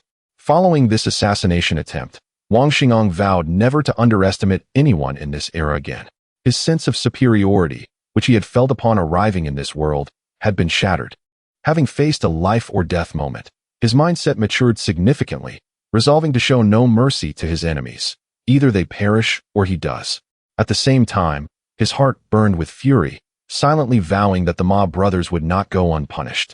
Meanwhile, Lu Dashan, who had been observing from outside the door, noticed that Wang Xingong had awakened, a joyful expression illuminating his face. He entered the hospital room, eager to share the news with Wang Xingyi and her family. Upon seeing Lu Dashan approach with a cheerful demeanor, Wang Xingong raised his hand to his lips, signaling Lu Dashan to remain quiet. Understanding Wang Xingong's gesture, Lu Dashan suppressed his excitement and refrained from waking the Wang family. Just then, the sound of light footsteps echoed in the room as Wang Xingyi stirred awake. She blinked and immediately saw Wang Xingong gazing out the window. A smile blossomed on her face as she exclaimed, "Brother, you are finally awake." She rushed to his bedside, embracing his shoulders and weeping with relief. Her cries roused their parents, who, upon witnessing Wang Xingong's awakening and improvement, were overcome with tears of joy. Wang Xingong quickly reassured Wang Xingyi, "Xingyi, I am fine now, do not worry." He managed to smile despite the throbbing pain in his head. Their mother swiftly pulled Wang Xingyi up from her embrace. Less than 10 minutes later, He Chaoqiong entered the room, and upon seeing that Wang Xingong had awakened, tears streamed down her face. Wang Xingong understood the care He Chaoqiong had shown him during his illness, and he resolved to protect her for a lifetime. Wang Xingong remained in the hospital for 3 more days, gradually recovering as his headache subsided. During this time, he devised a plan for revenge. When Yin Shuangjia visited him, he had already formulated a comprehensive strategy. He summoned Yin Shuangjia and Lu Dashan to his room, finding excuses to send his family and He Chaoqiong away. Once they were alone, Yin Shuangjia, eager for answers, inquired, "Xingong, Dashan, tell me the truth. Who is responsible? I have been investigating for days, but this group is deeply hidden. They eliminate anyone with information." As he spoke, his gaze bore into Lu Dashan with intensity. Wang Xingong, sensing Yin Shuangjia's impatience, replied, "Shuangjia, do not blame Brother Lu. It was my decision not to inform you."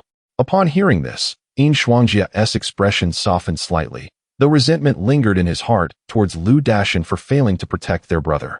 Wang Xingong continued, "I suspect it was the Ma brothers from the Dongfang Rebao." His eyes sparkled with a fierce determination.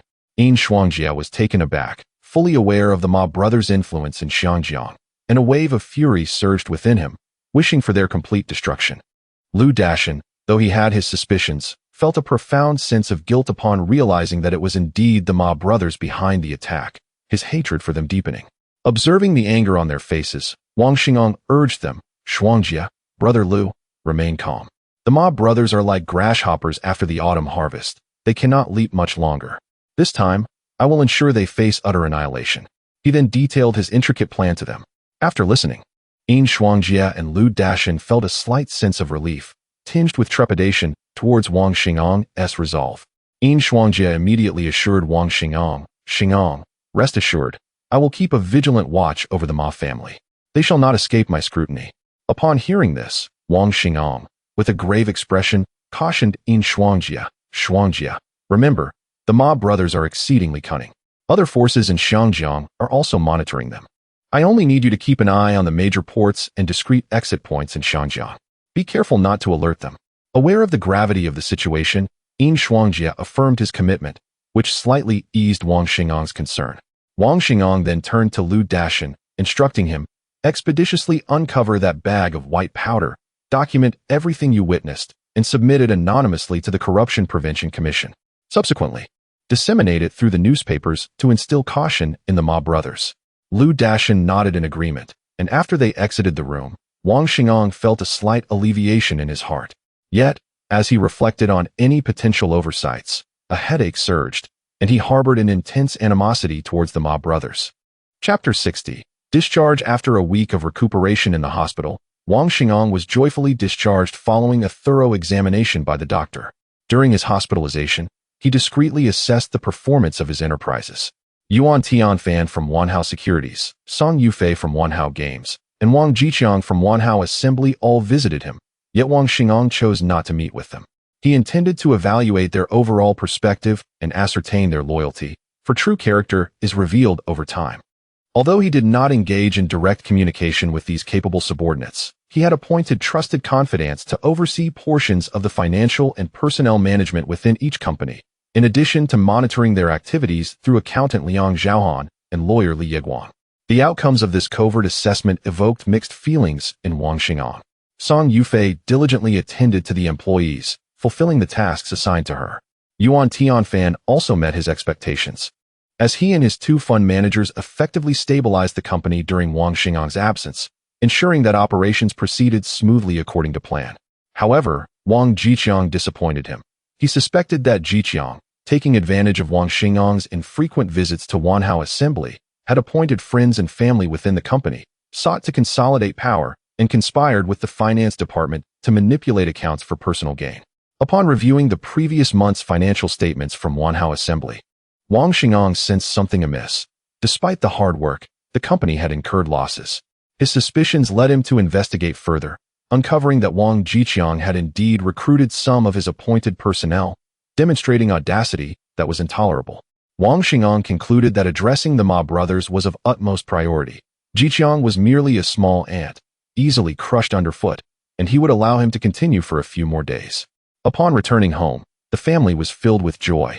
Wang Xing'an, having narrowly escaped death, gained a profound appreciation for the fragility of life. Surviving adversity imparts a deep respect for existence. He turned to He Chaoqiang, speaking earnestly. Chaoqiang, I apologize for causing you worry. Hearing Wang Xing'an's solemn words brought her joy, signifying her esteemed place in his heart. She quickly responded, Xing'an, I am just relieved to see you well. Reminded of her tireless care during his hospitalization, Wang Xing'an felt a surge of emotion and vowed to cherish her loyalty. If you do not betray me, I shall not betray you. Even if you should betray me, I will remain steadfast. Wang Xini noticed her brother and close friend whispering and inquired, Brother, what are you and Chaoqiang discussing? Wang Xing'an shot her a glance. Their mother, overhearing, called out, Xini, come help me with dinner. With a reluctant sigh and a glare at her brother, Xini complied and assisted their mother. After dinner, the family gathered around the table, basking in the warmth of togetherness, all rejoicing in Wang Xing'an's recovery. He silently vowed to protect them for a lifetime. The following morning, Wang Xing'an drove He Chaoqiang and Wang Xini to school before instructing Lu Dashan to take him to Yinshuanjia. On the way, Wang Xing'an inquired, Lu, how did the task go? Lu Dashan promptly replied, Boss, I have sent the bag of white powder to the Independent Commission Against Corruption, specifying the location. Wang Xing'an nodded, then asked, What about the investigation into the Ma family? Lu Dashan, serious and filled with indignation, responded, Boss, the Ma family is a scourge, responsible for many heinous acts in Xiangjiang. I conducted an investigation through private detectives and uncovered numerous criminal cases, but we lack concrete evidence. Recently, my brothers and I have gathered more evidence. But it does not point directly to the Ma brothers, it implicates their subordinates. Why don't we take decisive action and eliminate them? Lu Dashan suggested fervently. Wang Xing'an slowly shook his head, replying, Personally eliminating them is a last resort. Instead, compile the criminal cases you've gathered and submit them to major newspapers and television stations. I want the people of Xiangjiang to be fully aware. Lu Dashan hesitated, expressing concern that the media might shy away from antagonizing the Ma family. Wang Xing'an recognized the complexity of the situation and felt the pressing need to establish his own media empire. Suddenly, an idea sparked in his mind. He recalled the rivalry between the Dongfang Daily and its adversary, the Qingdao Daily. The former had risen to prominence by overshadowing the latter. Wang Xing'an instructed Lu Dashan, send the gathered cases and evidence to the Qingdao Daily first. They are fierce competitors. Once they report, you can then forward it to other newspapers. Ensure that the Ma brothers are implicated as the masterminds behind these incidents, so that all of Xiangjiang believes it to be their doing. Lu Dashan, enthused by the plan, responded eagerly, Boss, I'll take care of it by tomorrow. Wang Xing'an nodded, closed his eyes in the car to reflect and review the plan for any flaws or deficiencies. Upon arriving at Yin Xuanjia's gang headquarters, Wang Xingang observed a large group gathered, attentively listening to Yin Xuanjia speak. He felt a genuine sense of happiness for Yin Xuanjia, especially since he had shared insights on the history and unity of the Yakuza's Black Dragon Society with him. Yin Xuanjia, after meticulous study and contemplation, has cultivated his own independent insights. Through refinement within his gang, he has established a unique set of rules and regulations. With ample financial resources, the gang has embarked on a fervent expansion akin to a conglomerate, having already seized territories in 2 districts of Guangdao, and is currently in the midst of further expansion. Observing his subordinates escorting 2 individuals from outside, Yin Xuanjia recognized them as his comrade Wang Xingang and his bodyguard Lu Dashan. After delivering his remarks swiftly to his followers, Yin Xuanjia announced the dissolution of the gathering and hurried towards Wang Xingang and Lu Dashan. Chapter 61. The Battle of Public Opinion in Xiangjiang. Yin Xuanjia led Wang Xingang and Lu Dashan to a concealed room within the gang. Upon entering and securing the door, Yin instructed his trusted aide to guard outside. He eagerly turned to Wang Xingang and inquired, "Xingang, I have noticed numerous strangers surveilling the vicinity of the Ma family recently. My men dare not approach too closely." Wang Xingang nodded thoughtfully. He calmly analyzed. This indicates that the Ma brothers have long been under the watchful eye of the Hong Kong government, although no action has been taken thus far. As a person of Xiangjiang in a past life, Wang Xingang was well aware of the notorious deeds of the Ma brothers, who had evaded justice and continued their extravagant lifestyle on the Treasure Island. Even Ma Shiru's disabled son, Ma Tingxiang, managed to marry the beautiful Li Da.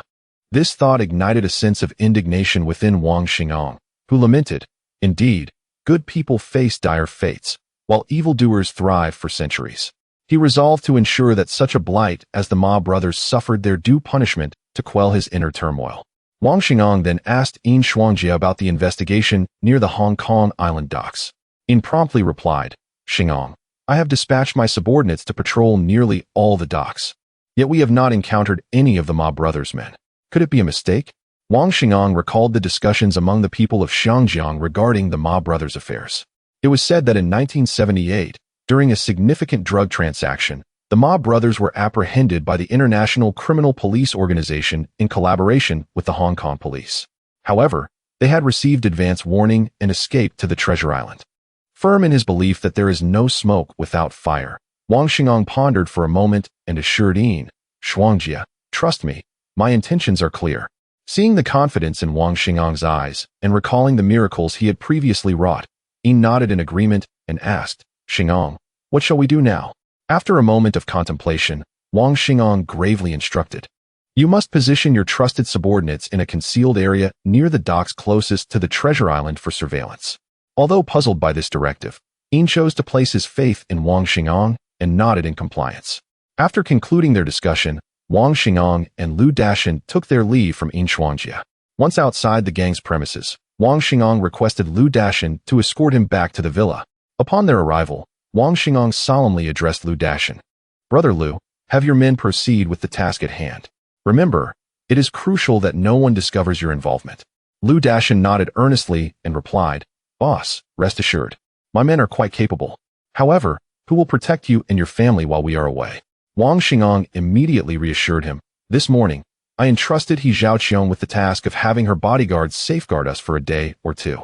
You need not worry, everything will be fine." Feeling relieved after hearing this, Lu Dashan affirmed, "Very well, boss. I shall attend to it immediately." As Wang Xingang observed Lu Dashan's departing figure, he sat on the sofa, contemplating the urgency of establishing his own security agency to ensure the safety of himself and his family. This incident heightened his awareness of their vulnerability. He understood that forming a security organization was not a task to be taken lightly. It required careful selection of trustworthy individuals. The last thing he wanted was to invite danger into his home. Wang Xingang believed that his foremost task was to eliminate the Ma brothers swiftly. With such adversaries lurking nearby, he felt increasingly restless, even in sleep. Lost in thought, he eventually dozed off on the sofa. In the office of the owner of the Qingdao Daily, Hu Xian was reviewing the newspaper's sales figures for the month. Suddenly, a hurried knock echoed from the door. Irritated by the interruption, Hu Xian called, "Enter."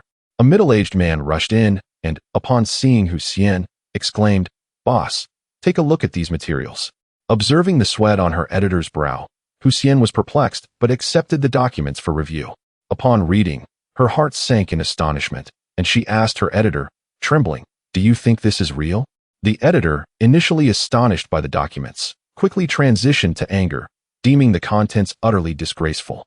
After regaining composure, he replied, "Boss, I had my people verify the information, and they confirmed that most of the cases are indeed true."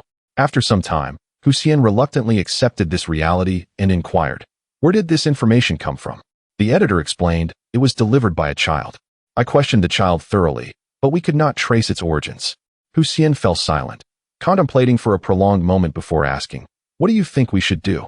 After deliberation, the editor resolutely stated, "Boss, I believe we should publish this news."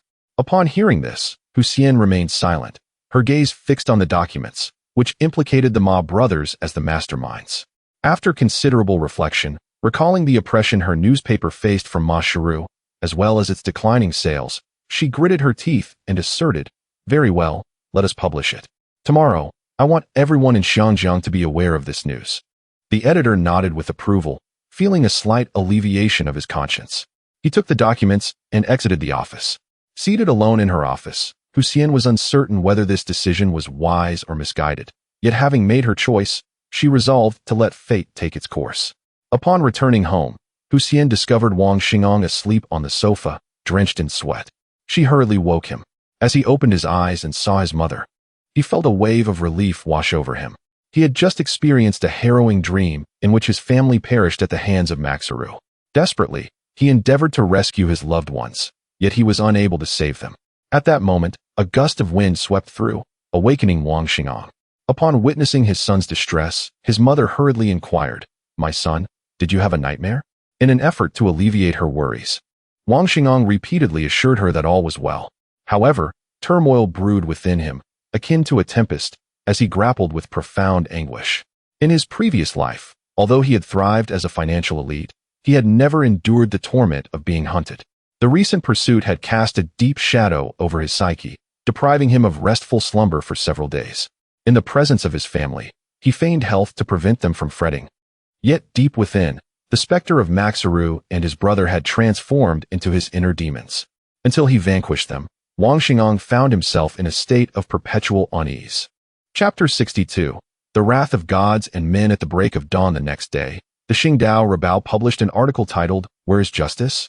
The report confirmed that the largest drug trafficking organization in Xiangjiang had resurfaced, known as Fuixing. Since the infamous Lamehao incident in 1974, drugs in Xiangjiang had nearly vanished, but now they are experiencing a disturbing resurgence.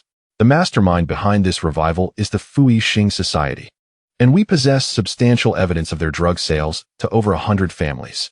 Countless households have been torn apart due to drug addiction, resulting in irreparable devastation. Many families have lost all hope for survival, and among them, we have discovered minors who have succumbed to a life of crime due to drug use. We must ask ourselves, how is it that, after a mere 4 years, drugs have returned to this land? The last time, the revered Wang Xing'an was chased in broad daylight. Now, the resurgence of drugs in Xiangjiang has led innumerable families down a path of crime. What has become of Xiangjiang, one of Asia's international metropolises and one of the 4 Asian tigers? We now live in fear of being pursued on the streets and are haunted by the specter of addiction that could ruin our lives forever. We hope the Hong Kong government can provide an answer for all the people of Xiangjiang. The article from the Qingdao Rebao ignited outrage throughout Xiangjiang. Following the verification of the evidence, the public's anger boiled over, and Fuixing became reviled, akin to a rat scurrying in the streets, universally condemned. Countless citizens took to the streets in protest, expressing their utter disappointment with the current state of law and order in Xiangjiang. They long for a land that is safe, peaceful, and prosperous. This incident has plunged the credibility of the Hong Kong government to its lowest point among the populace, with far-reaching implications. Governor Mai Lihao, upon reading the news in the Qingdao Rebao, sensed impending trouble and immediately summoned his subordinates. Enraged, he addressed them, "Surely you have all seen today's news in the Qingdao Rebao?" All his subordinates bowed their heads, unable to meet his gaze. After surveying the room, Mai Lihao furiously exclaimed, "I have repeatedly instructed you to eradicate all criminal elements in Xiangjiang swiftly. This is a critical moment, and is this how you conduct your affairs?" After a tirade, he turned to Police Commissioner Deng Jinqing and the head of the Independent Commission Against Corruption, Bai Liziu, and commanded them, based on the evidence published by the Qingdao Rebao, arrest all members of the Fui Xing Society involved in criminal activities. No matter who is implicated, let justice prevail. You must act immediately. Turning to the rest of his subordinates, he added, "You may rest at the governor's office for now, but you will return only after the arrests are made." The guilty subordinates exchanged nervous glances, their faces betraying their fear, yet they feigned calmness. Bai Liziu gestured toward the conference room, and Mai Lihao understood his implication. The two men entered the conference room, where Bai Liziu eagerly stated, "Governor, the true mastermind behind Fui Xing is the Ma brothers. We currently lack evidence of their crimes. Should we proceed with an arrest?" Governor Mai Lihao felt the weight of the dilemma. He yearned to eliminate this malignant tumor once and for all. However, they were meticulous, leaving no incriminating evidence behind. Their publication, the Dongfang Rebao, is the most widely circulated newspaper in Xinjiang, wielding significant influence. After a moment of contemplation, Governor Mai Lihao resolved, "We must adhere to protocol. Without evidence, we cannot move against the Ma brothers. However, you are to assign someone to closely monitor them. I have received intelligence from Interpol that a substantial shipment of drugs is en route to Xinjiang, and the Ma brothers are the intermediaries. Once we catch them red-handed, they will have nowhere to escape." Bai Liziu, recognizing that the governor had made his decision, complied and left the governor's office with Police Commissioner Deng Jinqing to execute the orders. Meanwhile, Governor Mai Lihao sat in the hall, sipping tea and scrutinizing the expressions of his subordinates. He silently prayed for a moment of tranquility in Xinjiang, for these are perilous times. In an opulent villa, Ma Shiru, upon reading the article in the Qingdao Rebao, sensed impending calamity and swiftly called for his brother, Ma Shizhen. "Have you seen the news in the Qingdao Rebao?" he demanded, handing the newspaper to Ma Shizhen. After reading it, Ma Shizhen erupted in fury, his eyes blazing as he declared, "Brother, I will send someone to capture that Huxian woman. I will make her wish for death." Ma Shiru interjected, "We will settle scores with her later. For now, instruct the brothers in our organization to lie low. The government will not let this go easily. They must be made aware of what can and cannot be said." After this, he cast a dark look at Ma Shizhen. Realizing the gravity of the situation, Ma Shizhen nodded in agreement and hurriedly departed with his confidant toward the headquarters of Fui Xing. Ma Shiru watched his brother's retreating figure, pondering the peculiarities of the situation. He understood that Huxian could not have procured such incriminating evidence on her own. His mind raced with questions of who could be behind this. Suddenly, a youthful visage surfaced in his thoughts, but he shook his head, dismissing it. In another villa, Wang Xinging perused the day's issue of the Qingdao Rebao. After finishing, he turned to Lu Dashan and inquired, "Brother Lu, did we leave any traces?" Lu Dashan recalled the events carefully and assured Wang Xinging, "Boss, rest assured, we have left no traces." Wang Xinging nodded. Yet an ominous premonition lingered in his heart. The cunning and astute Ma Shiru would undoubtedly speculate on the identity of the mastermind behind the scenes, and the enmity between them was such that it could not be overlooked. Upon this realization, Wang Xingong felt a sudden tightening in his chest. He immediately addressed Lu Dashan, instructing him to summon his brothers to bring back his parents and sister. Just as Lu Dashan took a few steps, a thought struck Wang Xingong, prompting him to call out to Lu Dashan to halt. A fierce internal struggle ensued within Wang Xingong's mind as he clenched his teeth, ultimately arriving at a resolute decision. He then slowly spoke to Lu Dashan, saying, "Brother Lu, let it be. Everything shall remain as it is." After uttering these words, Wang Xingong let out a deep sigh. Chapter 63, The Clash of Law and Crime. After arriving at the headquarters of Fuixing, Ma Shizhen immediately summoned his 4 chief lieutenants. The 4 lieutenants consisted of the Dragon Hall leader, Guanglong, the Tiger Hall leader, Ben Lehu, the Leopard Hall leader, Heibao, and the Eagle Hall leader, Fei Ying. Once all 4 had gathered in the conference hall, Ma Shizhen gravely addressed them, saying, "Brothers, the situation has changed. You must have seen today's Qingdao Rebao." After speaking, he instructed his subordinates to present the newspaper to the 4 leaders. Upon reading, Guanglong and Heibao's faces turned ashen, for the article exposed their subordinates. Among the revelations were heinous acts committed by 2 of their men, causing them to feel a sense of urgency. They looked at Ma Shizhen and asked, "Jinyi, what should we do?" Ma Shizhen glanced at Guanglong and Heibao, then calmly replied, "Bai Yi has already made arrangements for you. You need to immediately summon your respective brothers. I have arranged a vessel for you to take refuge on the treasure island for a few days. I will ensure your families are well taken care of until the storm passes." After finishing, Ma Shizhen took 2 encrypted boxes from his trusted subordinate and handed them to Guanglong and Heibao. Upon opening them, they found them filled with Taiwanese dollars. They exchanged glances, delight gleaming in their eyes. Observing their expressions, Ma Shizhen added, "This is for the living expenses of your subordinates during this time." Hearing this, both Guanglong and Heibao were overjoyed and hurriedly expressed their gratitude to Ma Shizhen. He then looked at them with a serious demeanor and said, "However, you must manage your subordinates carefully.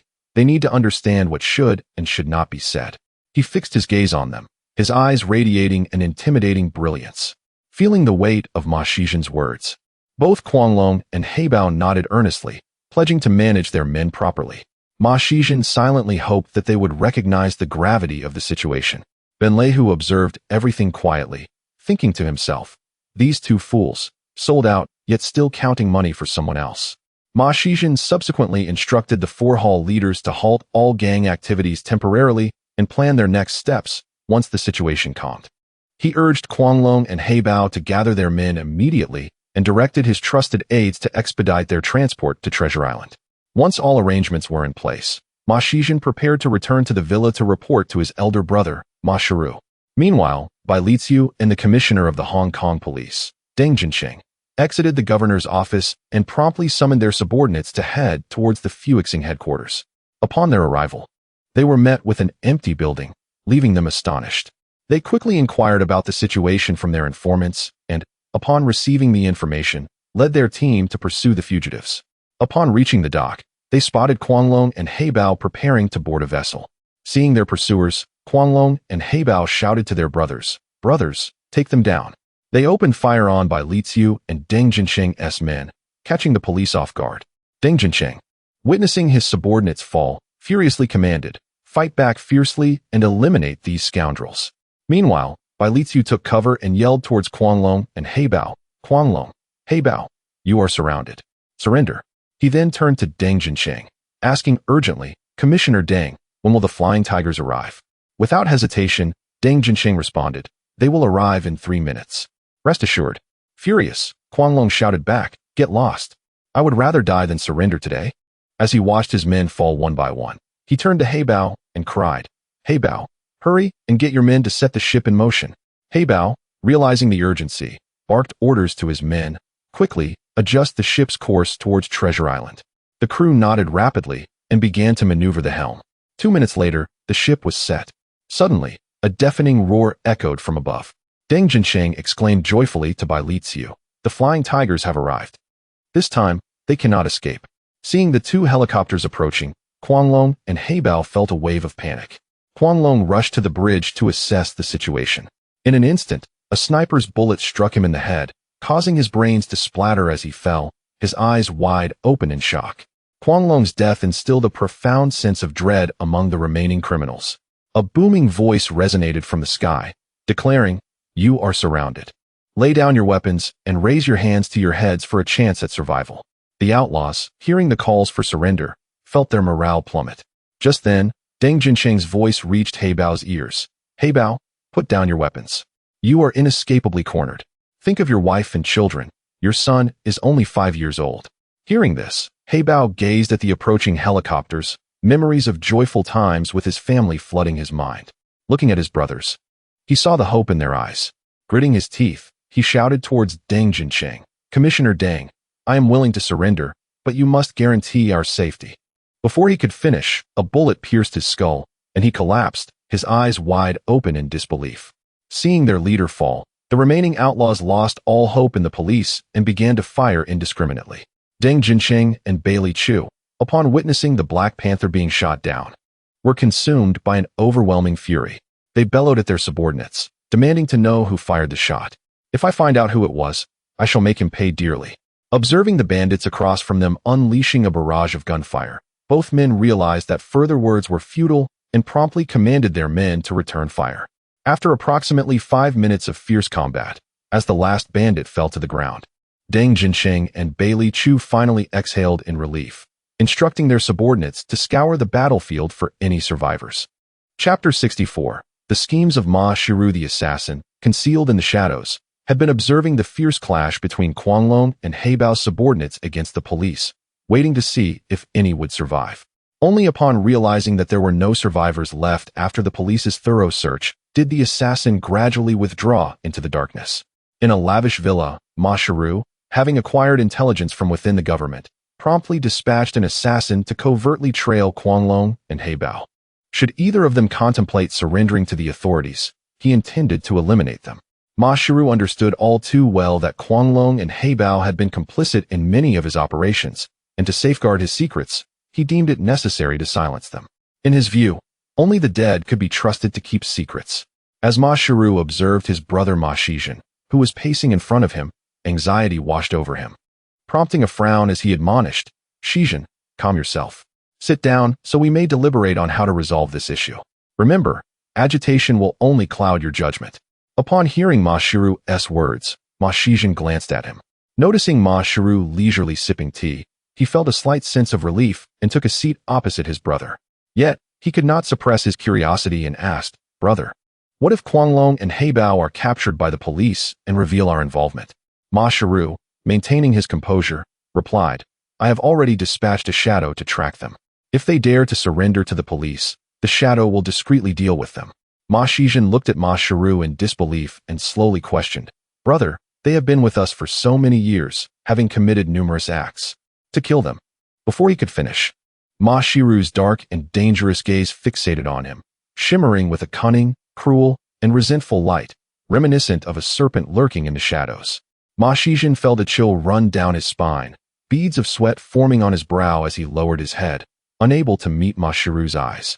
Seeing his brother bow his head, Ma Shiru's expression turned serious as he addressed him. "Shizhen, remember, there is no absolute good or evil in this world. Nor is there any fairness. This is a realm of the strong. If you wish to avoid being preyed upon, you must become fiercer and stronger." As he spoke, Ma Shiru reflected on his own arduous journey. Noticing Ma Shizhen looking at him, he continued, "What has brought us, two orphans, to our current standing? Simply put, it is our ruthlessness. Anyone who obstructs our path must pay with their life. We are true brothers. The others are merely tools for our use." After saying this, Ma Shiru's gaze softened as he looked at Ma Shizhen. Hearing his brother's words, Ma Shizhen was flooded with memories of the times Ma Shiru had protected him, and tears streamed down his face. Looking at his brother, he resolutely declared, "Brother, I understand now. Rest assured, I will keep this in my heart." Ma Shiru smiled and nodded, silently wishing for his brother's swift maturation. Shortly thereafter, a figure clad in black entered the room. Approaching Ma Shiru, the individual calmly stated, "Master Bai, the task has been completed. Guanglong and Heibao, along with their subordinates, are dead. It is time for you to fulfill your promise." Upon hearing this, Ma Shiru burst into laughter and replied, "Excellent work. Do not worry. I will reveal your sister's whereabouts, but you must assist me with one final task." The black-clad figure suppressed a surge of anger, casting a watchful eye on the two brothers, yet he was reminded that he had yet to uncover the location of his sister. With this thought, he steadied his emotions but silently vowed that if Ma Shiru withheld the truth this time, he would ensure the destruction of Ma Shiru's entire family. With an icy demeanor, the figure addressed Ma Shiru, "Master Bai, I hope you will keep your promise. I am not easily deceived." Internally, Ma Shiru recognized the individual's capabilities. To avoid inciting his wrath, he assured, "Rest assured, this is the final task. Upon its completion, I will divulge what you seek. If not, you may kill my family, and I shall hold no grievances." Though the black-clad figure harbored doubts regarding Ma Shiru's integrity, the thought of his sister's prolonged absence compelled him to nod in agreement, albeit with an expression void of warmth. Ma Shiru produced a note from his pocket and handed it to the figure, stating, "This contains the details of our drug transaction, including the location and time. I expect you to heed my signal during the exchange and eliminate the opposing leader." The note contains their information. Receiving the note in silence, the figure nodded and swiftly vanished like a gust of wind. Once the figure departed, Ma Shizhen turned to Ma Shiru and asked, "Brother, you revealed such critical information to him. Aren't you afraid that he—" Before he could finish, Ma Shiru interrupted, "Do not worry, my actions have their purpose." After Ma Shizhen ceased speaking, Ma Shiru closed his eyes in contemplation. Yet, His mind was consumed with thoughts of ensuring the downfall of both the Shadow and Kuei Gu, the leader of the Shibei gang on Baodao. Kuei Gu served as a representative in the Asian Golden Triangle's drug trade, and Ma Shiru had no choice but to procure goods from him, facing not only high prices but also the ongoing competition he fostered among agents in Xiangjiang. The two individuals had long been at odds, yet neither had openly confronted the other, maintaining a facade while secretly engaging in a covert battle, unable to gain the upper hand. In his heart, Ma Shiru reflected on the connections he had cultivated in the Golden Triangle. Eliminating Kuei Gu would position him as the agent of the Asian Golden Triangle's narcotics trade. This thought filled Ma Shiru with a sense of exhilaration.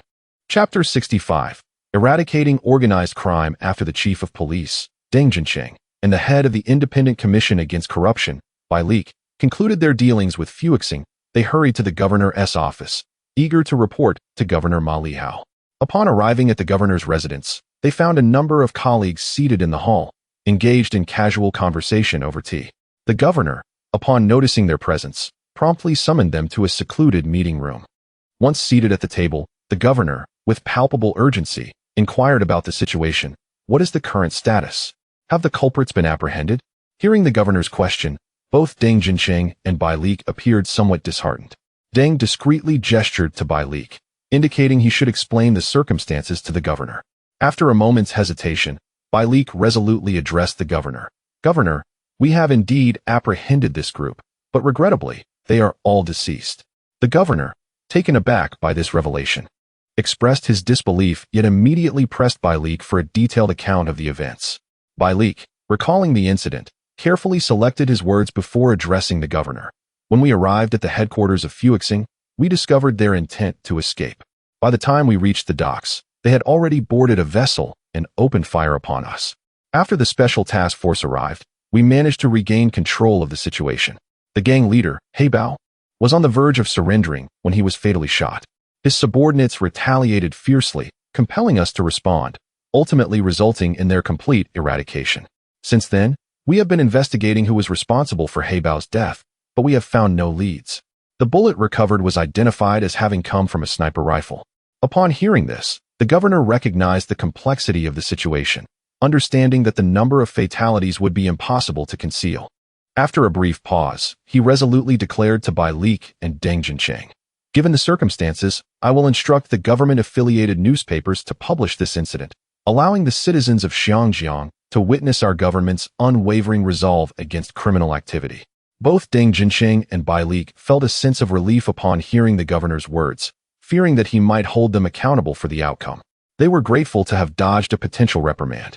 The governor, adopting a serious tone, added, You must thoroughly investigate this matter, but your primary focus now should be on the Ma brothers.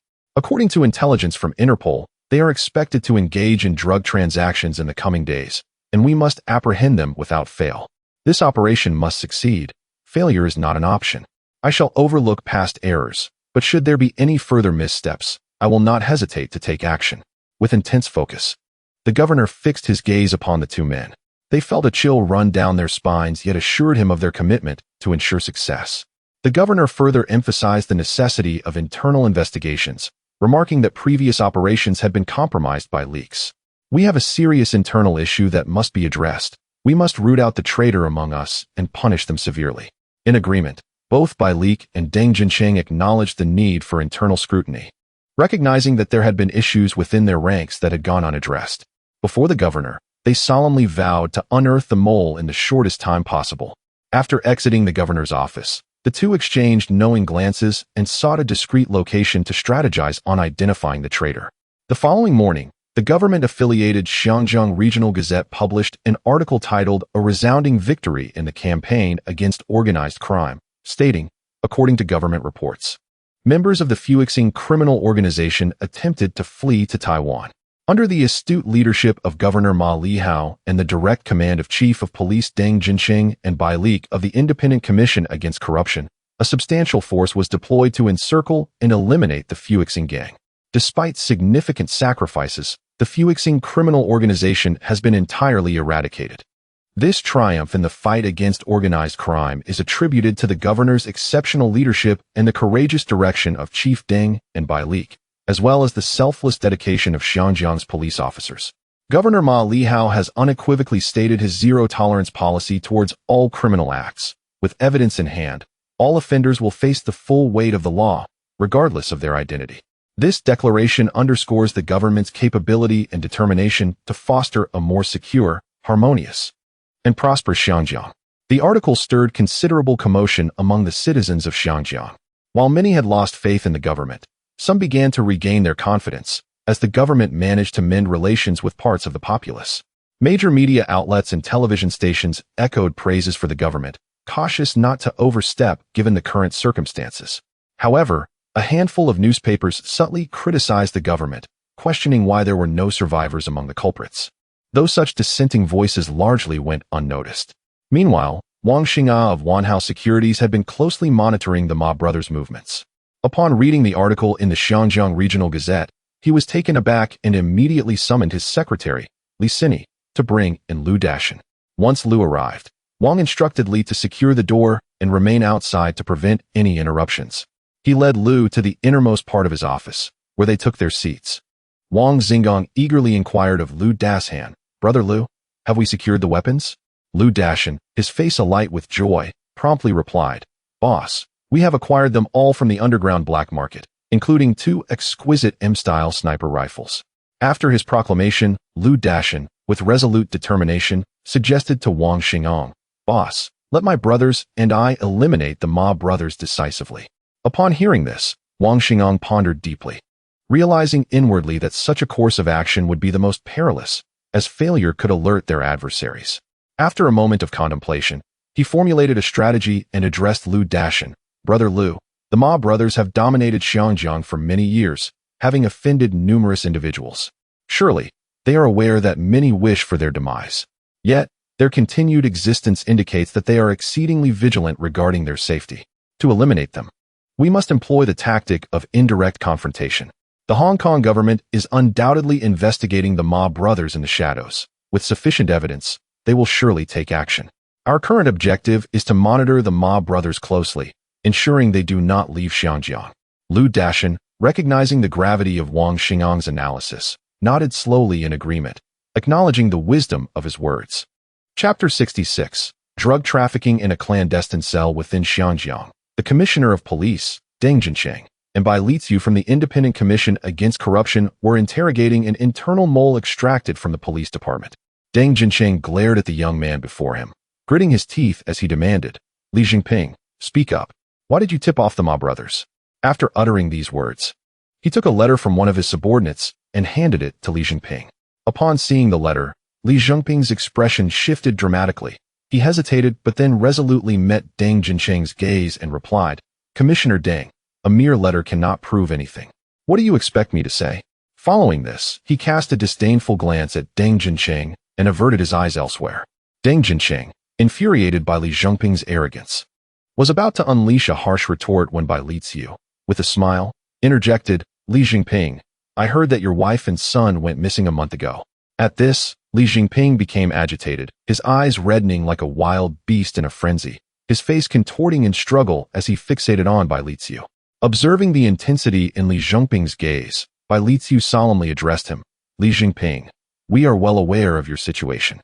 Regrettably, I must inform you that your wife has passed away. We have yet to locate your son." Upon hearing Bai Liziu's words, Li Jinping's eyes welled with tears as he murmured, "Impossible, they promised me." "What?" Witnessing Li Jinping's anguish, Deng Jincheng felt a pang of sympathy, but still asserted, "We discovered a female corpse by the seaside, confirmed to be your wife. Forensic examination indicates she fought fiercely but ultimately succumbed to sexual assault and was tortured to death. This information has not yet been disclosed to the public." He continued, "You should now comprehend the true nature of the Ma brothers. Speak." At this point, a police officer presented a photograph to Li Jinping. Upon receiving it, a surge of fury coursed through him, veins bulging on his forehead as he bellowed, "I will kill Ma Shizhen, that beast. Show her." After a considerable pause, Li Jinping gradually regained his composure and said to Deng Jincheng and Bai Liziu, "I confess, it was all Ma Shizhen's doing. He kidnapped my wife and son. I had no choice but to comply." He then broke down in tears. Deng Jincheng and Bai Liziu exchanged glances. Bai Liziu, with unwavering determination, fixed his gaze on Li Jinping and asked, "Do you wish for revenge?" Upon hearing this, Li Jinping gritted his teeth and replied, "Tell me what to do.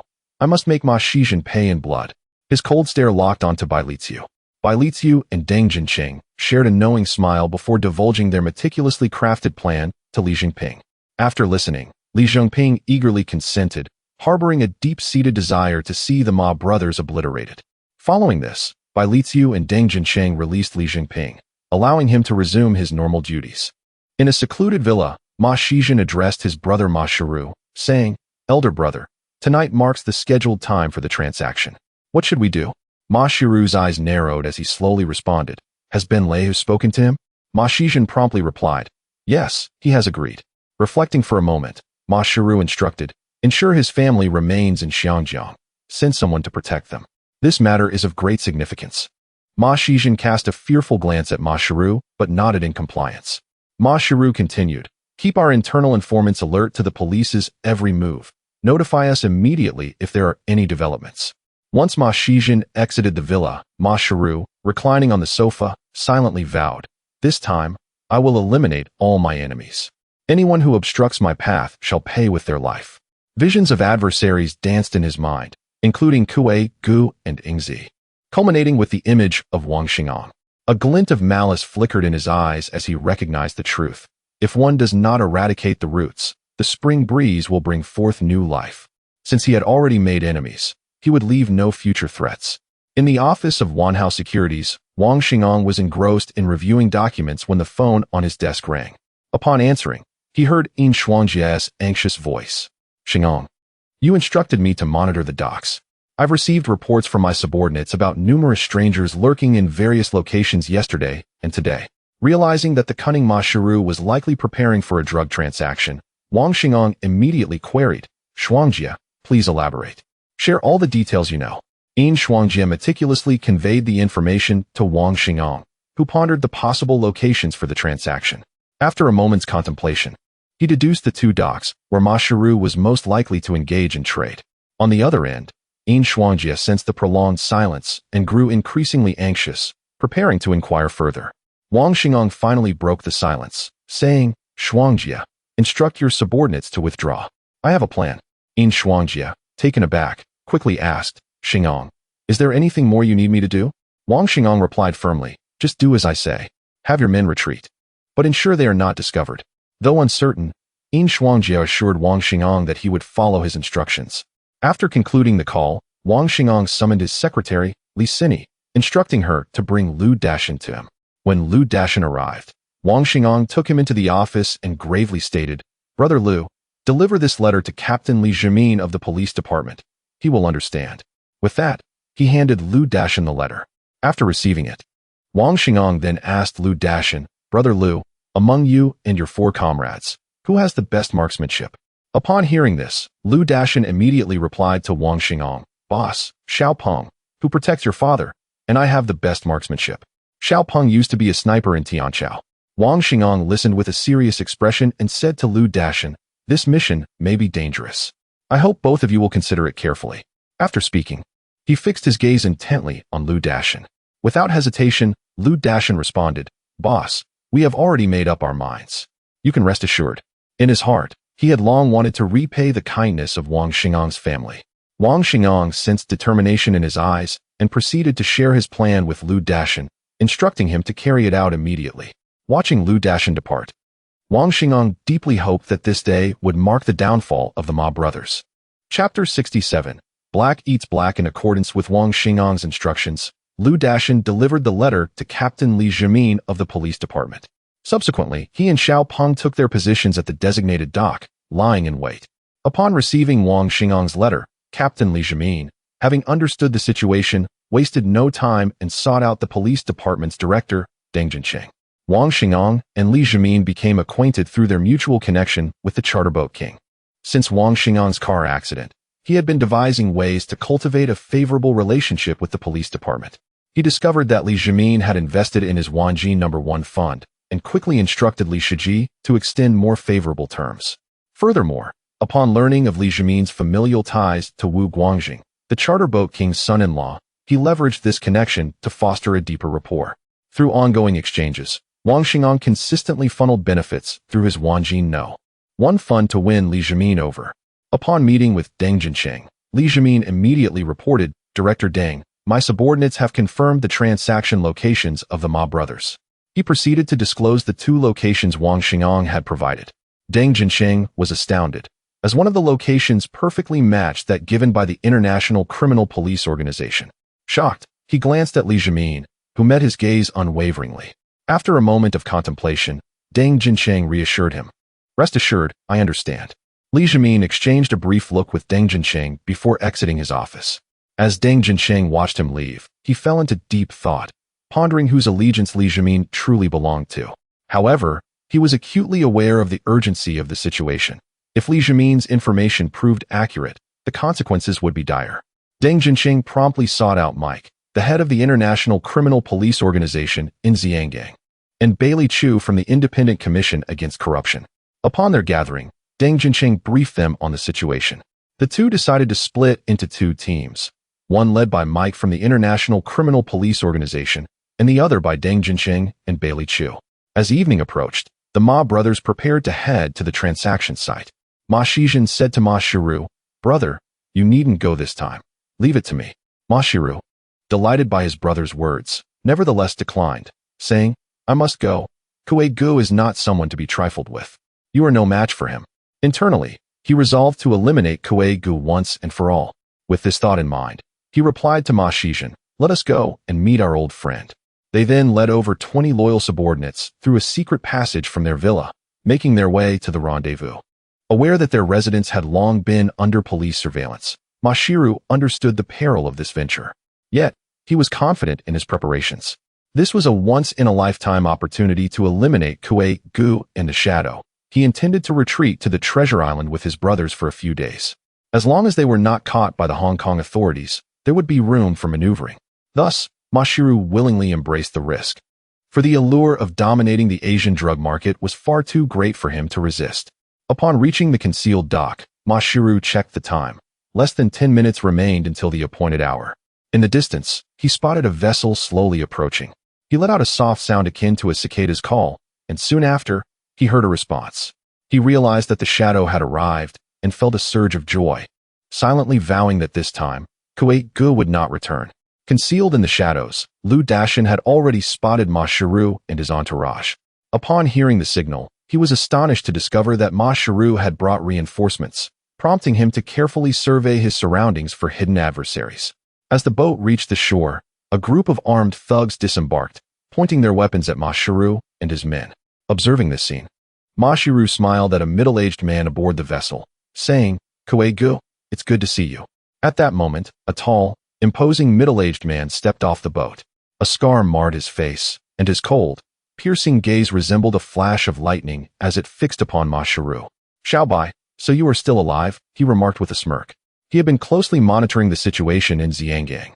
Aware that the Ma brothers were entangled in trouble, and he harbored hopes of their downfall, wishing to monopolize the drug market in Xiangang. Ma Shiru's brothers erupted in fury upon hearing Kuei Ji's words, particularly Ma Shizhen, whose eyes burned with anger directed at Kuei Gu. Ma Shiru calmed his companions before cheerfully addressing Kuei Gu. "Kuei Gu, it is getting late. Let us commence." Aware of the pressing time and the potential for unforeseen complications, Kuei Gu swiftly gestured to his subordinates. They promptly brought the drugs before both parties, and Kuei Gu gestured for Ma Shiru to proceed. Ma Shiru inspected the merchandise, even tasting it, and exclaimed with delight, "Kuei Gu, the quality is commendable, the usual." Before he could finish, Kuei Gu interrupted, "Hold on, the price has increased by 5 points this time." He fixed his unwavering gaze on Ma Shiru while maintaining a cautious vigilance against any treachery. Well aware of Ma Shiru's character and fearing a potential betrayal, fury ignited within Ma Shiru at this announcement, and he felt an urge to strike immediately, yet he gritted his teeth and acquiesced. Observing Ma Shiru's compliance, Kuei Gu mused to himself, "You think you can contend with me, boy? You are still too green." He replied to Ma Shiru, "Xiaobai, you are as sensible as ever." Recognizing that this was the opportune moment to act, Ma Zairu blew the predetermined signal and swiftly signaled his brothers to take cover. Upon hearing the signal, Kuei Gu sensed something amiss and immediately rolled to the ground. A gunshot rang out, striking the very spot where Kuei Gu had been standing. As Ma Shiru realized the situation had escalated beyond recovery, he could only shout to his brethren, strike, deliver a fierce blow, and eliminate them. The subordinates of Kuei Gu were caught off guard and fell to the ground in disarray. Kuei Gu immediately directed his ire towards Ma Shiru and his group, exclaiming, "You treacherous dog, Ma Shiru, how dare you betray me?" After uttering these words, he bellowed to his men, "Brothers, take cover and finish them off." Subsequently, an intense battle ensued between the two factions. Due to Ma Shiru's advantageous positioning, Kuei Gu's men were increasingly struck down. As casualties mounted on both sides, Liu Dashin, concealed in the shadows, aimed intently at Ma Shiru, yearning to pull the trigger and eliminate him. Yet, he recalled the admonitions of Wang Xingong. Thus, Liu Dashan could only remain hidden, anxiously awaiting assistance from the police, fervently praying for their swift arrival. Chapter 68. The death of the Ma Shiru brothers. International police officer Mike led his armed subordinates toward another dock in pursuit. Upon arrival, they encountered a group of individuals gathered around, clutching boxes. Mike immediately commanded his fully equipped team to encircle them. The group surrendered without resistance and was subdued to the ground. However, their surrender did not bring Mike joy. Instead, his countenance grew dark, as if burdened by an impending storm. Ben Lehu, with an air of arrogance, looked at the foreign officer and said, "Officer, we merely came out for a night drive. There's no need to arrest us." These words pierced Mike's ears, revealing that he had fallen into a trap. Filled with despair, Mike glanced hopefully at his subordinates, who, after a thorough search, found nothing. "Shit," he muttered angrily, casting a furious glare at Ben Lehu. He quickly turned to his team and shouted, "Come on, follow me." With that, the group hastily departed in their vehicles. Ben Lehu watched as Mike and his team sped away, feigning disdain, yet deep down he ardently wished for the Ma Shiru brothers to be apprehended by the police. Meanwhile, Deng Jinsheng and Bai Liziu, upon hearing gunfire, rushed their subordinates toward the source. As the gunfire intensified, Deng discerned that two factions were engaged in fierce combat. He instructed his men to proceed cautiously and quietly, commanding them to strike hard upon closing in. Once they reached their target, Deng halted his men and aimed at the ongoing skirmish, shouting, "Fire!" Instantly, bullets rained down upon Ma Shiru's group, catching them off guard. Deng then shouted toward the fray, "Listen, you are surrounded." Ma Shiru, witnessing his men fall one by one, felt an overwhelming hatred toward Ben Lehu. Realizing the gravity of the situation, he urgently called out to Kuei Gu, "The police are here. We must deal with them first, or we will all perish." Kuei Gu, upon hearing this, immediately responded, "All right." Ma Shiru commanded his men to open fire on the police. Observing that Ma Shiru had drawn the police's attention, Kuei Gu, with fewer than 10 subordinates remaining, swiftly retreated to the boat and set sail. Upon hearing the sound of the boat, Ma Shiru turned and, consumed by fury, led his men in pursuit. Kuei Gu, seeing Ma Shiru's men closing in, shouted to his remaining comrades, "Brothers, let us finish them off." He then unleashed a barrage of gunfire towards Ma Shiru's group, taunting, "Old dog Ma, Grandpa won't play with you anymore." Ma Shiru, watching the boat recede into the distance, felt an almost unbearable rage, but at that moment, a bullet struck him in the head, splattering blood as he collapsed to the ground, eyes wide open. Ma Shizhen, witnessing her brother fall, could hardly contain her fury and rallied the remaining brothers, shouting, "Brothers, let us take down the police." Hidden in the shadows, Liu Dashin observed Ma Shiru fall, uncertain of his death but confident that he had succumbed. Just then, a bullet hurtled toward Liu, but he narrowly avoided it by ducking behind a rock, realizing his position had been compromised. He knew he had to tread carefully. The shadow had been aiming for Kuei Gu but, distracted by the cover, had overlooked Ma Shiru. Now, with Ma Shiru dead, the shadow felt an intense fury. The standoff between Ma Shizhen and the police lasted less than 10 minutes before Ma Shizhen was shot down, prompting the remaining members to surrender. Liu Dashin, seeing the demise of the Ma brothers, felt a surge of satisfaction, yet remained wary of the assassin targeting him. He cautiously crawled toward a more concealed area, ultimately managing to escape the scene. The shadow, noticing the stillness in that locale, understood that the situation had reached its conclusion and opted to withdraw. Deng Jinsheng and Bai Liziu then organized the gathered evidence and prepared to report back to the police station and subsequently to Governor Mike Lihao about their success. Just as they were about to leave, they heard Mike's voice approaching, accompanied by his entourage. "Mr. Deng," Mike called out. Deng Jincheng and Bai Liziu exchanged glances and shared a smile, instructing the translator to explain the situation to Mike. Upon hearing their account, Mike repeatedly gave them thumbs up in approval. The two then prepared to report to the governor, with Mike also intending to brief his superiors. Upon arriving at the governor's residence, Deng Jincheng and Bai Liziu settled in the hall to await their audience. Before long, Governor Mike Lihao approached, eagerly inquiring, "What is the situation?" In response, Deng Jincheng provided a detailed account of the events. The governor, upon hearing the news, expressed great satisfaction, stating, "You both performed admirably. I will commend you for your efforts." He then turned serious, adding, "This matter holds significant implications for Xinjiang. You must gather ample evidence. Otherwise, it may prove detrimental to our government. Tomorrow, we will publicly announce our zero tolerance for crime to demonstrate our resolve to the citizens of Xinjiang." Both men nodded in understanding as they exited. After they departed, Governor Mike Lihao sighed with relief, gazing toward the east, silently contemplating. The future of Xinjiang is no longer ours to determine. Meanwhile, Wang Xing'an, seated anxiously on the sofa in his villa, awaited the outcome with a restless heart, deeply concerned for the safety of both Wang Xing'an and Xiaopeng. Suddenly, a loud knock at the door startled him. He hurried to the door and asked, "Who is it?" From outside came Lu Dashan's voice, "Boss." "It's me." Upon hearing this, Wang Xing'an felt a surge of joy and quickly opened the door, allowing the tension in his heart to dissipate. He ushered Lu Dashan into the study without delay. Wang Xing'an, unable to contain his excitement, inquired, "How are things?" Lu Dashan, with a radiant expression, replied, "Boss, the Ma brothers are dead." Upon hearing this, Wang Xing'an felt a surge of joy. His long-cherished vengeance had been fulfilled, and he was utterly elated. He then turned to Lu Dashan and asked, "What about Xiaopeng? Is he safe?"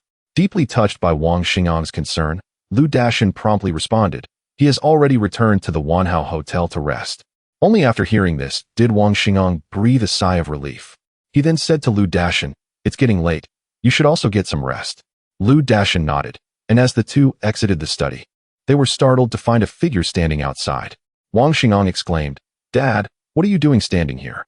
Upon seeing his son, the father replied, "Xing'an, let us have a chat." With that, he entered the study.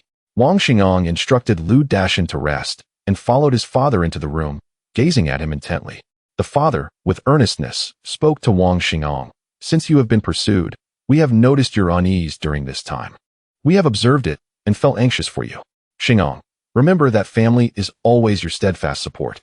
After speaking, he patted Wang Xing'an on the shoulder and exited the room. Wang Xing'an, feeling warmth in his heart, soon resolved to protect himself and his family with unwavering determination from that moment forward. Chapter 69. The closure of Dongfang Rabao within a lavish mansion. Ma Shiru's son, Ma Tingxiang, had just returned from Dongfang Rabao when he noticed the absence of both his father and uncle, a foreboding feeling stirring within him. He hastily picked up the telephone on the table to make a call, but to no avail.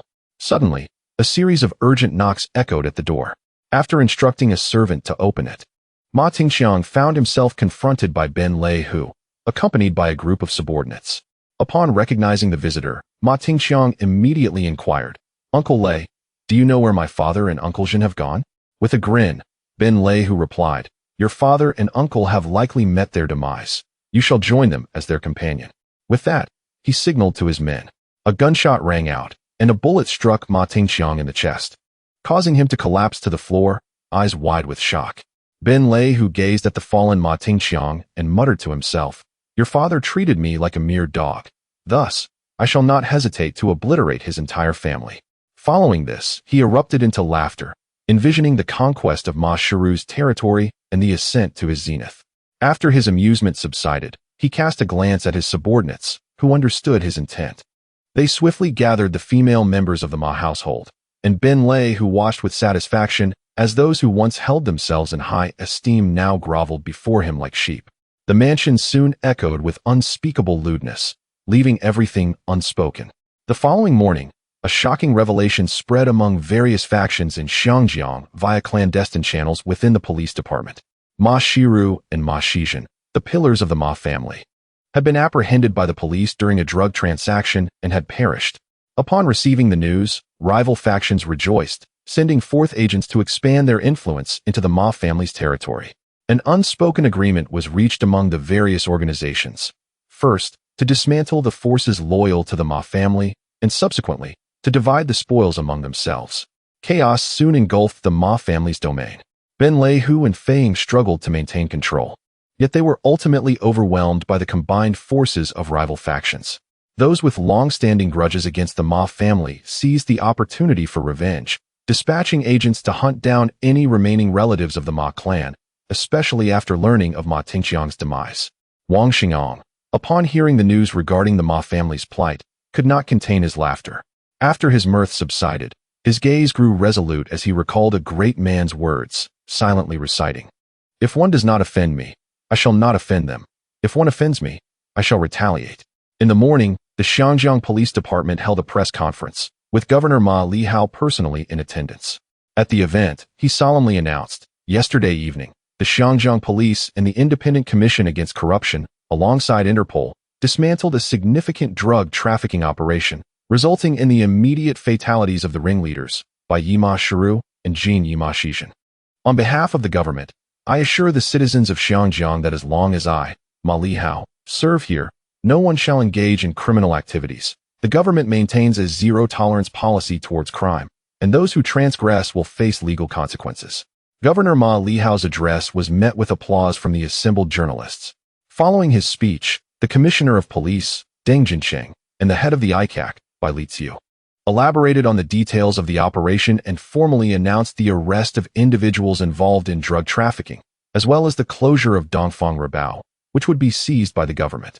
This press conference was broadcast live across various television stations in Xiangjiang, creating a tremendous stir. Countless citizens erupted in applause, elevating the government's reputation to new heights.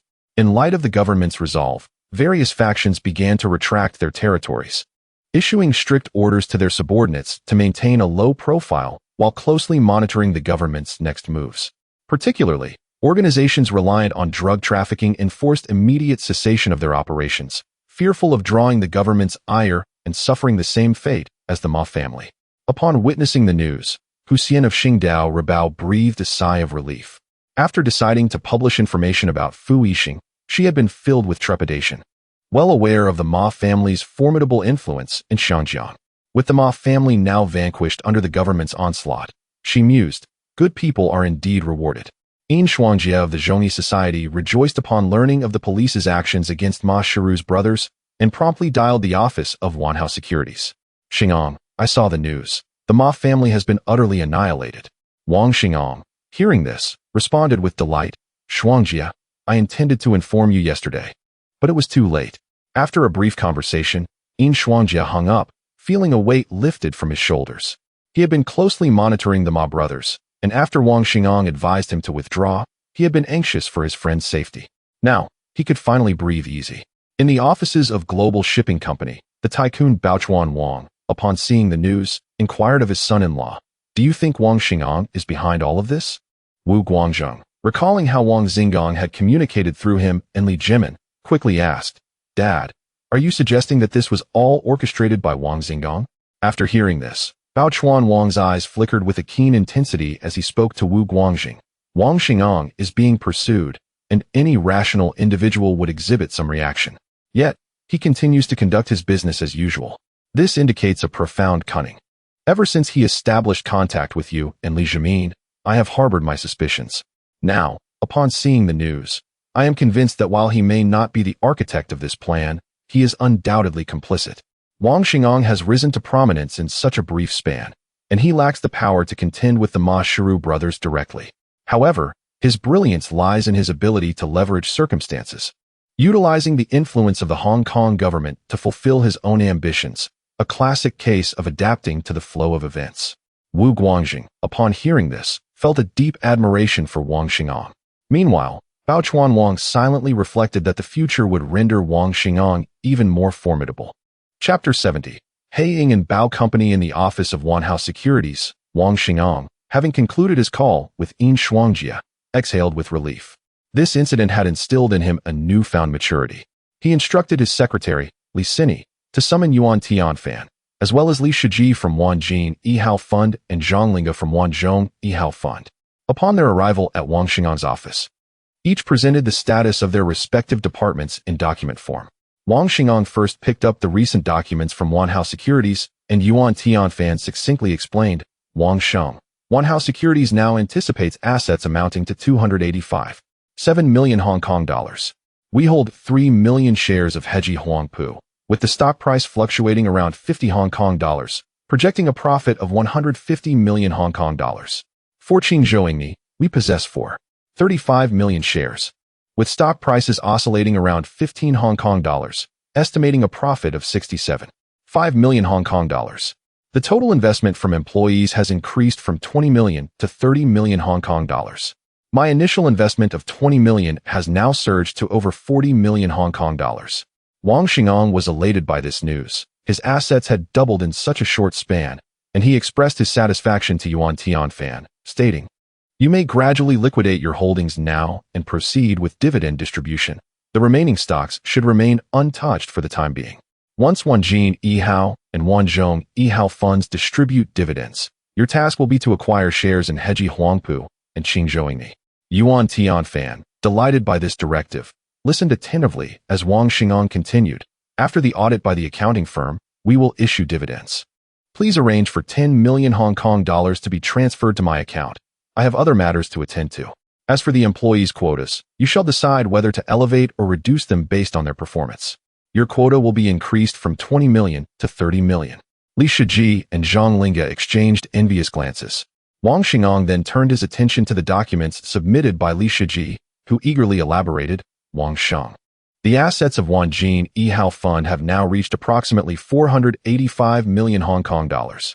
We hold 4 million shares of Heji Huangpu, with stock prices fluctuating around 50 Hong Kong dollars, estimating a profit of about 200 million Hong Kong dollars. For Changjiang Shiya, we have 3 million shares, with stock prices around 40 Hong Kong dollars, projecting a profit of 120 million Hong Kong dollars. The sale of 3 million shares of Changjiang Shiya has yielded approximately 135 million Hong Kong dollars.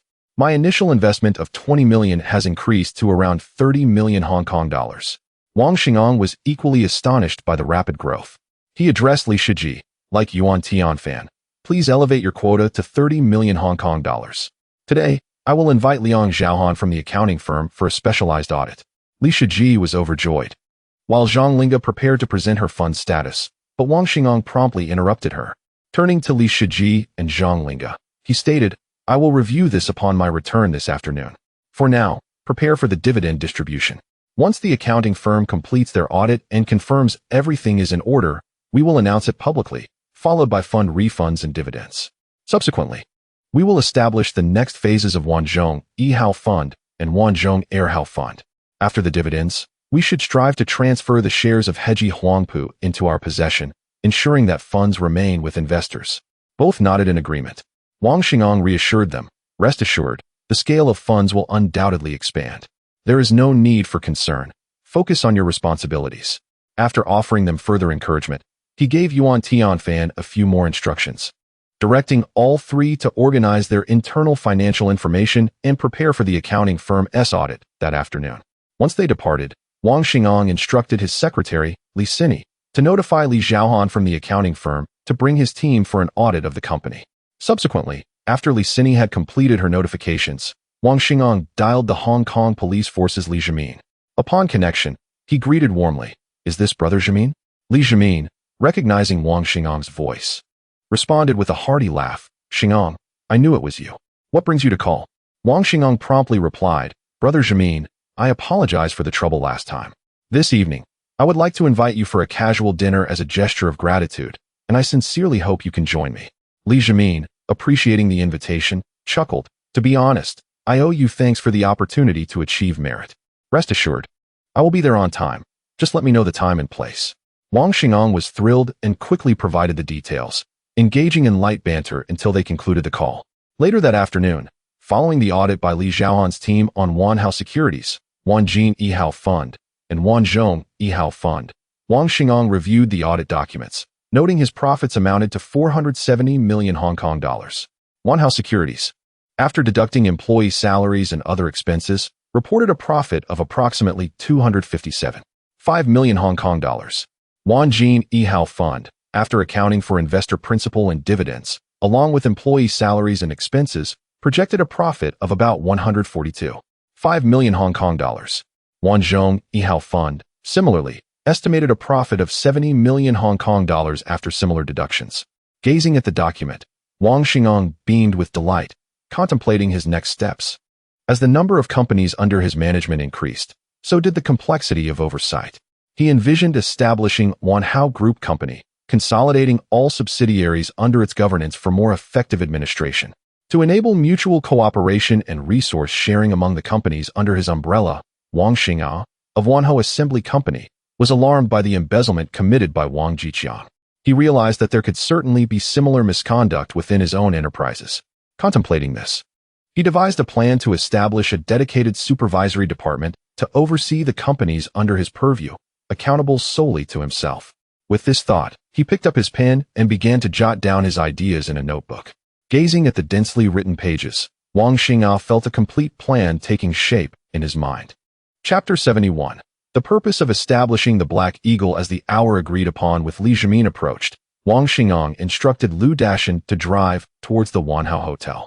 During the journey, Wang Xingong turned to the driving Lu Dashan and inquired, "Lu Gu, I wish to establish a security company and would like your assistance in managing it." Lu Dashan was taken aback upon hearing this. After a moment's hesitation, he replied, "Boss, I lack experience and fear I may not perform well." Wang Xingong smiled reassuringly. "Do not worry. I will assign personnel to assist you in establishing the company. Your role will be to train them and manage effectively." After contemplating for a while, Lu Dashan ultimately agreed. He felt immense gratitude towards the Wang family and was delighted to have a chance to contribute, vowing silently to manage the security company diligently. Noticing Lu Dashan's demeanor, Wang Xingong understood his apprehensions and comforted him. "Do not feel overwhelmed. I will ensure you have the necessary support. I merely wish for you to be mentally prepared." With Lu Dashan appearing less burdened, Wang Xingong closed his eyes in the car, seeking a moment of tranquility.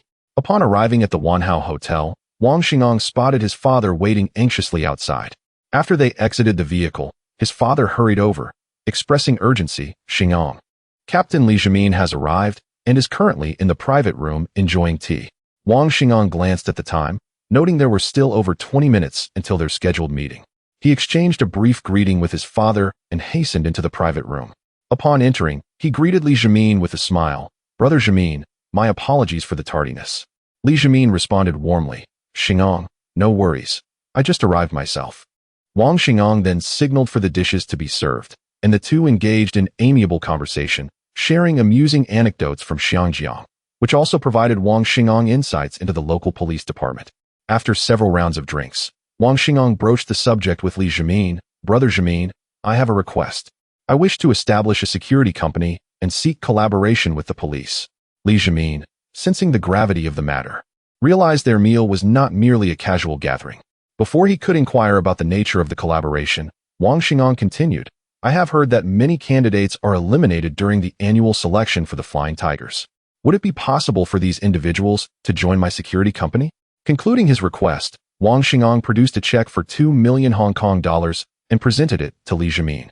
Upon seeing the check, Li Zhimin exclaimed, "Xingong, what is this?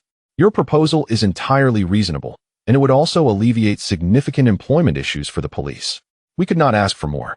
He prepared to return the check to Wang Xingong, though a hint of reluctance lingered in his eyes. Wang Xingong, noticing Li Zhimin's expression, quickly urged, "Brother Zhimin, your assistance in facilitating this matter requires some consideration. Please accept it. I would feel remiss if you did not." After much persuasion from Wang Xingong, Li Zhimin reluctantly accepted the check. The atmosphere between them grew more intimate, resembling that of brothers as they continued to drink together. Their meal extended for over 2 hours before Wang Xingong personally escorted Li Zhimin to his vehicle, feeling a sense of relief afterward. As a chill breeze swept through, Wang Xingong's mind began to clear, prompting him to reflect on his words during the conversation, ensuring he had not overlooked anything. After a thorough recollection revealed no omissions, he gradually relaxed. Following the incident, Wang Xingong recognized the significance of establishing a security company. However, If it were solely for the protection of himself and his family, its utility would be limited. Thus, he envisioned creating a world-class security firm with two primary objectives. First, to expand his influence and attain a prominent status in Xiangjiang. The assassination of his brother Ma Shiru had made him acutely aware of his insufficient power in Xiangjiang, and establishing a security company would significantly bolster his strength, deterring enemies from rash actions. Second, he sought to prepare for the future, concerned that in the complex arena of business competition, adversaries might resort to means beyond mere competition. He needed to possess both the ability to defend himself and the capability to counterattack. Being a man of foresight, Wang Xingang was well aware of the infamous Blackwater Company, renowned for its global operations, employing many elite forces from various nations. While he did not harbor ambitions of such magnitude, he aspired for his security company to wield significant influence within Asia.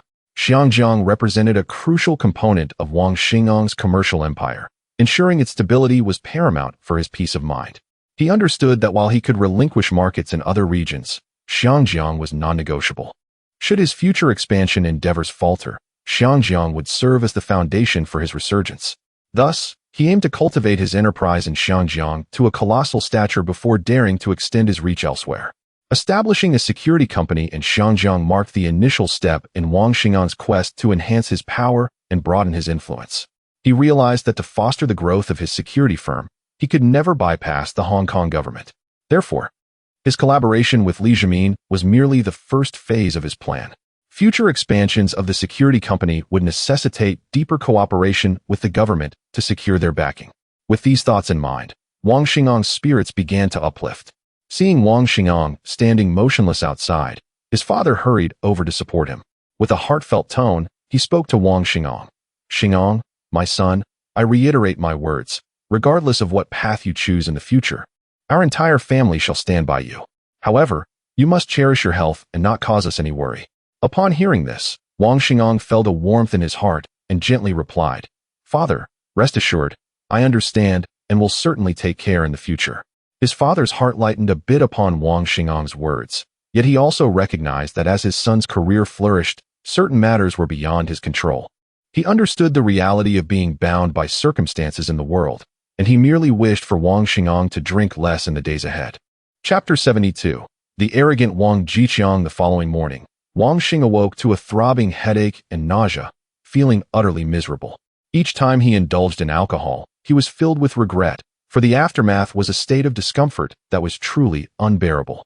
However, he understood that alcohol often served as a bridge to enhance relationships, and at times, one found oneself compelled to partake. It was not until around 10 o'clock that Wang Xing finally rose from his slumber. After completing his morning rituals, he silently resolved to address the affairs of Wanhao Assembly Company. The mere thought of Wang Jiqiang cast a shadow over his countenance.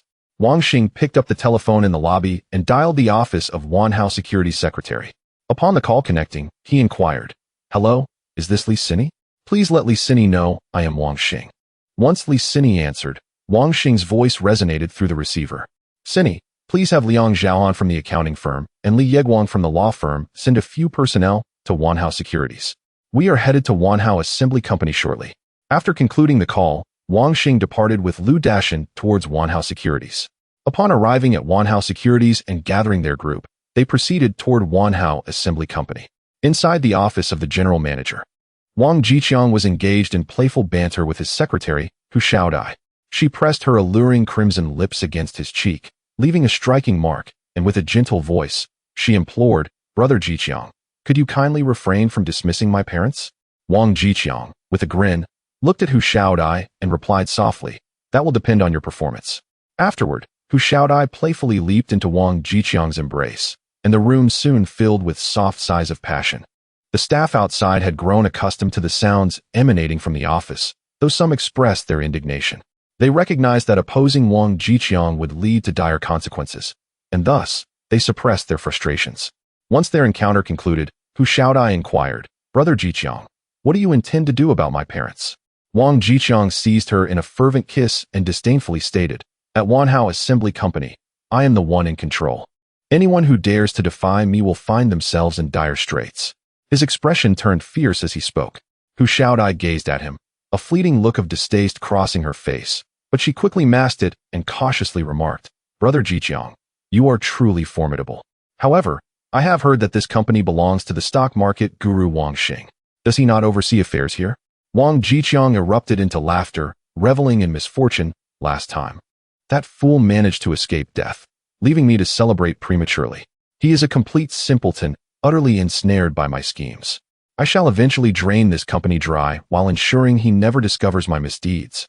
Currently, I hold the reins, and those who oppose me should not blame my ruthlessness." The office echoed with his maniacal laughter. As Wang Xing's party arrived at Wanhao Assembly Company, they were denied entry, provoking Wang Xing's wrath, prompting him to instruct Lu Dashan to force their way in. A middle-aged security guard recognized Wang Xing and swiftly darted toward the office area. Sensing the impending trouble, Wang Xing shouted to the other guards, "I am Wang Xing. Stop him." He pointed at the fleeing security guard. A robust young guard, upon meeting Wang Xing's gaze, gritted his teeth and swiftly pursued the escaping guard. The fleeing guard was tackled to the ground, cursing under his breath as the young guard dragged him upright and approached Wang Xing's group. Wang Xing felt a flicker of appreciation for the young guard and asked, "What is your name?" The young guard hesitated but then confidently replied, "Boss, my surname is Lu Jisung." Wang Xing nodded in acknowledgement and learned that Lu Jisung had previously aspired to become a police officer but was dismissed due to a lack of connections. The group then made their way to the office area. As they entered, the employees exhibited a range of expressions, some revealing guilt while others displayed delight, all of which Wang Xing keenly observed. As they neared the general manager's office, lewd sounds permeated the air. Li Sini, standing beside Wang Xing, flushed with embarrassment. Infuriated, Wang Xing exchanged a glance with Lu Dashan, who promptly kicked open the office door. Wang Jiqiang and Hu Xiaodai were startled, their initial surprise quickly morphing into anger. Without hesitation, Wang Jiqiang spat, "Who dares to intrude? Do you wish to be dismissed?" Before he could finish his sentence, he recognized Lu Dashan and was taken aback, hastily pushing Hu Xiaodai aside. "Brother Lu, this is a misunderstanding," he stammered, but Lu Dashan interrupted with a look of disdain, commanding, "Get dressed quickly. Wang Sheng is waiting outside for you." Wang Jiqiang's mind raced, realizing he had fallen into a trap, yet he inwardly vowed that surrendering would not be so simple. Meanwhile, Wang Xing was not idle outside. He summoned the general managers of various departments to investigate the company's situation. Upon completion of the inquiry, Wang Xing was alarmed to discover the company's financial state. With only over 20 million Hong Kong dollars remaining in the accounts, a deficit approaching 40 million Hong Kong dollars, and salaries for employees yet to be disbursed. When Wang Jiqiang emerged, he encountered the security manager, Luo Zhiwei, who glared at him menacingly, declaring, "Luo Zhiwei, we are in this together. What are you waiting for?" Luo Zhiwei glanced at Wang Xing and his group, gritted his teeth, and directed his security team, "Seize them." However, the security team hesitated, their resolve faltering. Wang Xingong had been observing the group of buffoons prancing before him, and he cast a fleeting glance at Lu Zhongsong. Lu Zhongsong immediately shouted to the security team, "Brothers, do you wish to follow Wang Jiqiang and his ilk down a path of darkness? Consider how he has treated us." Upon hearing this, Wang Xingong promptly directed a group of security personnel behind Luo Zhiwei, commanding, "Seize Luo Zhiwei and Wang Jiqiang. I shall overlook past transgressions." A young security guard standing behind Luo Zhiwei, who had long held a grievance against him, was the first to lunge at Luo Zhiwei upon hearing Wang Xingong's words, while the remaining security guards hurriedly apprehended Wang Jiqiang. Chapter 73. Restructuring the Wanhao Assembly Company pinned to the ground, Wang Jiqiang shouted angrily at Wang Xingong. "Wang Xingong, I've been defeated this time, but do not take pride in it. My brother from the Huta gang will not let you off easily." Hearing this, Wang Xingong let out a hearty laugh and mocked, "Do you think I am unaware of your actions? Treating me as a fool will only make your entire family foolish." After finishing his taunt, he turned to Li Sini and ordered, "You should call the police immediately and have them come over." Following this, Wang Xingong instructed the security personnel to drag Wang Jiqiang and Luo Zhiwei to the security room and lock them up. Watching them being taken away, Wang Xingong felt a slight relief and convened the management team for a meeting. In the conference room, Wang Xingong cast a sweeping glance over the gathered management. Noting the mixed expressions on their faces and the presence of several unfamiliar faces, but the eyes directed at him were filled with trepidation. He called over Gan Shuangxi and Guan Yuding from the finance department. Gan Shuangxi appeared pale, resembling someone suffering from constipation upon seeing Wang Xingong, while Guan Yuding beamed with relief at his arrival. Wang Xingong then inquired about the company's affairs from Guan Yuding, and with each piece of information, his anger grew, and he felt an overwhelming disappointment toward Gan Shuangxi.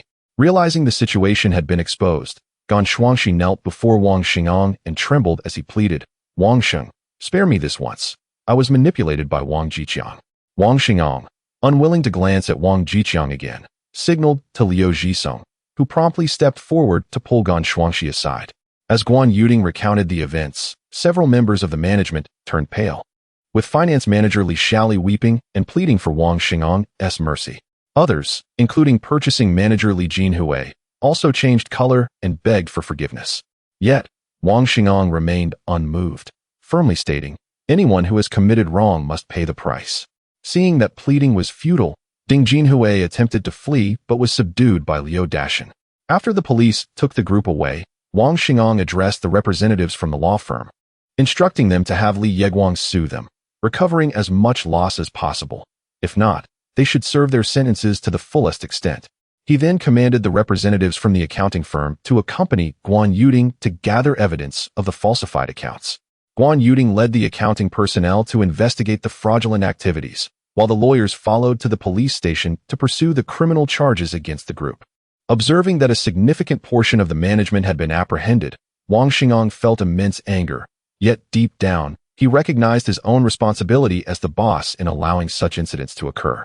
He reflected continuously on how to prevent similar situations in the future, acutely aware that the human heart is the hardest to decipher. Suddenly, a commotion erupted outside, prompting Wang Xingong to step outside. He was met with a throng of people shouting, "Return our hard-earned wages." Faced with the surging crowd, he immediately called for Liu Dashan to bring a loudspeaker and address the crowd. "Dear workers, I am Wang Xingong, the owner of this company. We are commencing the wage settlement now. Please quiet down." Upon hearing his voice, the crowd began to settle. However, a piercing voice emerged from the crowd. "He is deceiving us. The company account is empty."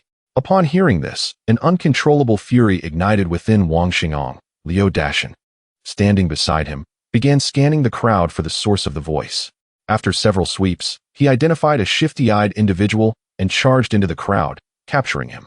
Wang Xingong glanced at the apprehended man and bellowed into the loudspeaker, "We will settle wages today. However, anyone who dares to cause trouble will not escape my wrath." The security personnel quickly formed a barrier to prevent any disruptions. Once Guan Yuding and the others arrived, Wang Xingong promptly instructed the finance team to retrieve all company funds for immediate wage distribution.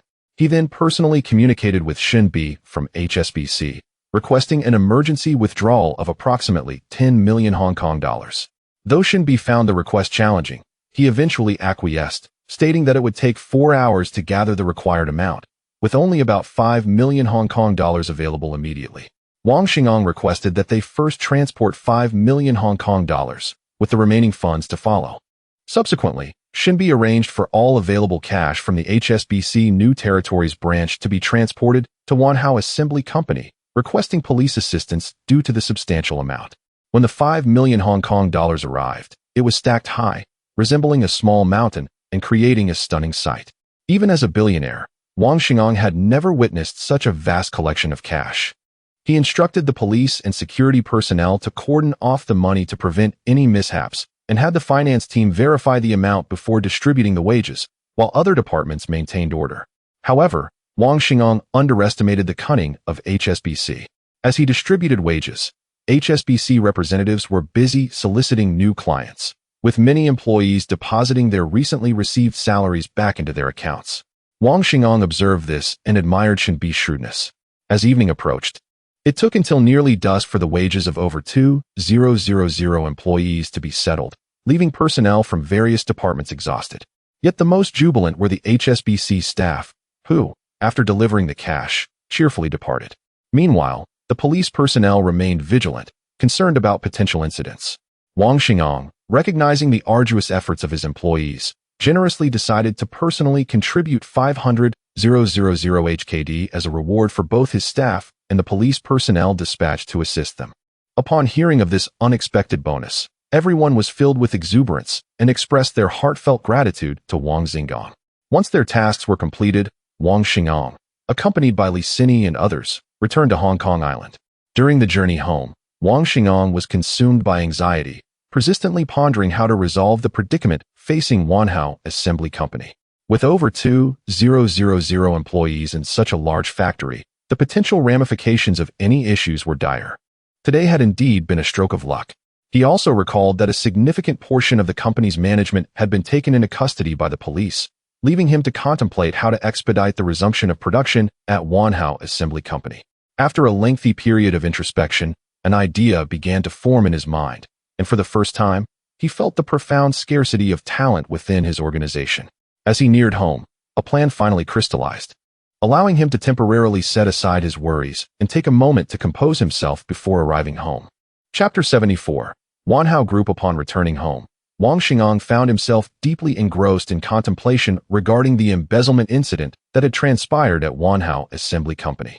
This unfortunate event illuminated the deficiencies in his management system, prompting a profound self-reflection. In his previous life, although he had navigated the financial markets with aplomb as a financial elite, he had failed to achieve significant accomplishments within the realm of industry. Despite enhancing his managerial skills through further studies at Xianzheng University, he had recently neglected his own companies due to the affairs concerning the Ma brothers. The large-scale embezzlement at Wanhao Assembly Company served as a clarion call for him, compelling him to address all management issues across his enterprises comprehensively.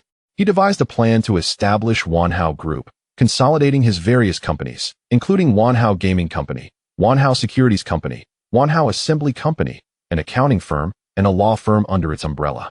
All profits from these subsidiaries would be remitted to the group, which would then allocate resources uniformly. Every financial transaction would require scrutiny by the accounting firm, while all legal matters would be handled by the law firm. The objective was to achieve resource sharing and collaborative synergy among the subsidiaries. Wanhao Securities would serve as the core, continuously providing support to the other companies, enabling their growth, which would, in turn, benefit Wanhao Securities. As night fell, Wang Xingong finalized his proposal. The following morning, upon arriving at the Wanhao Securities office, he summoned Fang Yufan, the general manager of Wanhao Gaming Company, Yuan Tianfan, the general manager of Wanhao Securities Company, Li Yeguang from the law firm, and Liang Zhaohan from the accounting firm for a meeting. After presenting his proposal to the general managers, their reactions varied. Though neither Yuan Tianfan nor Fang Yufan were particularly enthusiastic, they recognized the futility of resistance against such a formidable initiative and reluctantly acquiesced. Observing their agreement, Wang Xingong addressed Li Yeguang, instructing him to promptly establish Wanhao Group and transfer the equity relationships of the subsidiaries under its jurisdiction, with the exception of the Black Hawk Security Company. He also emphasized the swift transfer of his shares in the subsidiaries, ensuring that only 20% ownership of Wanhao Group was publicly disclosed, leaving the operational details to Li Yeguang's discretion. Wang Xingong then turned to Liang Zhaohan, requesting the formation of a dedicated financial department to oversee the financial matters of the subsidiaries, stipulating that all financial allocations must receive approval from the group. Liang Zhaohan nodded in affirmation. Wang Xingong further appointed Yuan Tianfan as the general manager of the group, mandating him to remain informed about the daily operations of the subsidiaries, while Fang Yufan would serve as the deputy general manager, assisting Yuan Tianfan. He urged them to expedite the integration process by the beginning of 1979. After they exited the office, Wang Xingong solemnly conveyed to Yuan Tianfan and Fang Yufan his vision for their gradual transition from the subsidiaries to positions within the group. The purpose of their entry into the group was to foster intercompany cooperation and resource sharing, ultimately leading to collective growth.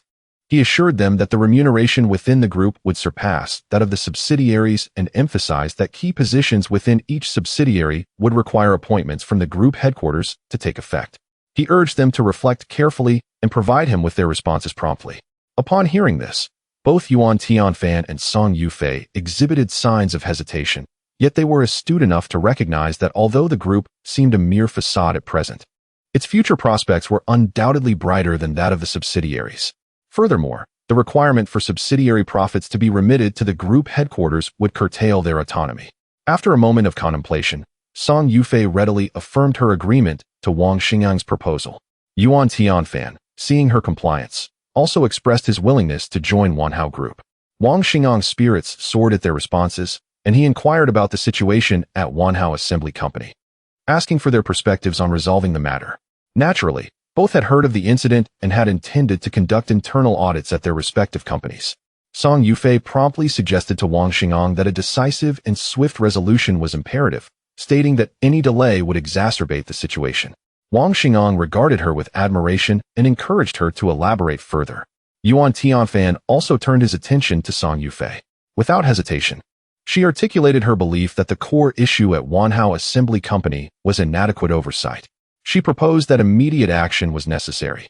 First, to dispatch personnel from Wanhao Gaming and Wanhao Securities to take charge of crucial financial and personnel matters while swiftly assuaging employee concerns, and second, to terminate those employees who were insubordinate and disruptive. Wang Xingang nodded in agreement and looked to Yuan Tianfan for his input. Yuan Tianfan, with a smile, added two recommendations for the development of Wanhao Assembly. Firstly, he noted that with the continuous economic growth of Xinjiang, labor costs would inevitably rise, making this an opportune moment for workforce reduction. Among the over 2,000 employees, there would surely be some who were unproductive, and thus streamlining the workforce would be essential for future preparedness. Secondly, he emphasized the necessity of appointing a capable leader to manage the substantial workforce, as only someone with extensive experience could steer the company back on course. Wang Xingang concurred with their insights and called upon his secretary, Li Sini, to reach out to Guanghui International's Gao Xiaotian. He then addressed the two individuals, stating, "What you have said is indeed correct. Now, you shall each return to your respective companies and select the most capable individuals. This afternoon, we shall proceed to Wanhao Zhujiang Gongxi." After Yuan Tianfan and Fang Yufan nodded in agreement, they exited the office.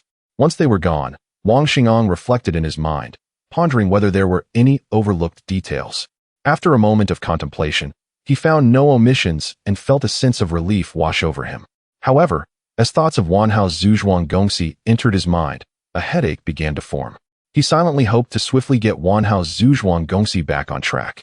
Chapter 75. Fund dividends. After the two departed, Wang Xingang sat in his office, gazing vacantly at the scenery outside the window. A sudden series of knocks echoed through the room. "Come in," Wang Xingang replied without a moment's hesitation.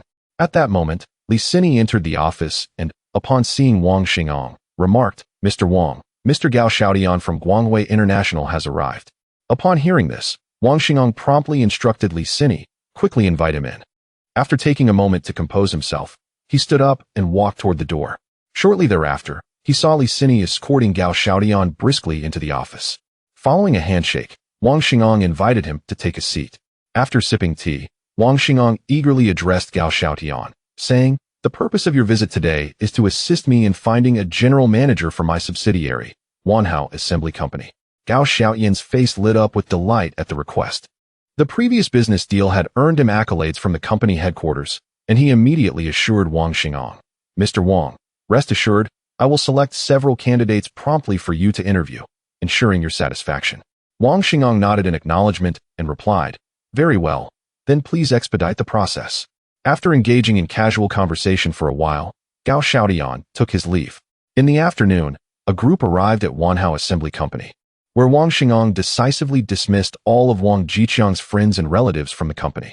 He then arranged personnel from Wanhao Gaming and Securities into the human resources and finance departments, promoting those with credibility among the staff to managerial positions.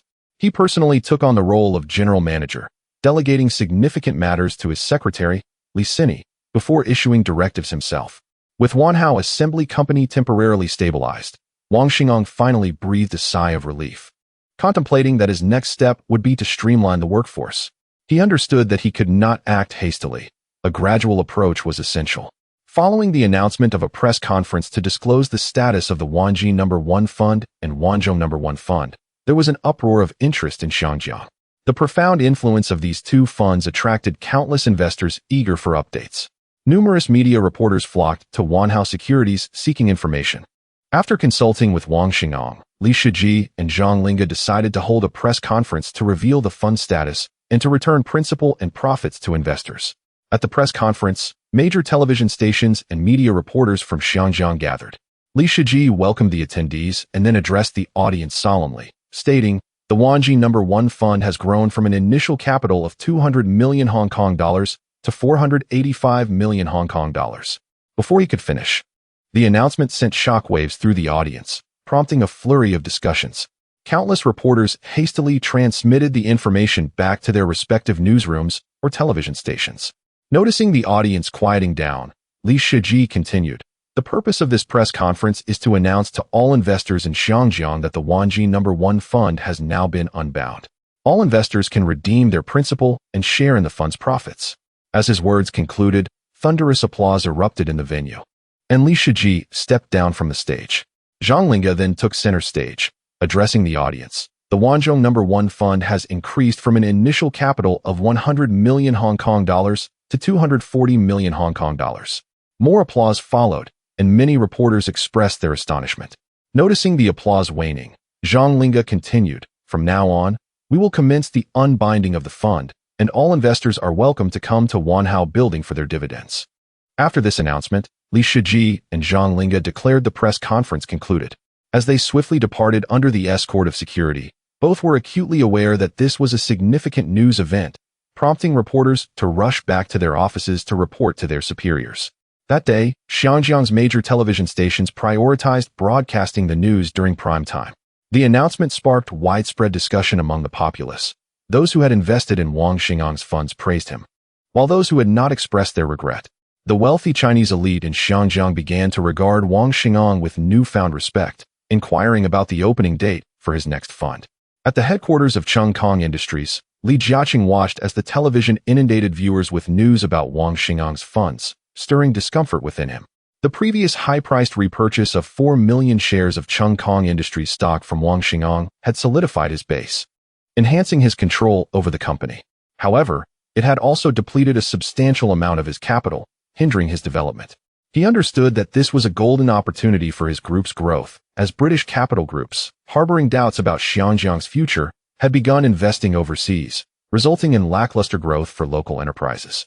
Li Jiaqing had long sought to acquire quality assets from British capital consortiums, yet each time, Wang Xingang thwarted his efforts, leaving him with a mix of admiration and resentment for Wang Xingang.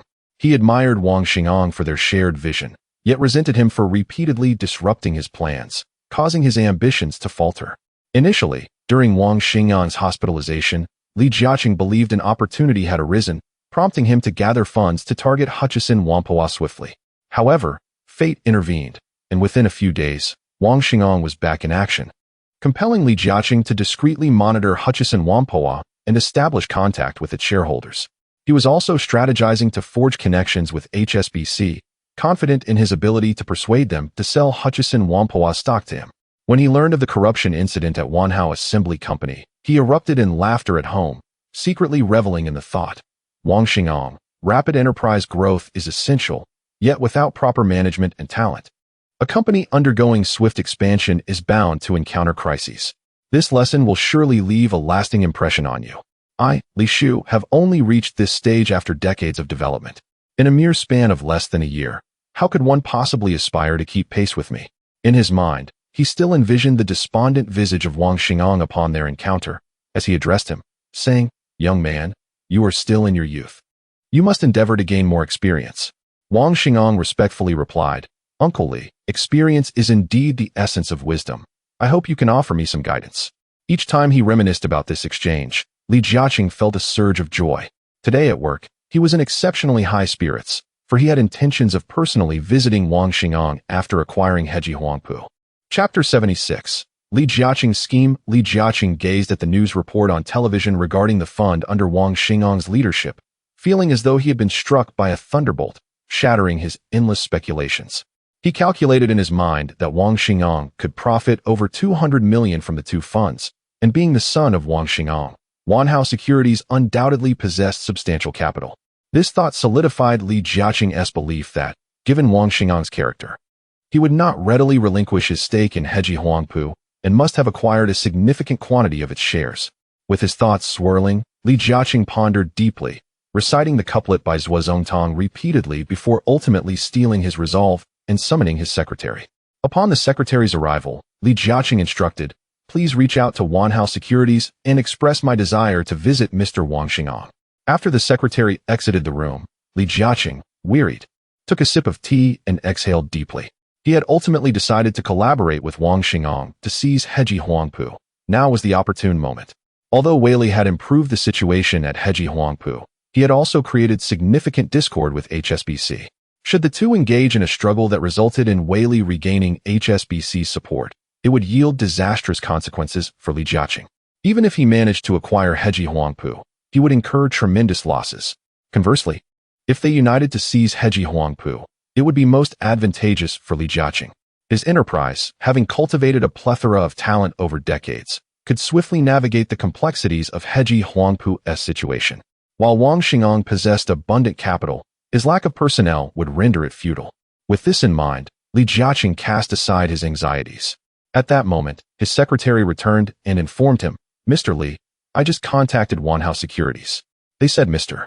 Wang Xingong is not at the office. He has gone to Wanhao Assembly Company and will reach out to us upon his return." Upon hearing this, Li Jiaqing understood that Wang Xingong was likely addressing matters concerning Wanhao Assembly Company.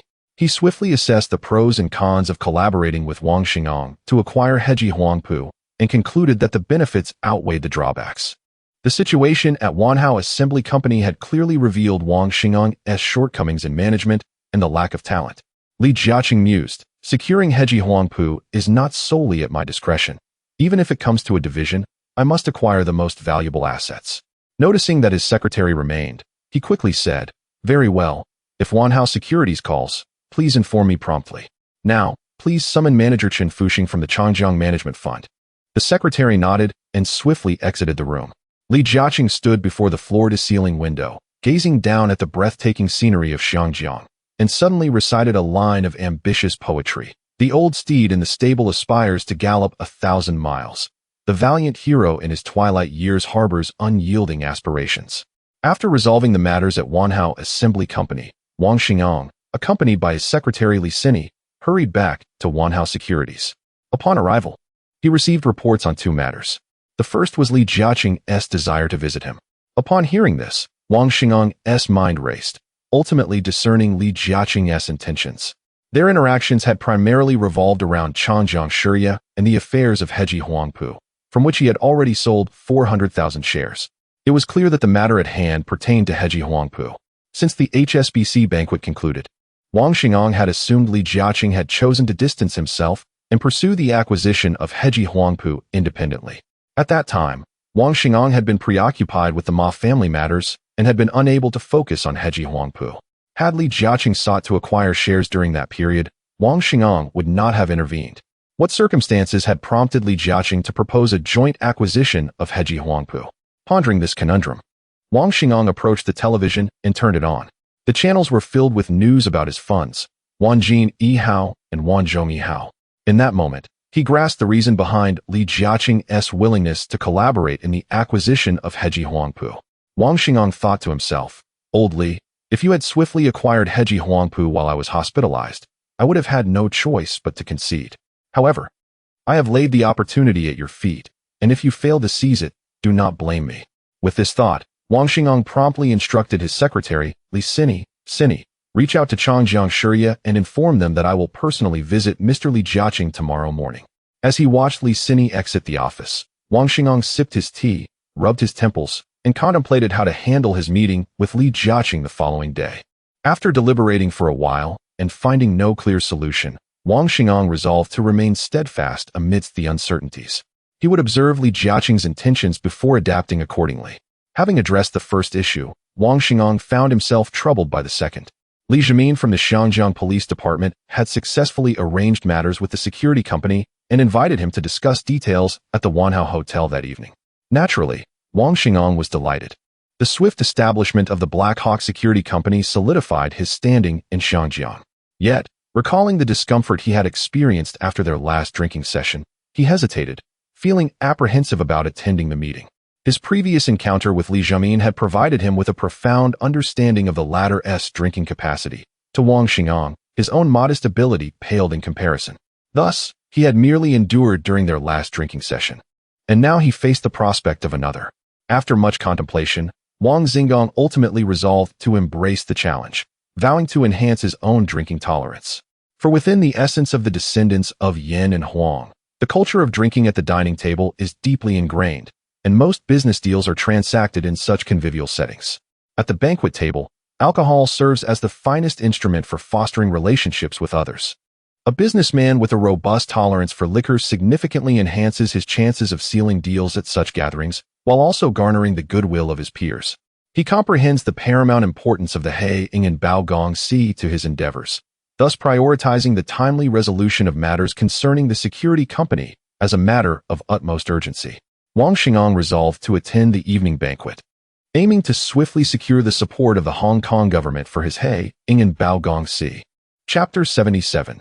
The elimination of the Flying Tigers trainees. As evening descended, Wang Xingong glanced at his watch, realizing that the appointed hour was fast approaching. He requested Lu Dashan to drive him to the Marriott Hotel ahead of time.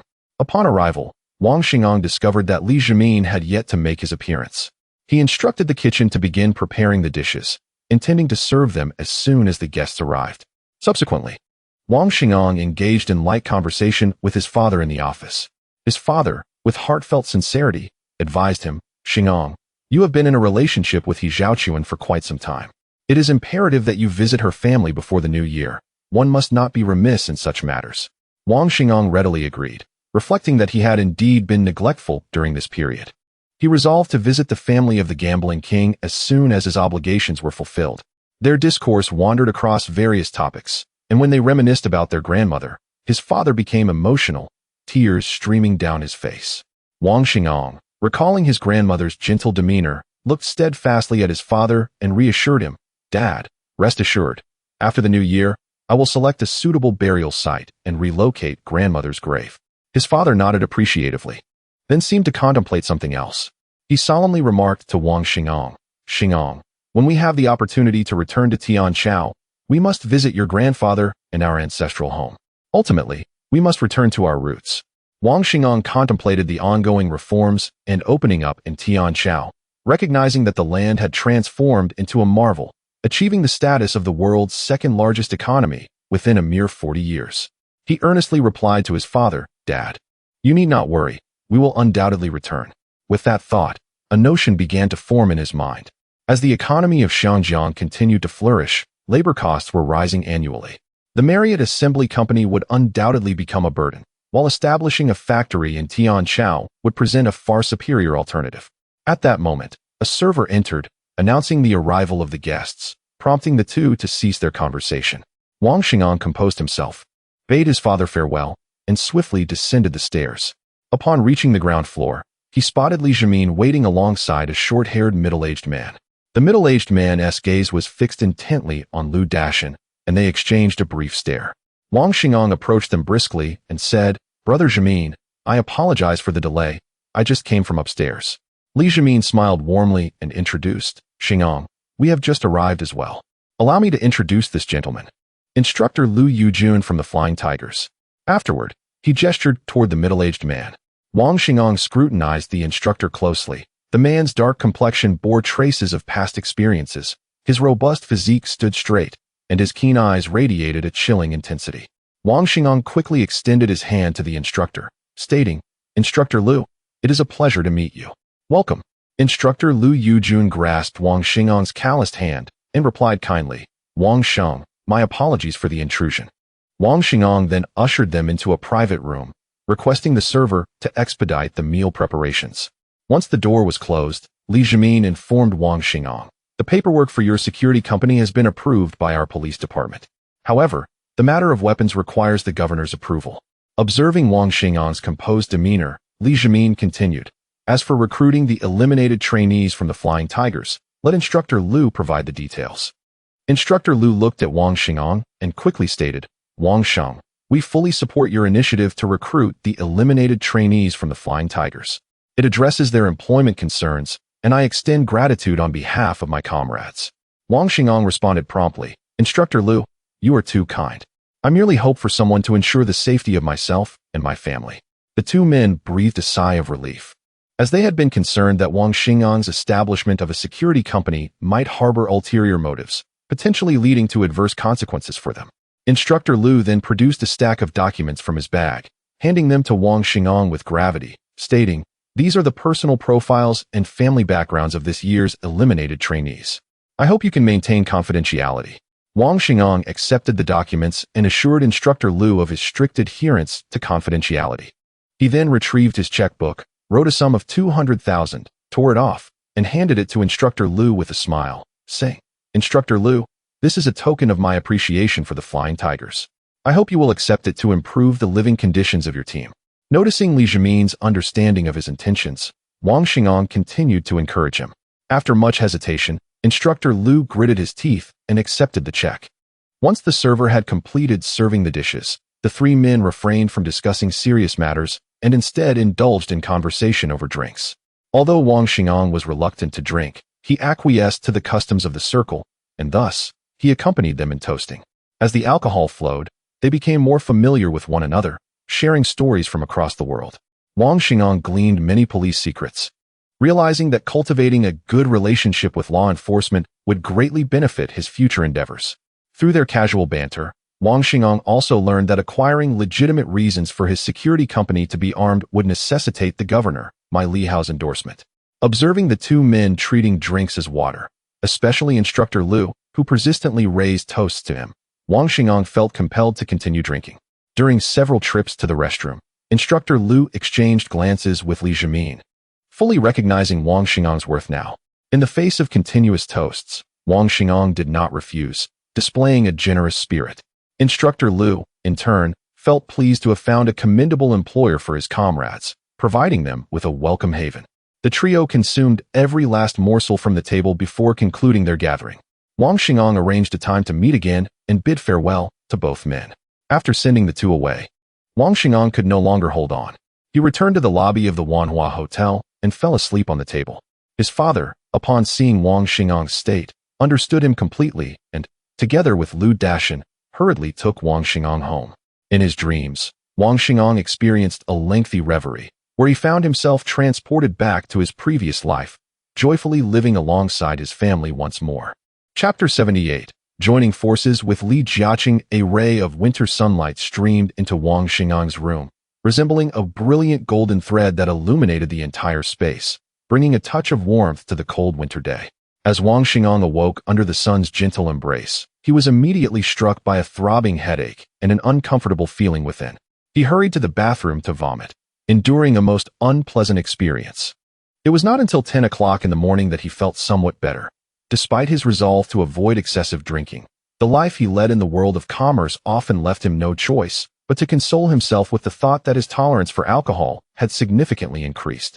He then instructed Lu Dashan to drive them to Changjiang Shirya Company. Upon their arrival at Changjiang Shirya Company, as they ascended the stairs, they spotted Li Jiaqing waiting outside. Wang Xingong hastened towards him, extending his hand and greeting, "Uncle Li, it feels as though we have been apart for ages." After shaking hands, Li Jiaqing responded warmly, "Xingong, I am most delighted to have you as a guest at Changjiang Shirya." Following this, he invited Wang Xingong into his office and asked his secretary to prepare tea. As Wang Xingong entered Li Jiaqing's office, he could not help but feel envious of the well-organized space. Secretly vowing to meticulously plan his own office in the future, the two then enjoyed their tea, and after a moment, Li Jiaqing glanced at Wang Xingong and earnestly stated, "Xingong, I trust you have surmised my intentions. To speak plainly, I wish to collaborate with you to acquire Heji Huangpu. I believe now is the opportune moment."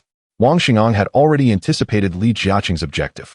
Prior to this meeting, he had been weighing the pros and cons of partnering with Li Jiaqing and ultimately concluded that the advantages outweighed the disadvantages. After a brief contemplation, he replied earnestly, "Uncle Li, please, let us discuss how we might cooperate." Upon hearing Wang Xingong's agreement, Li Jiaqing felt a surge of delight and said, "We should enlist the help of Baochuan Wang, who can leverage his connections within HSBC to foster a good relationship and facilitate the acquisition of HSBC's shares in Heji Huangpu." Wang Xingong quickly discerned that Li Jiaqing's focus was primarily on the nearly 40 of shares held by HSBC. Even though he understood that Li Jiaqing might turn against him once his objective was achieved, he was confident in his own capabilities, knowing that as long as he possessed sufficient strength, he had little to fear from Li Jiaqing's potential betrayal. At that moment, a significant realization struck Wang Xingong. If history unfolded as anticipated, he could witness a tremendous surge in his assets.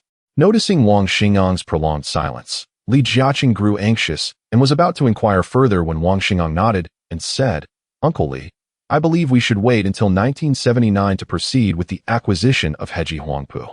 Li Jiaqing, taken aback by Wang Xingang's unwavering agreement, had expected to exert considerable effort to persuade him. However, hearing Wang Xingang's decisive stance sparked a flicker of suspicion, particularly regarding his insistence on acting in 1979. Li Jiaqing's mind raced with thoughts. Could it be that he intends to act independently? Is this merely a delaying tactic? Perceptive to the changing expressions on Li Jiaqing's face, Wang Xingang felt compelled to clarify. Uncle Li, there is a reason for my suggestion to act in 1979. Meeting Li Jiaqing's gaze, he continued, in 1979, the Hong Kong government will negotiate with officials from across the sea regarding the future of Xinjiang. Should the outcomes fail to align with the government's expectations, it will sow doubts among British merchants, ultimately benefiting our acquisition efforts. Wang Xingang's words struck Li Jiaqing with the clarity of enlightenment, and he gazed at Wang Xingang with newfound respect. In 1977, Li Jiaqing had traveled to the mainland and, through a series of charitable endeavors, grasped the intentions of high-ranking officials there, recognizing their unwavering commitment to Xinjiang. It was evident that the Hong Kong government would return empty-handed. At that juncture, HSBC would undoubtedly seek a partner with deep ties to the mainland. Realizing this, Li Jiaqing stared at Wang Xingang in astonishment, deeply impressed by his ability to draw accurate conclusions from such limited information. In that moment, Li Jiaqing resolved internally, this individual is exceptionally gifted, worthy of close friendship, yet not to be treated as an adversary. Setting aside his earlier concerns, he commended Wang Xingang. You are indeed correct, Xingang. We shall wait until 1979 to assess the situation and proceed with the acquisition. After concluding their serious discussion, Li Jiaqing's fondness for Wang Xingang grew. When Wang Xingang inquired about challenges faced during corporate development, Li Jiaqing patiently addressed each question. Wang Xingang swiftly grasped the concepts, prompting Li Jiaqing to marvel at his commercial acumen, wishing for a son with such talent. Recognizing Li Jiaqing's consistent goodwill, Wang Xingang felt the warmth of their burgeoning friendship, willingly cooperating, for he understood the wisdom in having more allies. They conversed for over an hour in the office, after which Li Jiaqing personally guided Wang Xingang on a tour of Changjiang Shiya. Li Jiaqing answered all of Wang Xinggang's inquiries with patience. This experience of learning from Changjiang Shiya's development was immensely beneficial for Wang Xingang, reinforcing his belief in lifelong learning. After concluding the tour, Wang Xingang bid farewell to Li Jiaqing, and both parties felt a sense of relief at having reached an agreement. As he sat in the car returning to Wanhao Securities, Wang Xingang recalled an important matter during his conversation with Li Jiaqing. At the end of 1978, a revolution in Iran overthrew the Pahlavi dynasty, resulting in severe social and economic upheaval. From late 1978 to early 1979, Iran halted oil exports for 60 days, causing a dramatic spike in oil prices. This event marked the infamous Second Oil Crisis, an opportunity that Wang Xingang could not afford to miss. If historical developments remained on course, this could be an unparalleled opportunity for him, providing a solid foundation for all his plans, transforming them from mere fantasies into tangible realities. With this in mind, he glanced at the time, realizing that there was just over half a month remaining until the Iranian Revolution. Acknowledging the urgency, Wang Xingang understood that he must arrange everything within this limited time frame, ensuring he could confidently travel to the United States to actualize his plans. Chapter 79. Raising funds. Upon arriving at Wanhao Securities, Wang Xingang summoned his secretary, Li Sini, to bring forth Yuan Tianfan, along with manager Li Shiji of Wanji No. 1 and fund manager Zhang Linga of Wanzhou No. 1. Seated in his office, Wang Xingang sipped his tea, gazing out the window at the distant peak of Taiping Shan. He remained steadfast in his ambitions, aware that this opportunity could propel his career to unprecedented heights. As he listened to the footsteps echoing in the corridor, Wang Xingang composed himself and observed his secretary entering with the three individuals. Once they settled in the office, Wang Xingang directed his inquiries to Li Shiji and Zhang Linga, asking about the current status of the fund refunds. Zhang Linga exchanged a glance with Li Shiji, who promptly replied, "Mr. Wang, we are systematically returning principal and dividends to the investors, but the process will take at least a week."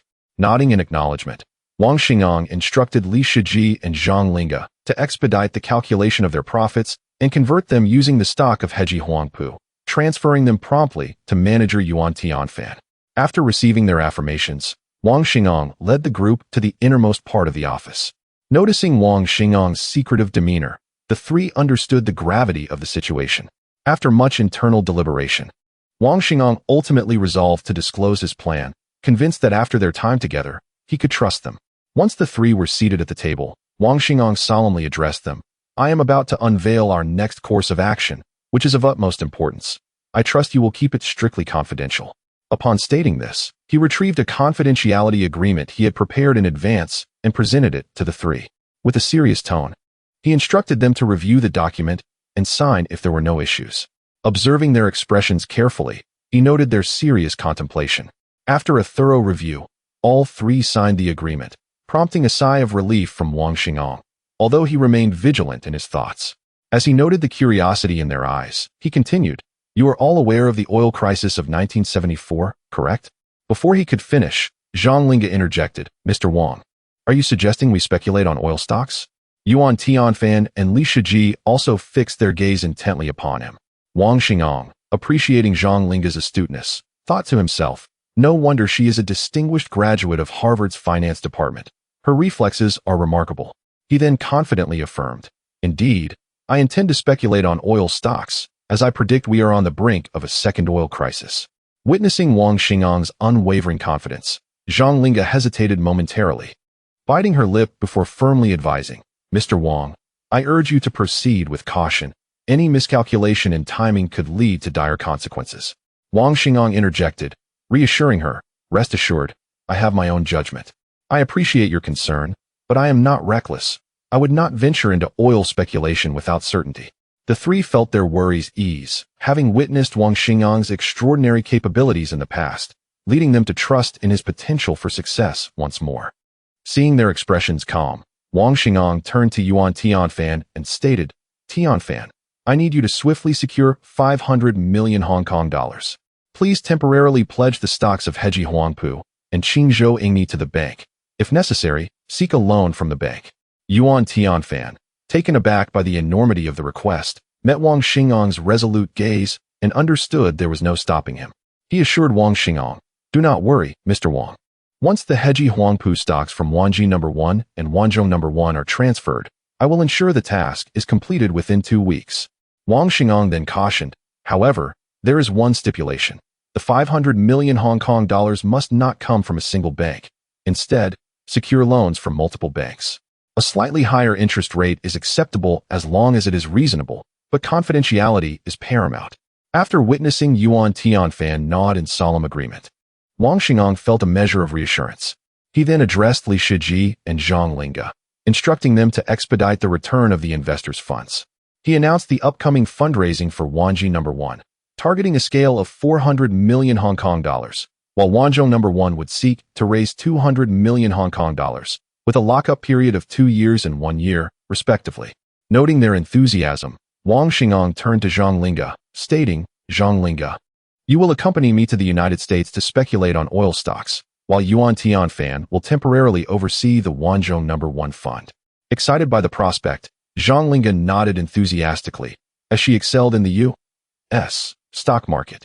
Subsequently, Wang Xingong instructed Li Shiji and Yuan Tianfan to attend to their tasks, while keeping Zhang Linga behind for a private discussion. Once alone, he emphasized, You must finalize the matters concerning Wanzhou No. 1 within 2 weeks and hand them over to Yuan Tianfan. Upon Zhang Linga's nod of understanding, Wang Xingong continued, Once completed, I will send you to the United States to find trustworthy traders. We must prepare in advance. Zhang Linga assured him, Mr. Wang, you can count on me. Afterward, Wang Xingong sat in his office, reflecting on any overlooked details, feeling somewhat reassured upon finding nothing amiss. After a brief period of contemplation, he instructed Liu Dashan to drive towards Wanhao Gaming Company. Having only gleaned information about Wanhao Gaming's development through documents, he realized he had yet to see its progress firsthand. With time on his side, Wang Xingong resolved to pay a visit and assess the company's growth. Wang Xingong deeply comprehended that Wanhao Gaming Company serves as the cornerstone of his entrepreneurial endeavors. To make a significant impact in the realm of industry, it is imperative to establish a firm foothold in the gaming sector and accumulate a wealth of technological reserves. Once a solid foundation is secured within the gaming domain, expansion into other fields can be pursued, yielding remarkably efficient results. Even in the face of unsuccessful expansion attempts, there remains the opportunity for a triumphant resurgence. Chapter 80. Strategizing in the United States and the island nation. Upon arriving at the Wanhao Game Company, Wang Xingang noticed Song Yufei and her team standing respectfully at the entrance. Wang Sheng. They greeted him reverently. As Wang Xingang approached, his expression darkened, and he gently instructed Song Yufei, "Please have them get to work." Sensing Wang Xinggang's unease, Song Yufei promptly directed her team to begin their tasks. Once they had departed, Wang Xingang spoke to her earnestly. "In the future, let's avoid such formalities. Executing our work effectively is far more important." After Song Yufei nodded in agreement, he refrained from further comment. Upon entering the office, Wang Xingang inquired about the company's recent developments. "Wang Sheng, we have sold over 3,000 units of Xiangxiang Lu in Xiangjiang, and we still have more than 1,000 units on order. This constitutes our current sales situation," she reported, handing him the information. After reviewing it, Wang Xingang expressed satisfaction. Observing his pleased demeanor, Song Yufei exhaled in relief and continued, "Wang Sheng, Taro Koizumi from Dachuan Corporation has sent someone to request the distribution rights for Xiangxiang Lu in the island nation. Additionally, a company from the Treasure Island, named Maui Technology, is also interested in the distribution rights there." After contemplating for a moment, Wang Xingang probed Song Yufei. "How do you suggest we respond to them?" She replied resolutely, "Wang Sheng, I firmly believe we must not grant them the distribution rights. It is not in our company's best interests. We authorize Dachuan Corporation to distribute in Xiangjiang due to our nascent stage and lack of recognition. For Wanhao Game Company to thrive, we must expand beyond Xiangjiang and penetrate developed markets." Wang Xingang felt a sense of pride in his subordinate's foresight, pleased with her long-term vision. "You are correct, but there is a concern that may hinder our progress. What if they replicate our arcade games? Should we engage in litigation for each instance? Have you considered this?" he posed. With a smile, Song Yufei replied, "Wang Sheng, when Xiangjiang Block first emerged, numerous imitation arcade games surfaced, significantly impacting our sales. I instructed the software department to develop an anti-piracy encryption system, which was completed before the launch of Xiangxiang Lu. If anyone dares to copy it, the software will activate and self-destruct." Wang Xingang regarded her with newfound respect, realizing that she had anticipated this challenge long before he had. "Yufei, well done. Remember, the anti-piracy system must be continually updated," he said seriously. He then added, "As for Dachuan Corporation and Maui Technology, you will negotiate with them. We will only sell the arcade games that have been successfully copied. We cannot agree to the distribution rights for the island nation. However, we may consider Treasure Island if the price is right." Song Yufei assured him earnestly, "Wang Sheng, rest assured, I will negotiate with them diligently." A sly smile crossed her face. Subsequently, Wang Xingang and Song Yufei continued their discussion regarding the future plans for Wanhao Game Company. They decided to expedite the establishment of branches in the island nation and the United States, preparing for the company's future. Wang Xingang instructed Song Yufei to arrange personnel promptly, as he would be heading to the United States in a little over 2 weeks to set up the new branch. After concluding their main discussion, Wang Xingang requested Song Yufei to guide him on a tour of the various departments within Wanhao Game Company to assess their progress. They first visited the software department, where they encountered the 4 major game development teams. Song Yufei led Wang Xingang to the team established by Miyamoto Shigeru. After greeting him, Miyamoto introduced a game he was designing and preparing to develop. Upon hearing the introduction, Wang Xingang recognized the game as the renowned Donkey Kong. He realized that if this classic game were successfully developed, it would elevate Wanhao Game Company to new heights. He gazed at Miyamoto with enthusiasm, silently deeming this a potential goldmine. He promptly instructed Song Yufei, "Yufei, we must do our utmost to accommodate Mr. Miyamoto's requests." Although puzzled, Song Yufei assured Wang Xingang that she would strive to meet Miyamoto's needs. Amidst Miyamoto's profuse gratitude, Wang Xingang proceeded to the development team for the Lin Lianken game. After reviewing their progress, he encouraged the former manager, Gao Chong, to expedite their work. Upon reaching the 3rd game development team, he felt invigorated as he listened to an introduction from Iwakura Toru, who resembled a game reminiscent of Pac-Man. He reflected on the designer of Pac-Man, ultimately recognizing Iwakura as the very creator of that game, feeling as if he had struck gold. He quickly instructed Song Yufei to ensure his demands were met. The 4th game development team was still in competition and had not yet been established. Wang Xingang then requested Song Yufei to take him to the research department, where he met Wang Zhongjing and the head of the island nation, Yamada Ichiro. Under their guidance, Wang Xingang personally examined the home console they had developed and experienced playing Xianjiang block on it. Although the experience was unique, some technical issues arose.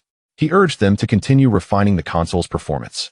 With their assurances, Wang Xingang finally sighed in relief, contemplating the future success of Wanhao Game Company and its competition with Nintendo and Atari. After visiting the other departments, Wang Xingang prepared to return home. As he was about to leave, Wang Xingang solemnly instructed Song Yufei, "Yufei, the software and hardware departments are of paramount importance. You must diligently execute the plan.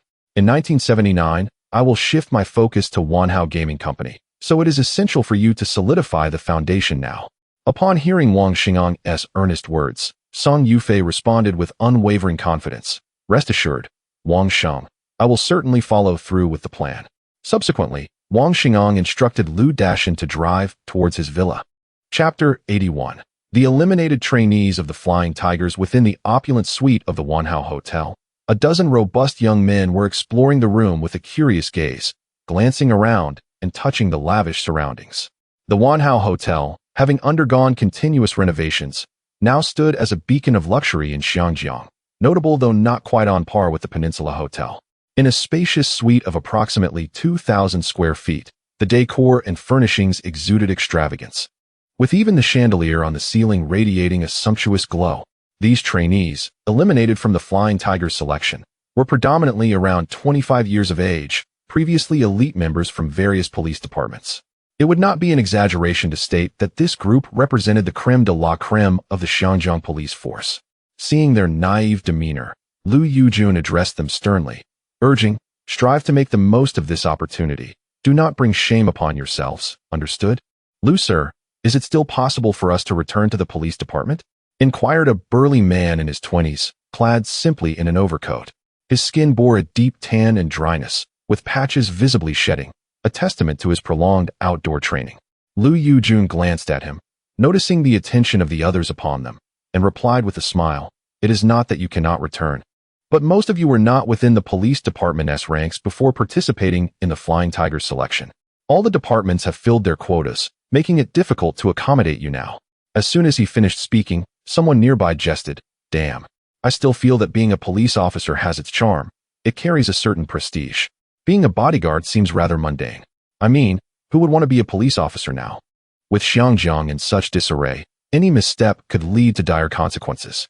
"Indeed, I heard that a young man named Wang Xinga is quite wealthy. It's a mystery how he amassed such fortune. How much do you think he'll pay us?" "I believe it should be no less than 3,000 HKD, considering our low salaries, but decent side incomes to Chong." Lu Yujun interjected sharply towards the man speaking. De Chong promptly fell silent. In their hearts, some things were best left unsaid openly. Noticing the silence, Lu Yujun surveyed the group and earnestly stated, "As your instructor for over a year, I hope for each of your prosperous futures. I have personally contacted Mr. Wang Xinga. He was targeted for assassination a month ago and places great importance on the safety of himself and his family. Thus, he has decided to establish a security company. If you perform well, I believe Mr. Wang will not treat you unfairly." After Lu Yojuan's words, most of the men furrowed their brows, contemplating his statements. Having spent 1 to 2 years together, they understood he was genuinely concerned about their future. However, De Chong seemed indifferent, surveying the surroundings. Initially, he had no intention of attending but decided to come out of curiosity, seeing his friends present and at Lu Yujun's urging. A knock resonated from outside. Lu Yujun swiftly approached and opened the door, greeting Wang Xinga and his bodyguard, Lu Dashin, with a smile. "Xinga, these are my brothers." After introducing the group, he expressed gratitude to Wang Xinga, saying, "Thank you for providing them with this job opportunity." Once inside, Lu Yujun commanded, "Attention." The dozen men quickly assembled before him, standing at attention and saluting in unison. Lu Dashin, observing from the side, reminisced about his own military days. Leaning towards Wang Xinga, he whispered, "Boss, this group isn't bad, but is there something you don't dare say openly?" Someone from the ranks murmured in discontent. Lu Yujun shot a glare at the speaker and then addressed Wang Xinga. "I apologize, Xinga. It's my failure in management." He cast a remorseful glance at Lu Dashin. "It's fine," Lu Dashin replied, unaffected by the discontent directed towards him, remaining silent beside Wang Xing'e. A few days prior, Wang Xing'e had reviewed the list of 15 individuals provided by Lu Yujun, finding satisfaction with only 5. After conducting investigations into their personal records and family backgrounds, he deemed them suitable for his inner circle. "Brother Lu, please let me know the names of those I'm interested in," Wang Xing'e whispered to Lu Yujun, mentioning Li Shengjie, Chen Lisin, Li Dehai, Li Sheng, Wang Li forward. The 5 men stepped forward in unison. Lu Yujun sternly instructed, "You 5, stand to the right." "Yes, sir." The 5 formed a new line to the side. "Brother Lu, I'll speak with them," Wang Xing'e said, smiling at Lu Yujun. Upon receiving a nod of approval from Lu Yujun, Wang Xing'e stepped forward, addressing the assembled group of sturdy young men.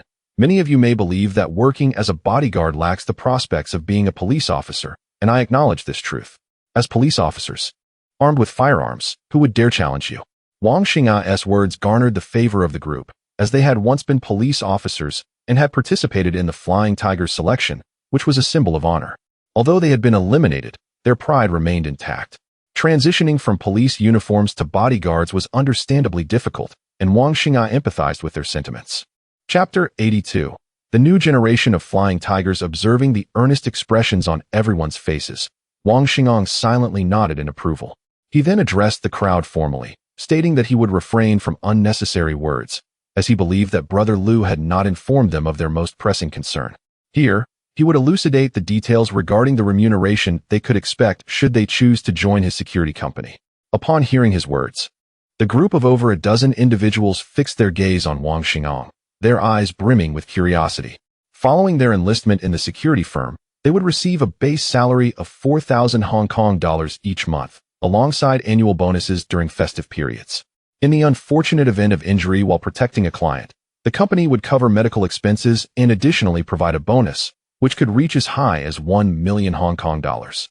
Although Wang Xing'e had no prior experience in the bodyguard industry, he was acutely aware of a fundamental truth: money can indeed wield significant influence.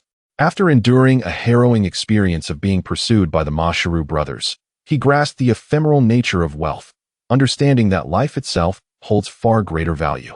He aimed to convey to the individuals before him that should they pledge their loyalty to him, he would ensure they would not be disappointed, offering generous compensation for their unwavering dedication.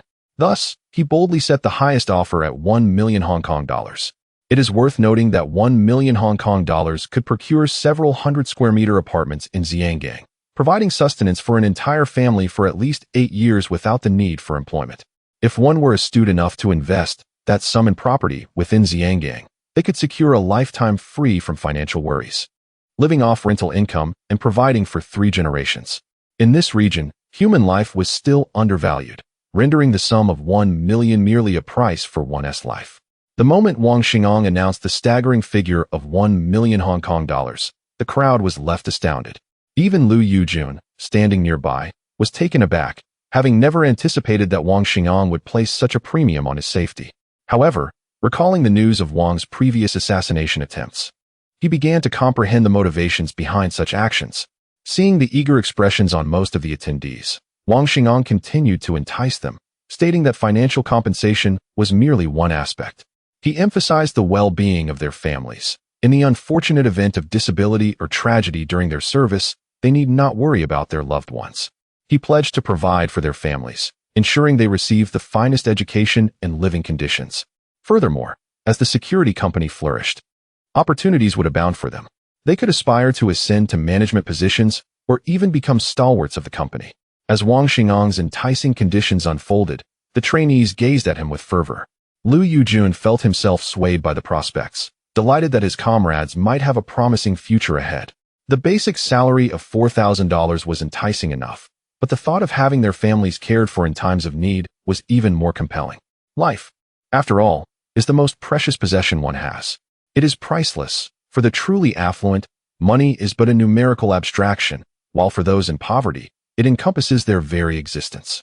In a world where survival hinges on financial resources, the absence of money can lead to dire consequences.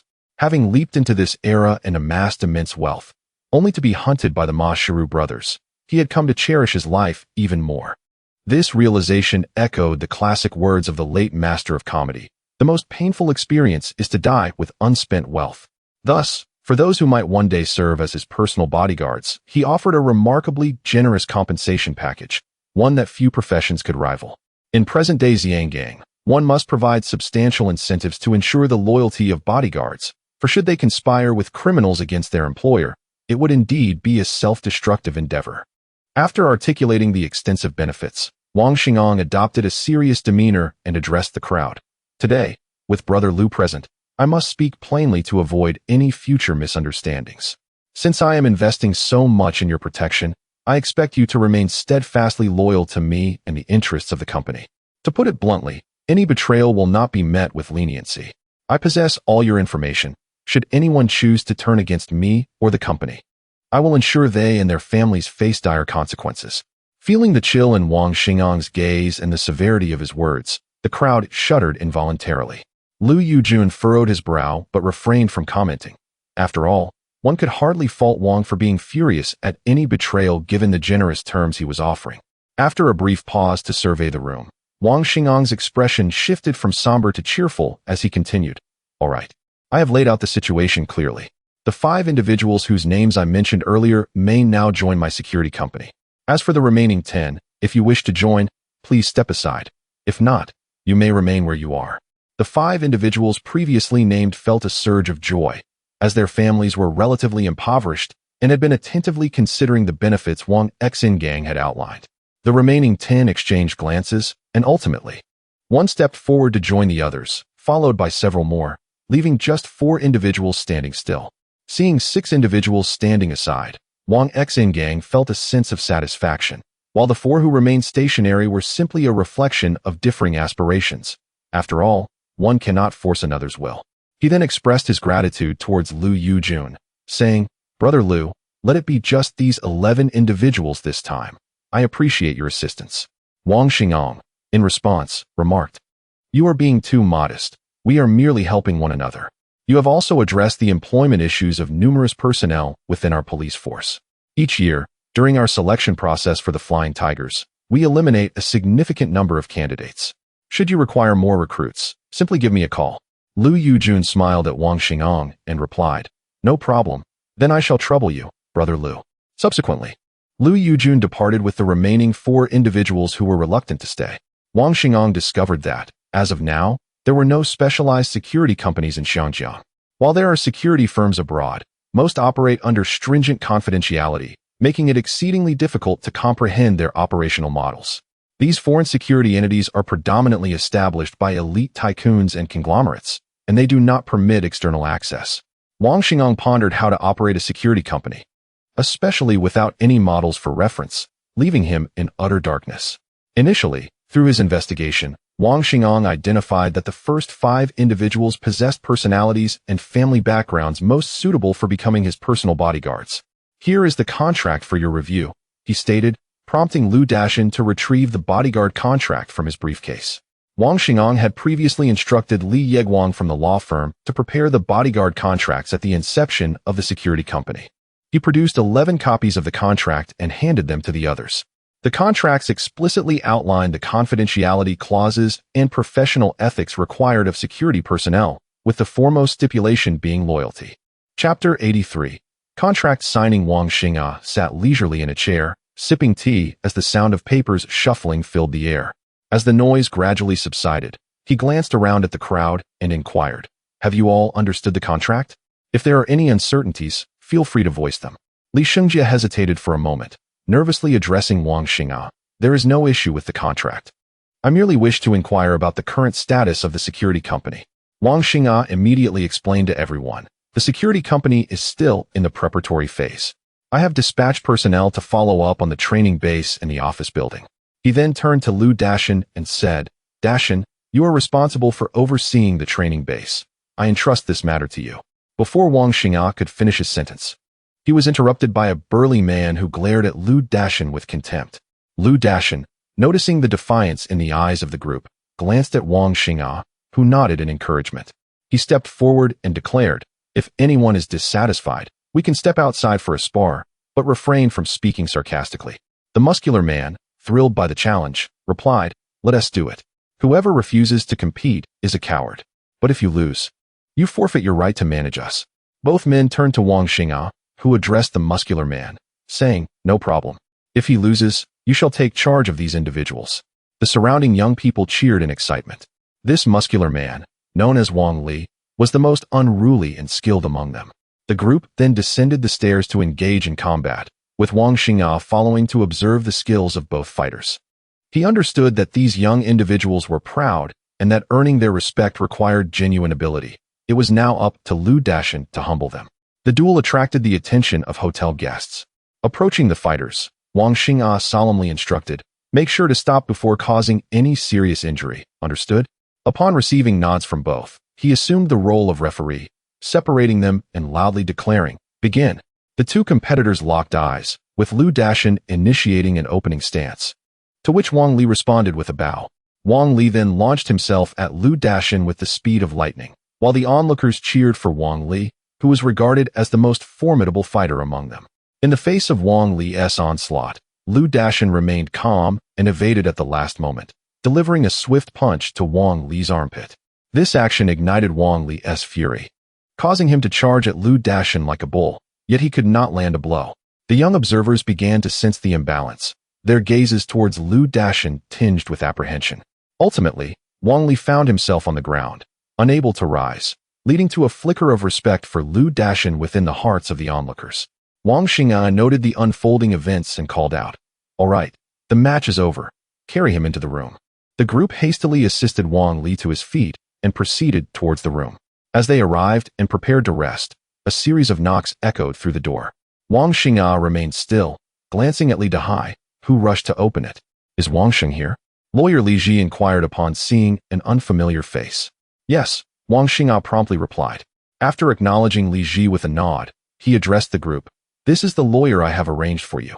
Feel free to ask him any questions regarding the contract." With the lawyer's assistance, the group grasped the contract's implications and each signed their respective agreements. Once all signatures were in place, Wang Xing'a instructed Li Ji, "Please have Li Yeguang expedite the matters concerning the security company, especially regarding the training base and office building." Li Ji assured him, "Rest assured, I will inform Lawyer Li promptly upon my return." From the inception of the security company, Wang Xing'a had ensured that Li Yeguang's law firm purchased a parcel of land near the Wanhao Group Assembly Company, specifically in the new territories, to serve as the security company's base. After Li Ji departed, Wang Xing'a noted that it was now noon and led the group to the hotel's dining room for a meal. As they walked, he called out to a particularly handsome young man who stood out among the rugged crowd, "Li Xian. Li Xian." Upon catching his attention, he continued, "I heard your family wishes for you to pursue further studies."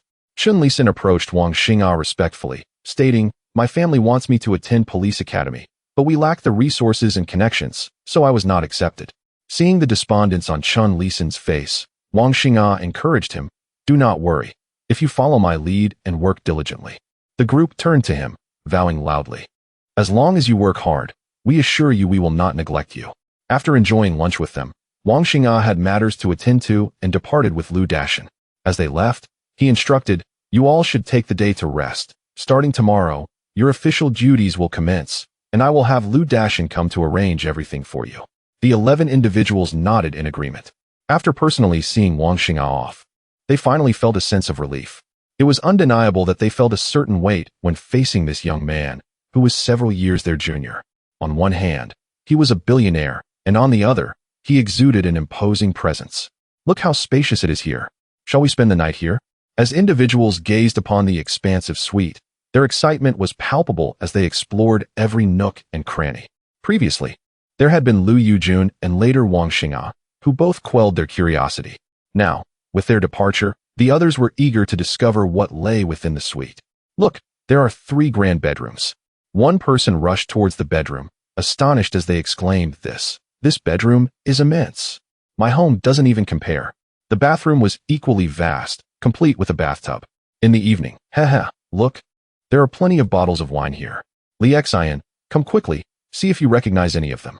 Chun Lisan observed his comrades as though they were akin to Lu Laolao entering the Grand View Garden, feeling a profound sense of helplessness. Yet, he understood that the opulence before them might remain beyond their reach for a lifetime. Chapter 84 Arrangements made upon descending the stairs, Wang Xingong spotted his father leisurely sipping tea in the lobby. After a brief conversation, he requested his father to keep an eye on the group of young individuals. Subsequently, the two prepared to return to Wanhao Securities. While seated in the car, Wang Xingong pondered deeply, and after a prolonged silence, he instructed Lu Dashan, "Brother Lu, starting tomorrow, I would like you to attend to the matters of the security company. Please arrange them expediently. I will send someone to assist you. Your task is to ensure they rapidly develop into a formidable force. Next week, I shall be traveling to the United States, and I would like those 5 individuals to temporarily provide protection for me. As for the issue of weapons, I shall devise a solution promptly." Lu Dashan, upon hearing this, recognized that Wang Xingong had everything planned and solemnly assured, "Boss, rest assured, I will ensure they become combat-ready as swiftly as possible." Wang Xingong nodded in acknowledgement, choosing to remain silent as he closed his eyes to rejuvenate, contemplating how to legally resolve the weapons issue. Having already established a rapport with the police, it was imperative to address the weaponry situation for the growth of the Black Hawk Security Company. Cultivating a relationship with Governor Ma Lihua was essential. Without his support, the Black Hawk Security Company could not flourish. Upon arriving at Wanhao Securities, the two hastily made their way toward the Wanhao building. Just as they reached the office door, they spotted Secretary Li Sini approaching with a cup of coffee in hand. "Mr. Wang, you have returned," she exclaimed, halting in her tracks upon seeing the chairman. "Is there something amiss?"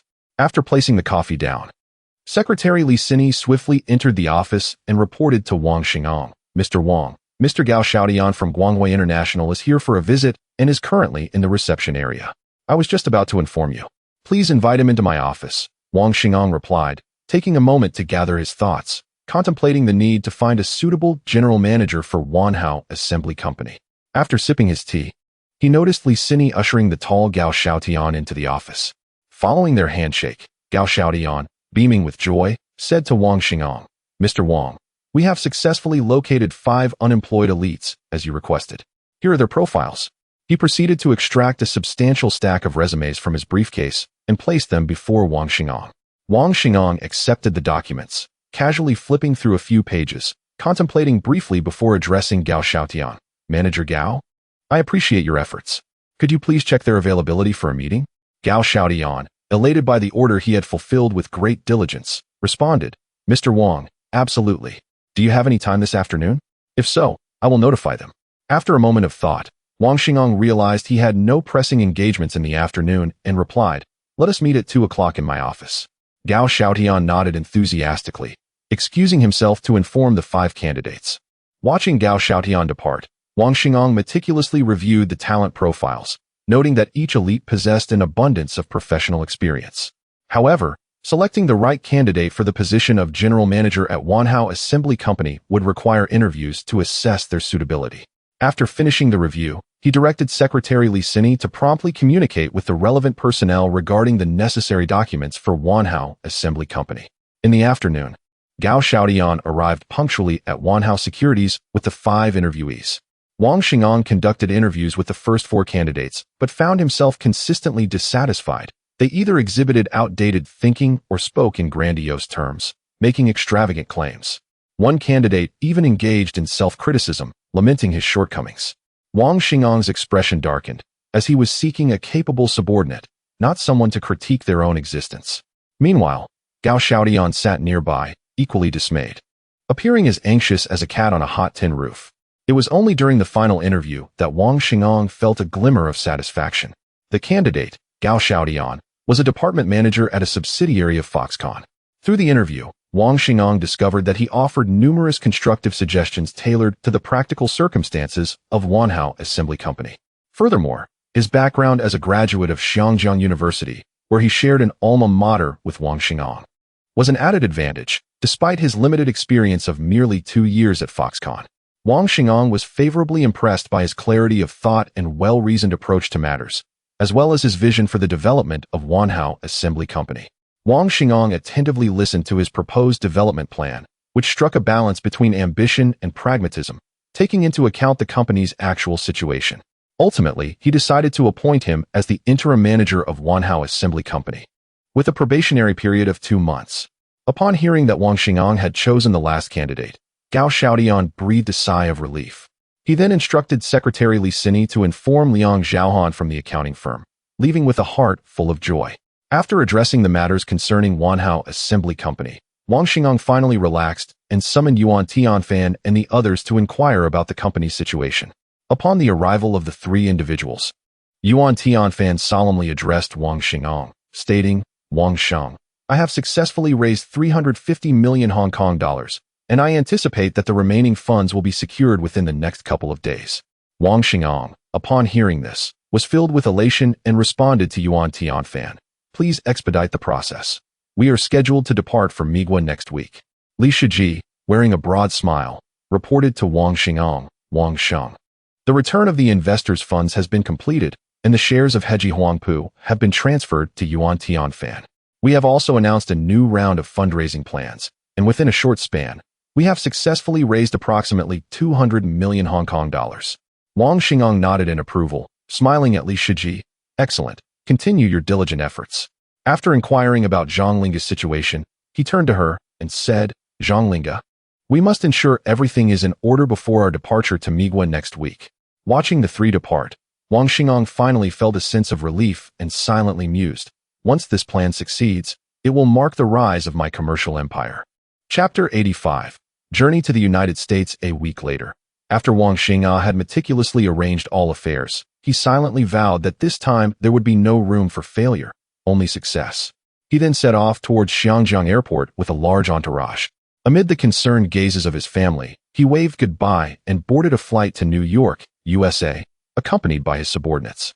While on the plane, Wang Xingang engaged in discussions with Zhang Linga regarding plans upon their arrival in the United States. After their conversation, he also conferred with Zhu Yalan from Wanhao Gaming Company about establishing a branch in the U.S. Prior to their departure, he had already resolved to expedite the founding of this subsidiary, preparing for Wanhao Gaming's future expansion into the American market. After over an hour of dialogue, the group finally settled down to rest, as the journey from Xiangjiang to the United States would take approximately 20 hours. After this lengthy flight, the plane finally landed steadily at Kennedy Airport. Outside, the sky was enveloped in darkness, illuminated only by a radiant moon. Wang Xingang, along with his bodyguard, Zhang Linga, and the staff from Wanhao Gaming, proceeded through the security checkpoint. Upon stepping onto this foreign land, Wang Xingang felt a profound sense of nostalgia. It was here that he had once pursued his studies after graduating from Xiangjiang University, eventually entering a financial firm in the U.S. From a mere clerk to a financial elite, it took him a decade to reach the pinnacle of his career, and now, standing once again on this soil, a flood of memories surged within him, especially thoughts of a detestable institution. His expression darkened, and he inwardly vowed to destroy it in due time.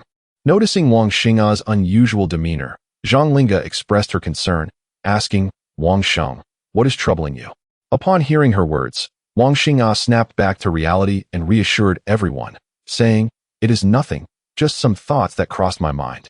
As they exited the security area, they spotted a person holding a sign on the right side of the corridor, which read Wanhao Securities Company in Cantonese. Zhang Linga promptly informed Wang Xingang, "Wang Sheng, this is an employee I sent to the U.S. a week ago. His name is Yuan Hong." "Manager Zhang, I'm relieved that you have arrived," Yuan Hong said, suppressing his fatigue as he awaited his boss's arrival upon hearing the airport announcement about the flight from Xiangjiang. "You've worked hard lately. Once this trip concludes and we return to Xiangjiang, there will definitely be rewards for you," Wang Xingang said with a smile, noticing Yuan Hong's exhausted expression. Upon hearing of the anticipated rewards, Yuan Hong's eyes brightened as he respectfully replied, "Thank you, Wang Sheng. I will continue to work diligently." However, he secretly thought to himself, it is the tangible rewards that truly matter. He then approached Wang Xingang and added, "The hotel is booked, and I've arranged for 2 large business SUVs that can easily accommodate our group." Wang Xingang nodded in approval and instructed him to lead the way.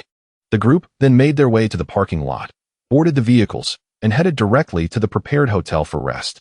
Upon arriving at the New York Hilton, Yuan Hong apologetically informed Wang Xingang, "Boss, I am sorry.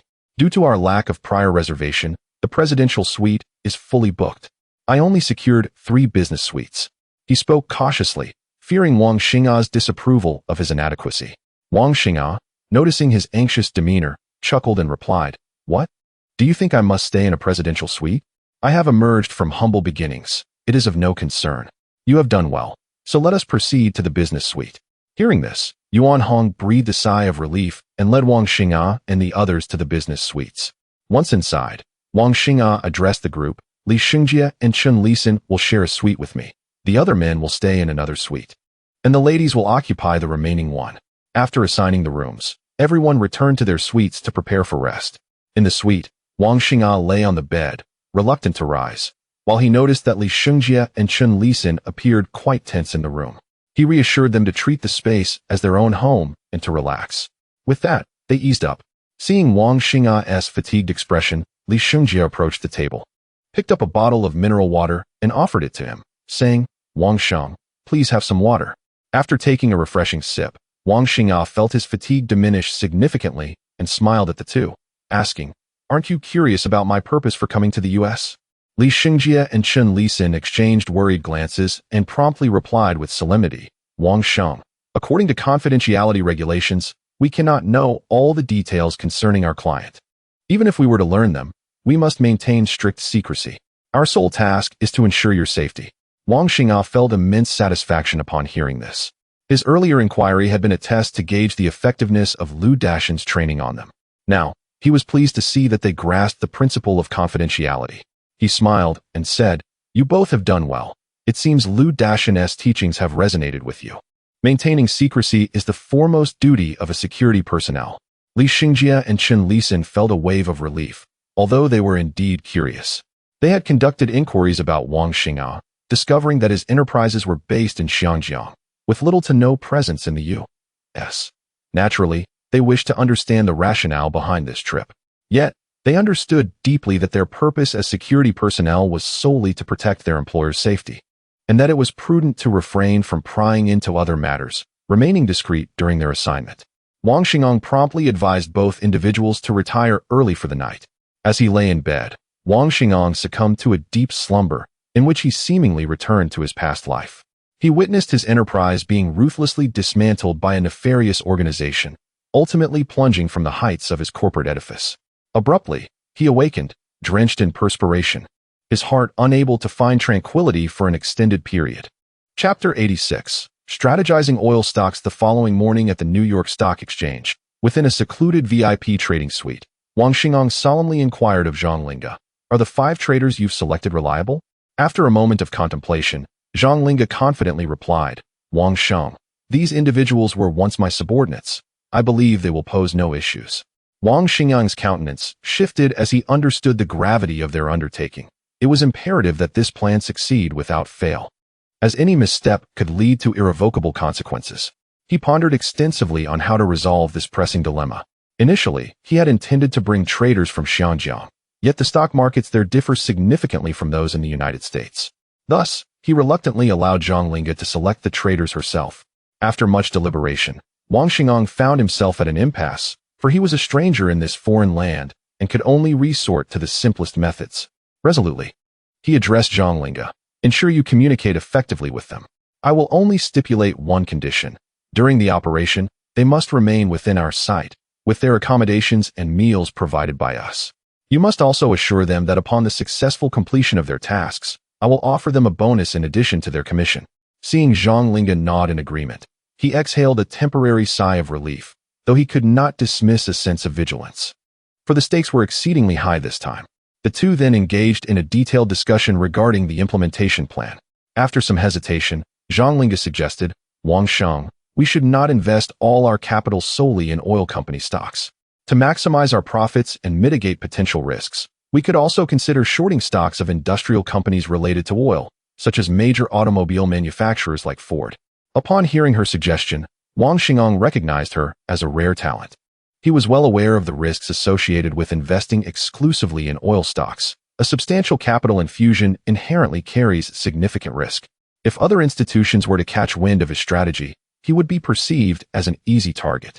Memories of past experiences lingered in his mind, and he was determined not to repeat those mistakes. He had initially contemplated investing in oil futures, but the New York Mercantile Exchange had only launched oil futures contracts in November 1978, and the market size was insufficient to accommodate his over $50 million. Even if it were feasible, It would signal to American financial institutions that a lucrative target from Xiangjiang had arrived. Wang Xing'an nodded appreciatively at Zhang Linge and remarked with a smile, "You are correct. We must diversify our investments. Let us allocate $20 million to purchase oil stocks and another $20 million to short the stocks of various industrial companies, particularly in the automotive sector." Zhang Linge felt a surge of joy at having her advice acknowledged, yet a pressing concern arose. She turned to Wang Xing'an with a serious expression and asked, "Wang Xiang, can you estimate how long it will take for a revolution to occur in Iran?" Wang Xing'an's satisfaction with Zhang Linge increased, and he resolved to nurture her potential as a valuable ally. After a moment of contemplation, he answered her with fervor, "There are 2 weeks remaining. You have only 2 weeks to arrange everything." Upon witnessing Wang Xing'an's confidence, Zhang Linge felt a blush creep upon her cheeks, but she quickly composed herself and assured him, "Wang Xiang, rest assured, 2 weeks will suffice." "Wang Xiang, the traders have arrived." Yuan Hong's urgent voice called from outside the door, prompting the two to cease their discussion. As the door swung open, Yuan Hong entered with 5 blonde, blue-eyed traders. They greeted Zhang Linge warmly. But upon learning that Wang Xing'an was their employer, their expressions shifted to one of disbelief, casting doubt on the prospects of their mission. Wang Xing'an engaged them in fluent English, and their astonishment grew. They had not anticipated that this Asian man would possess a New York accent. Zhang Linge, too, was taken aback. Though she admired her employer's rise from humble beginnings, she had previously underestimated his knowledge.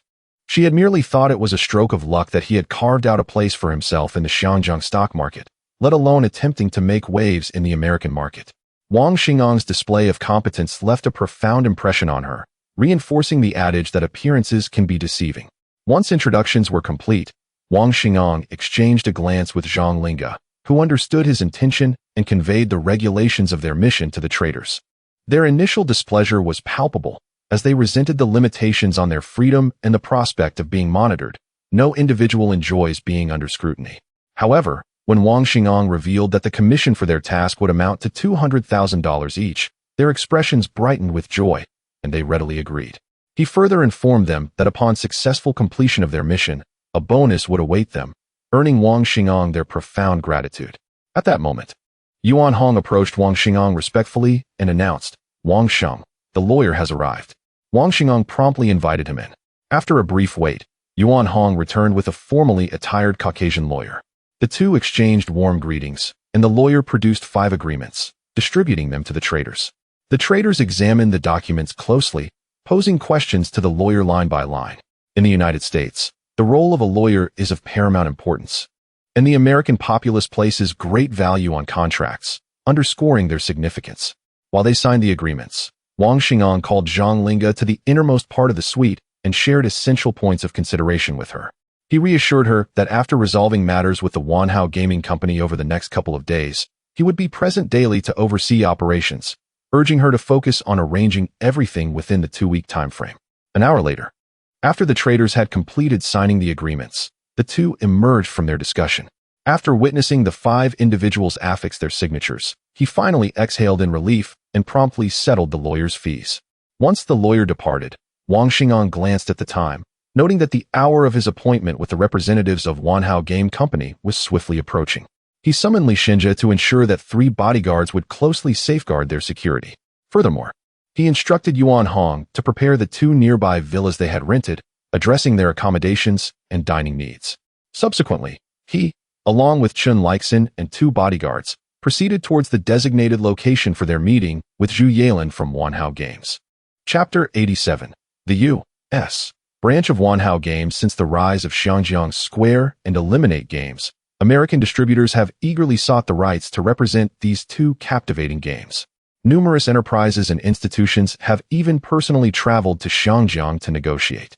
After in-depth discussions, Wang Xing'an and Fang Yufan concluded that the vast American market must not be neglected, as doing so would jeopardize the future development of Wanhao Games. Consequently, Wang Xing'an's visit to the United States had 2 primary objectives. The first was to capitalize on the opportunities presented by the second oil crisis, laying a solid foundation for the future prosperity of his enterprise. The second was to establish a branch of Wanhao Games in the United States, enabling his gaming industry to flourish rapidly and securing a foothold for Wanhao Games' ascent. Wang Xing'an recognized that the most pressing matter was to short sell the stock market, aiming to amass considerable wealth during this oil crisis. The establishment of Wanhao Games could wait. Once he had sufficient capital, leveraging his unique advantages as a reborn individual, he could attract exceptional talents and accelerate the growth of Wanhao Games, subsequently venturing into other sectors. Reflecting on the dominance of future giants such as Samsung, Sony, and Panasonic in the technology realm, Wang Xingang felt a deep sense of sorrow for the tycoons of Xinjiang, who were preoccupied with competing in traditional industries like real estate, neglecting the pursuit of tangible enterprises to rival international titans. In this new life, Wang Xingang aspired to make a significant impact, not only within the financial sector but also in technology, challenging global giants and ensuring that Xinjiang would be recognized not only as an international financial metropolis, but also as the home to a world-renowned high-tech enterprise. However, he was acutely aware that establishing a tangible business was no simple feat.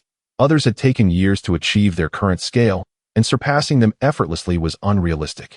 Thus, the first step to gaining an advantage was acquiring capital, which would allow him to recruit extraordinary talents and invest incessantly in research and development, making competition with established companies like Sony and Panasonic feasible. The second step involved using the gaming company to capture a significant portion of the global market, securing a foothold in the industrial sector and enabling entry into other electronic domains, such as refrigerators and air conditioners. Even if losses ensued, they would not adversely affect the overall development of the enterprise. In his vision, Wanhao Games served as a sword for his entry into the industrial realm, and he was determined to dominate a vast majority of the global market before daring to branch into other fields.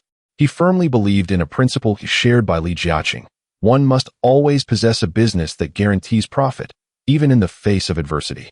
As Wang Xingang remained lost in thought, Yuan Hong respectfully addressed him, stating that they had arrived at their destination. Upon hearing Yuan Hong's words, Wang Xingang slowly opened his eyes. After stepping out of the car, Zhu Yalan swiftly approached Wang Xingang, informing him that he had selected several locations and found a 5-story building that best met his requirements. Wang Xingang requested a thorough inspection of the property. Afterward, he expressed his satisfaction with a nod. What was this place used for? Wang Xingang inquired, intrigued. Zhu Yalan promptly explained, this was once a card production company that vacated just last month. After contemplating for a moment, Wang Xingang noted that the building was near the New York Industrial Park and in close proximity to the New York Stock Exchange. He decided that relocating later would be necessary. Very well, let us lease this space. Expedite communication with Fang Yufan from Wanhao Games and have her send personnel to establish the U.S. branch as soon as possible, he instructed Zhu Yalan earnestly. Watching Zhu Yalan nod in agreement, Wang Xingang continued, once the company is established, prioritize the renovation of the first floor into a gaming exhibition area. We must convene a distributor conference promptly to promote our arcade games. Zhu Yalan nodded in understanding. Noticing Zhu Yalan's hesitance, Wang Xingang suddenly recalled something and solemnly instructed, I will invest $10 million into the company.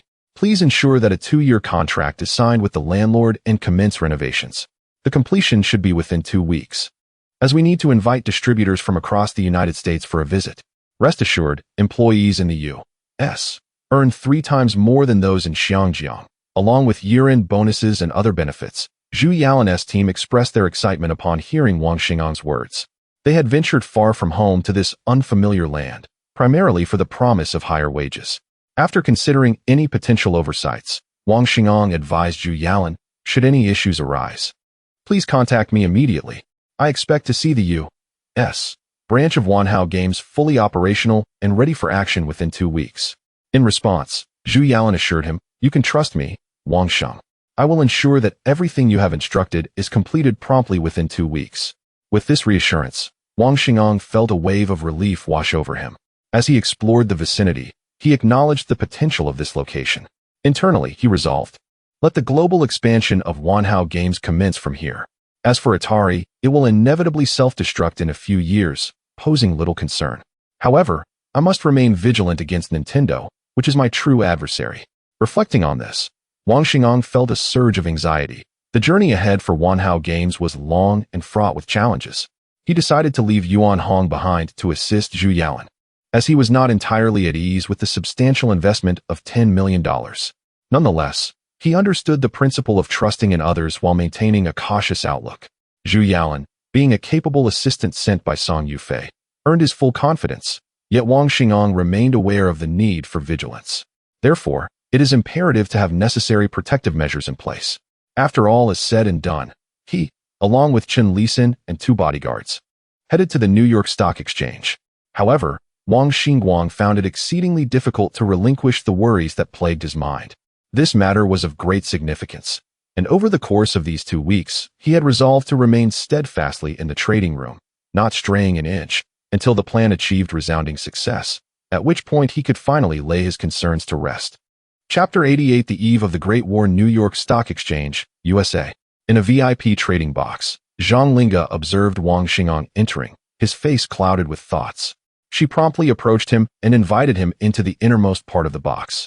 Once they reached the back, Zhang Linga hesitated for a moment, then, with determination, addressed Wang Xingang.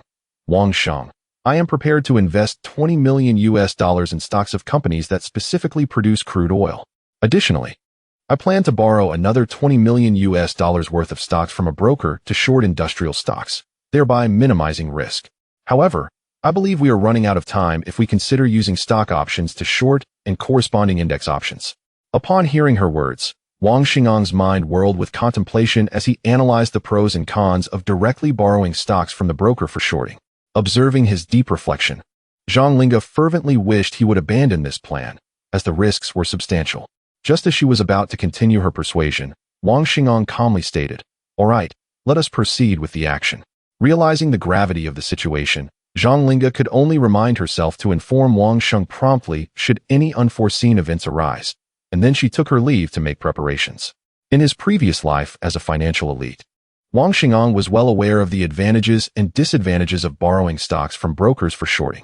Yet, he found himself with no alternative. This time, success was the only option, and failure was not permissible. He comprehended the risks associated with borrowing stocks, but as a reborn individual, he could not afford to doubt his potential for victory. Otherwise, what would distinguish him as a reborn being? What is short selling? In simple terms, it is the process of borrowing stocks from a third party when one believes that the stock price will decline. You merely need to pay a deposit and some interest.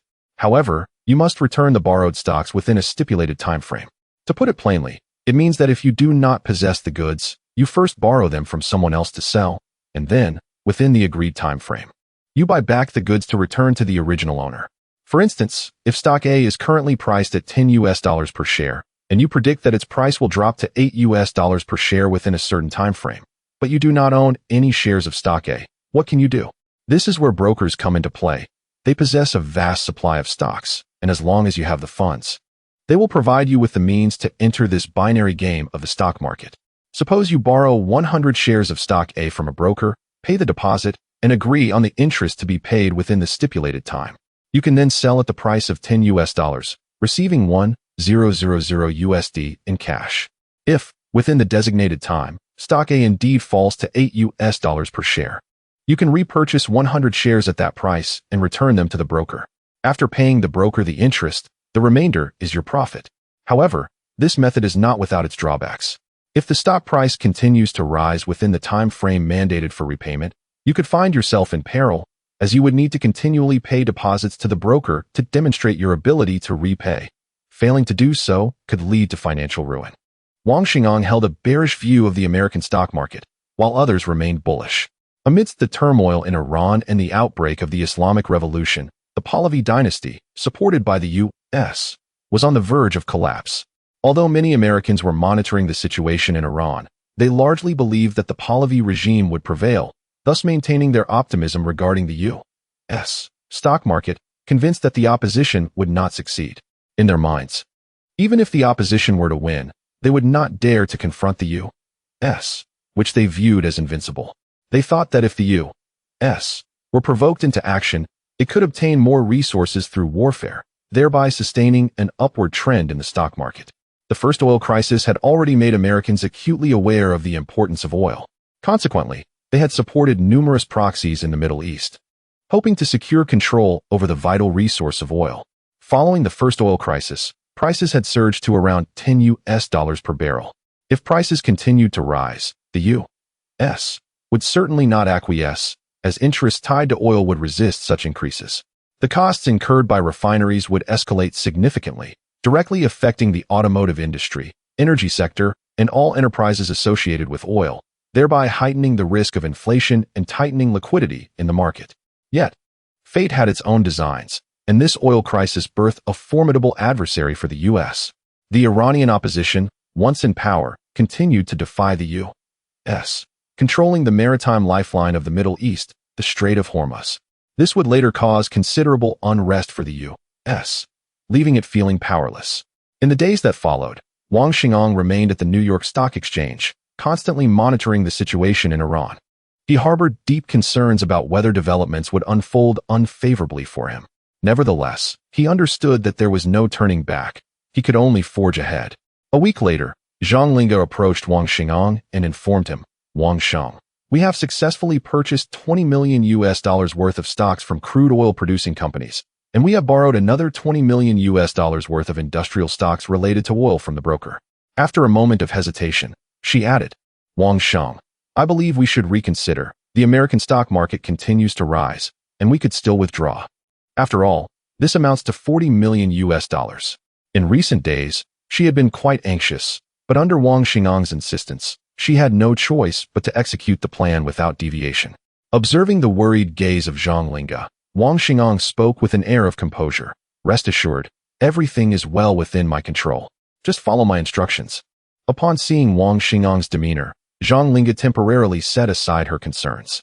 Subsequently, the two remained vigilant, continuously monitoring the fluctuations of the stock market until the closing bell, witnessing a steady rise in the market.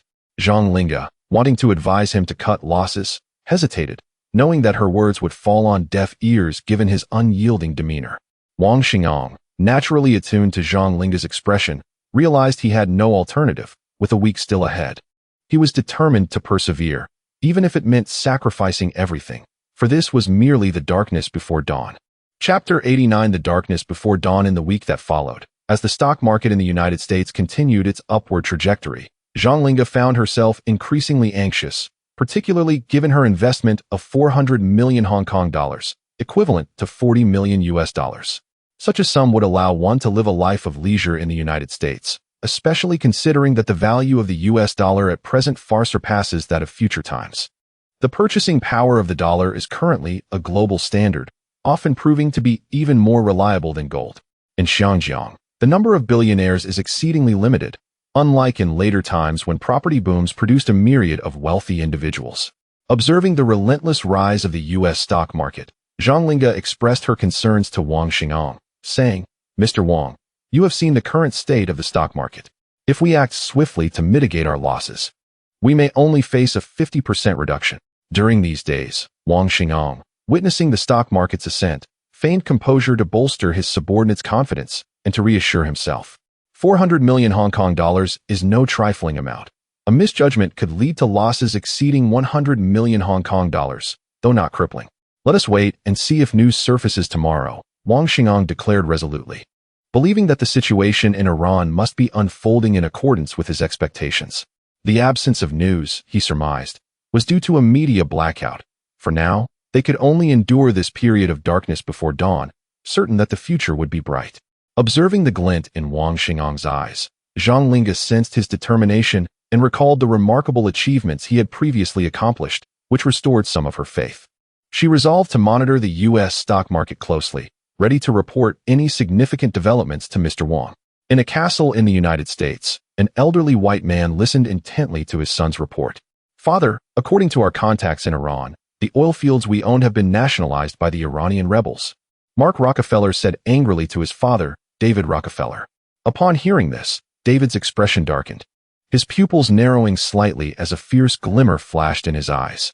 The Rockefeller family's patriarch, John Rockefeller, had established their empire through oil, gradually evolving into the largest oil conglomerate in the United States, effectively monopolizing the nation's oil market. Although the company was broken up due to antitrust laws, it continued to wield influence from behind the scenes, maintaining control over the U.S. oil sector.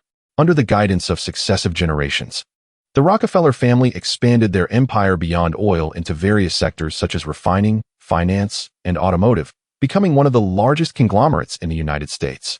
Now, under the leadership of the third generation, David Rockefeller, the family had reached its pinnacle. Seeing his father remain silent for an extended period, Mark grew increasingly anxious and was about to inquire. Mark quickly mobilized the family's resources.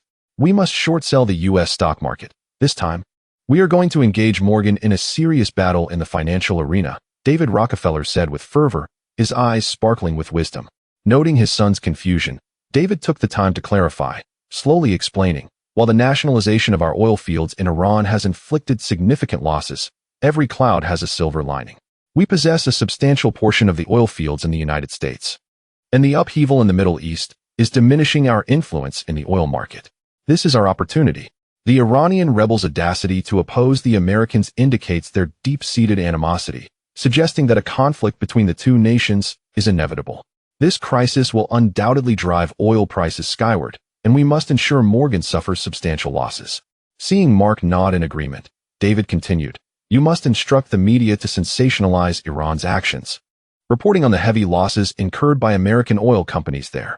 Furthermore, direct our team to reduce the supply of oil in the U.S. market, artificially creating a shortage. I want to see oil prices soar." As Mark Rockefeller departed, David Rockefeller silently vowed, "Old Morgan, you have ruled the financial sector for so long, preventing our conglomerate from entering this realm. This time, I shall ensure your downfall."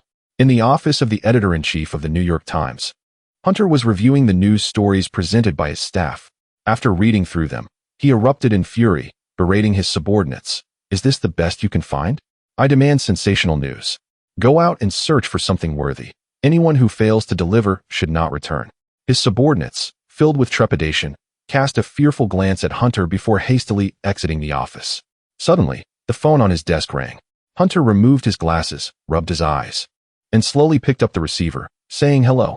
He then spoke respectfully into the phone, and after hanging up, he felt a wave of exhilaration wash over him. He quickly left his office to seek out his capable assistant, Adrian. "Have we received any news from the reporters in Iran?" the editor-in-chief inquired. "Yes, Chief. The reporters from Iran have just sent back the latest updates," Adrian replied excitedly, handing over the news to Hunter. Upon receiving the report, Hunter saw that it detailed how the new Iranian regime had attacked the U.S. embassy, imprisoned its personnel, and dismantled all American military bases in Iran. After reading the report, Hunter let out a sigh of relief. It was exactly as he had anticipated. A smile spread across his face as he instructed Adrian, "Make the necessary changes and ensure that tomorrow's newspaper reflects this news." Upon hearing this, De Leon promptly replied, "Indeed." Hunter, brimming with excitement, made his way towards the office, secretly contemplating that this time he might finally receive a promotion and a raise. Simultaneously, numerous newspapers across the United States, along with various financial professionals, were becoming aware to varying degrees of the news relayed from Milan. Chapter 90. A resurgence of the U.S. stock market. In a luxurious villa, a middle-aged Caucasian man hurriedly approached an elderly white gentleman with a head of silver hair, his demeanor tinged with anxiety. The middle-aged man addressed the elder, "Father, there has been a situation in Iran." Upon noticing the elder's gaze, he promptly handed over the intelligence report he held. The elder was none other than Jack Morgan, the third-generation leader of the Morgan Consortium, while the middle-aged man was his son, George Morgan. Through relentless development, the Morgan family had risen to become one of the dominant monopolistic capital conglomerates in the United States, reigning supreme in the financial sector and at the pinnacle of power, controlling nearly all banks and major enterprises across the nation during its zenith. Under Jack Morgan's stewardship, the Morgan Consortium had expanded beyond finance into various other industries. The illustrious Blue Giant, IBM, renowned in future generations, was under the consortium's purview, boasting formidable strength in both the power and military industries. At this moment, the Morgan Consortium was at its peak, with no other conglomerate in the U.S. rivaling its might.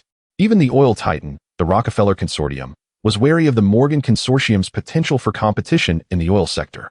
After reviewing the information, Jack Morgan's eyes gleamed with intelligence as he sharply addressed his son George. "George, we must prepare ourselves early. I have faith that the old man from the Rockefeller Consortium will not let such an opportunity slip by."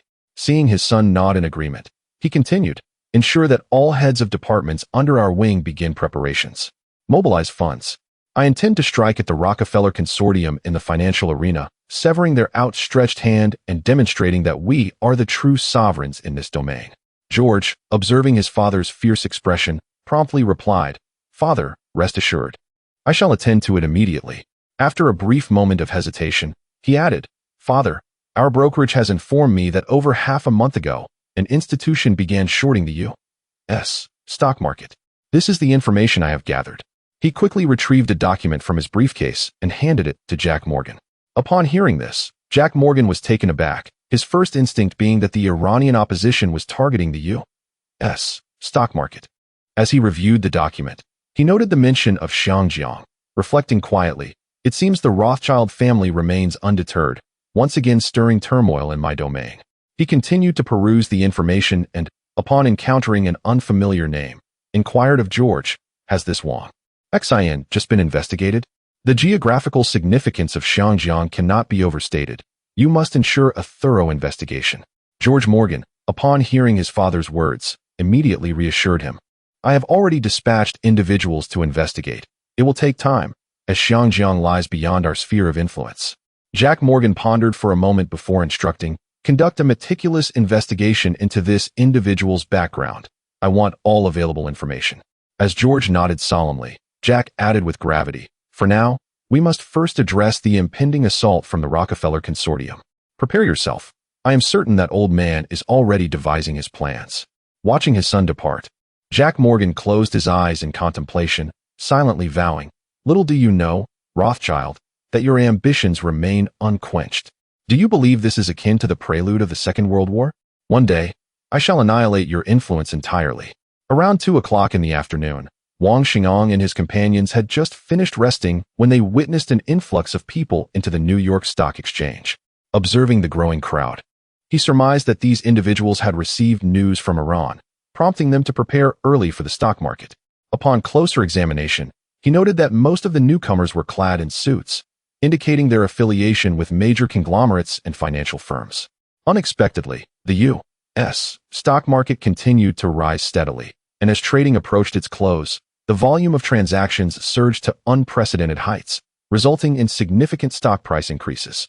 Meanwhile, Zhang Linga, who had been monitoring the U.S. stock market, felt his heart race as he witnessed the continual rise in stock prices.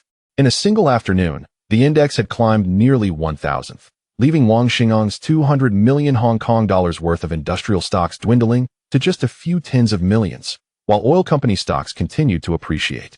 Zhang Linga felt fortunate to have invested 20 million U.S. dollars in crude oil production stocks. Otherwise, her losses would have been even more substantial.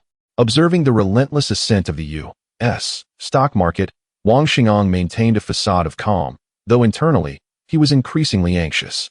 However, he continually reminded himself to remain composed, recognizing this as merely a fleeting resurgence of the stock market. He understood that this was merely a tactic employed by Americans to obscure the truth, inflating stock prices to entice investors into buying at inflated rates, facilitating their own exit. After much deliberation, Zhang Linga finally turned to Wang Xingyang and inquired, "What shall we do now?" Noticing her worried expression stirred a flicker of emotion within him, but he steeled his resolve, replying, "Do not fret. This is merely a transient resurgence. Tomorrow will bring the market's collapse. You need not worry about funds. I will devise a solution." Upon hearing Wang Xingyang's words, Zhang Linga gradually found solace, eagerly anticipating the arrival of the next day. Wang Xingyang promptly sent a fax to Xiangjiang, granting authorization to Yuan Tianfan, instructing him to arrange an additional 100 million Hong Kong dollars from Wanhao Securities, ensuring it was deposited into HSBC by the end of the day.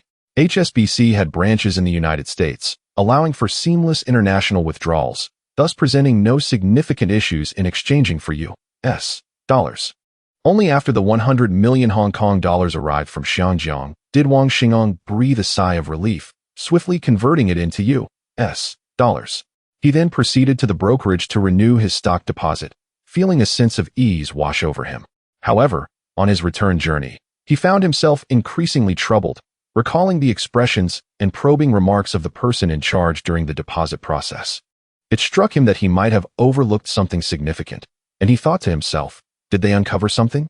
In my previous life, you drove me to despair. In this life, I shall ensure your ruin." Chapter 91. Shocking the world the following day, the New York Times published an article titled "The Islamic Revolution Sweeps Iran," reporting that, according to information relayed by our correspondent, the Iranian rebels had completely seized control of the situation in Iran and were in the process of establishing a theocratic Islamic kingdom. Our dear friend, King Pahlavi, has fled into exile. Under the leadership of the Iranian rebels, calls for the execution of Americans have resonated. They have rampantly attacked our consulates and detained personnel from our embassy, while our military bases in Iran have been entirely occupied. Our citizens in Iran are facing threats to their lives, and our merchants are suffering significant losses as all their assets have been confiscated. In this dire situation, we, the American people, must unite as one to overcome all challenges. It is hoped that the American government will provide justice for its citizens and take decisive action. The report by the New York Times ignited a massive uproar in the United States, prompting countless citizens to take to the streets to protest against the government, demanding accountability. Major newspapers such as the Wall Street Journal, the Los Angeles Times, and the Washington Times, along with television stations, extensively covered the situation in Iran. At this moment, the American populace stood united in solidarity, hoping for a response from the government. The events in Iran sent shockwaves around the globe, capturing the attention of numerous nations, particularly that of America's formidable adversary, the Bear from the North, which was closely monitoring American actions. Countries across the Middle East turned their gaze towards the United States. Although they harbored no fondness for the Iranian rebels, their disdain for the American meddling in the region was palpable, especially after the multiple failures in previous Middle Eastern conflicts. In a luxurious VIP trading room at the New York Stock Exchange, Wang Xingang rubbed his dark circles and took a sip of coffee to invigorate himself. He then picked up today's newspaper and, upon reading the content in the New York Times, felt a surge of joy, silently affirming that this plan was secure. Meanwhile, Zhang Linga, who was sipping her coffee, struggled to stay awake, having spent the previous night in worry, contemplating the potential adverse developments. In her mind, she had come to regard Wang Xingang as her most esteemed boss, and she fervently wished for the success of this endeavor. Rubbing her tired eyes to dispel the fatigue, she steeled herself and took another sip of coffee. Suddenly, noticing Wang Xinggang's elated expression, she inquired with curiosity, "Wang Sheng, what brings you such happiness?" Wang Xingang, observing Zhang Linga's pronounced dark circles, understood her recent worries and felt a deeper sense of appreciation for her dedication, silently resolving to entrust her with greater responsibilities in the future. He promptly handed the newspaper to her, smiling as he said, "Take a look. You will understand." Zhang Linga took the newspaper and read it intently. Upon finishing, her face lit up with joy.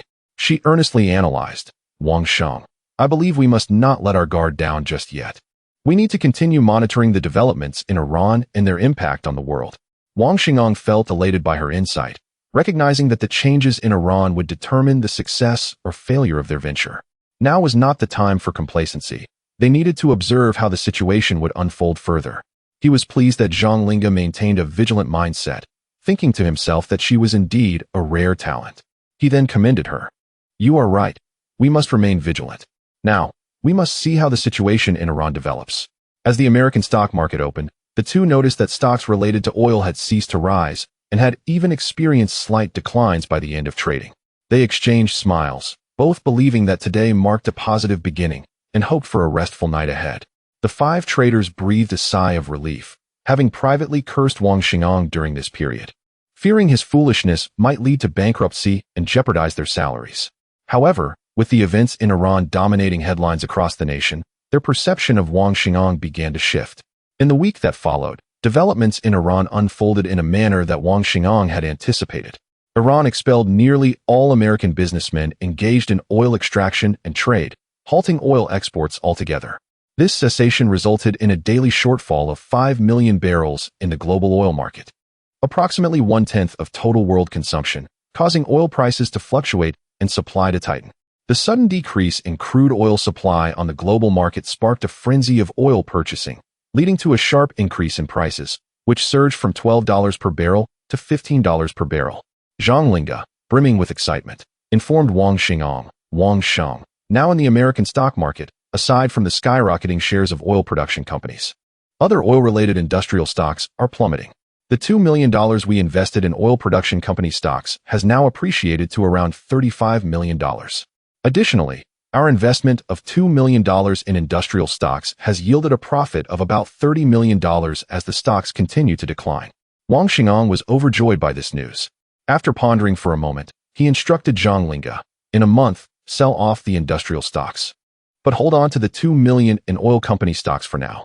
With determination, Zhang Linge replied, "Understood, Wang Sheng." As Wang Xingong watched her departing figure, he felt confident that this plan would culminate in resounding success. He clearly recalled that Iran would cease oil exports for 60 days, anticipating that during this period, oil-related industrial stocks would experience significant declines. As for the reason behind not selling the shares of the oil production company valued at $20 million US, it is vividly etched in Wang Xingong's mind that with the outbreak of the Iran-Iraq War in the year 1980, the price of crude oil is destined to soar dramatically. By that time, the shares of his $20 million oil production company will be worth their weight in gold, and his assets will multiply several-fold. Chapter 92: The Schemes of David Rockefeller. Within an opulent castle, an elderly white gentleman with flowing white hair sat on a sofa, his gaze fixated on the news broadcast on the television. At that moment, a middle-aged man entered the room, his expression fraught with anxiety. Upon noticing the elder, he hastily approached and whispered a few words. The elder's countenance shifted dramatically upon hearing the news, prompting him to immediately turn off the television. With the assistance of the middle-aged man, they proceeded to the study. Once settled in the study, the middle-aged man eagerly addressed the elder, stating, "Father, ever since I heeded your advice during our last meeting, I have instructed my subordinates to amass significant funds to short-sell the automotive companies and military enterprises under the Morgan conglomerate. However, the Morgan conglomerate is well prepared. We have merely gained a slight advantage. This has been the situation of late." After speaking, he produced documents from his briefcase and placed them before David Rockefeller. Since the commencement of hostilities with the Morgan conglomerate, David Rockefeller was acutely aware that he could not evade the scrutiny of that old adversary. Nevertheless, he seized the opportunity to weaken their strength.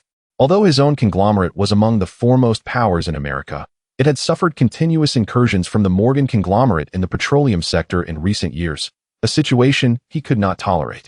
Moreover, as his conglomerate sought to expand into the financial domain, it would inevitably face retaliatory strikes from Morgan, leading to substantial losses. Thus, the two conglomerates found themselves irreparably at odds, each vying for dominance in the other's core territories. The camaraderie that once united them in their mutual struggle against the Rothschild conglomerate before World War II had long since dissipated. After listening to his son, Mark Rockefeller, David donned his reading glasses and scrutinized the documents with utmost seriousness.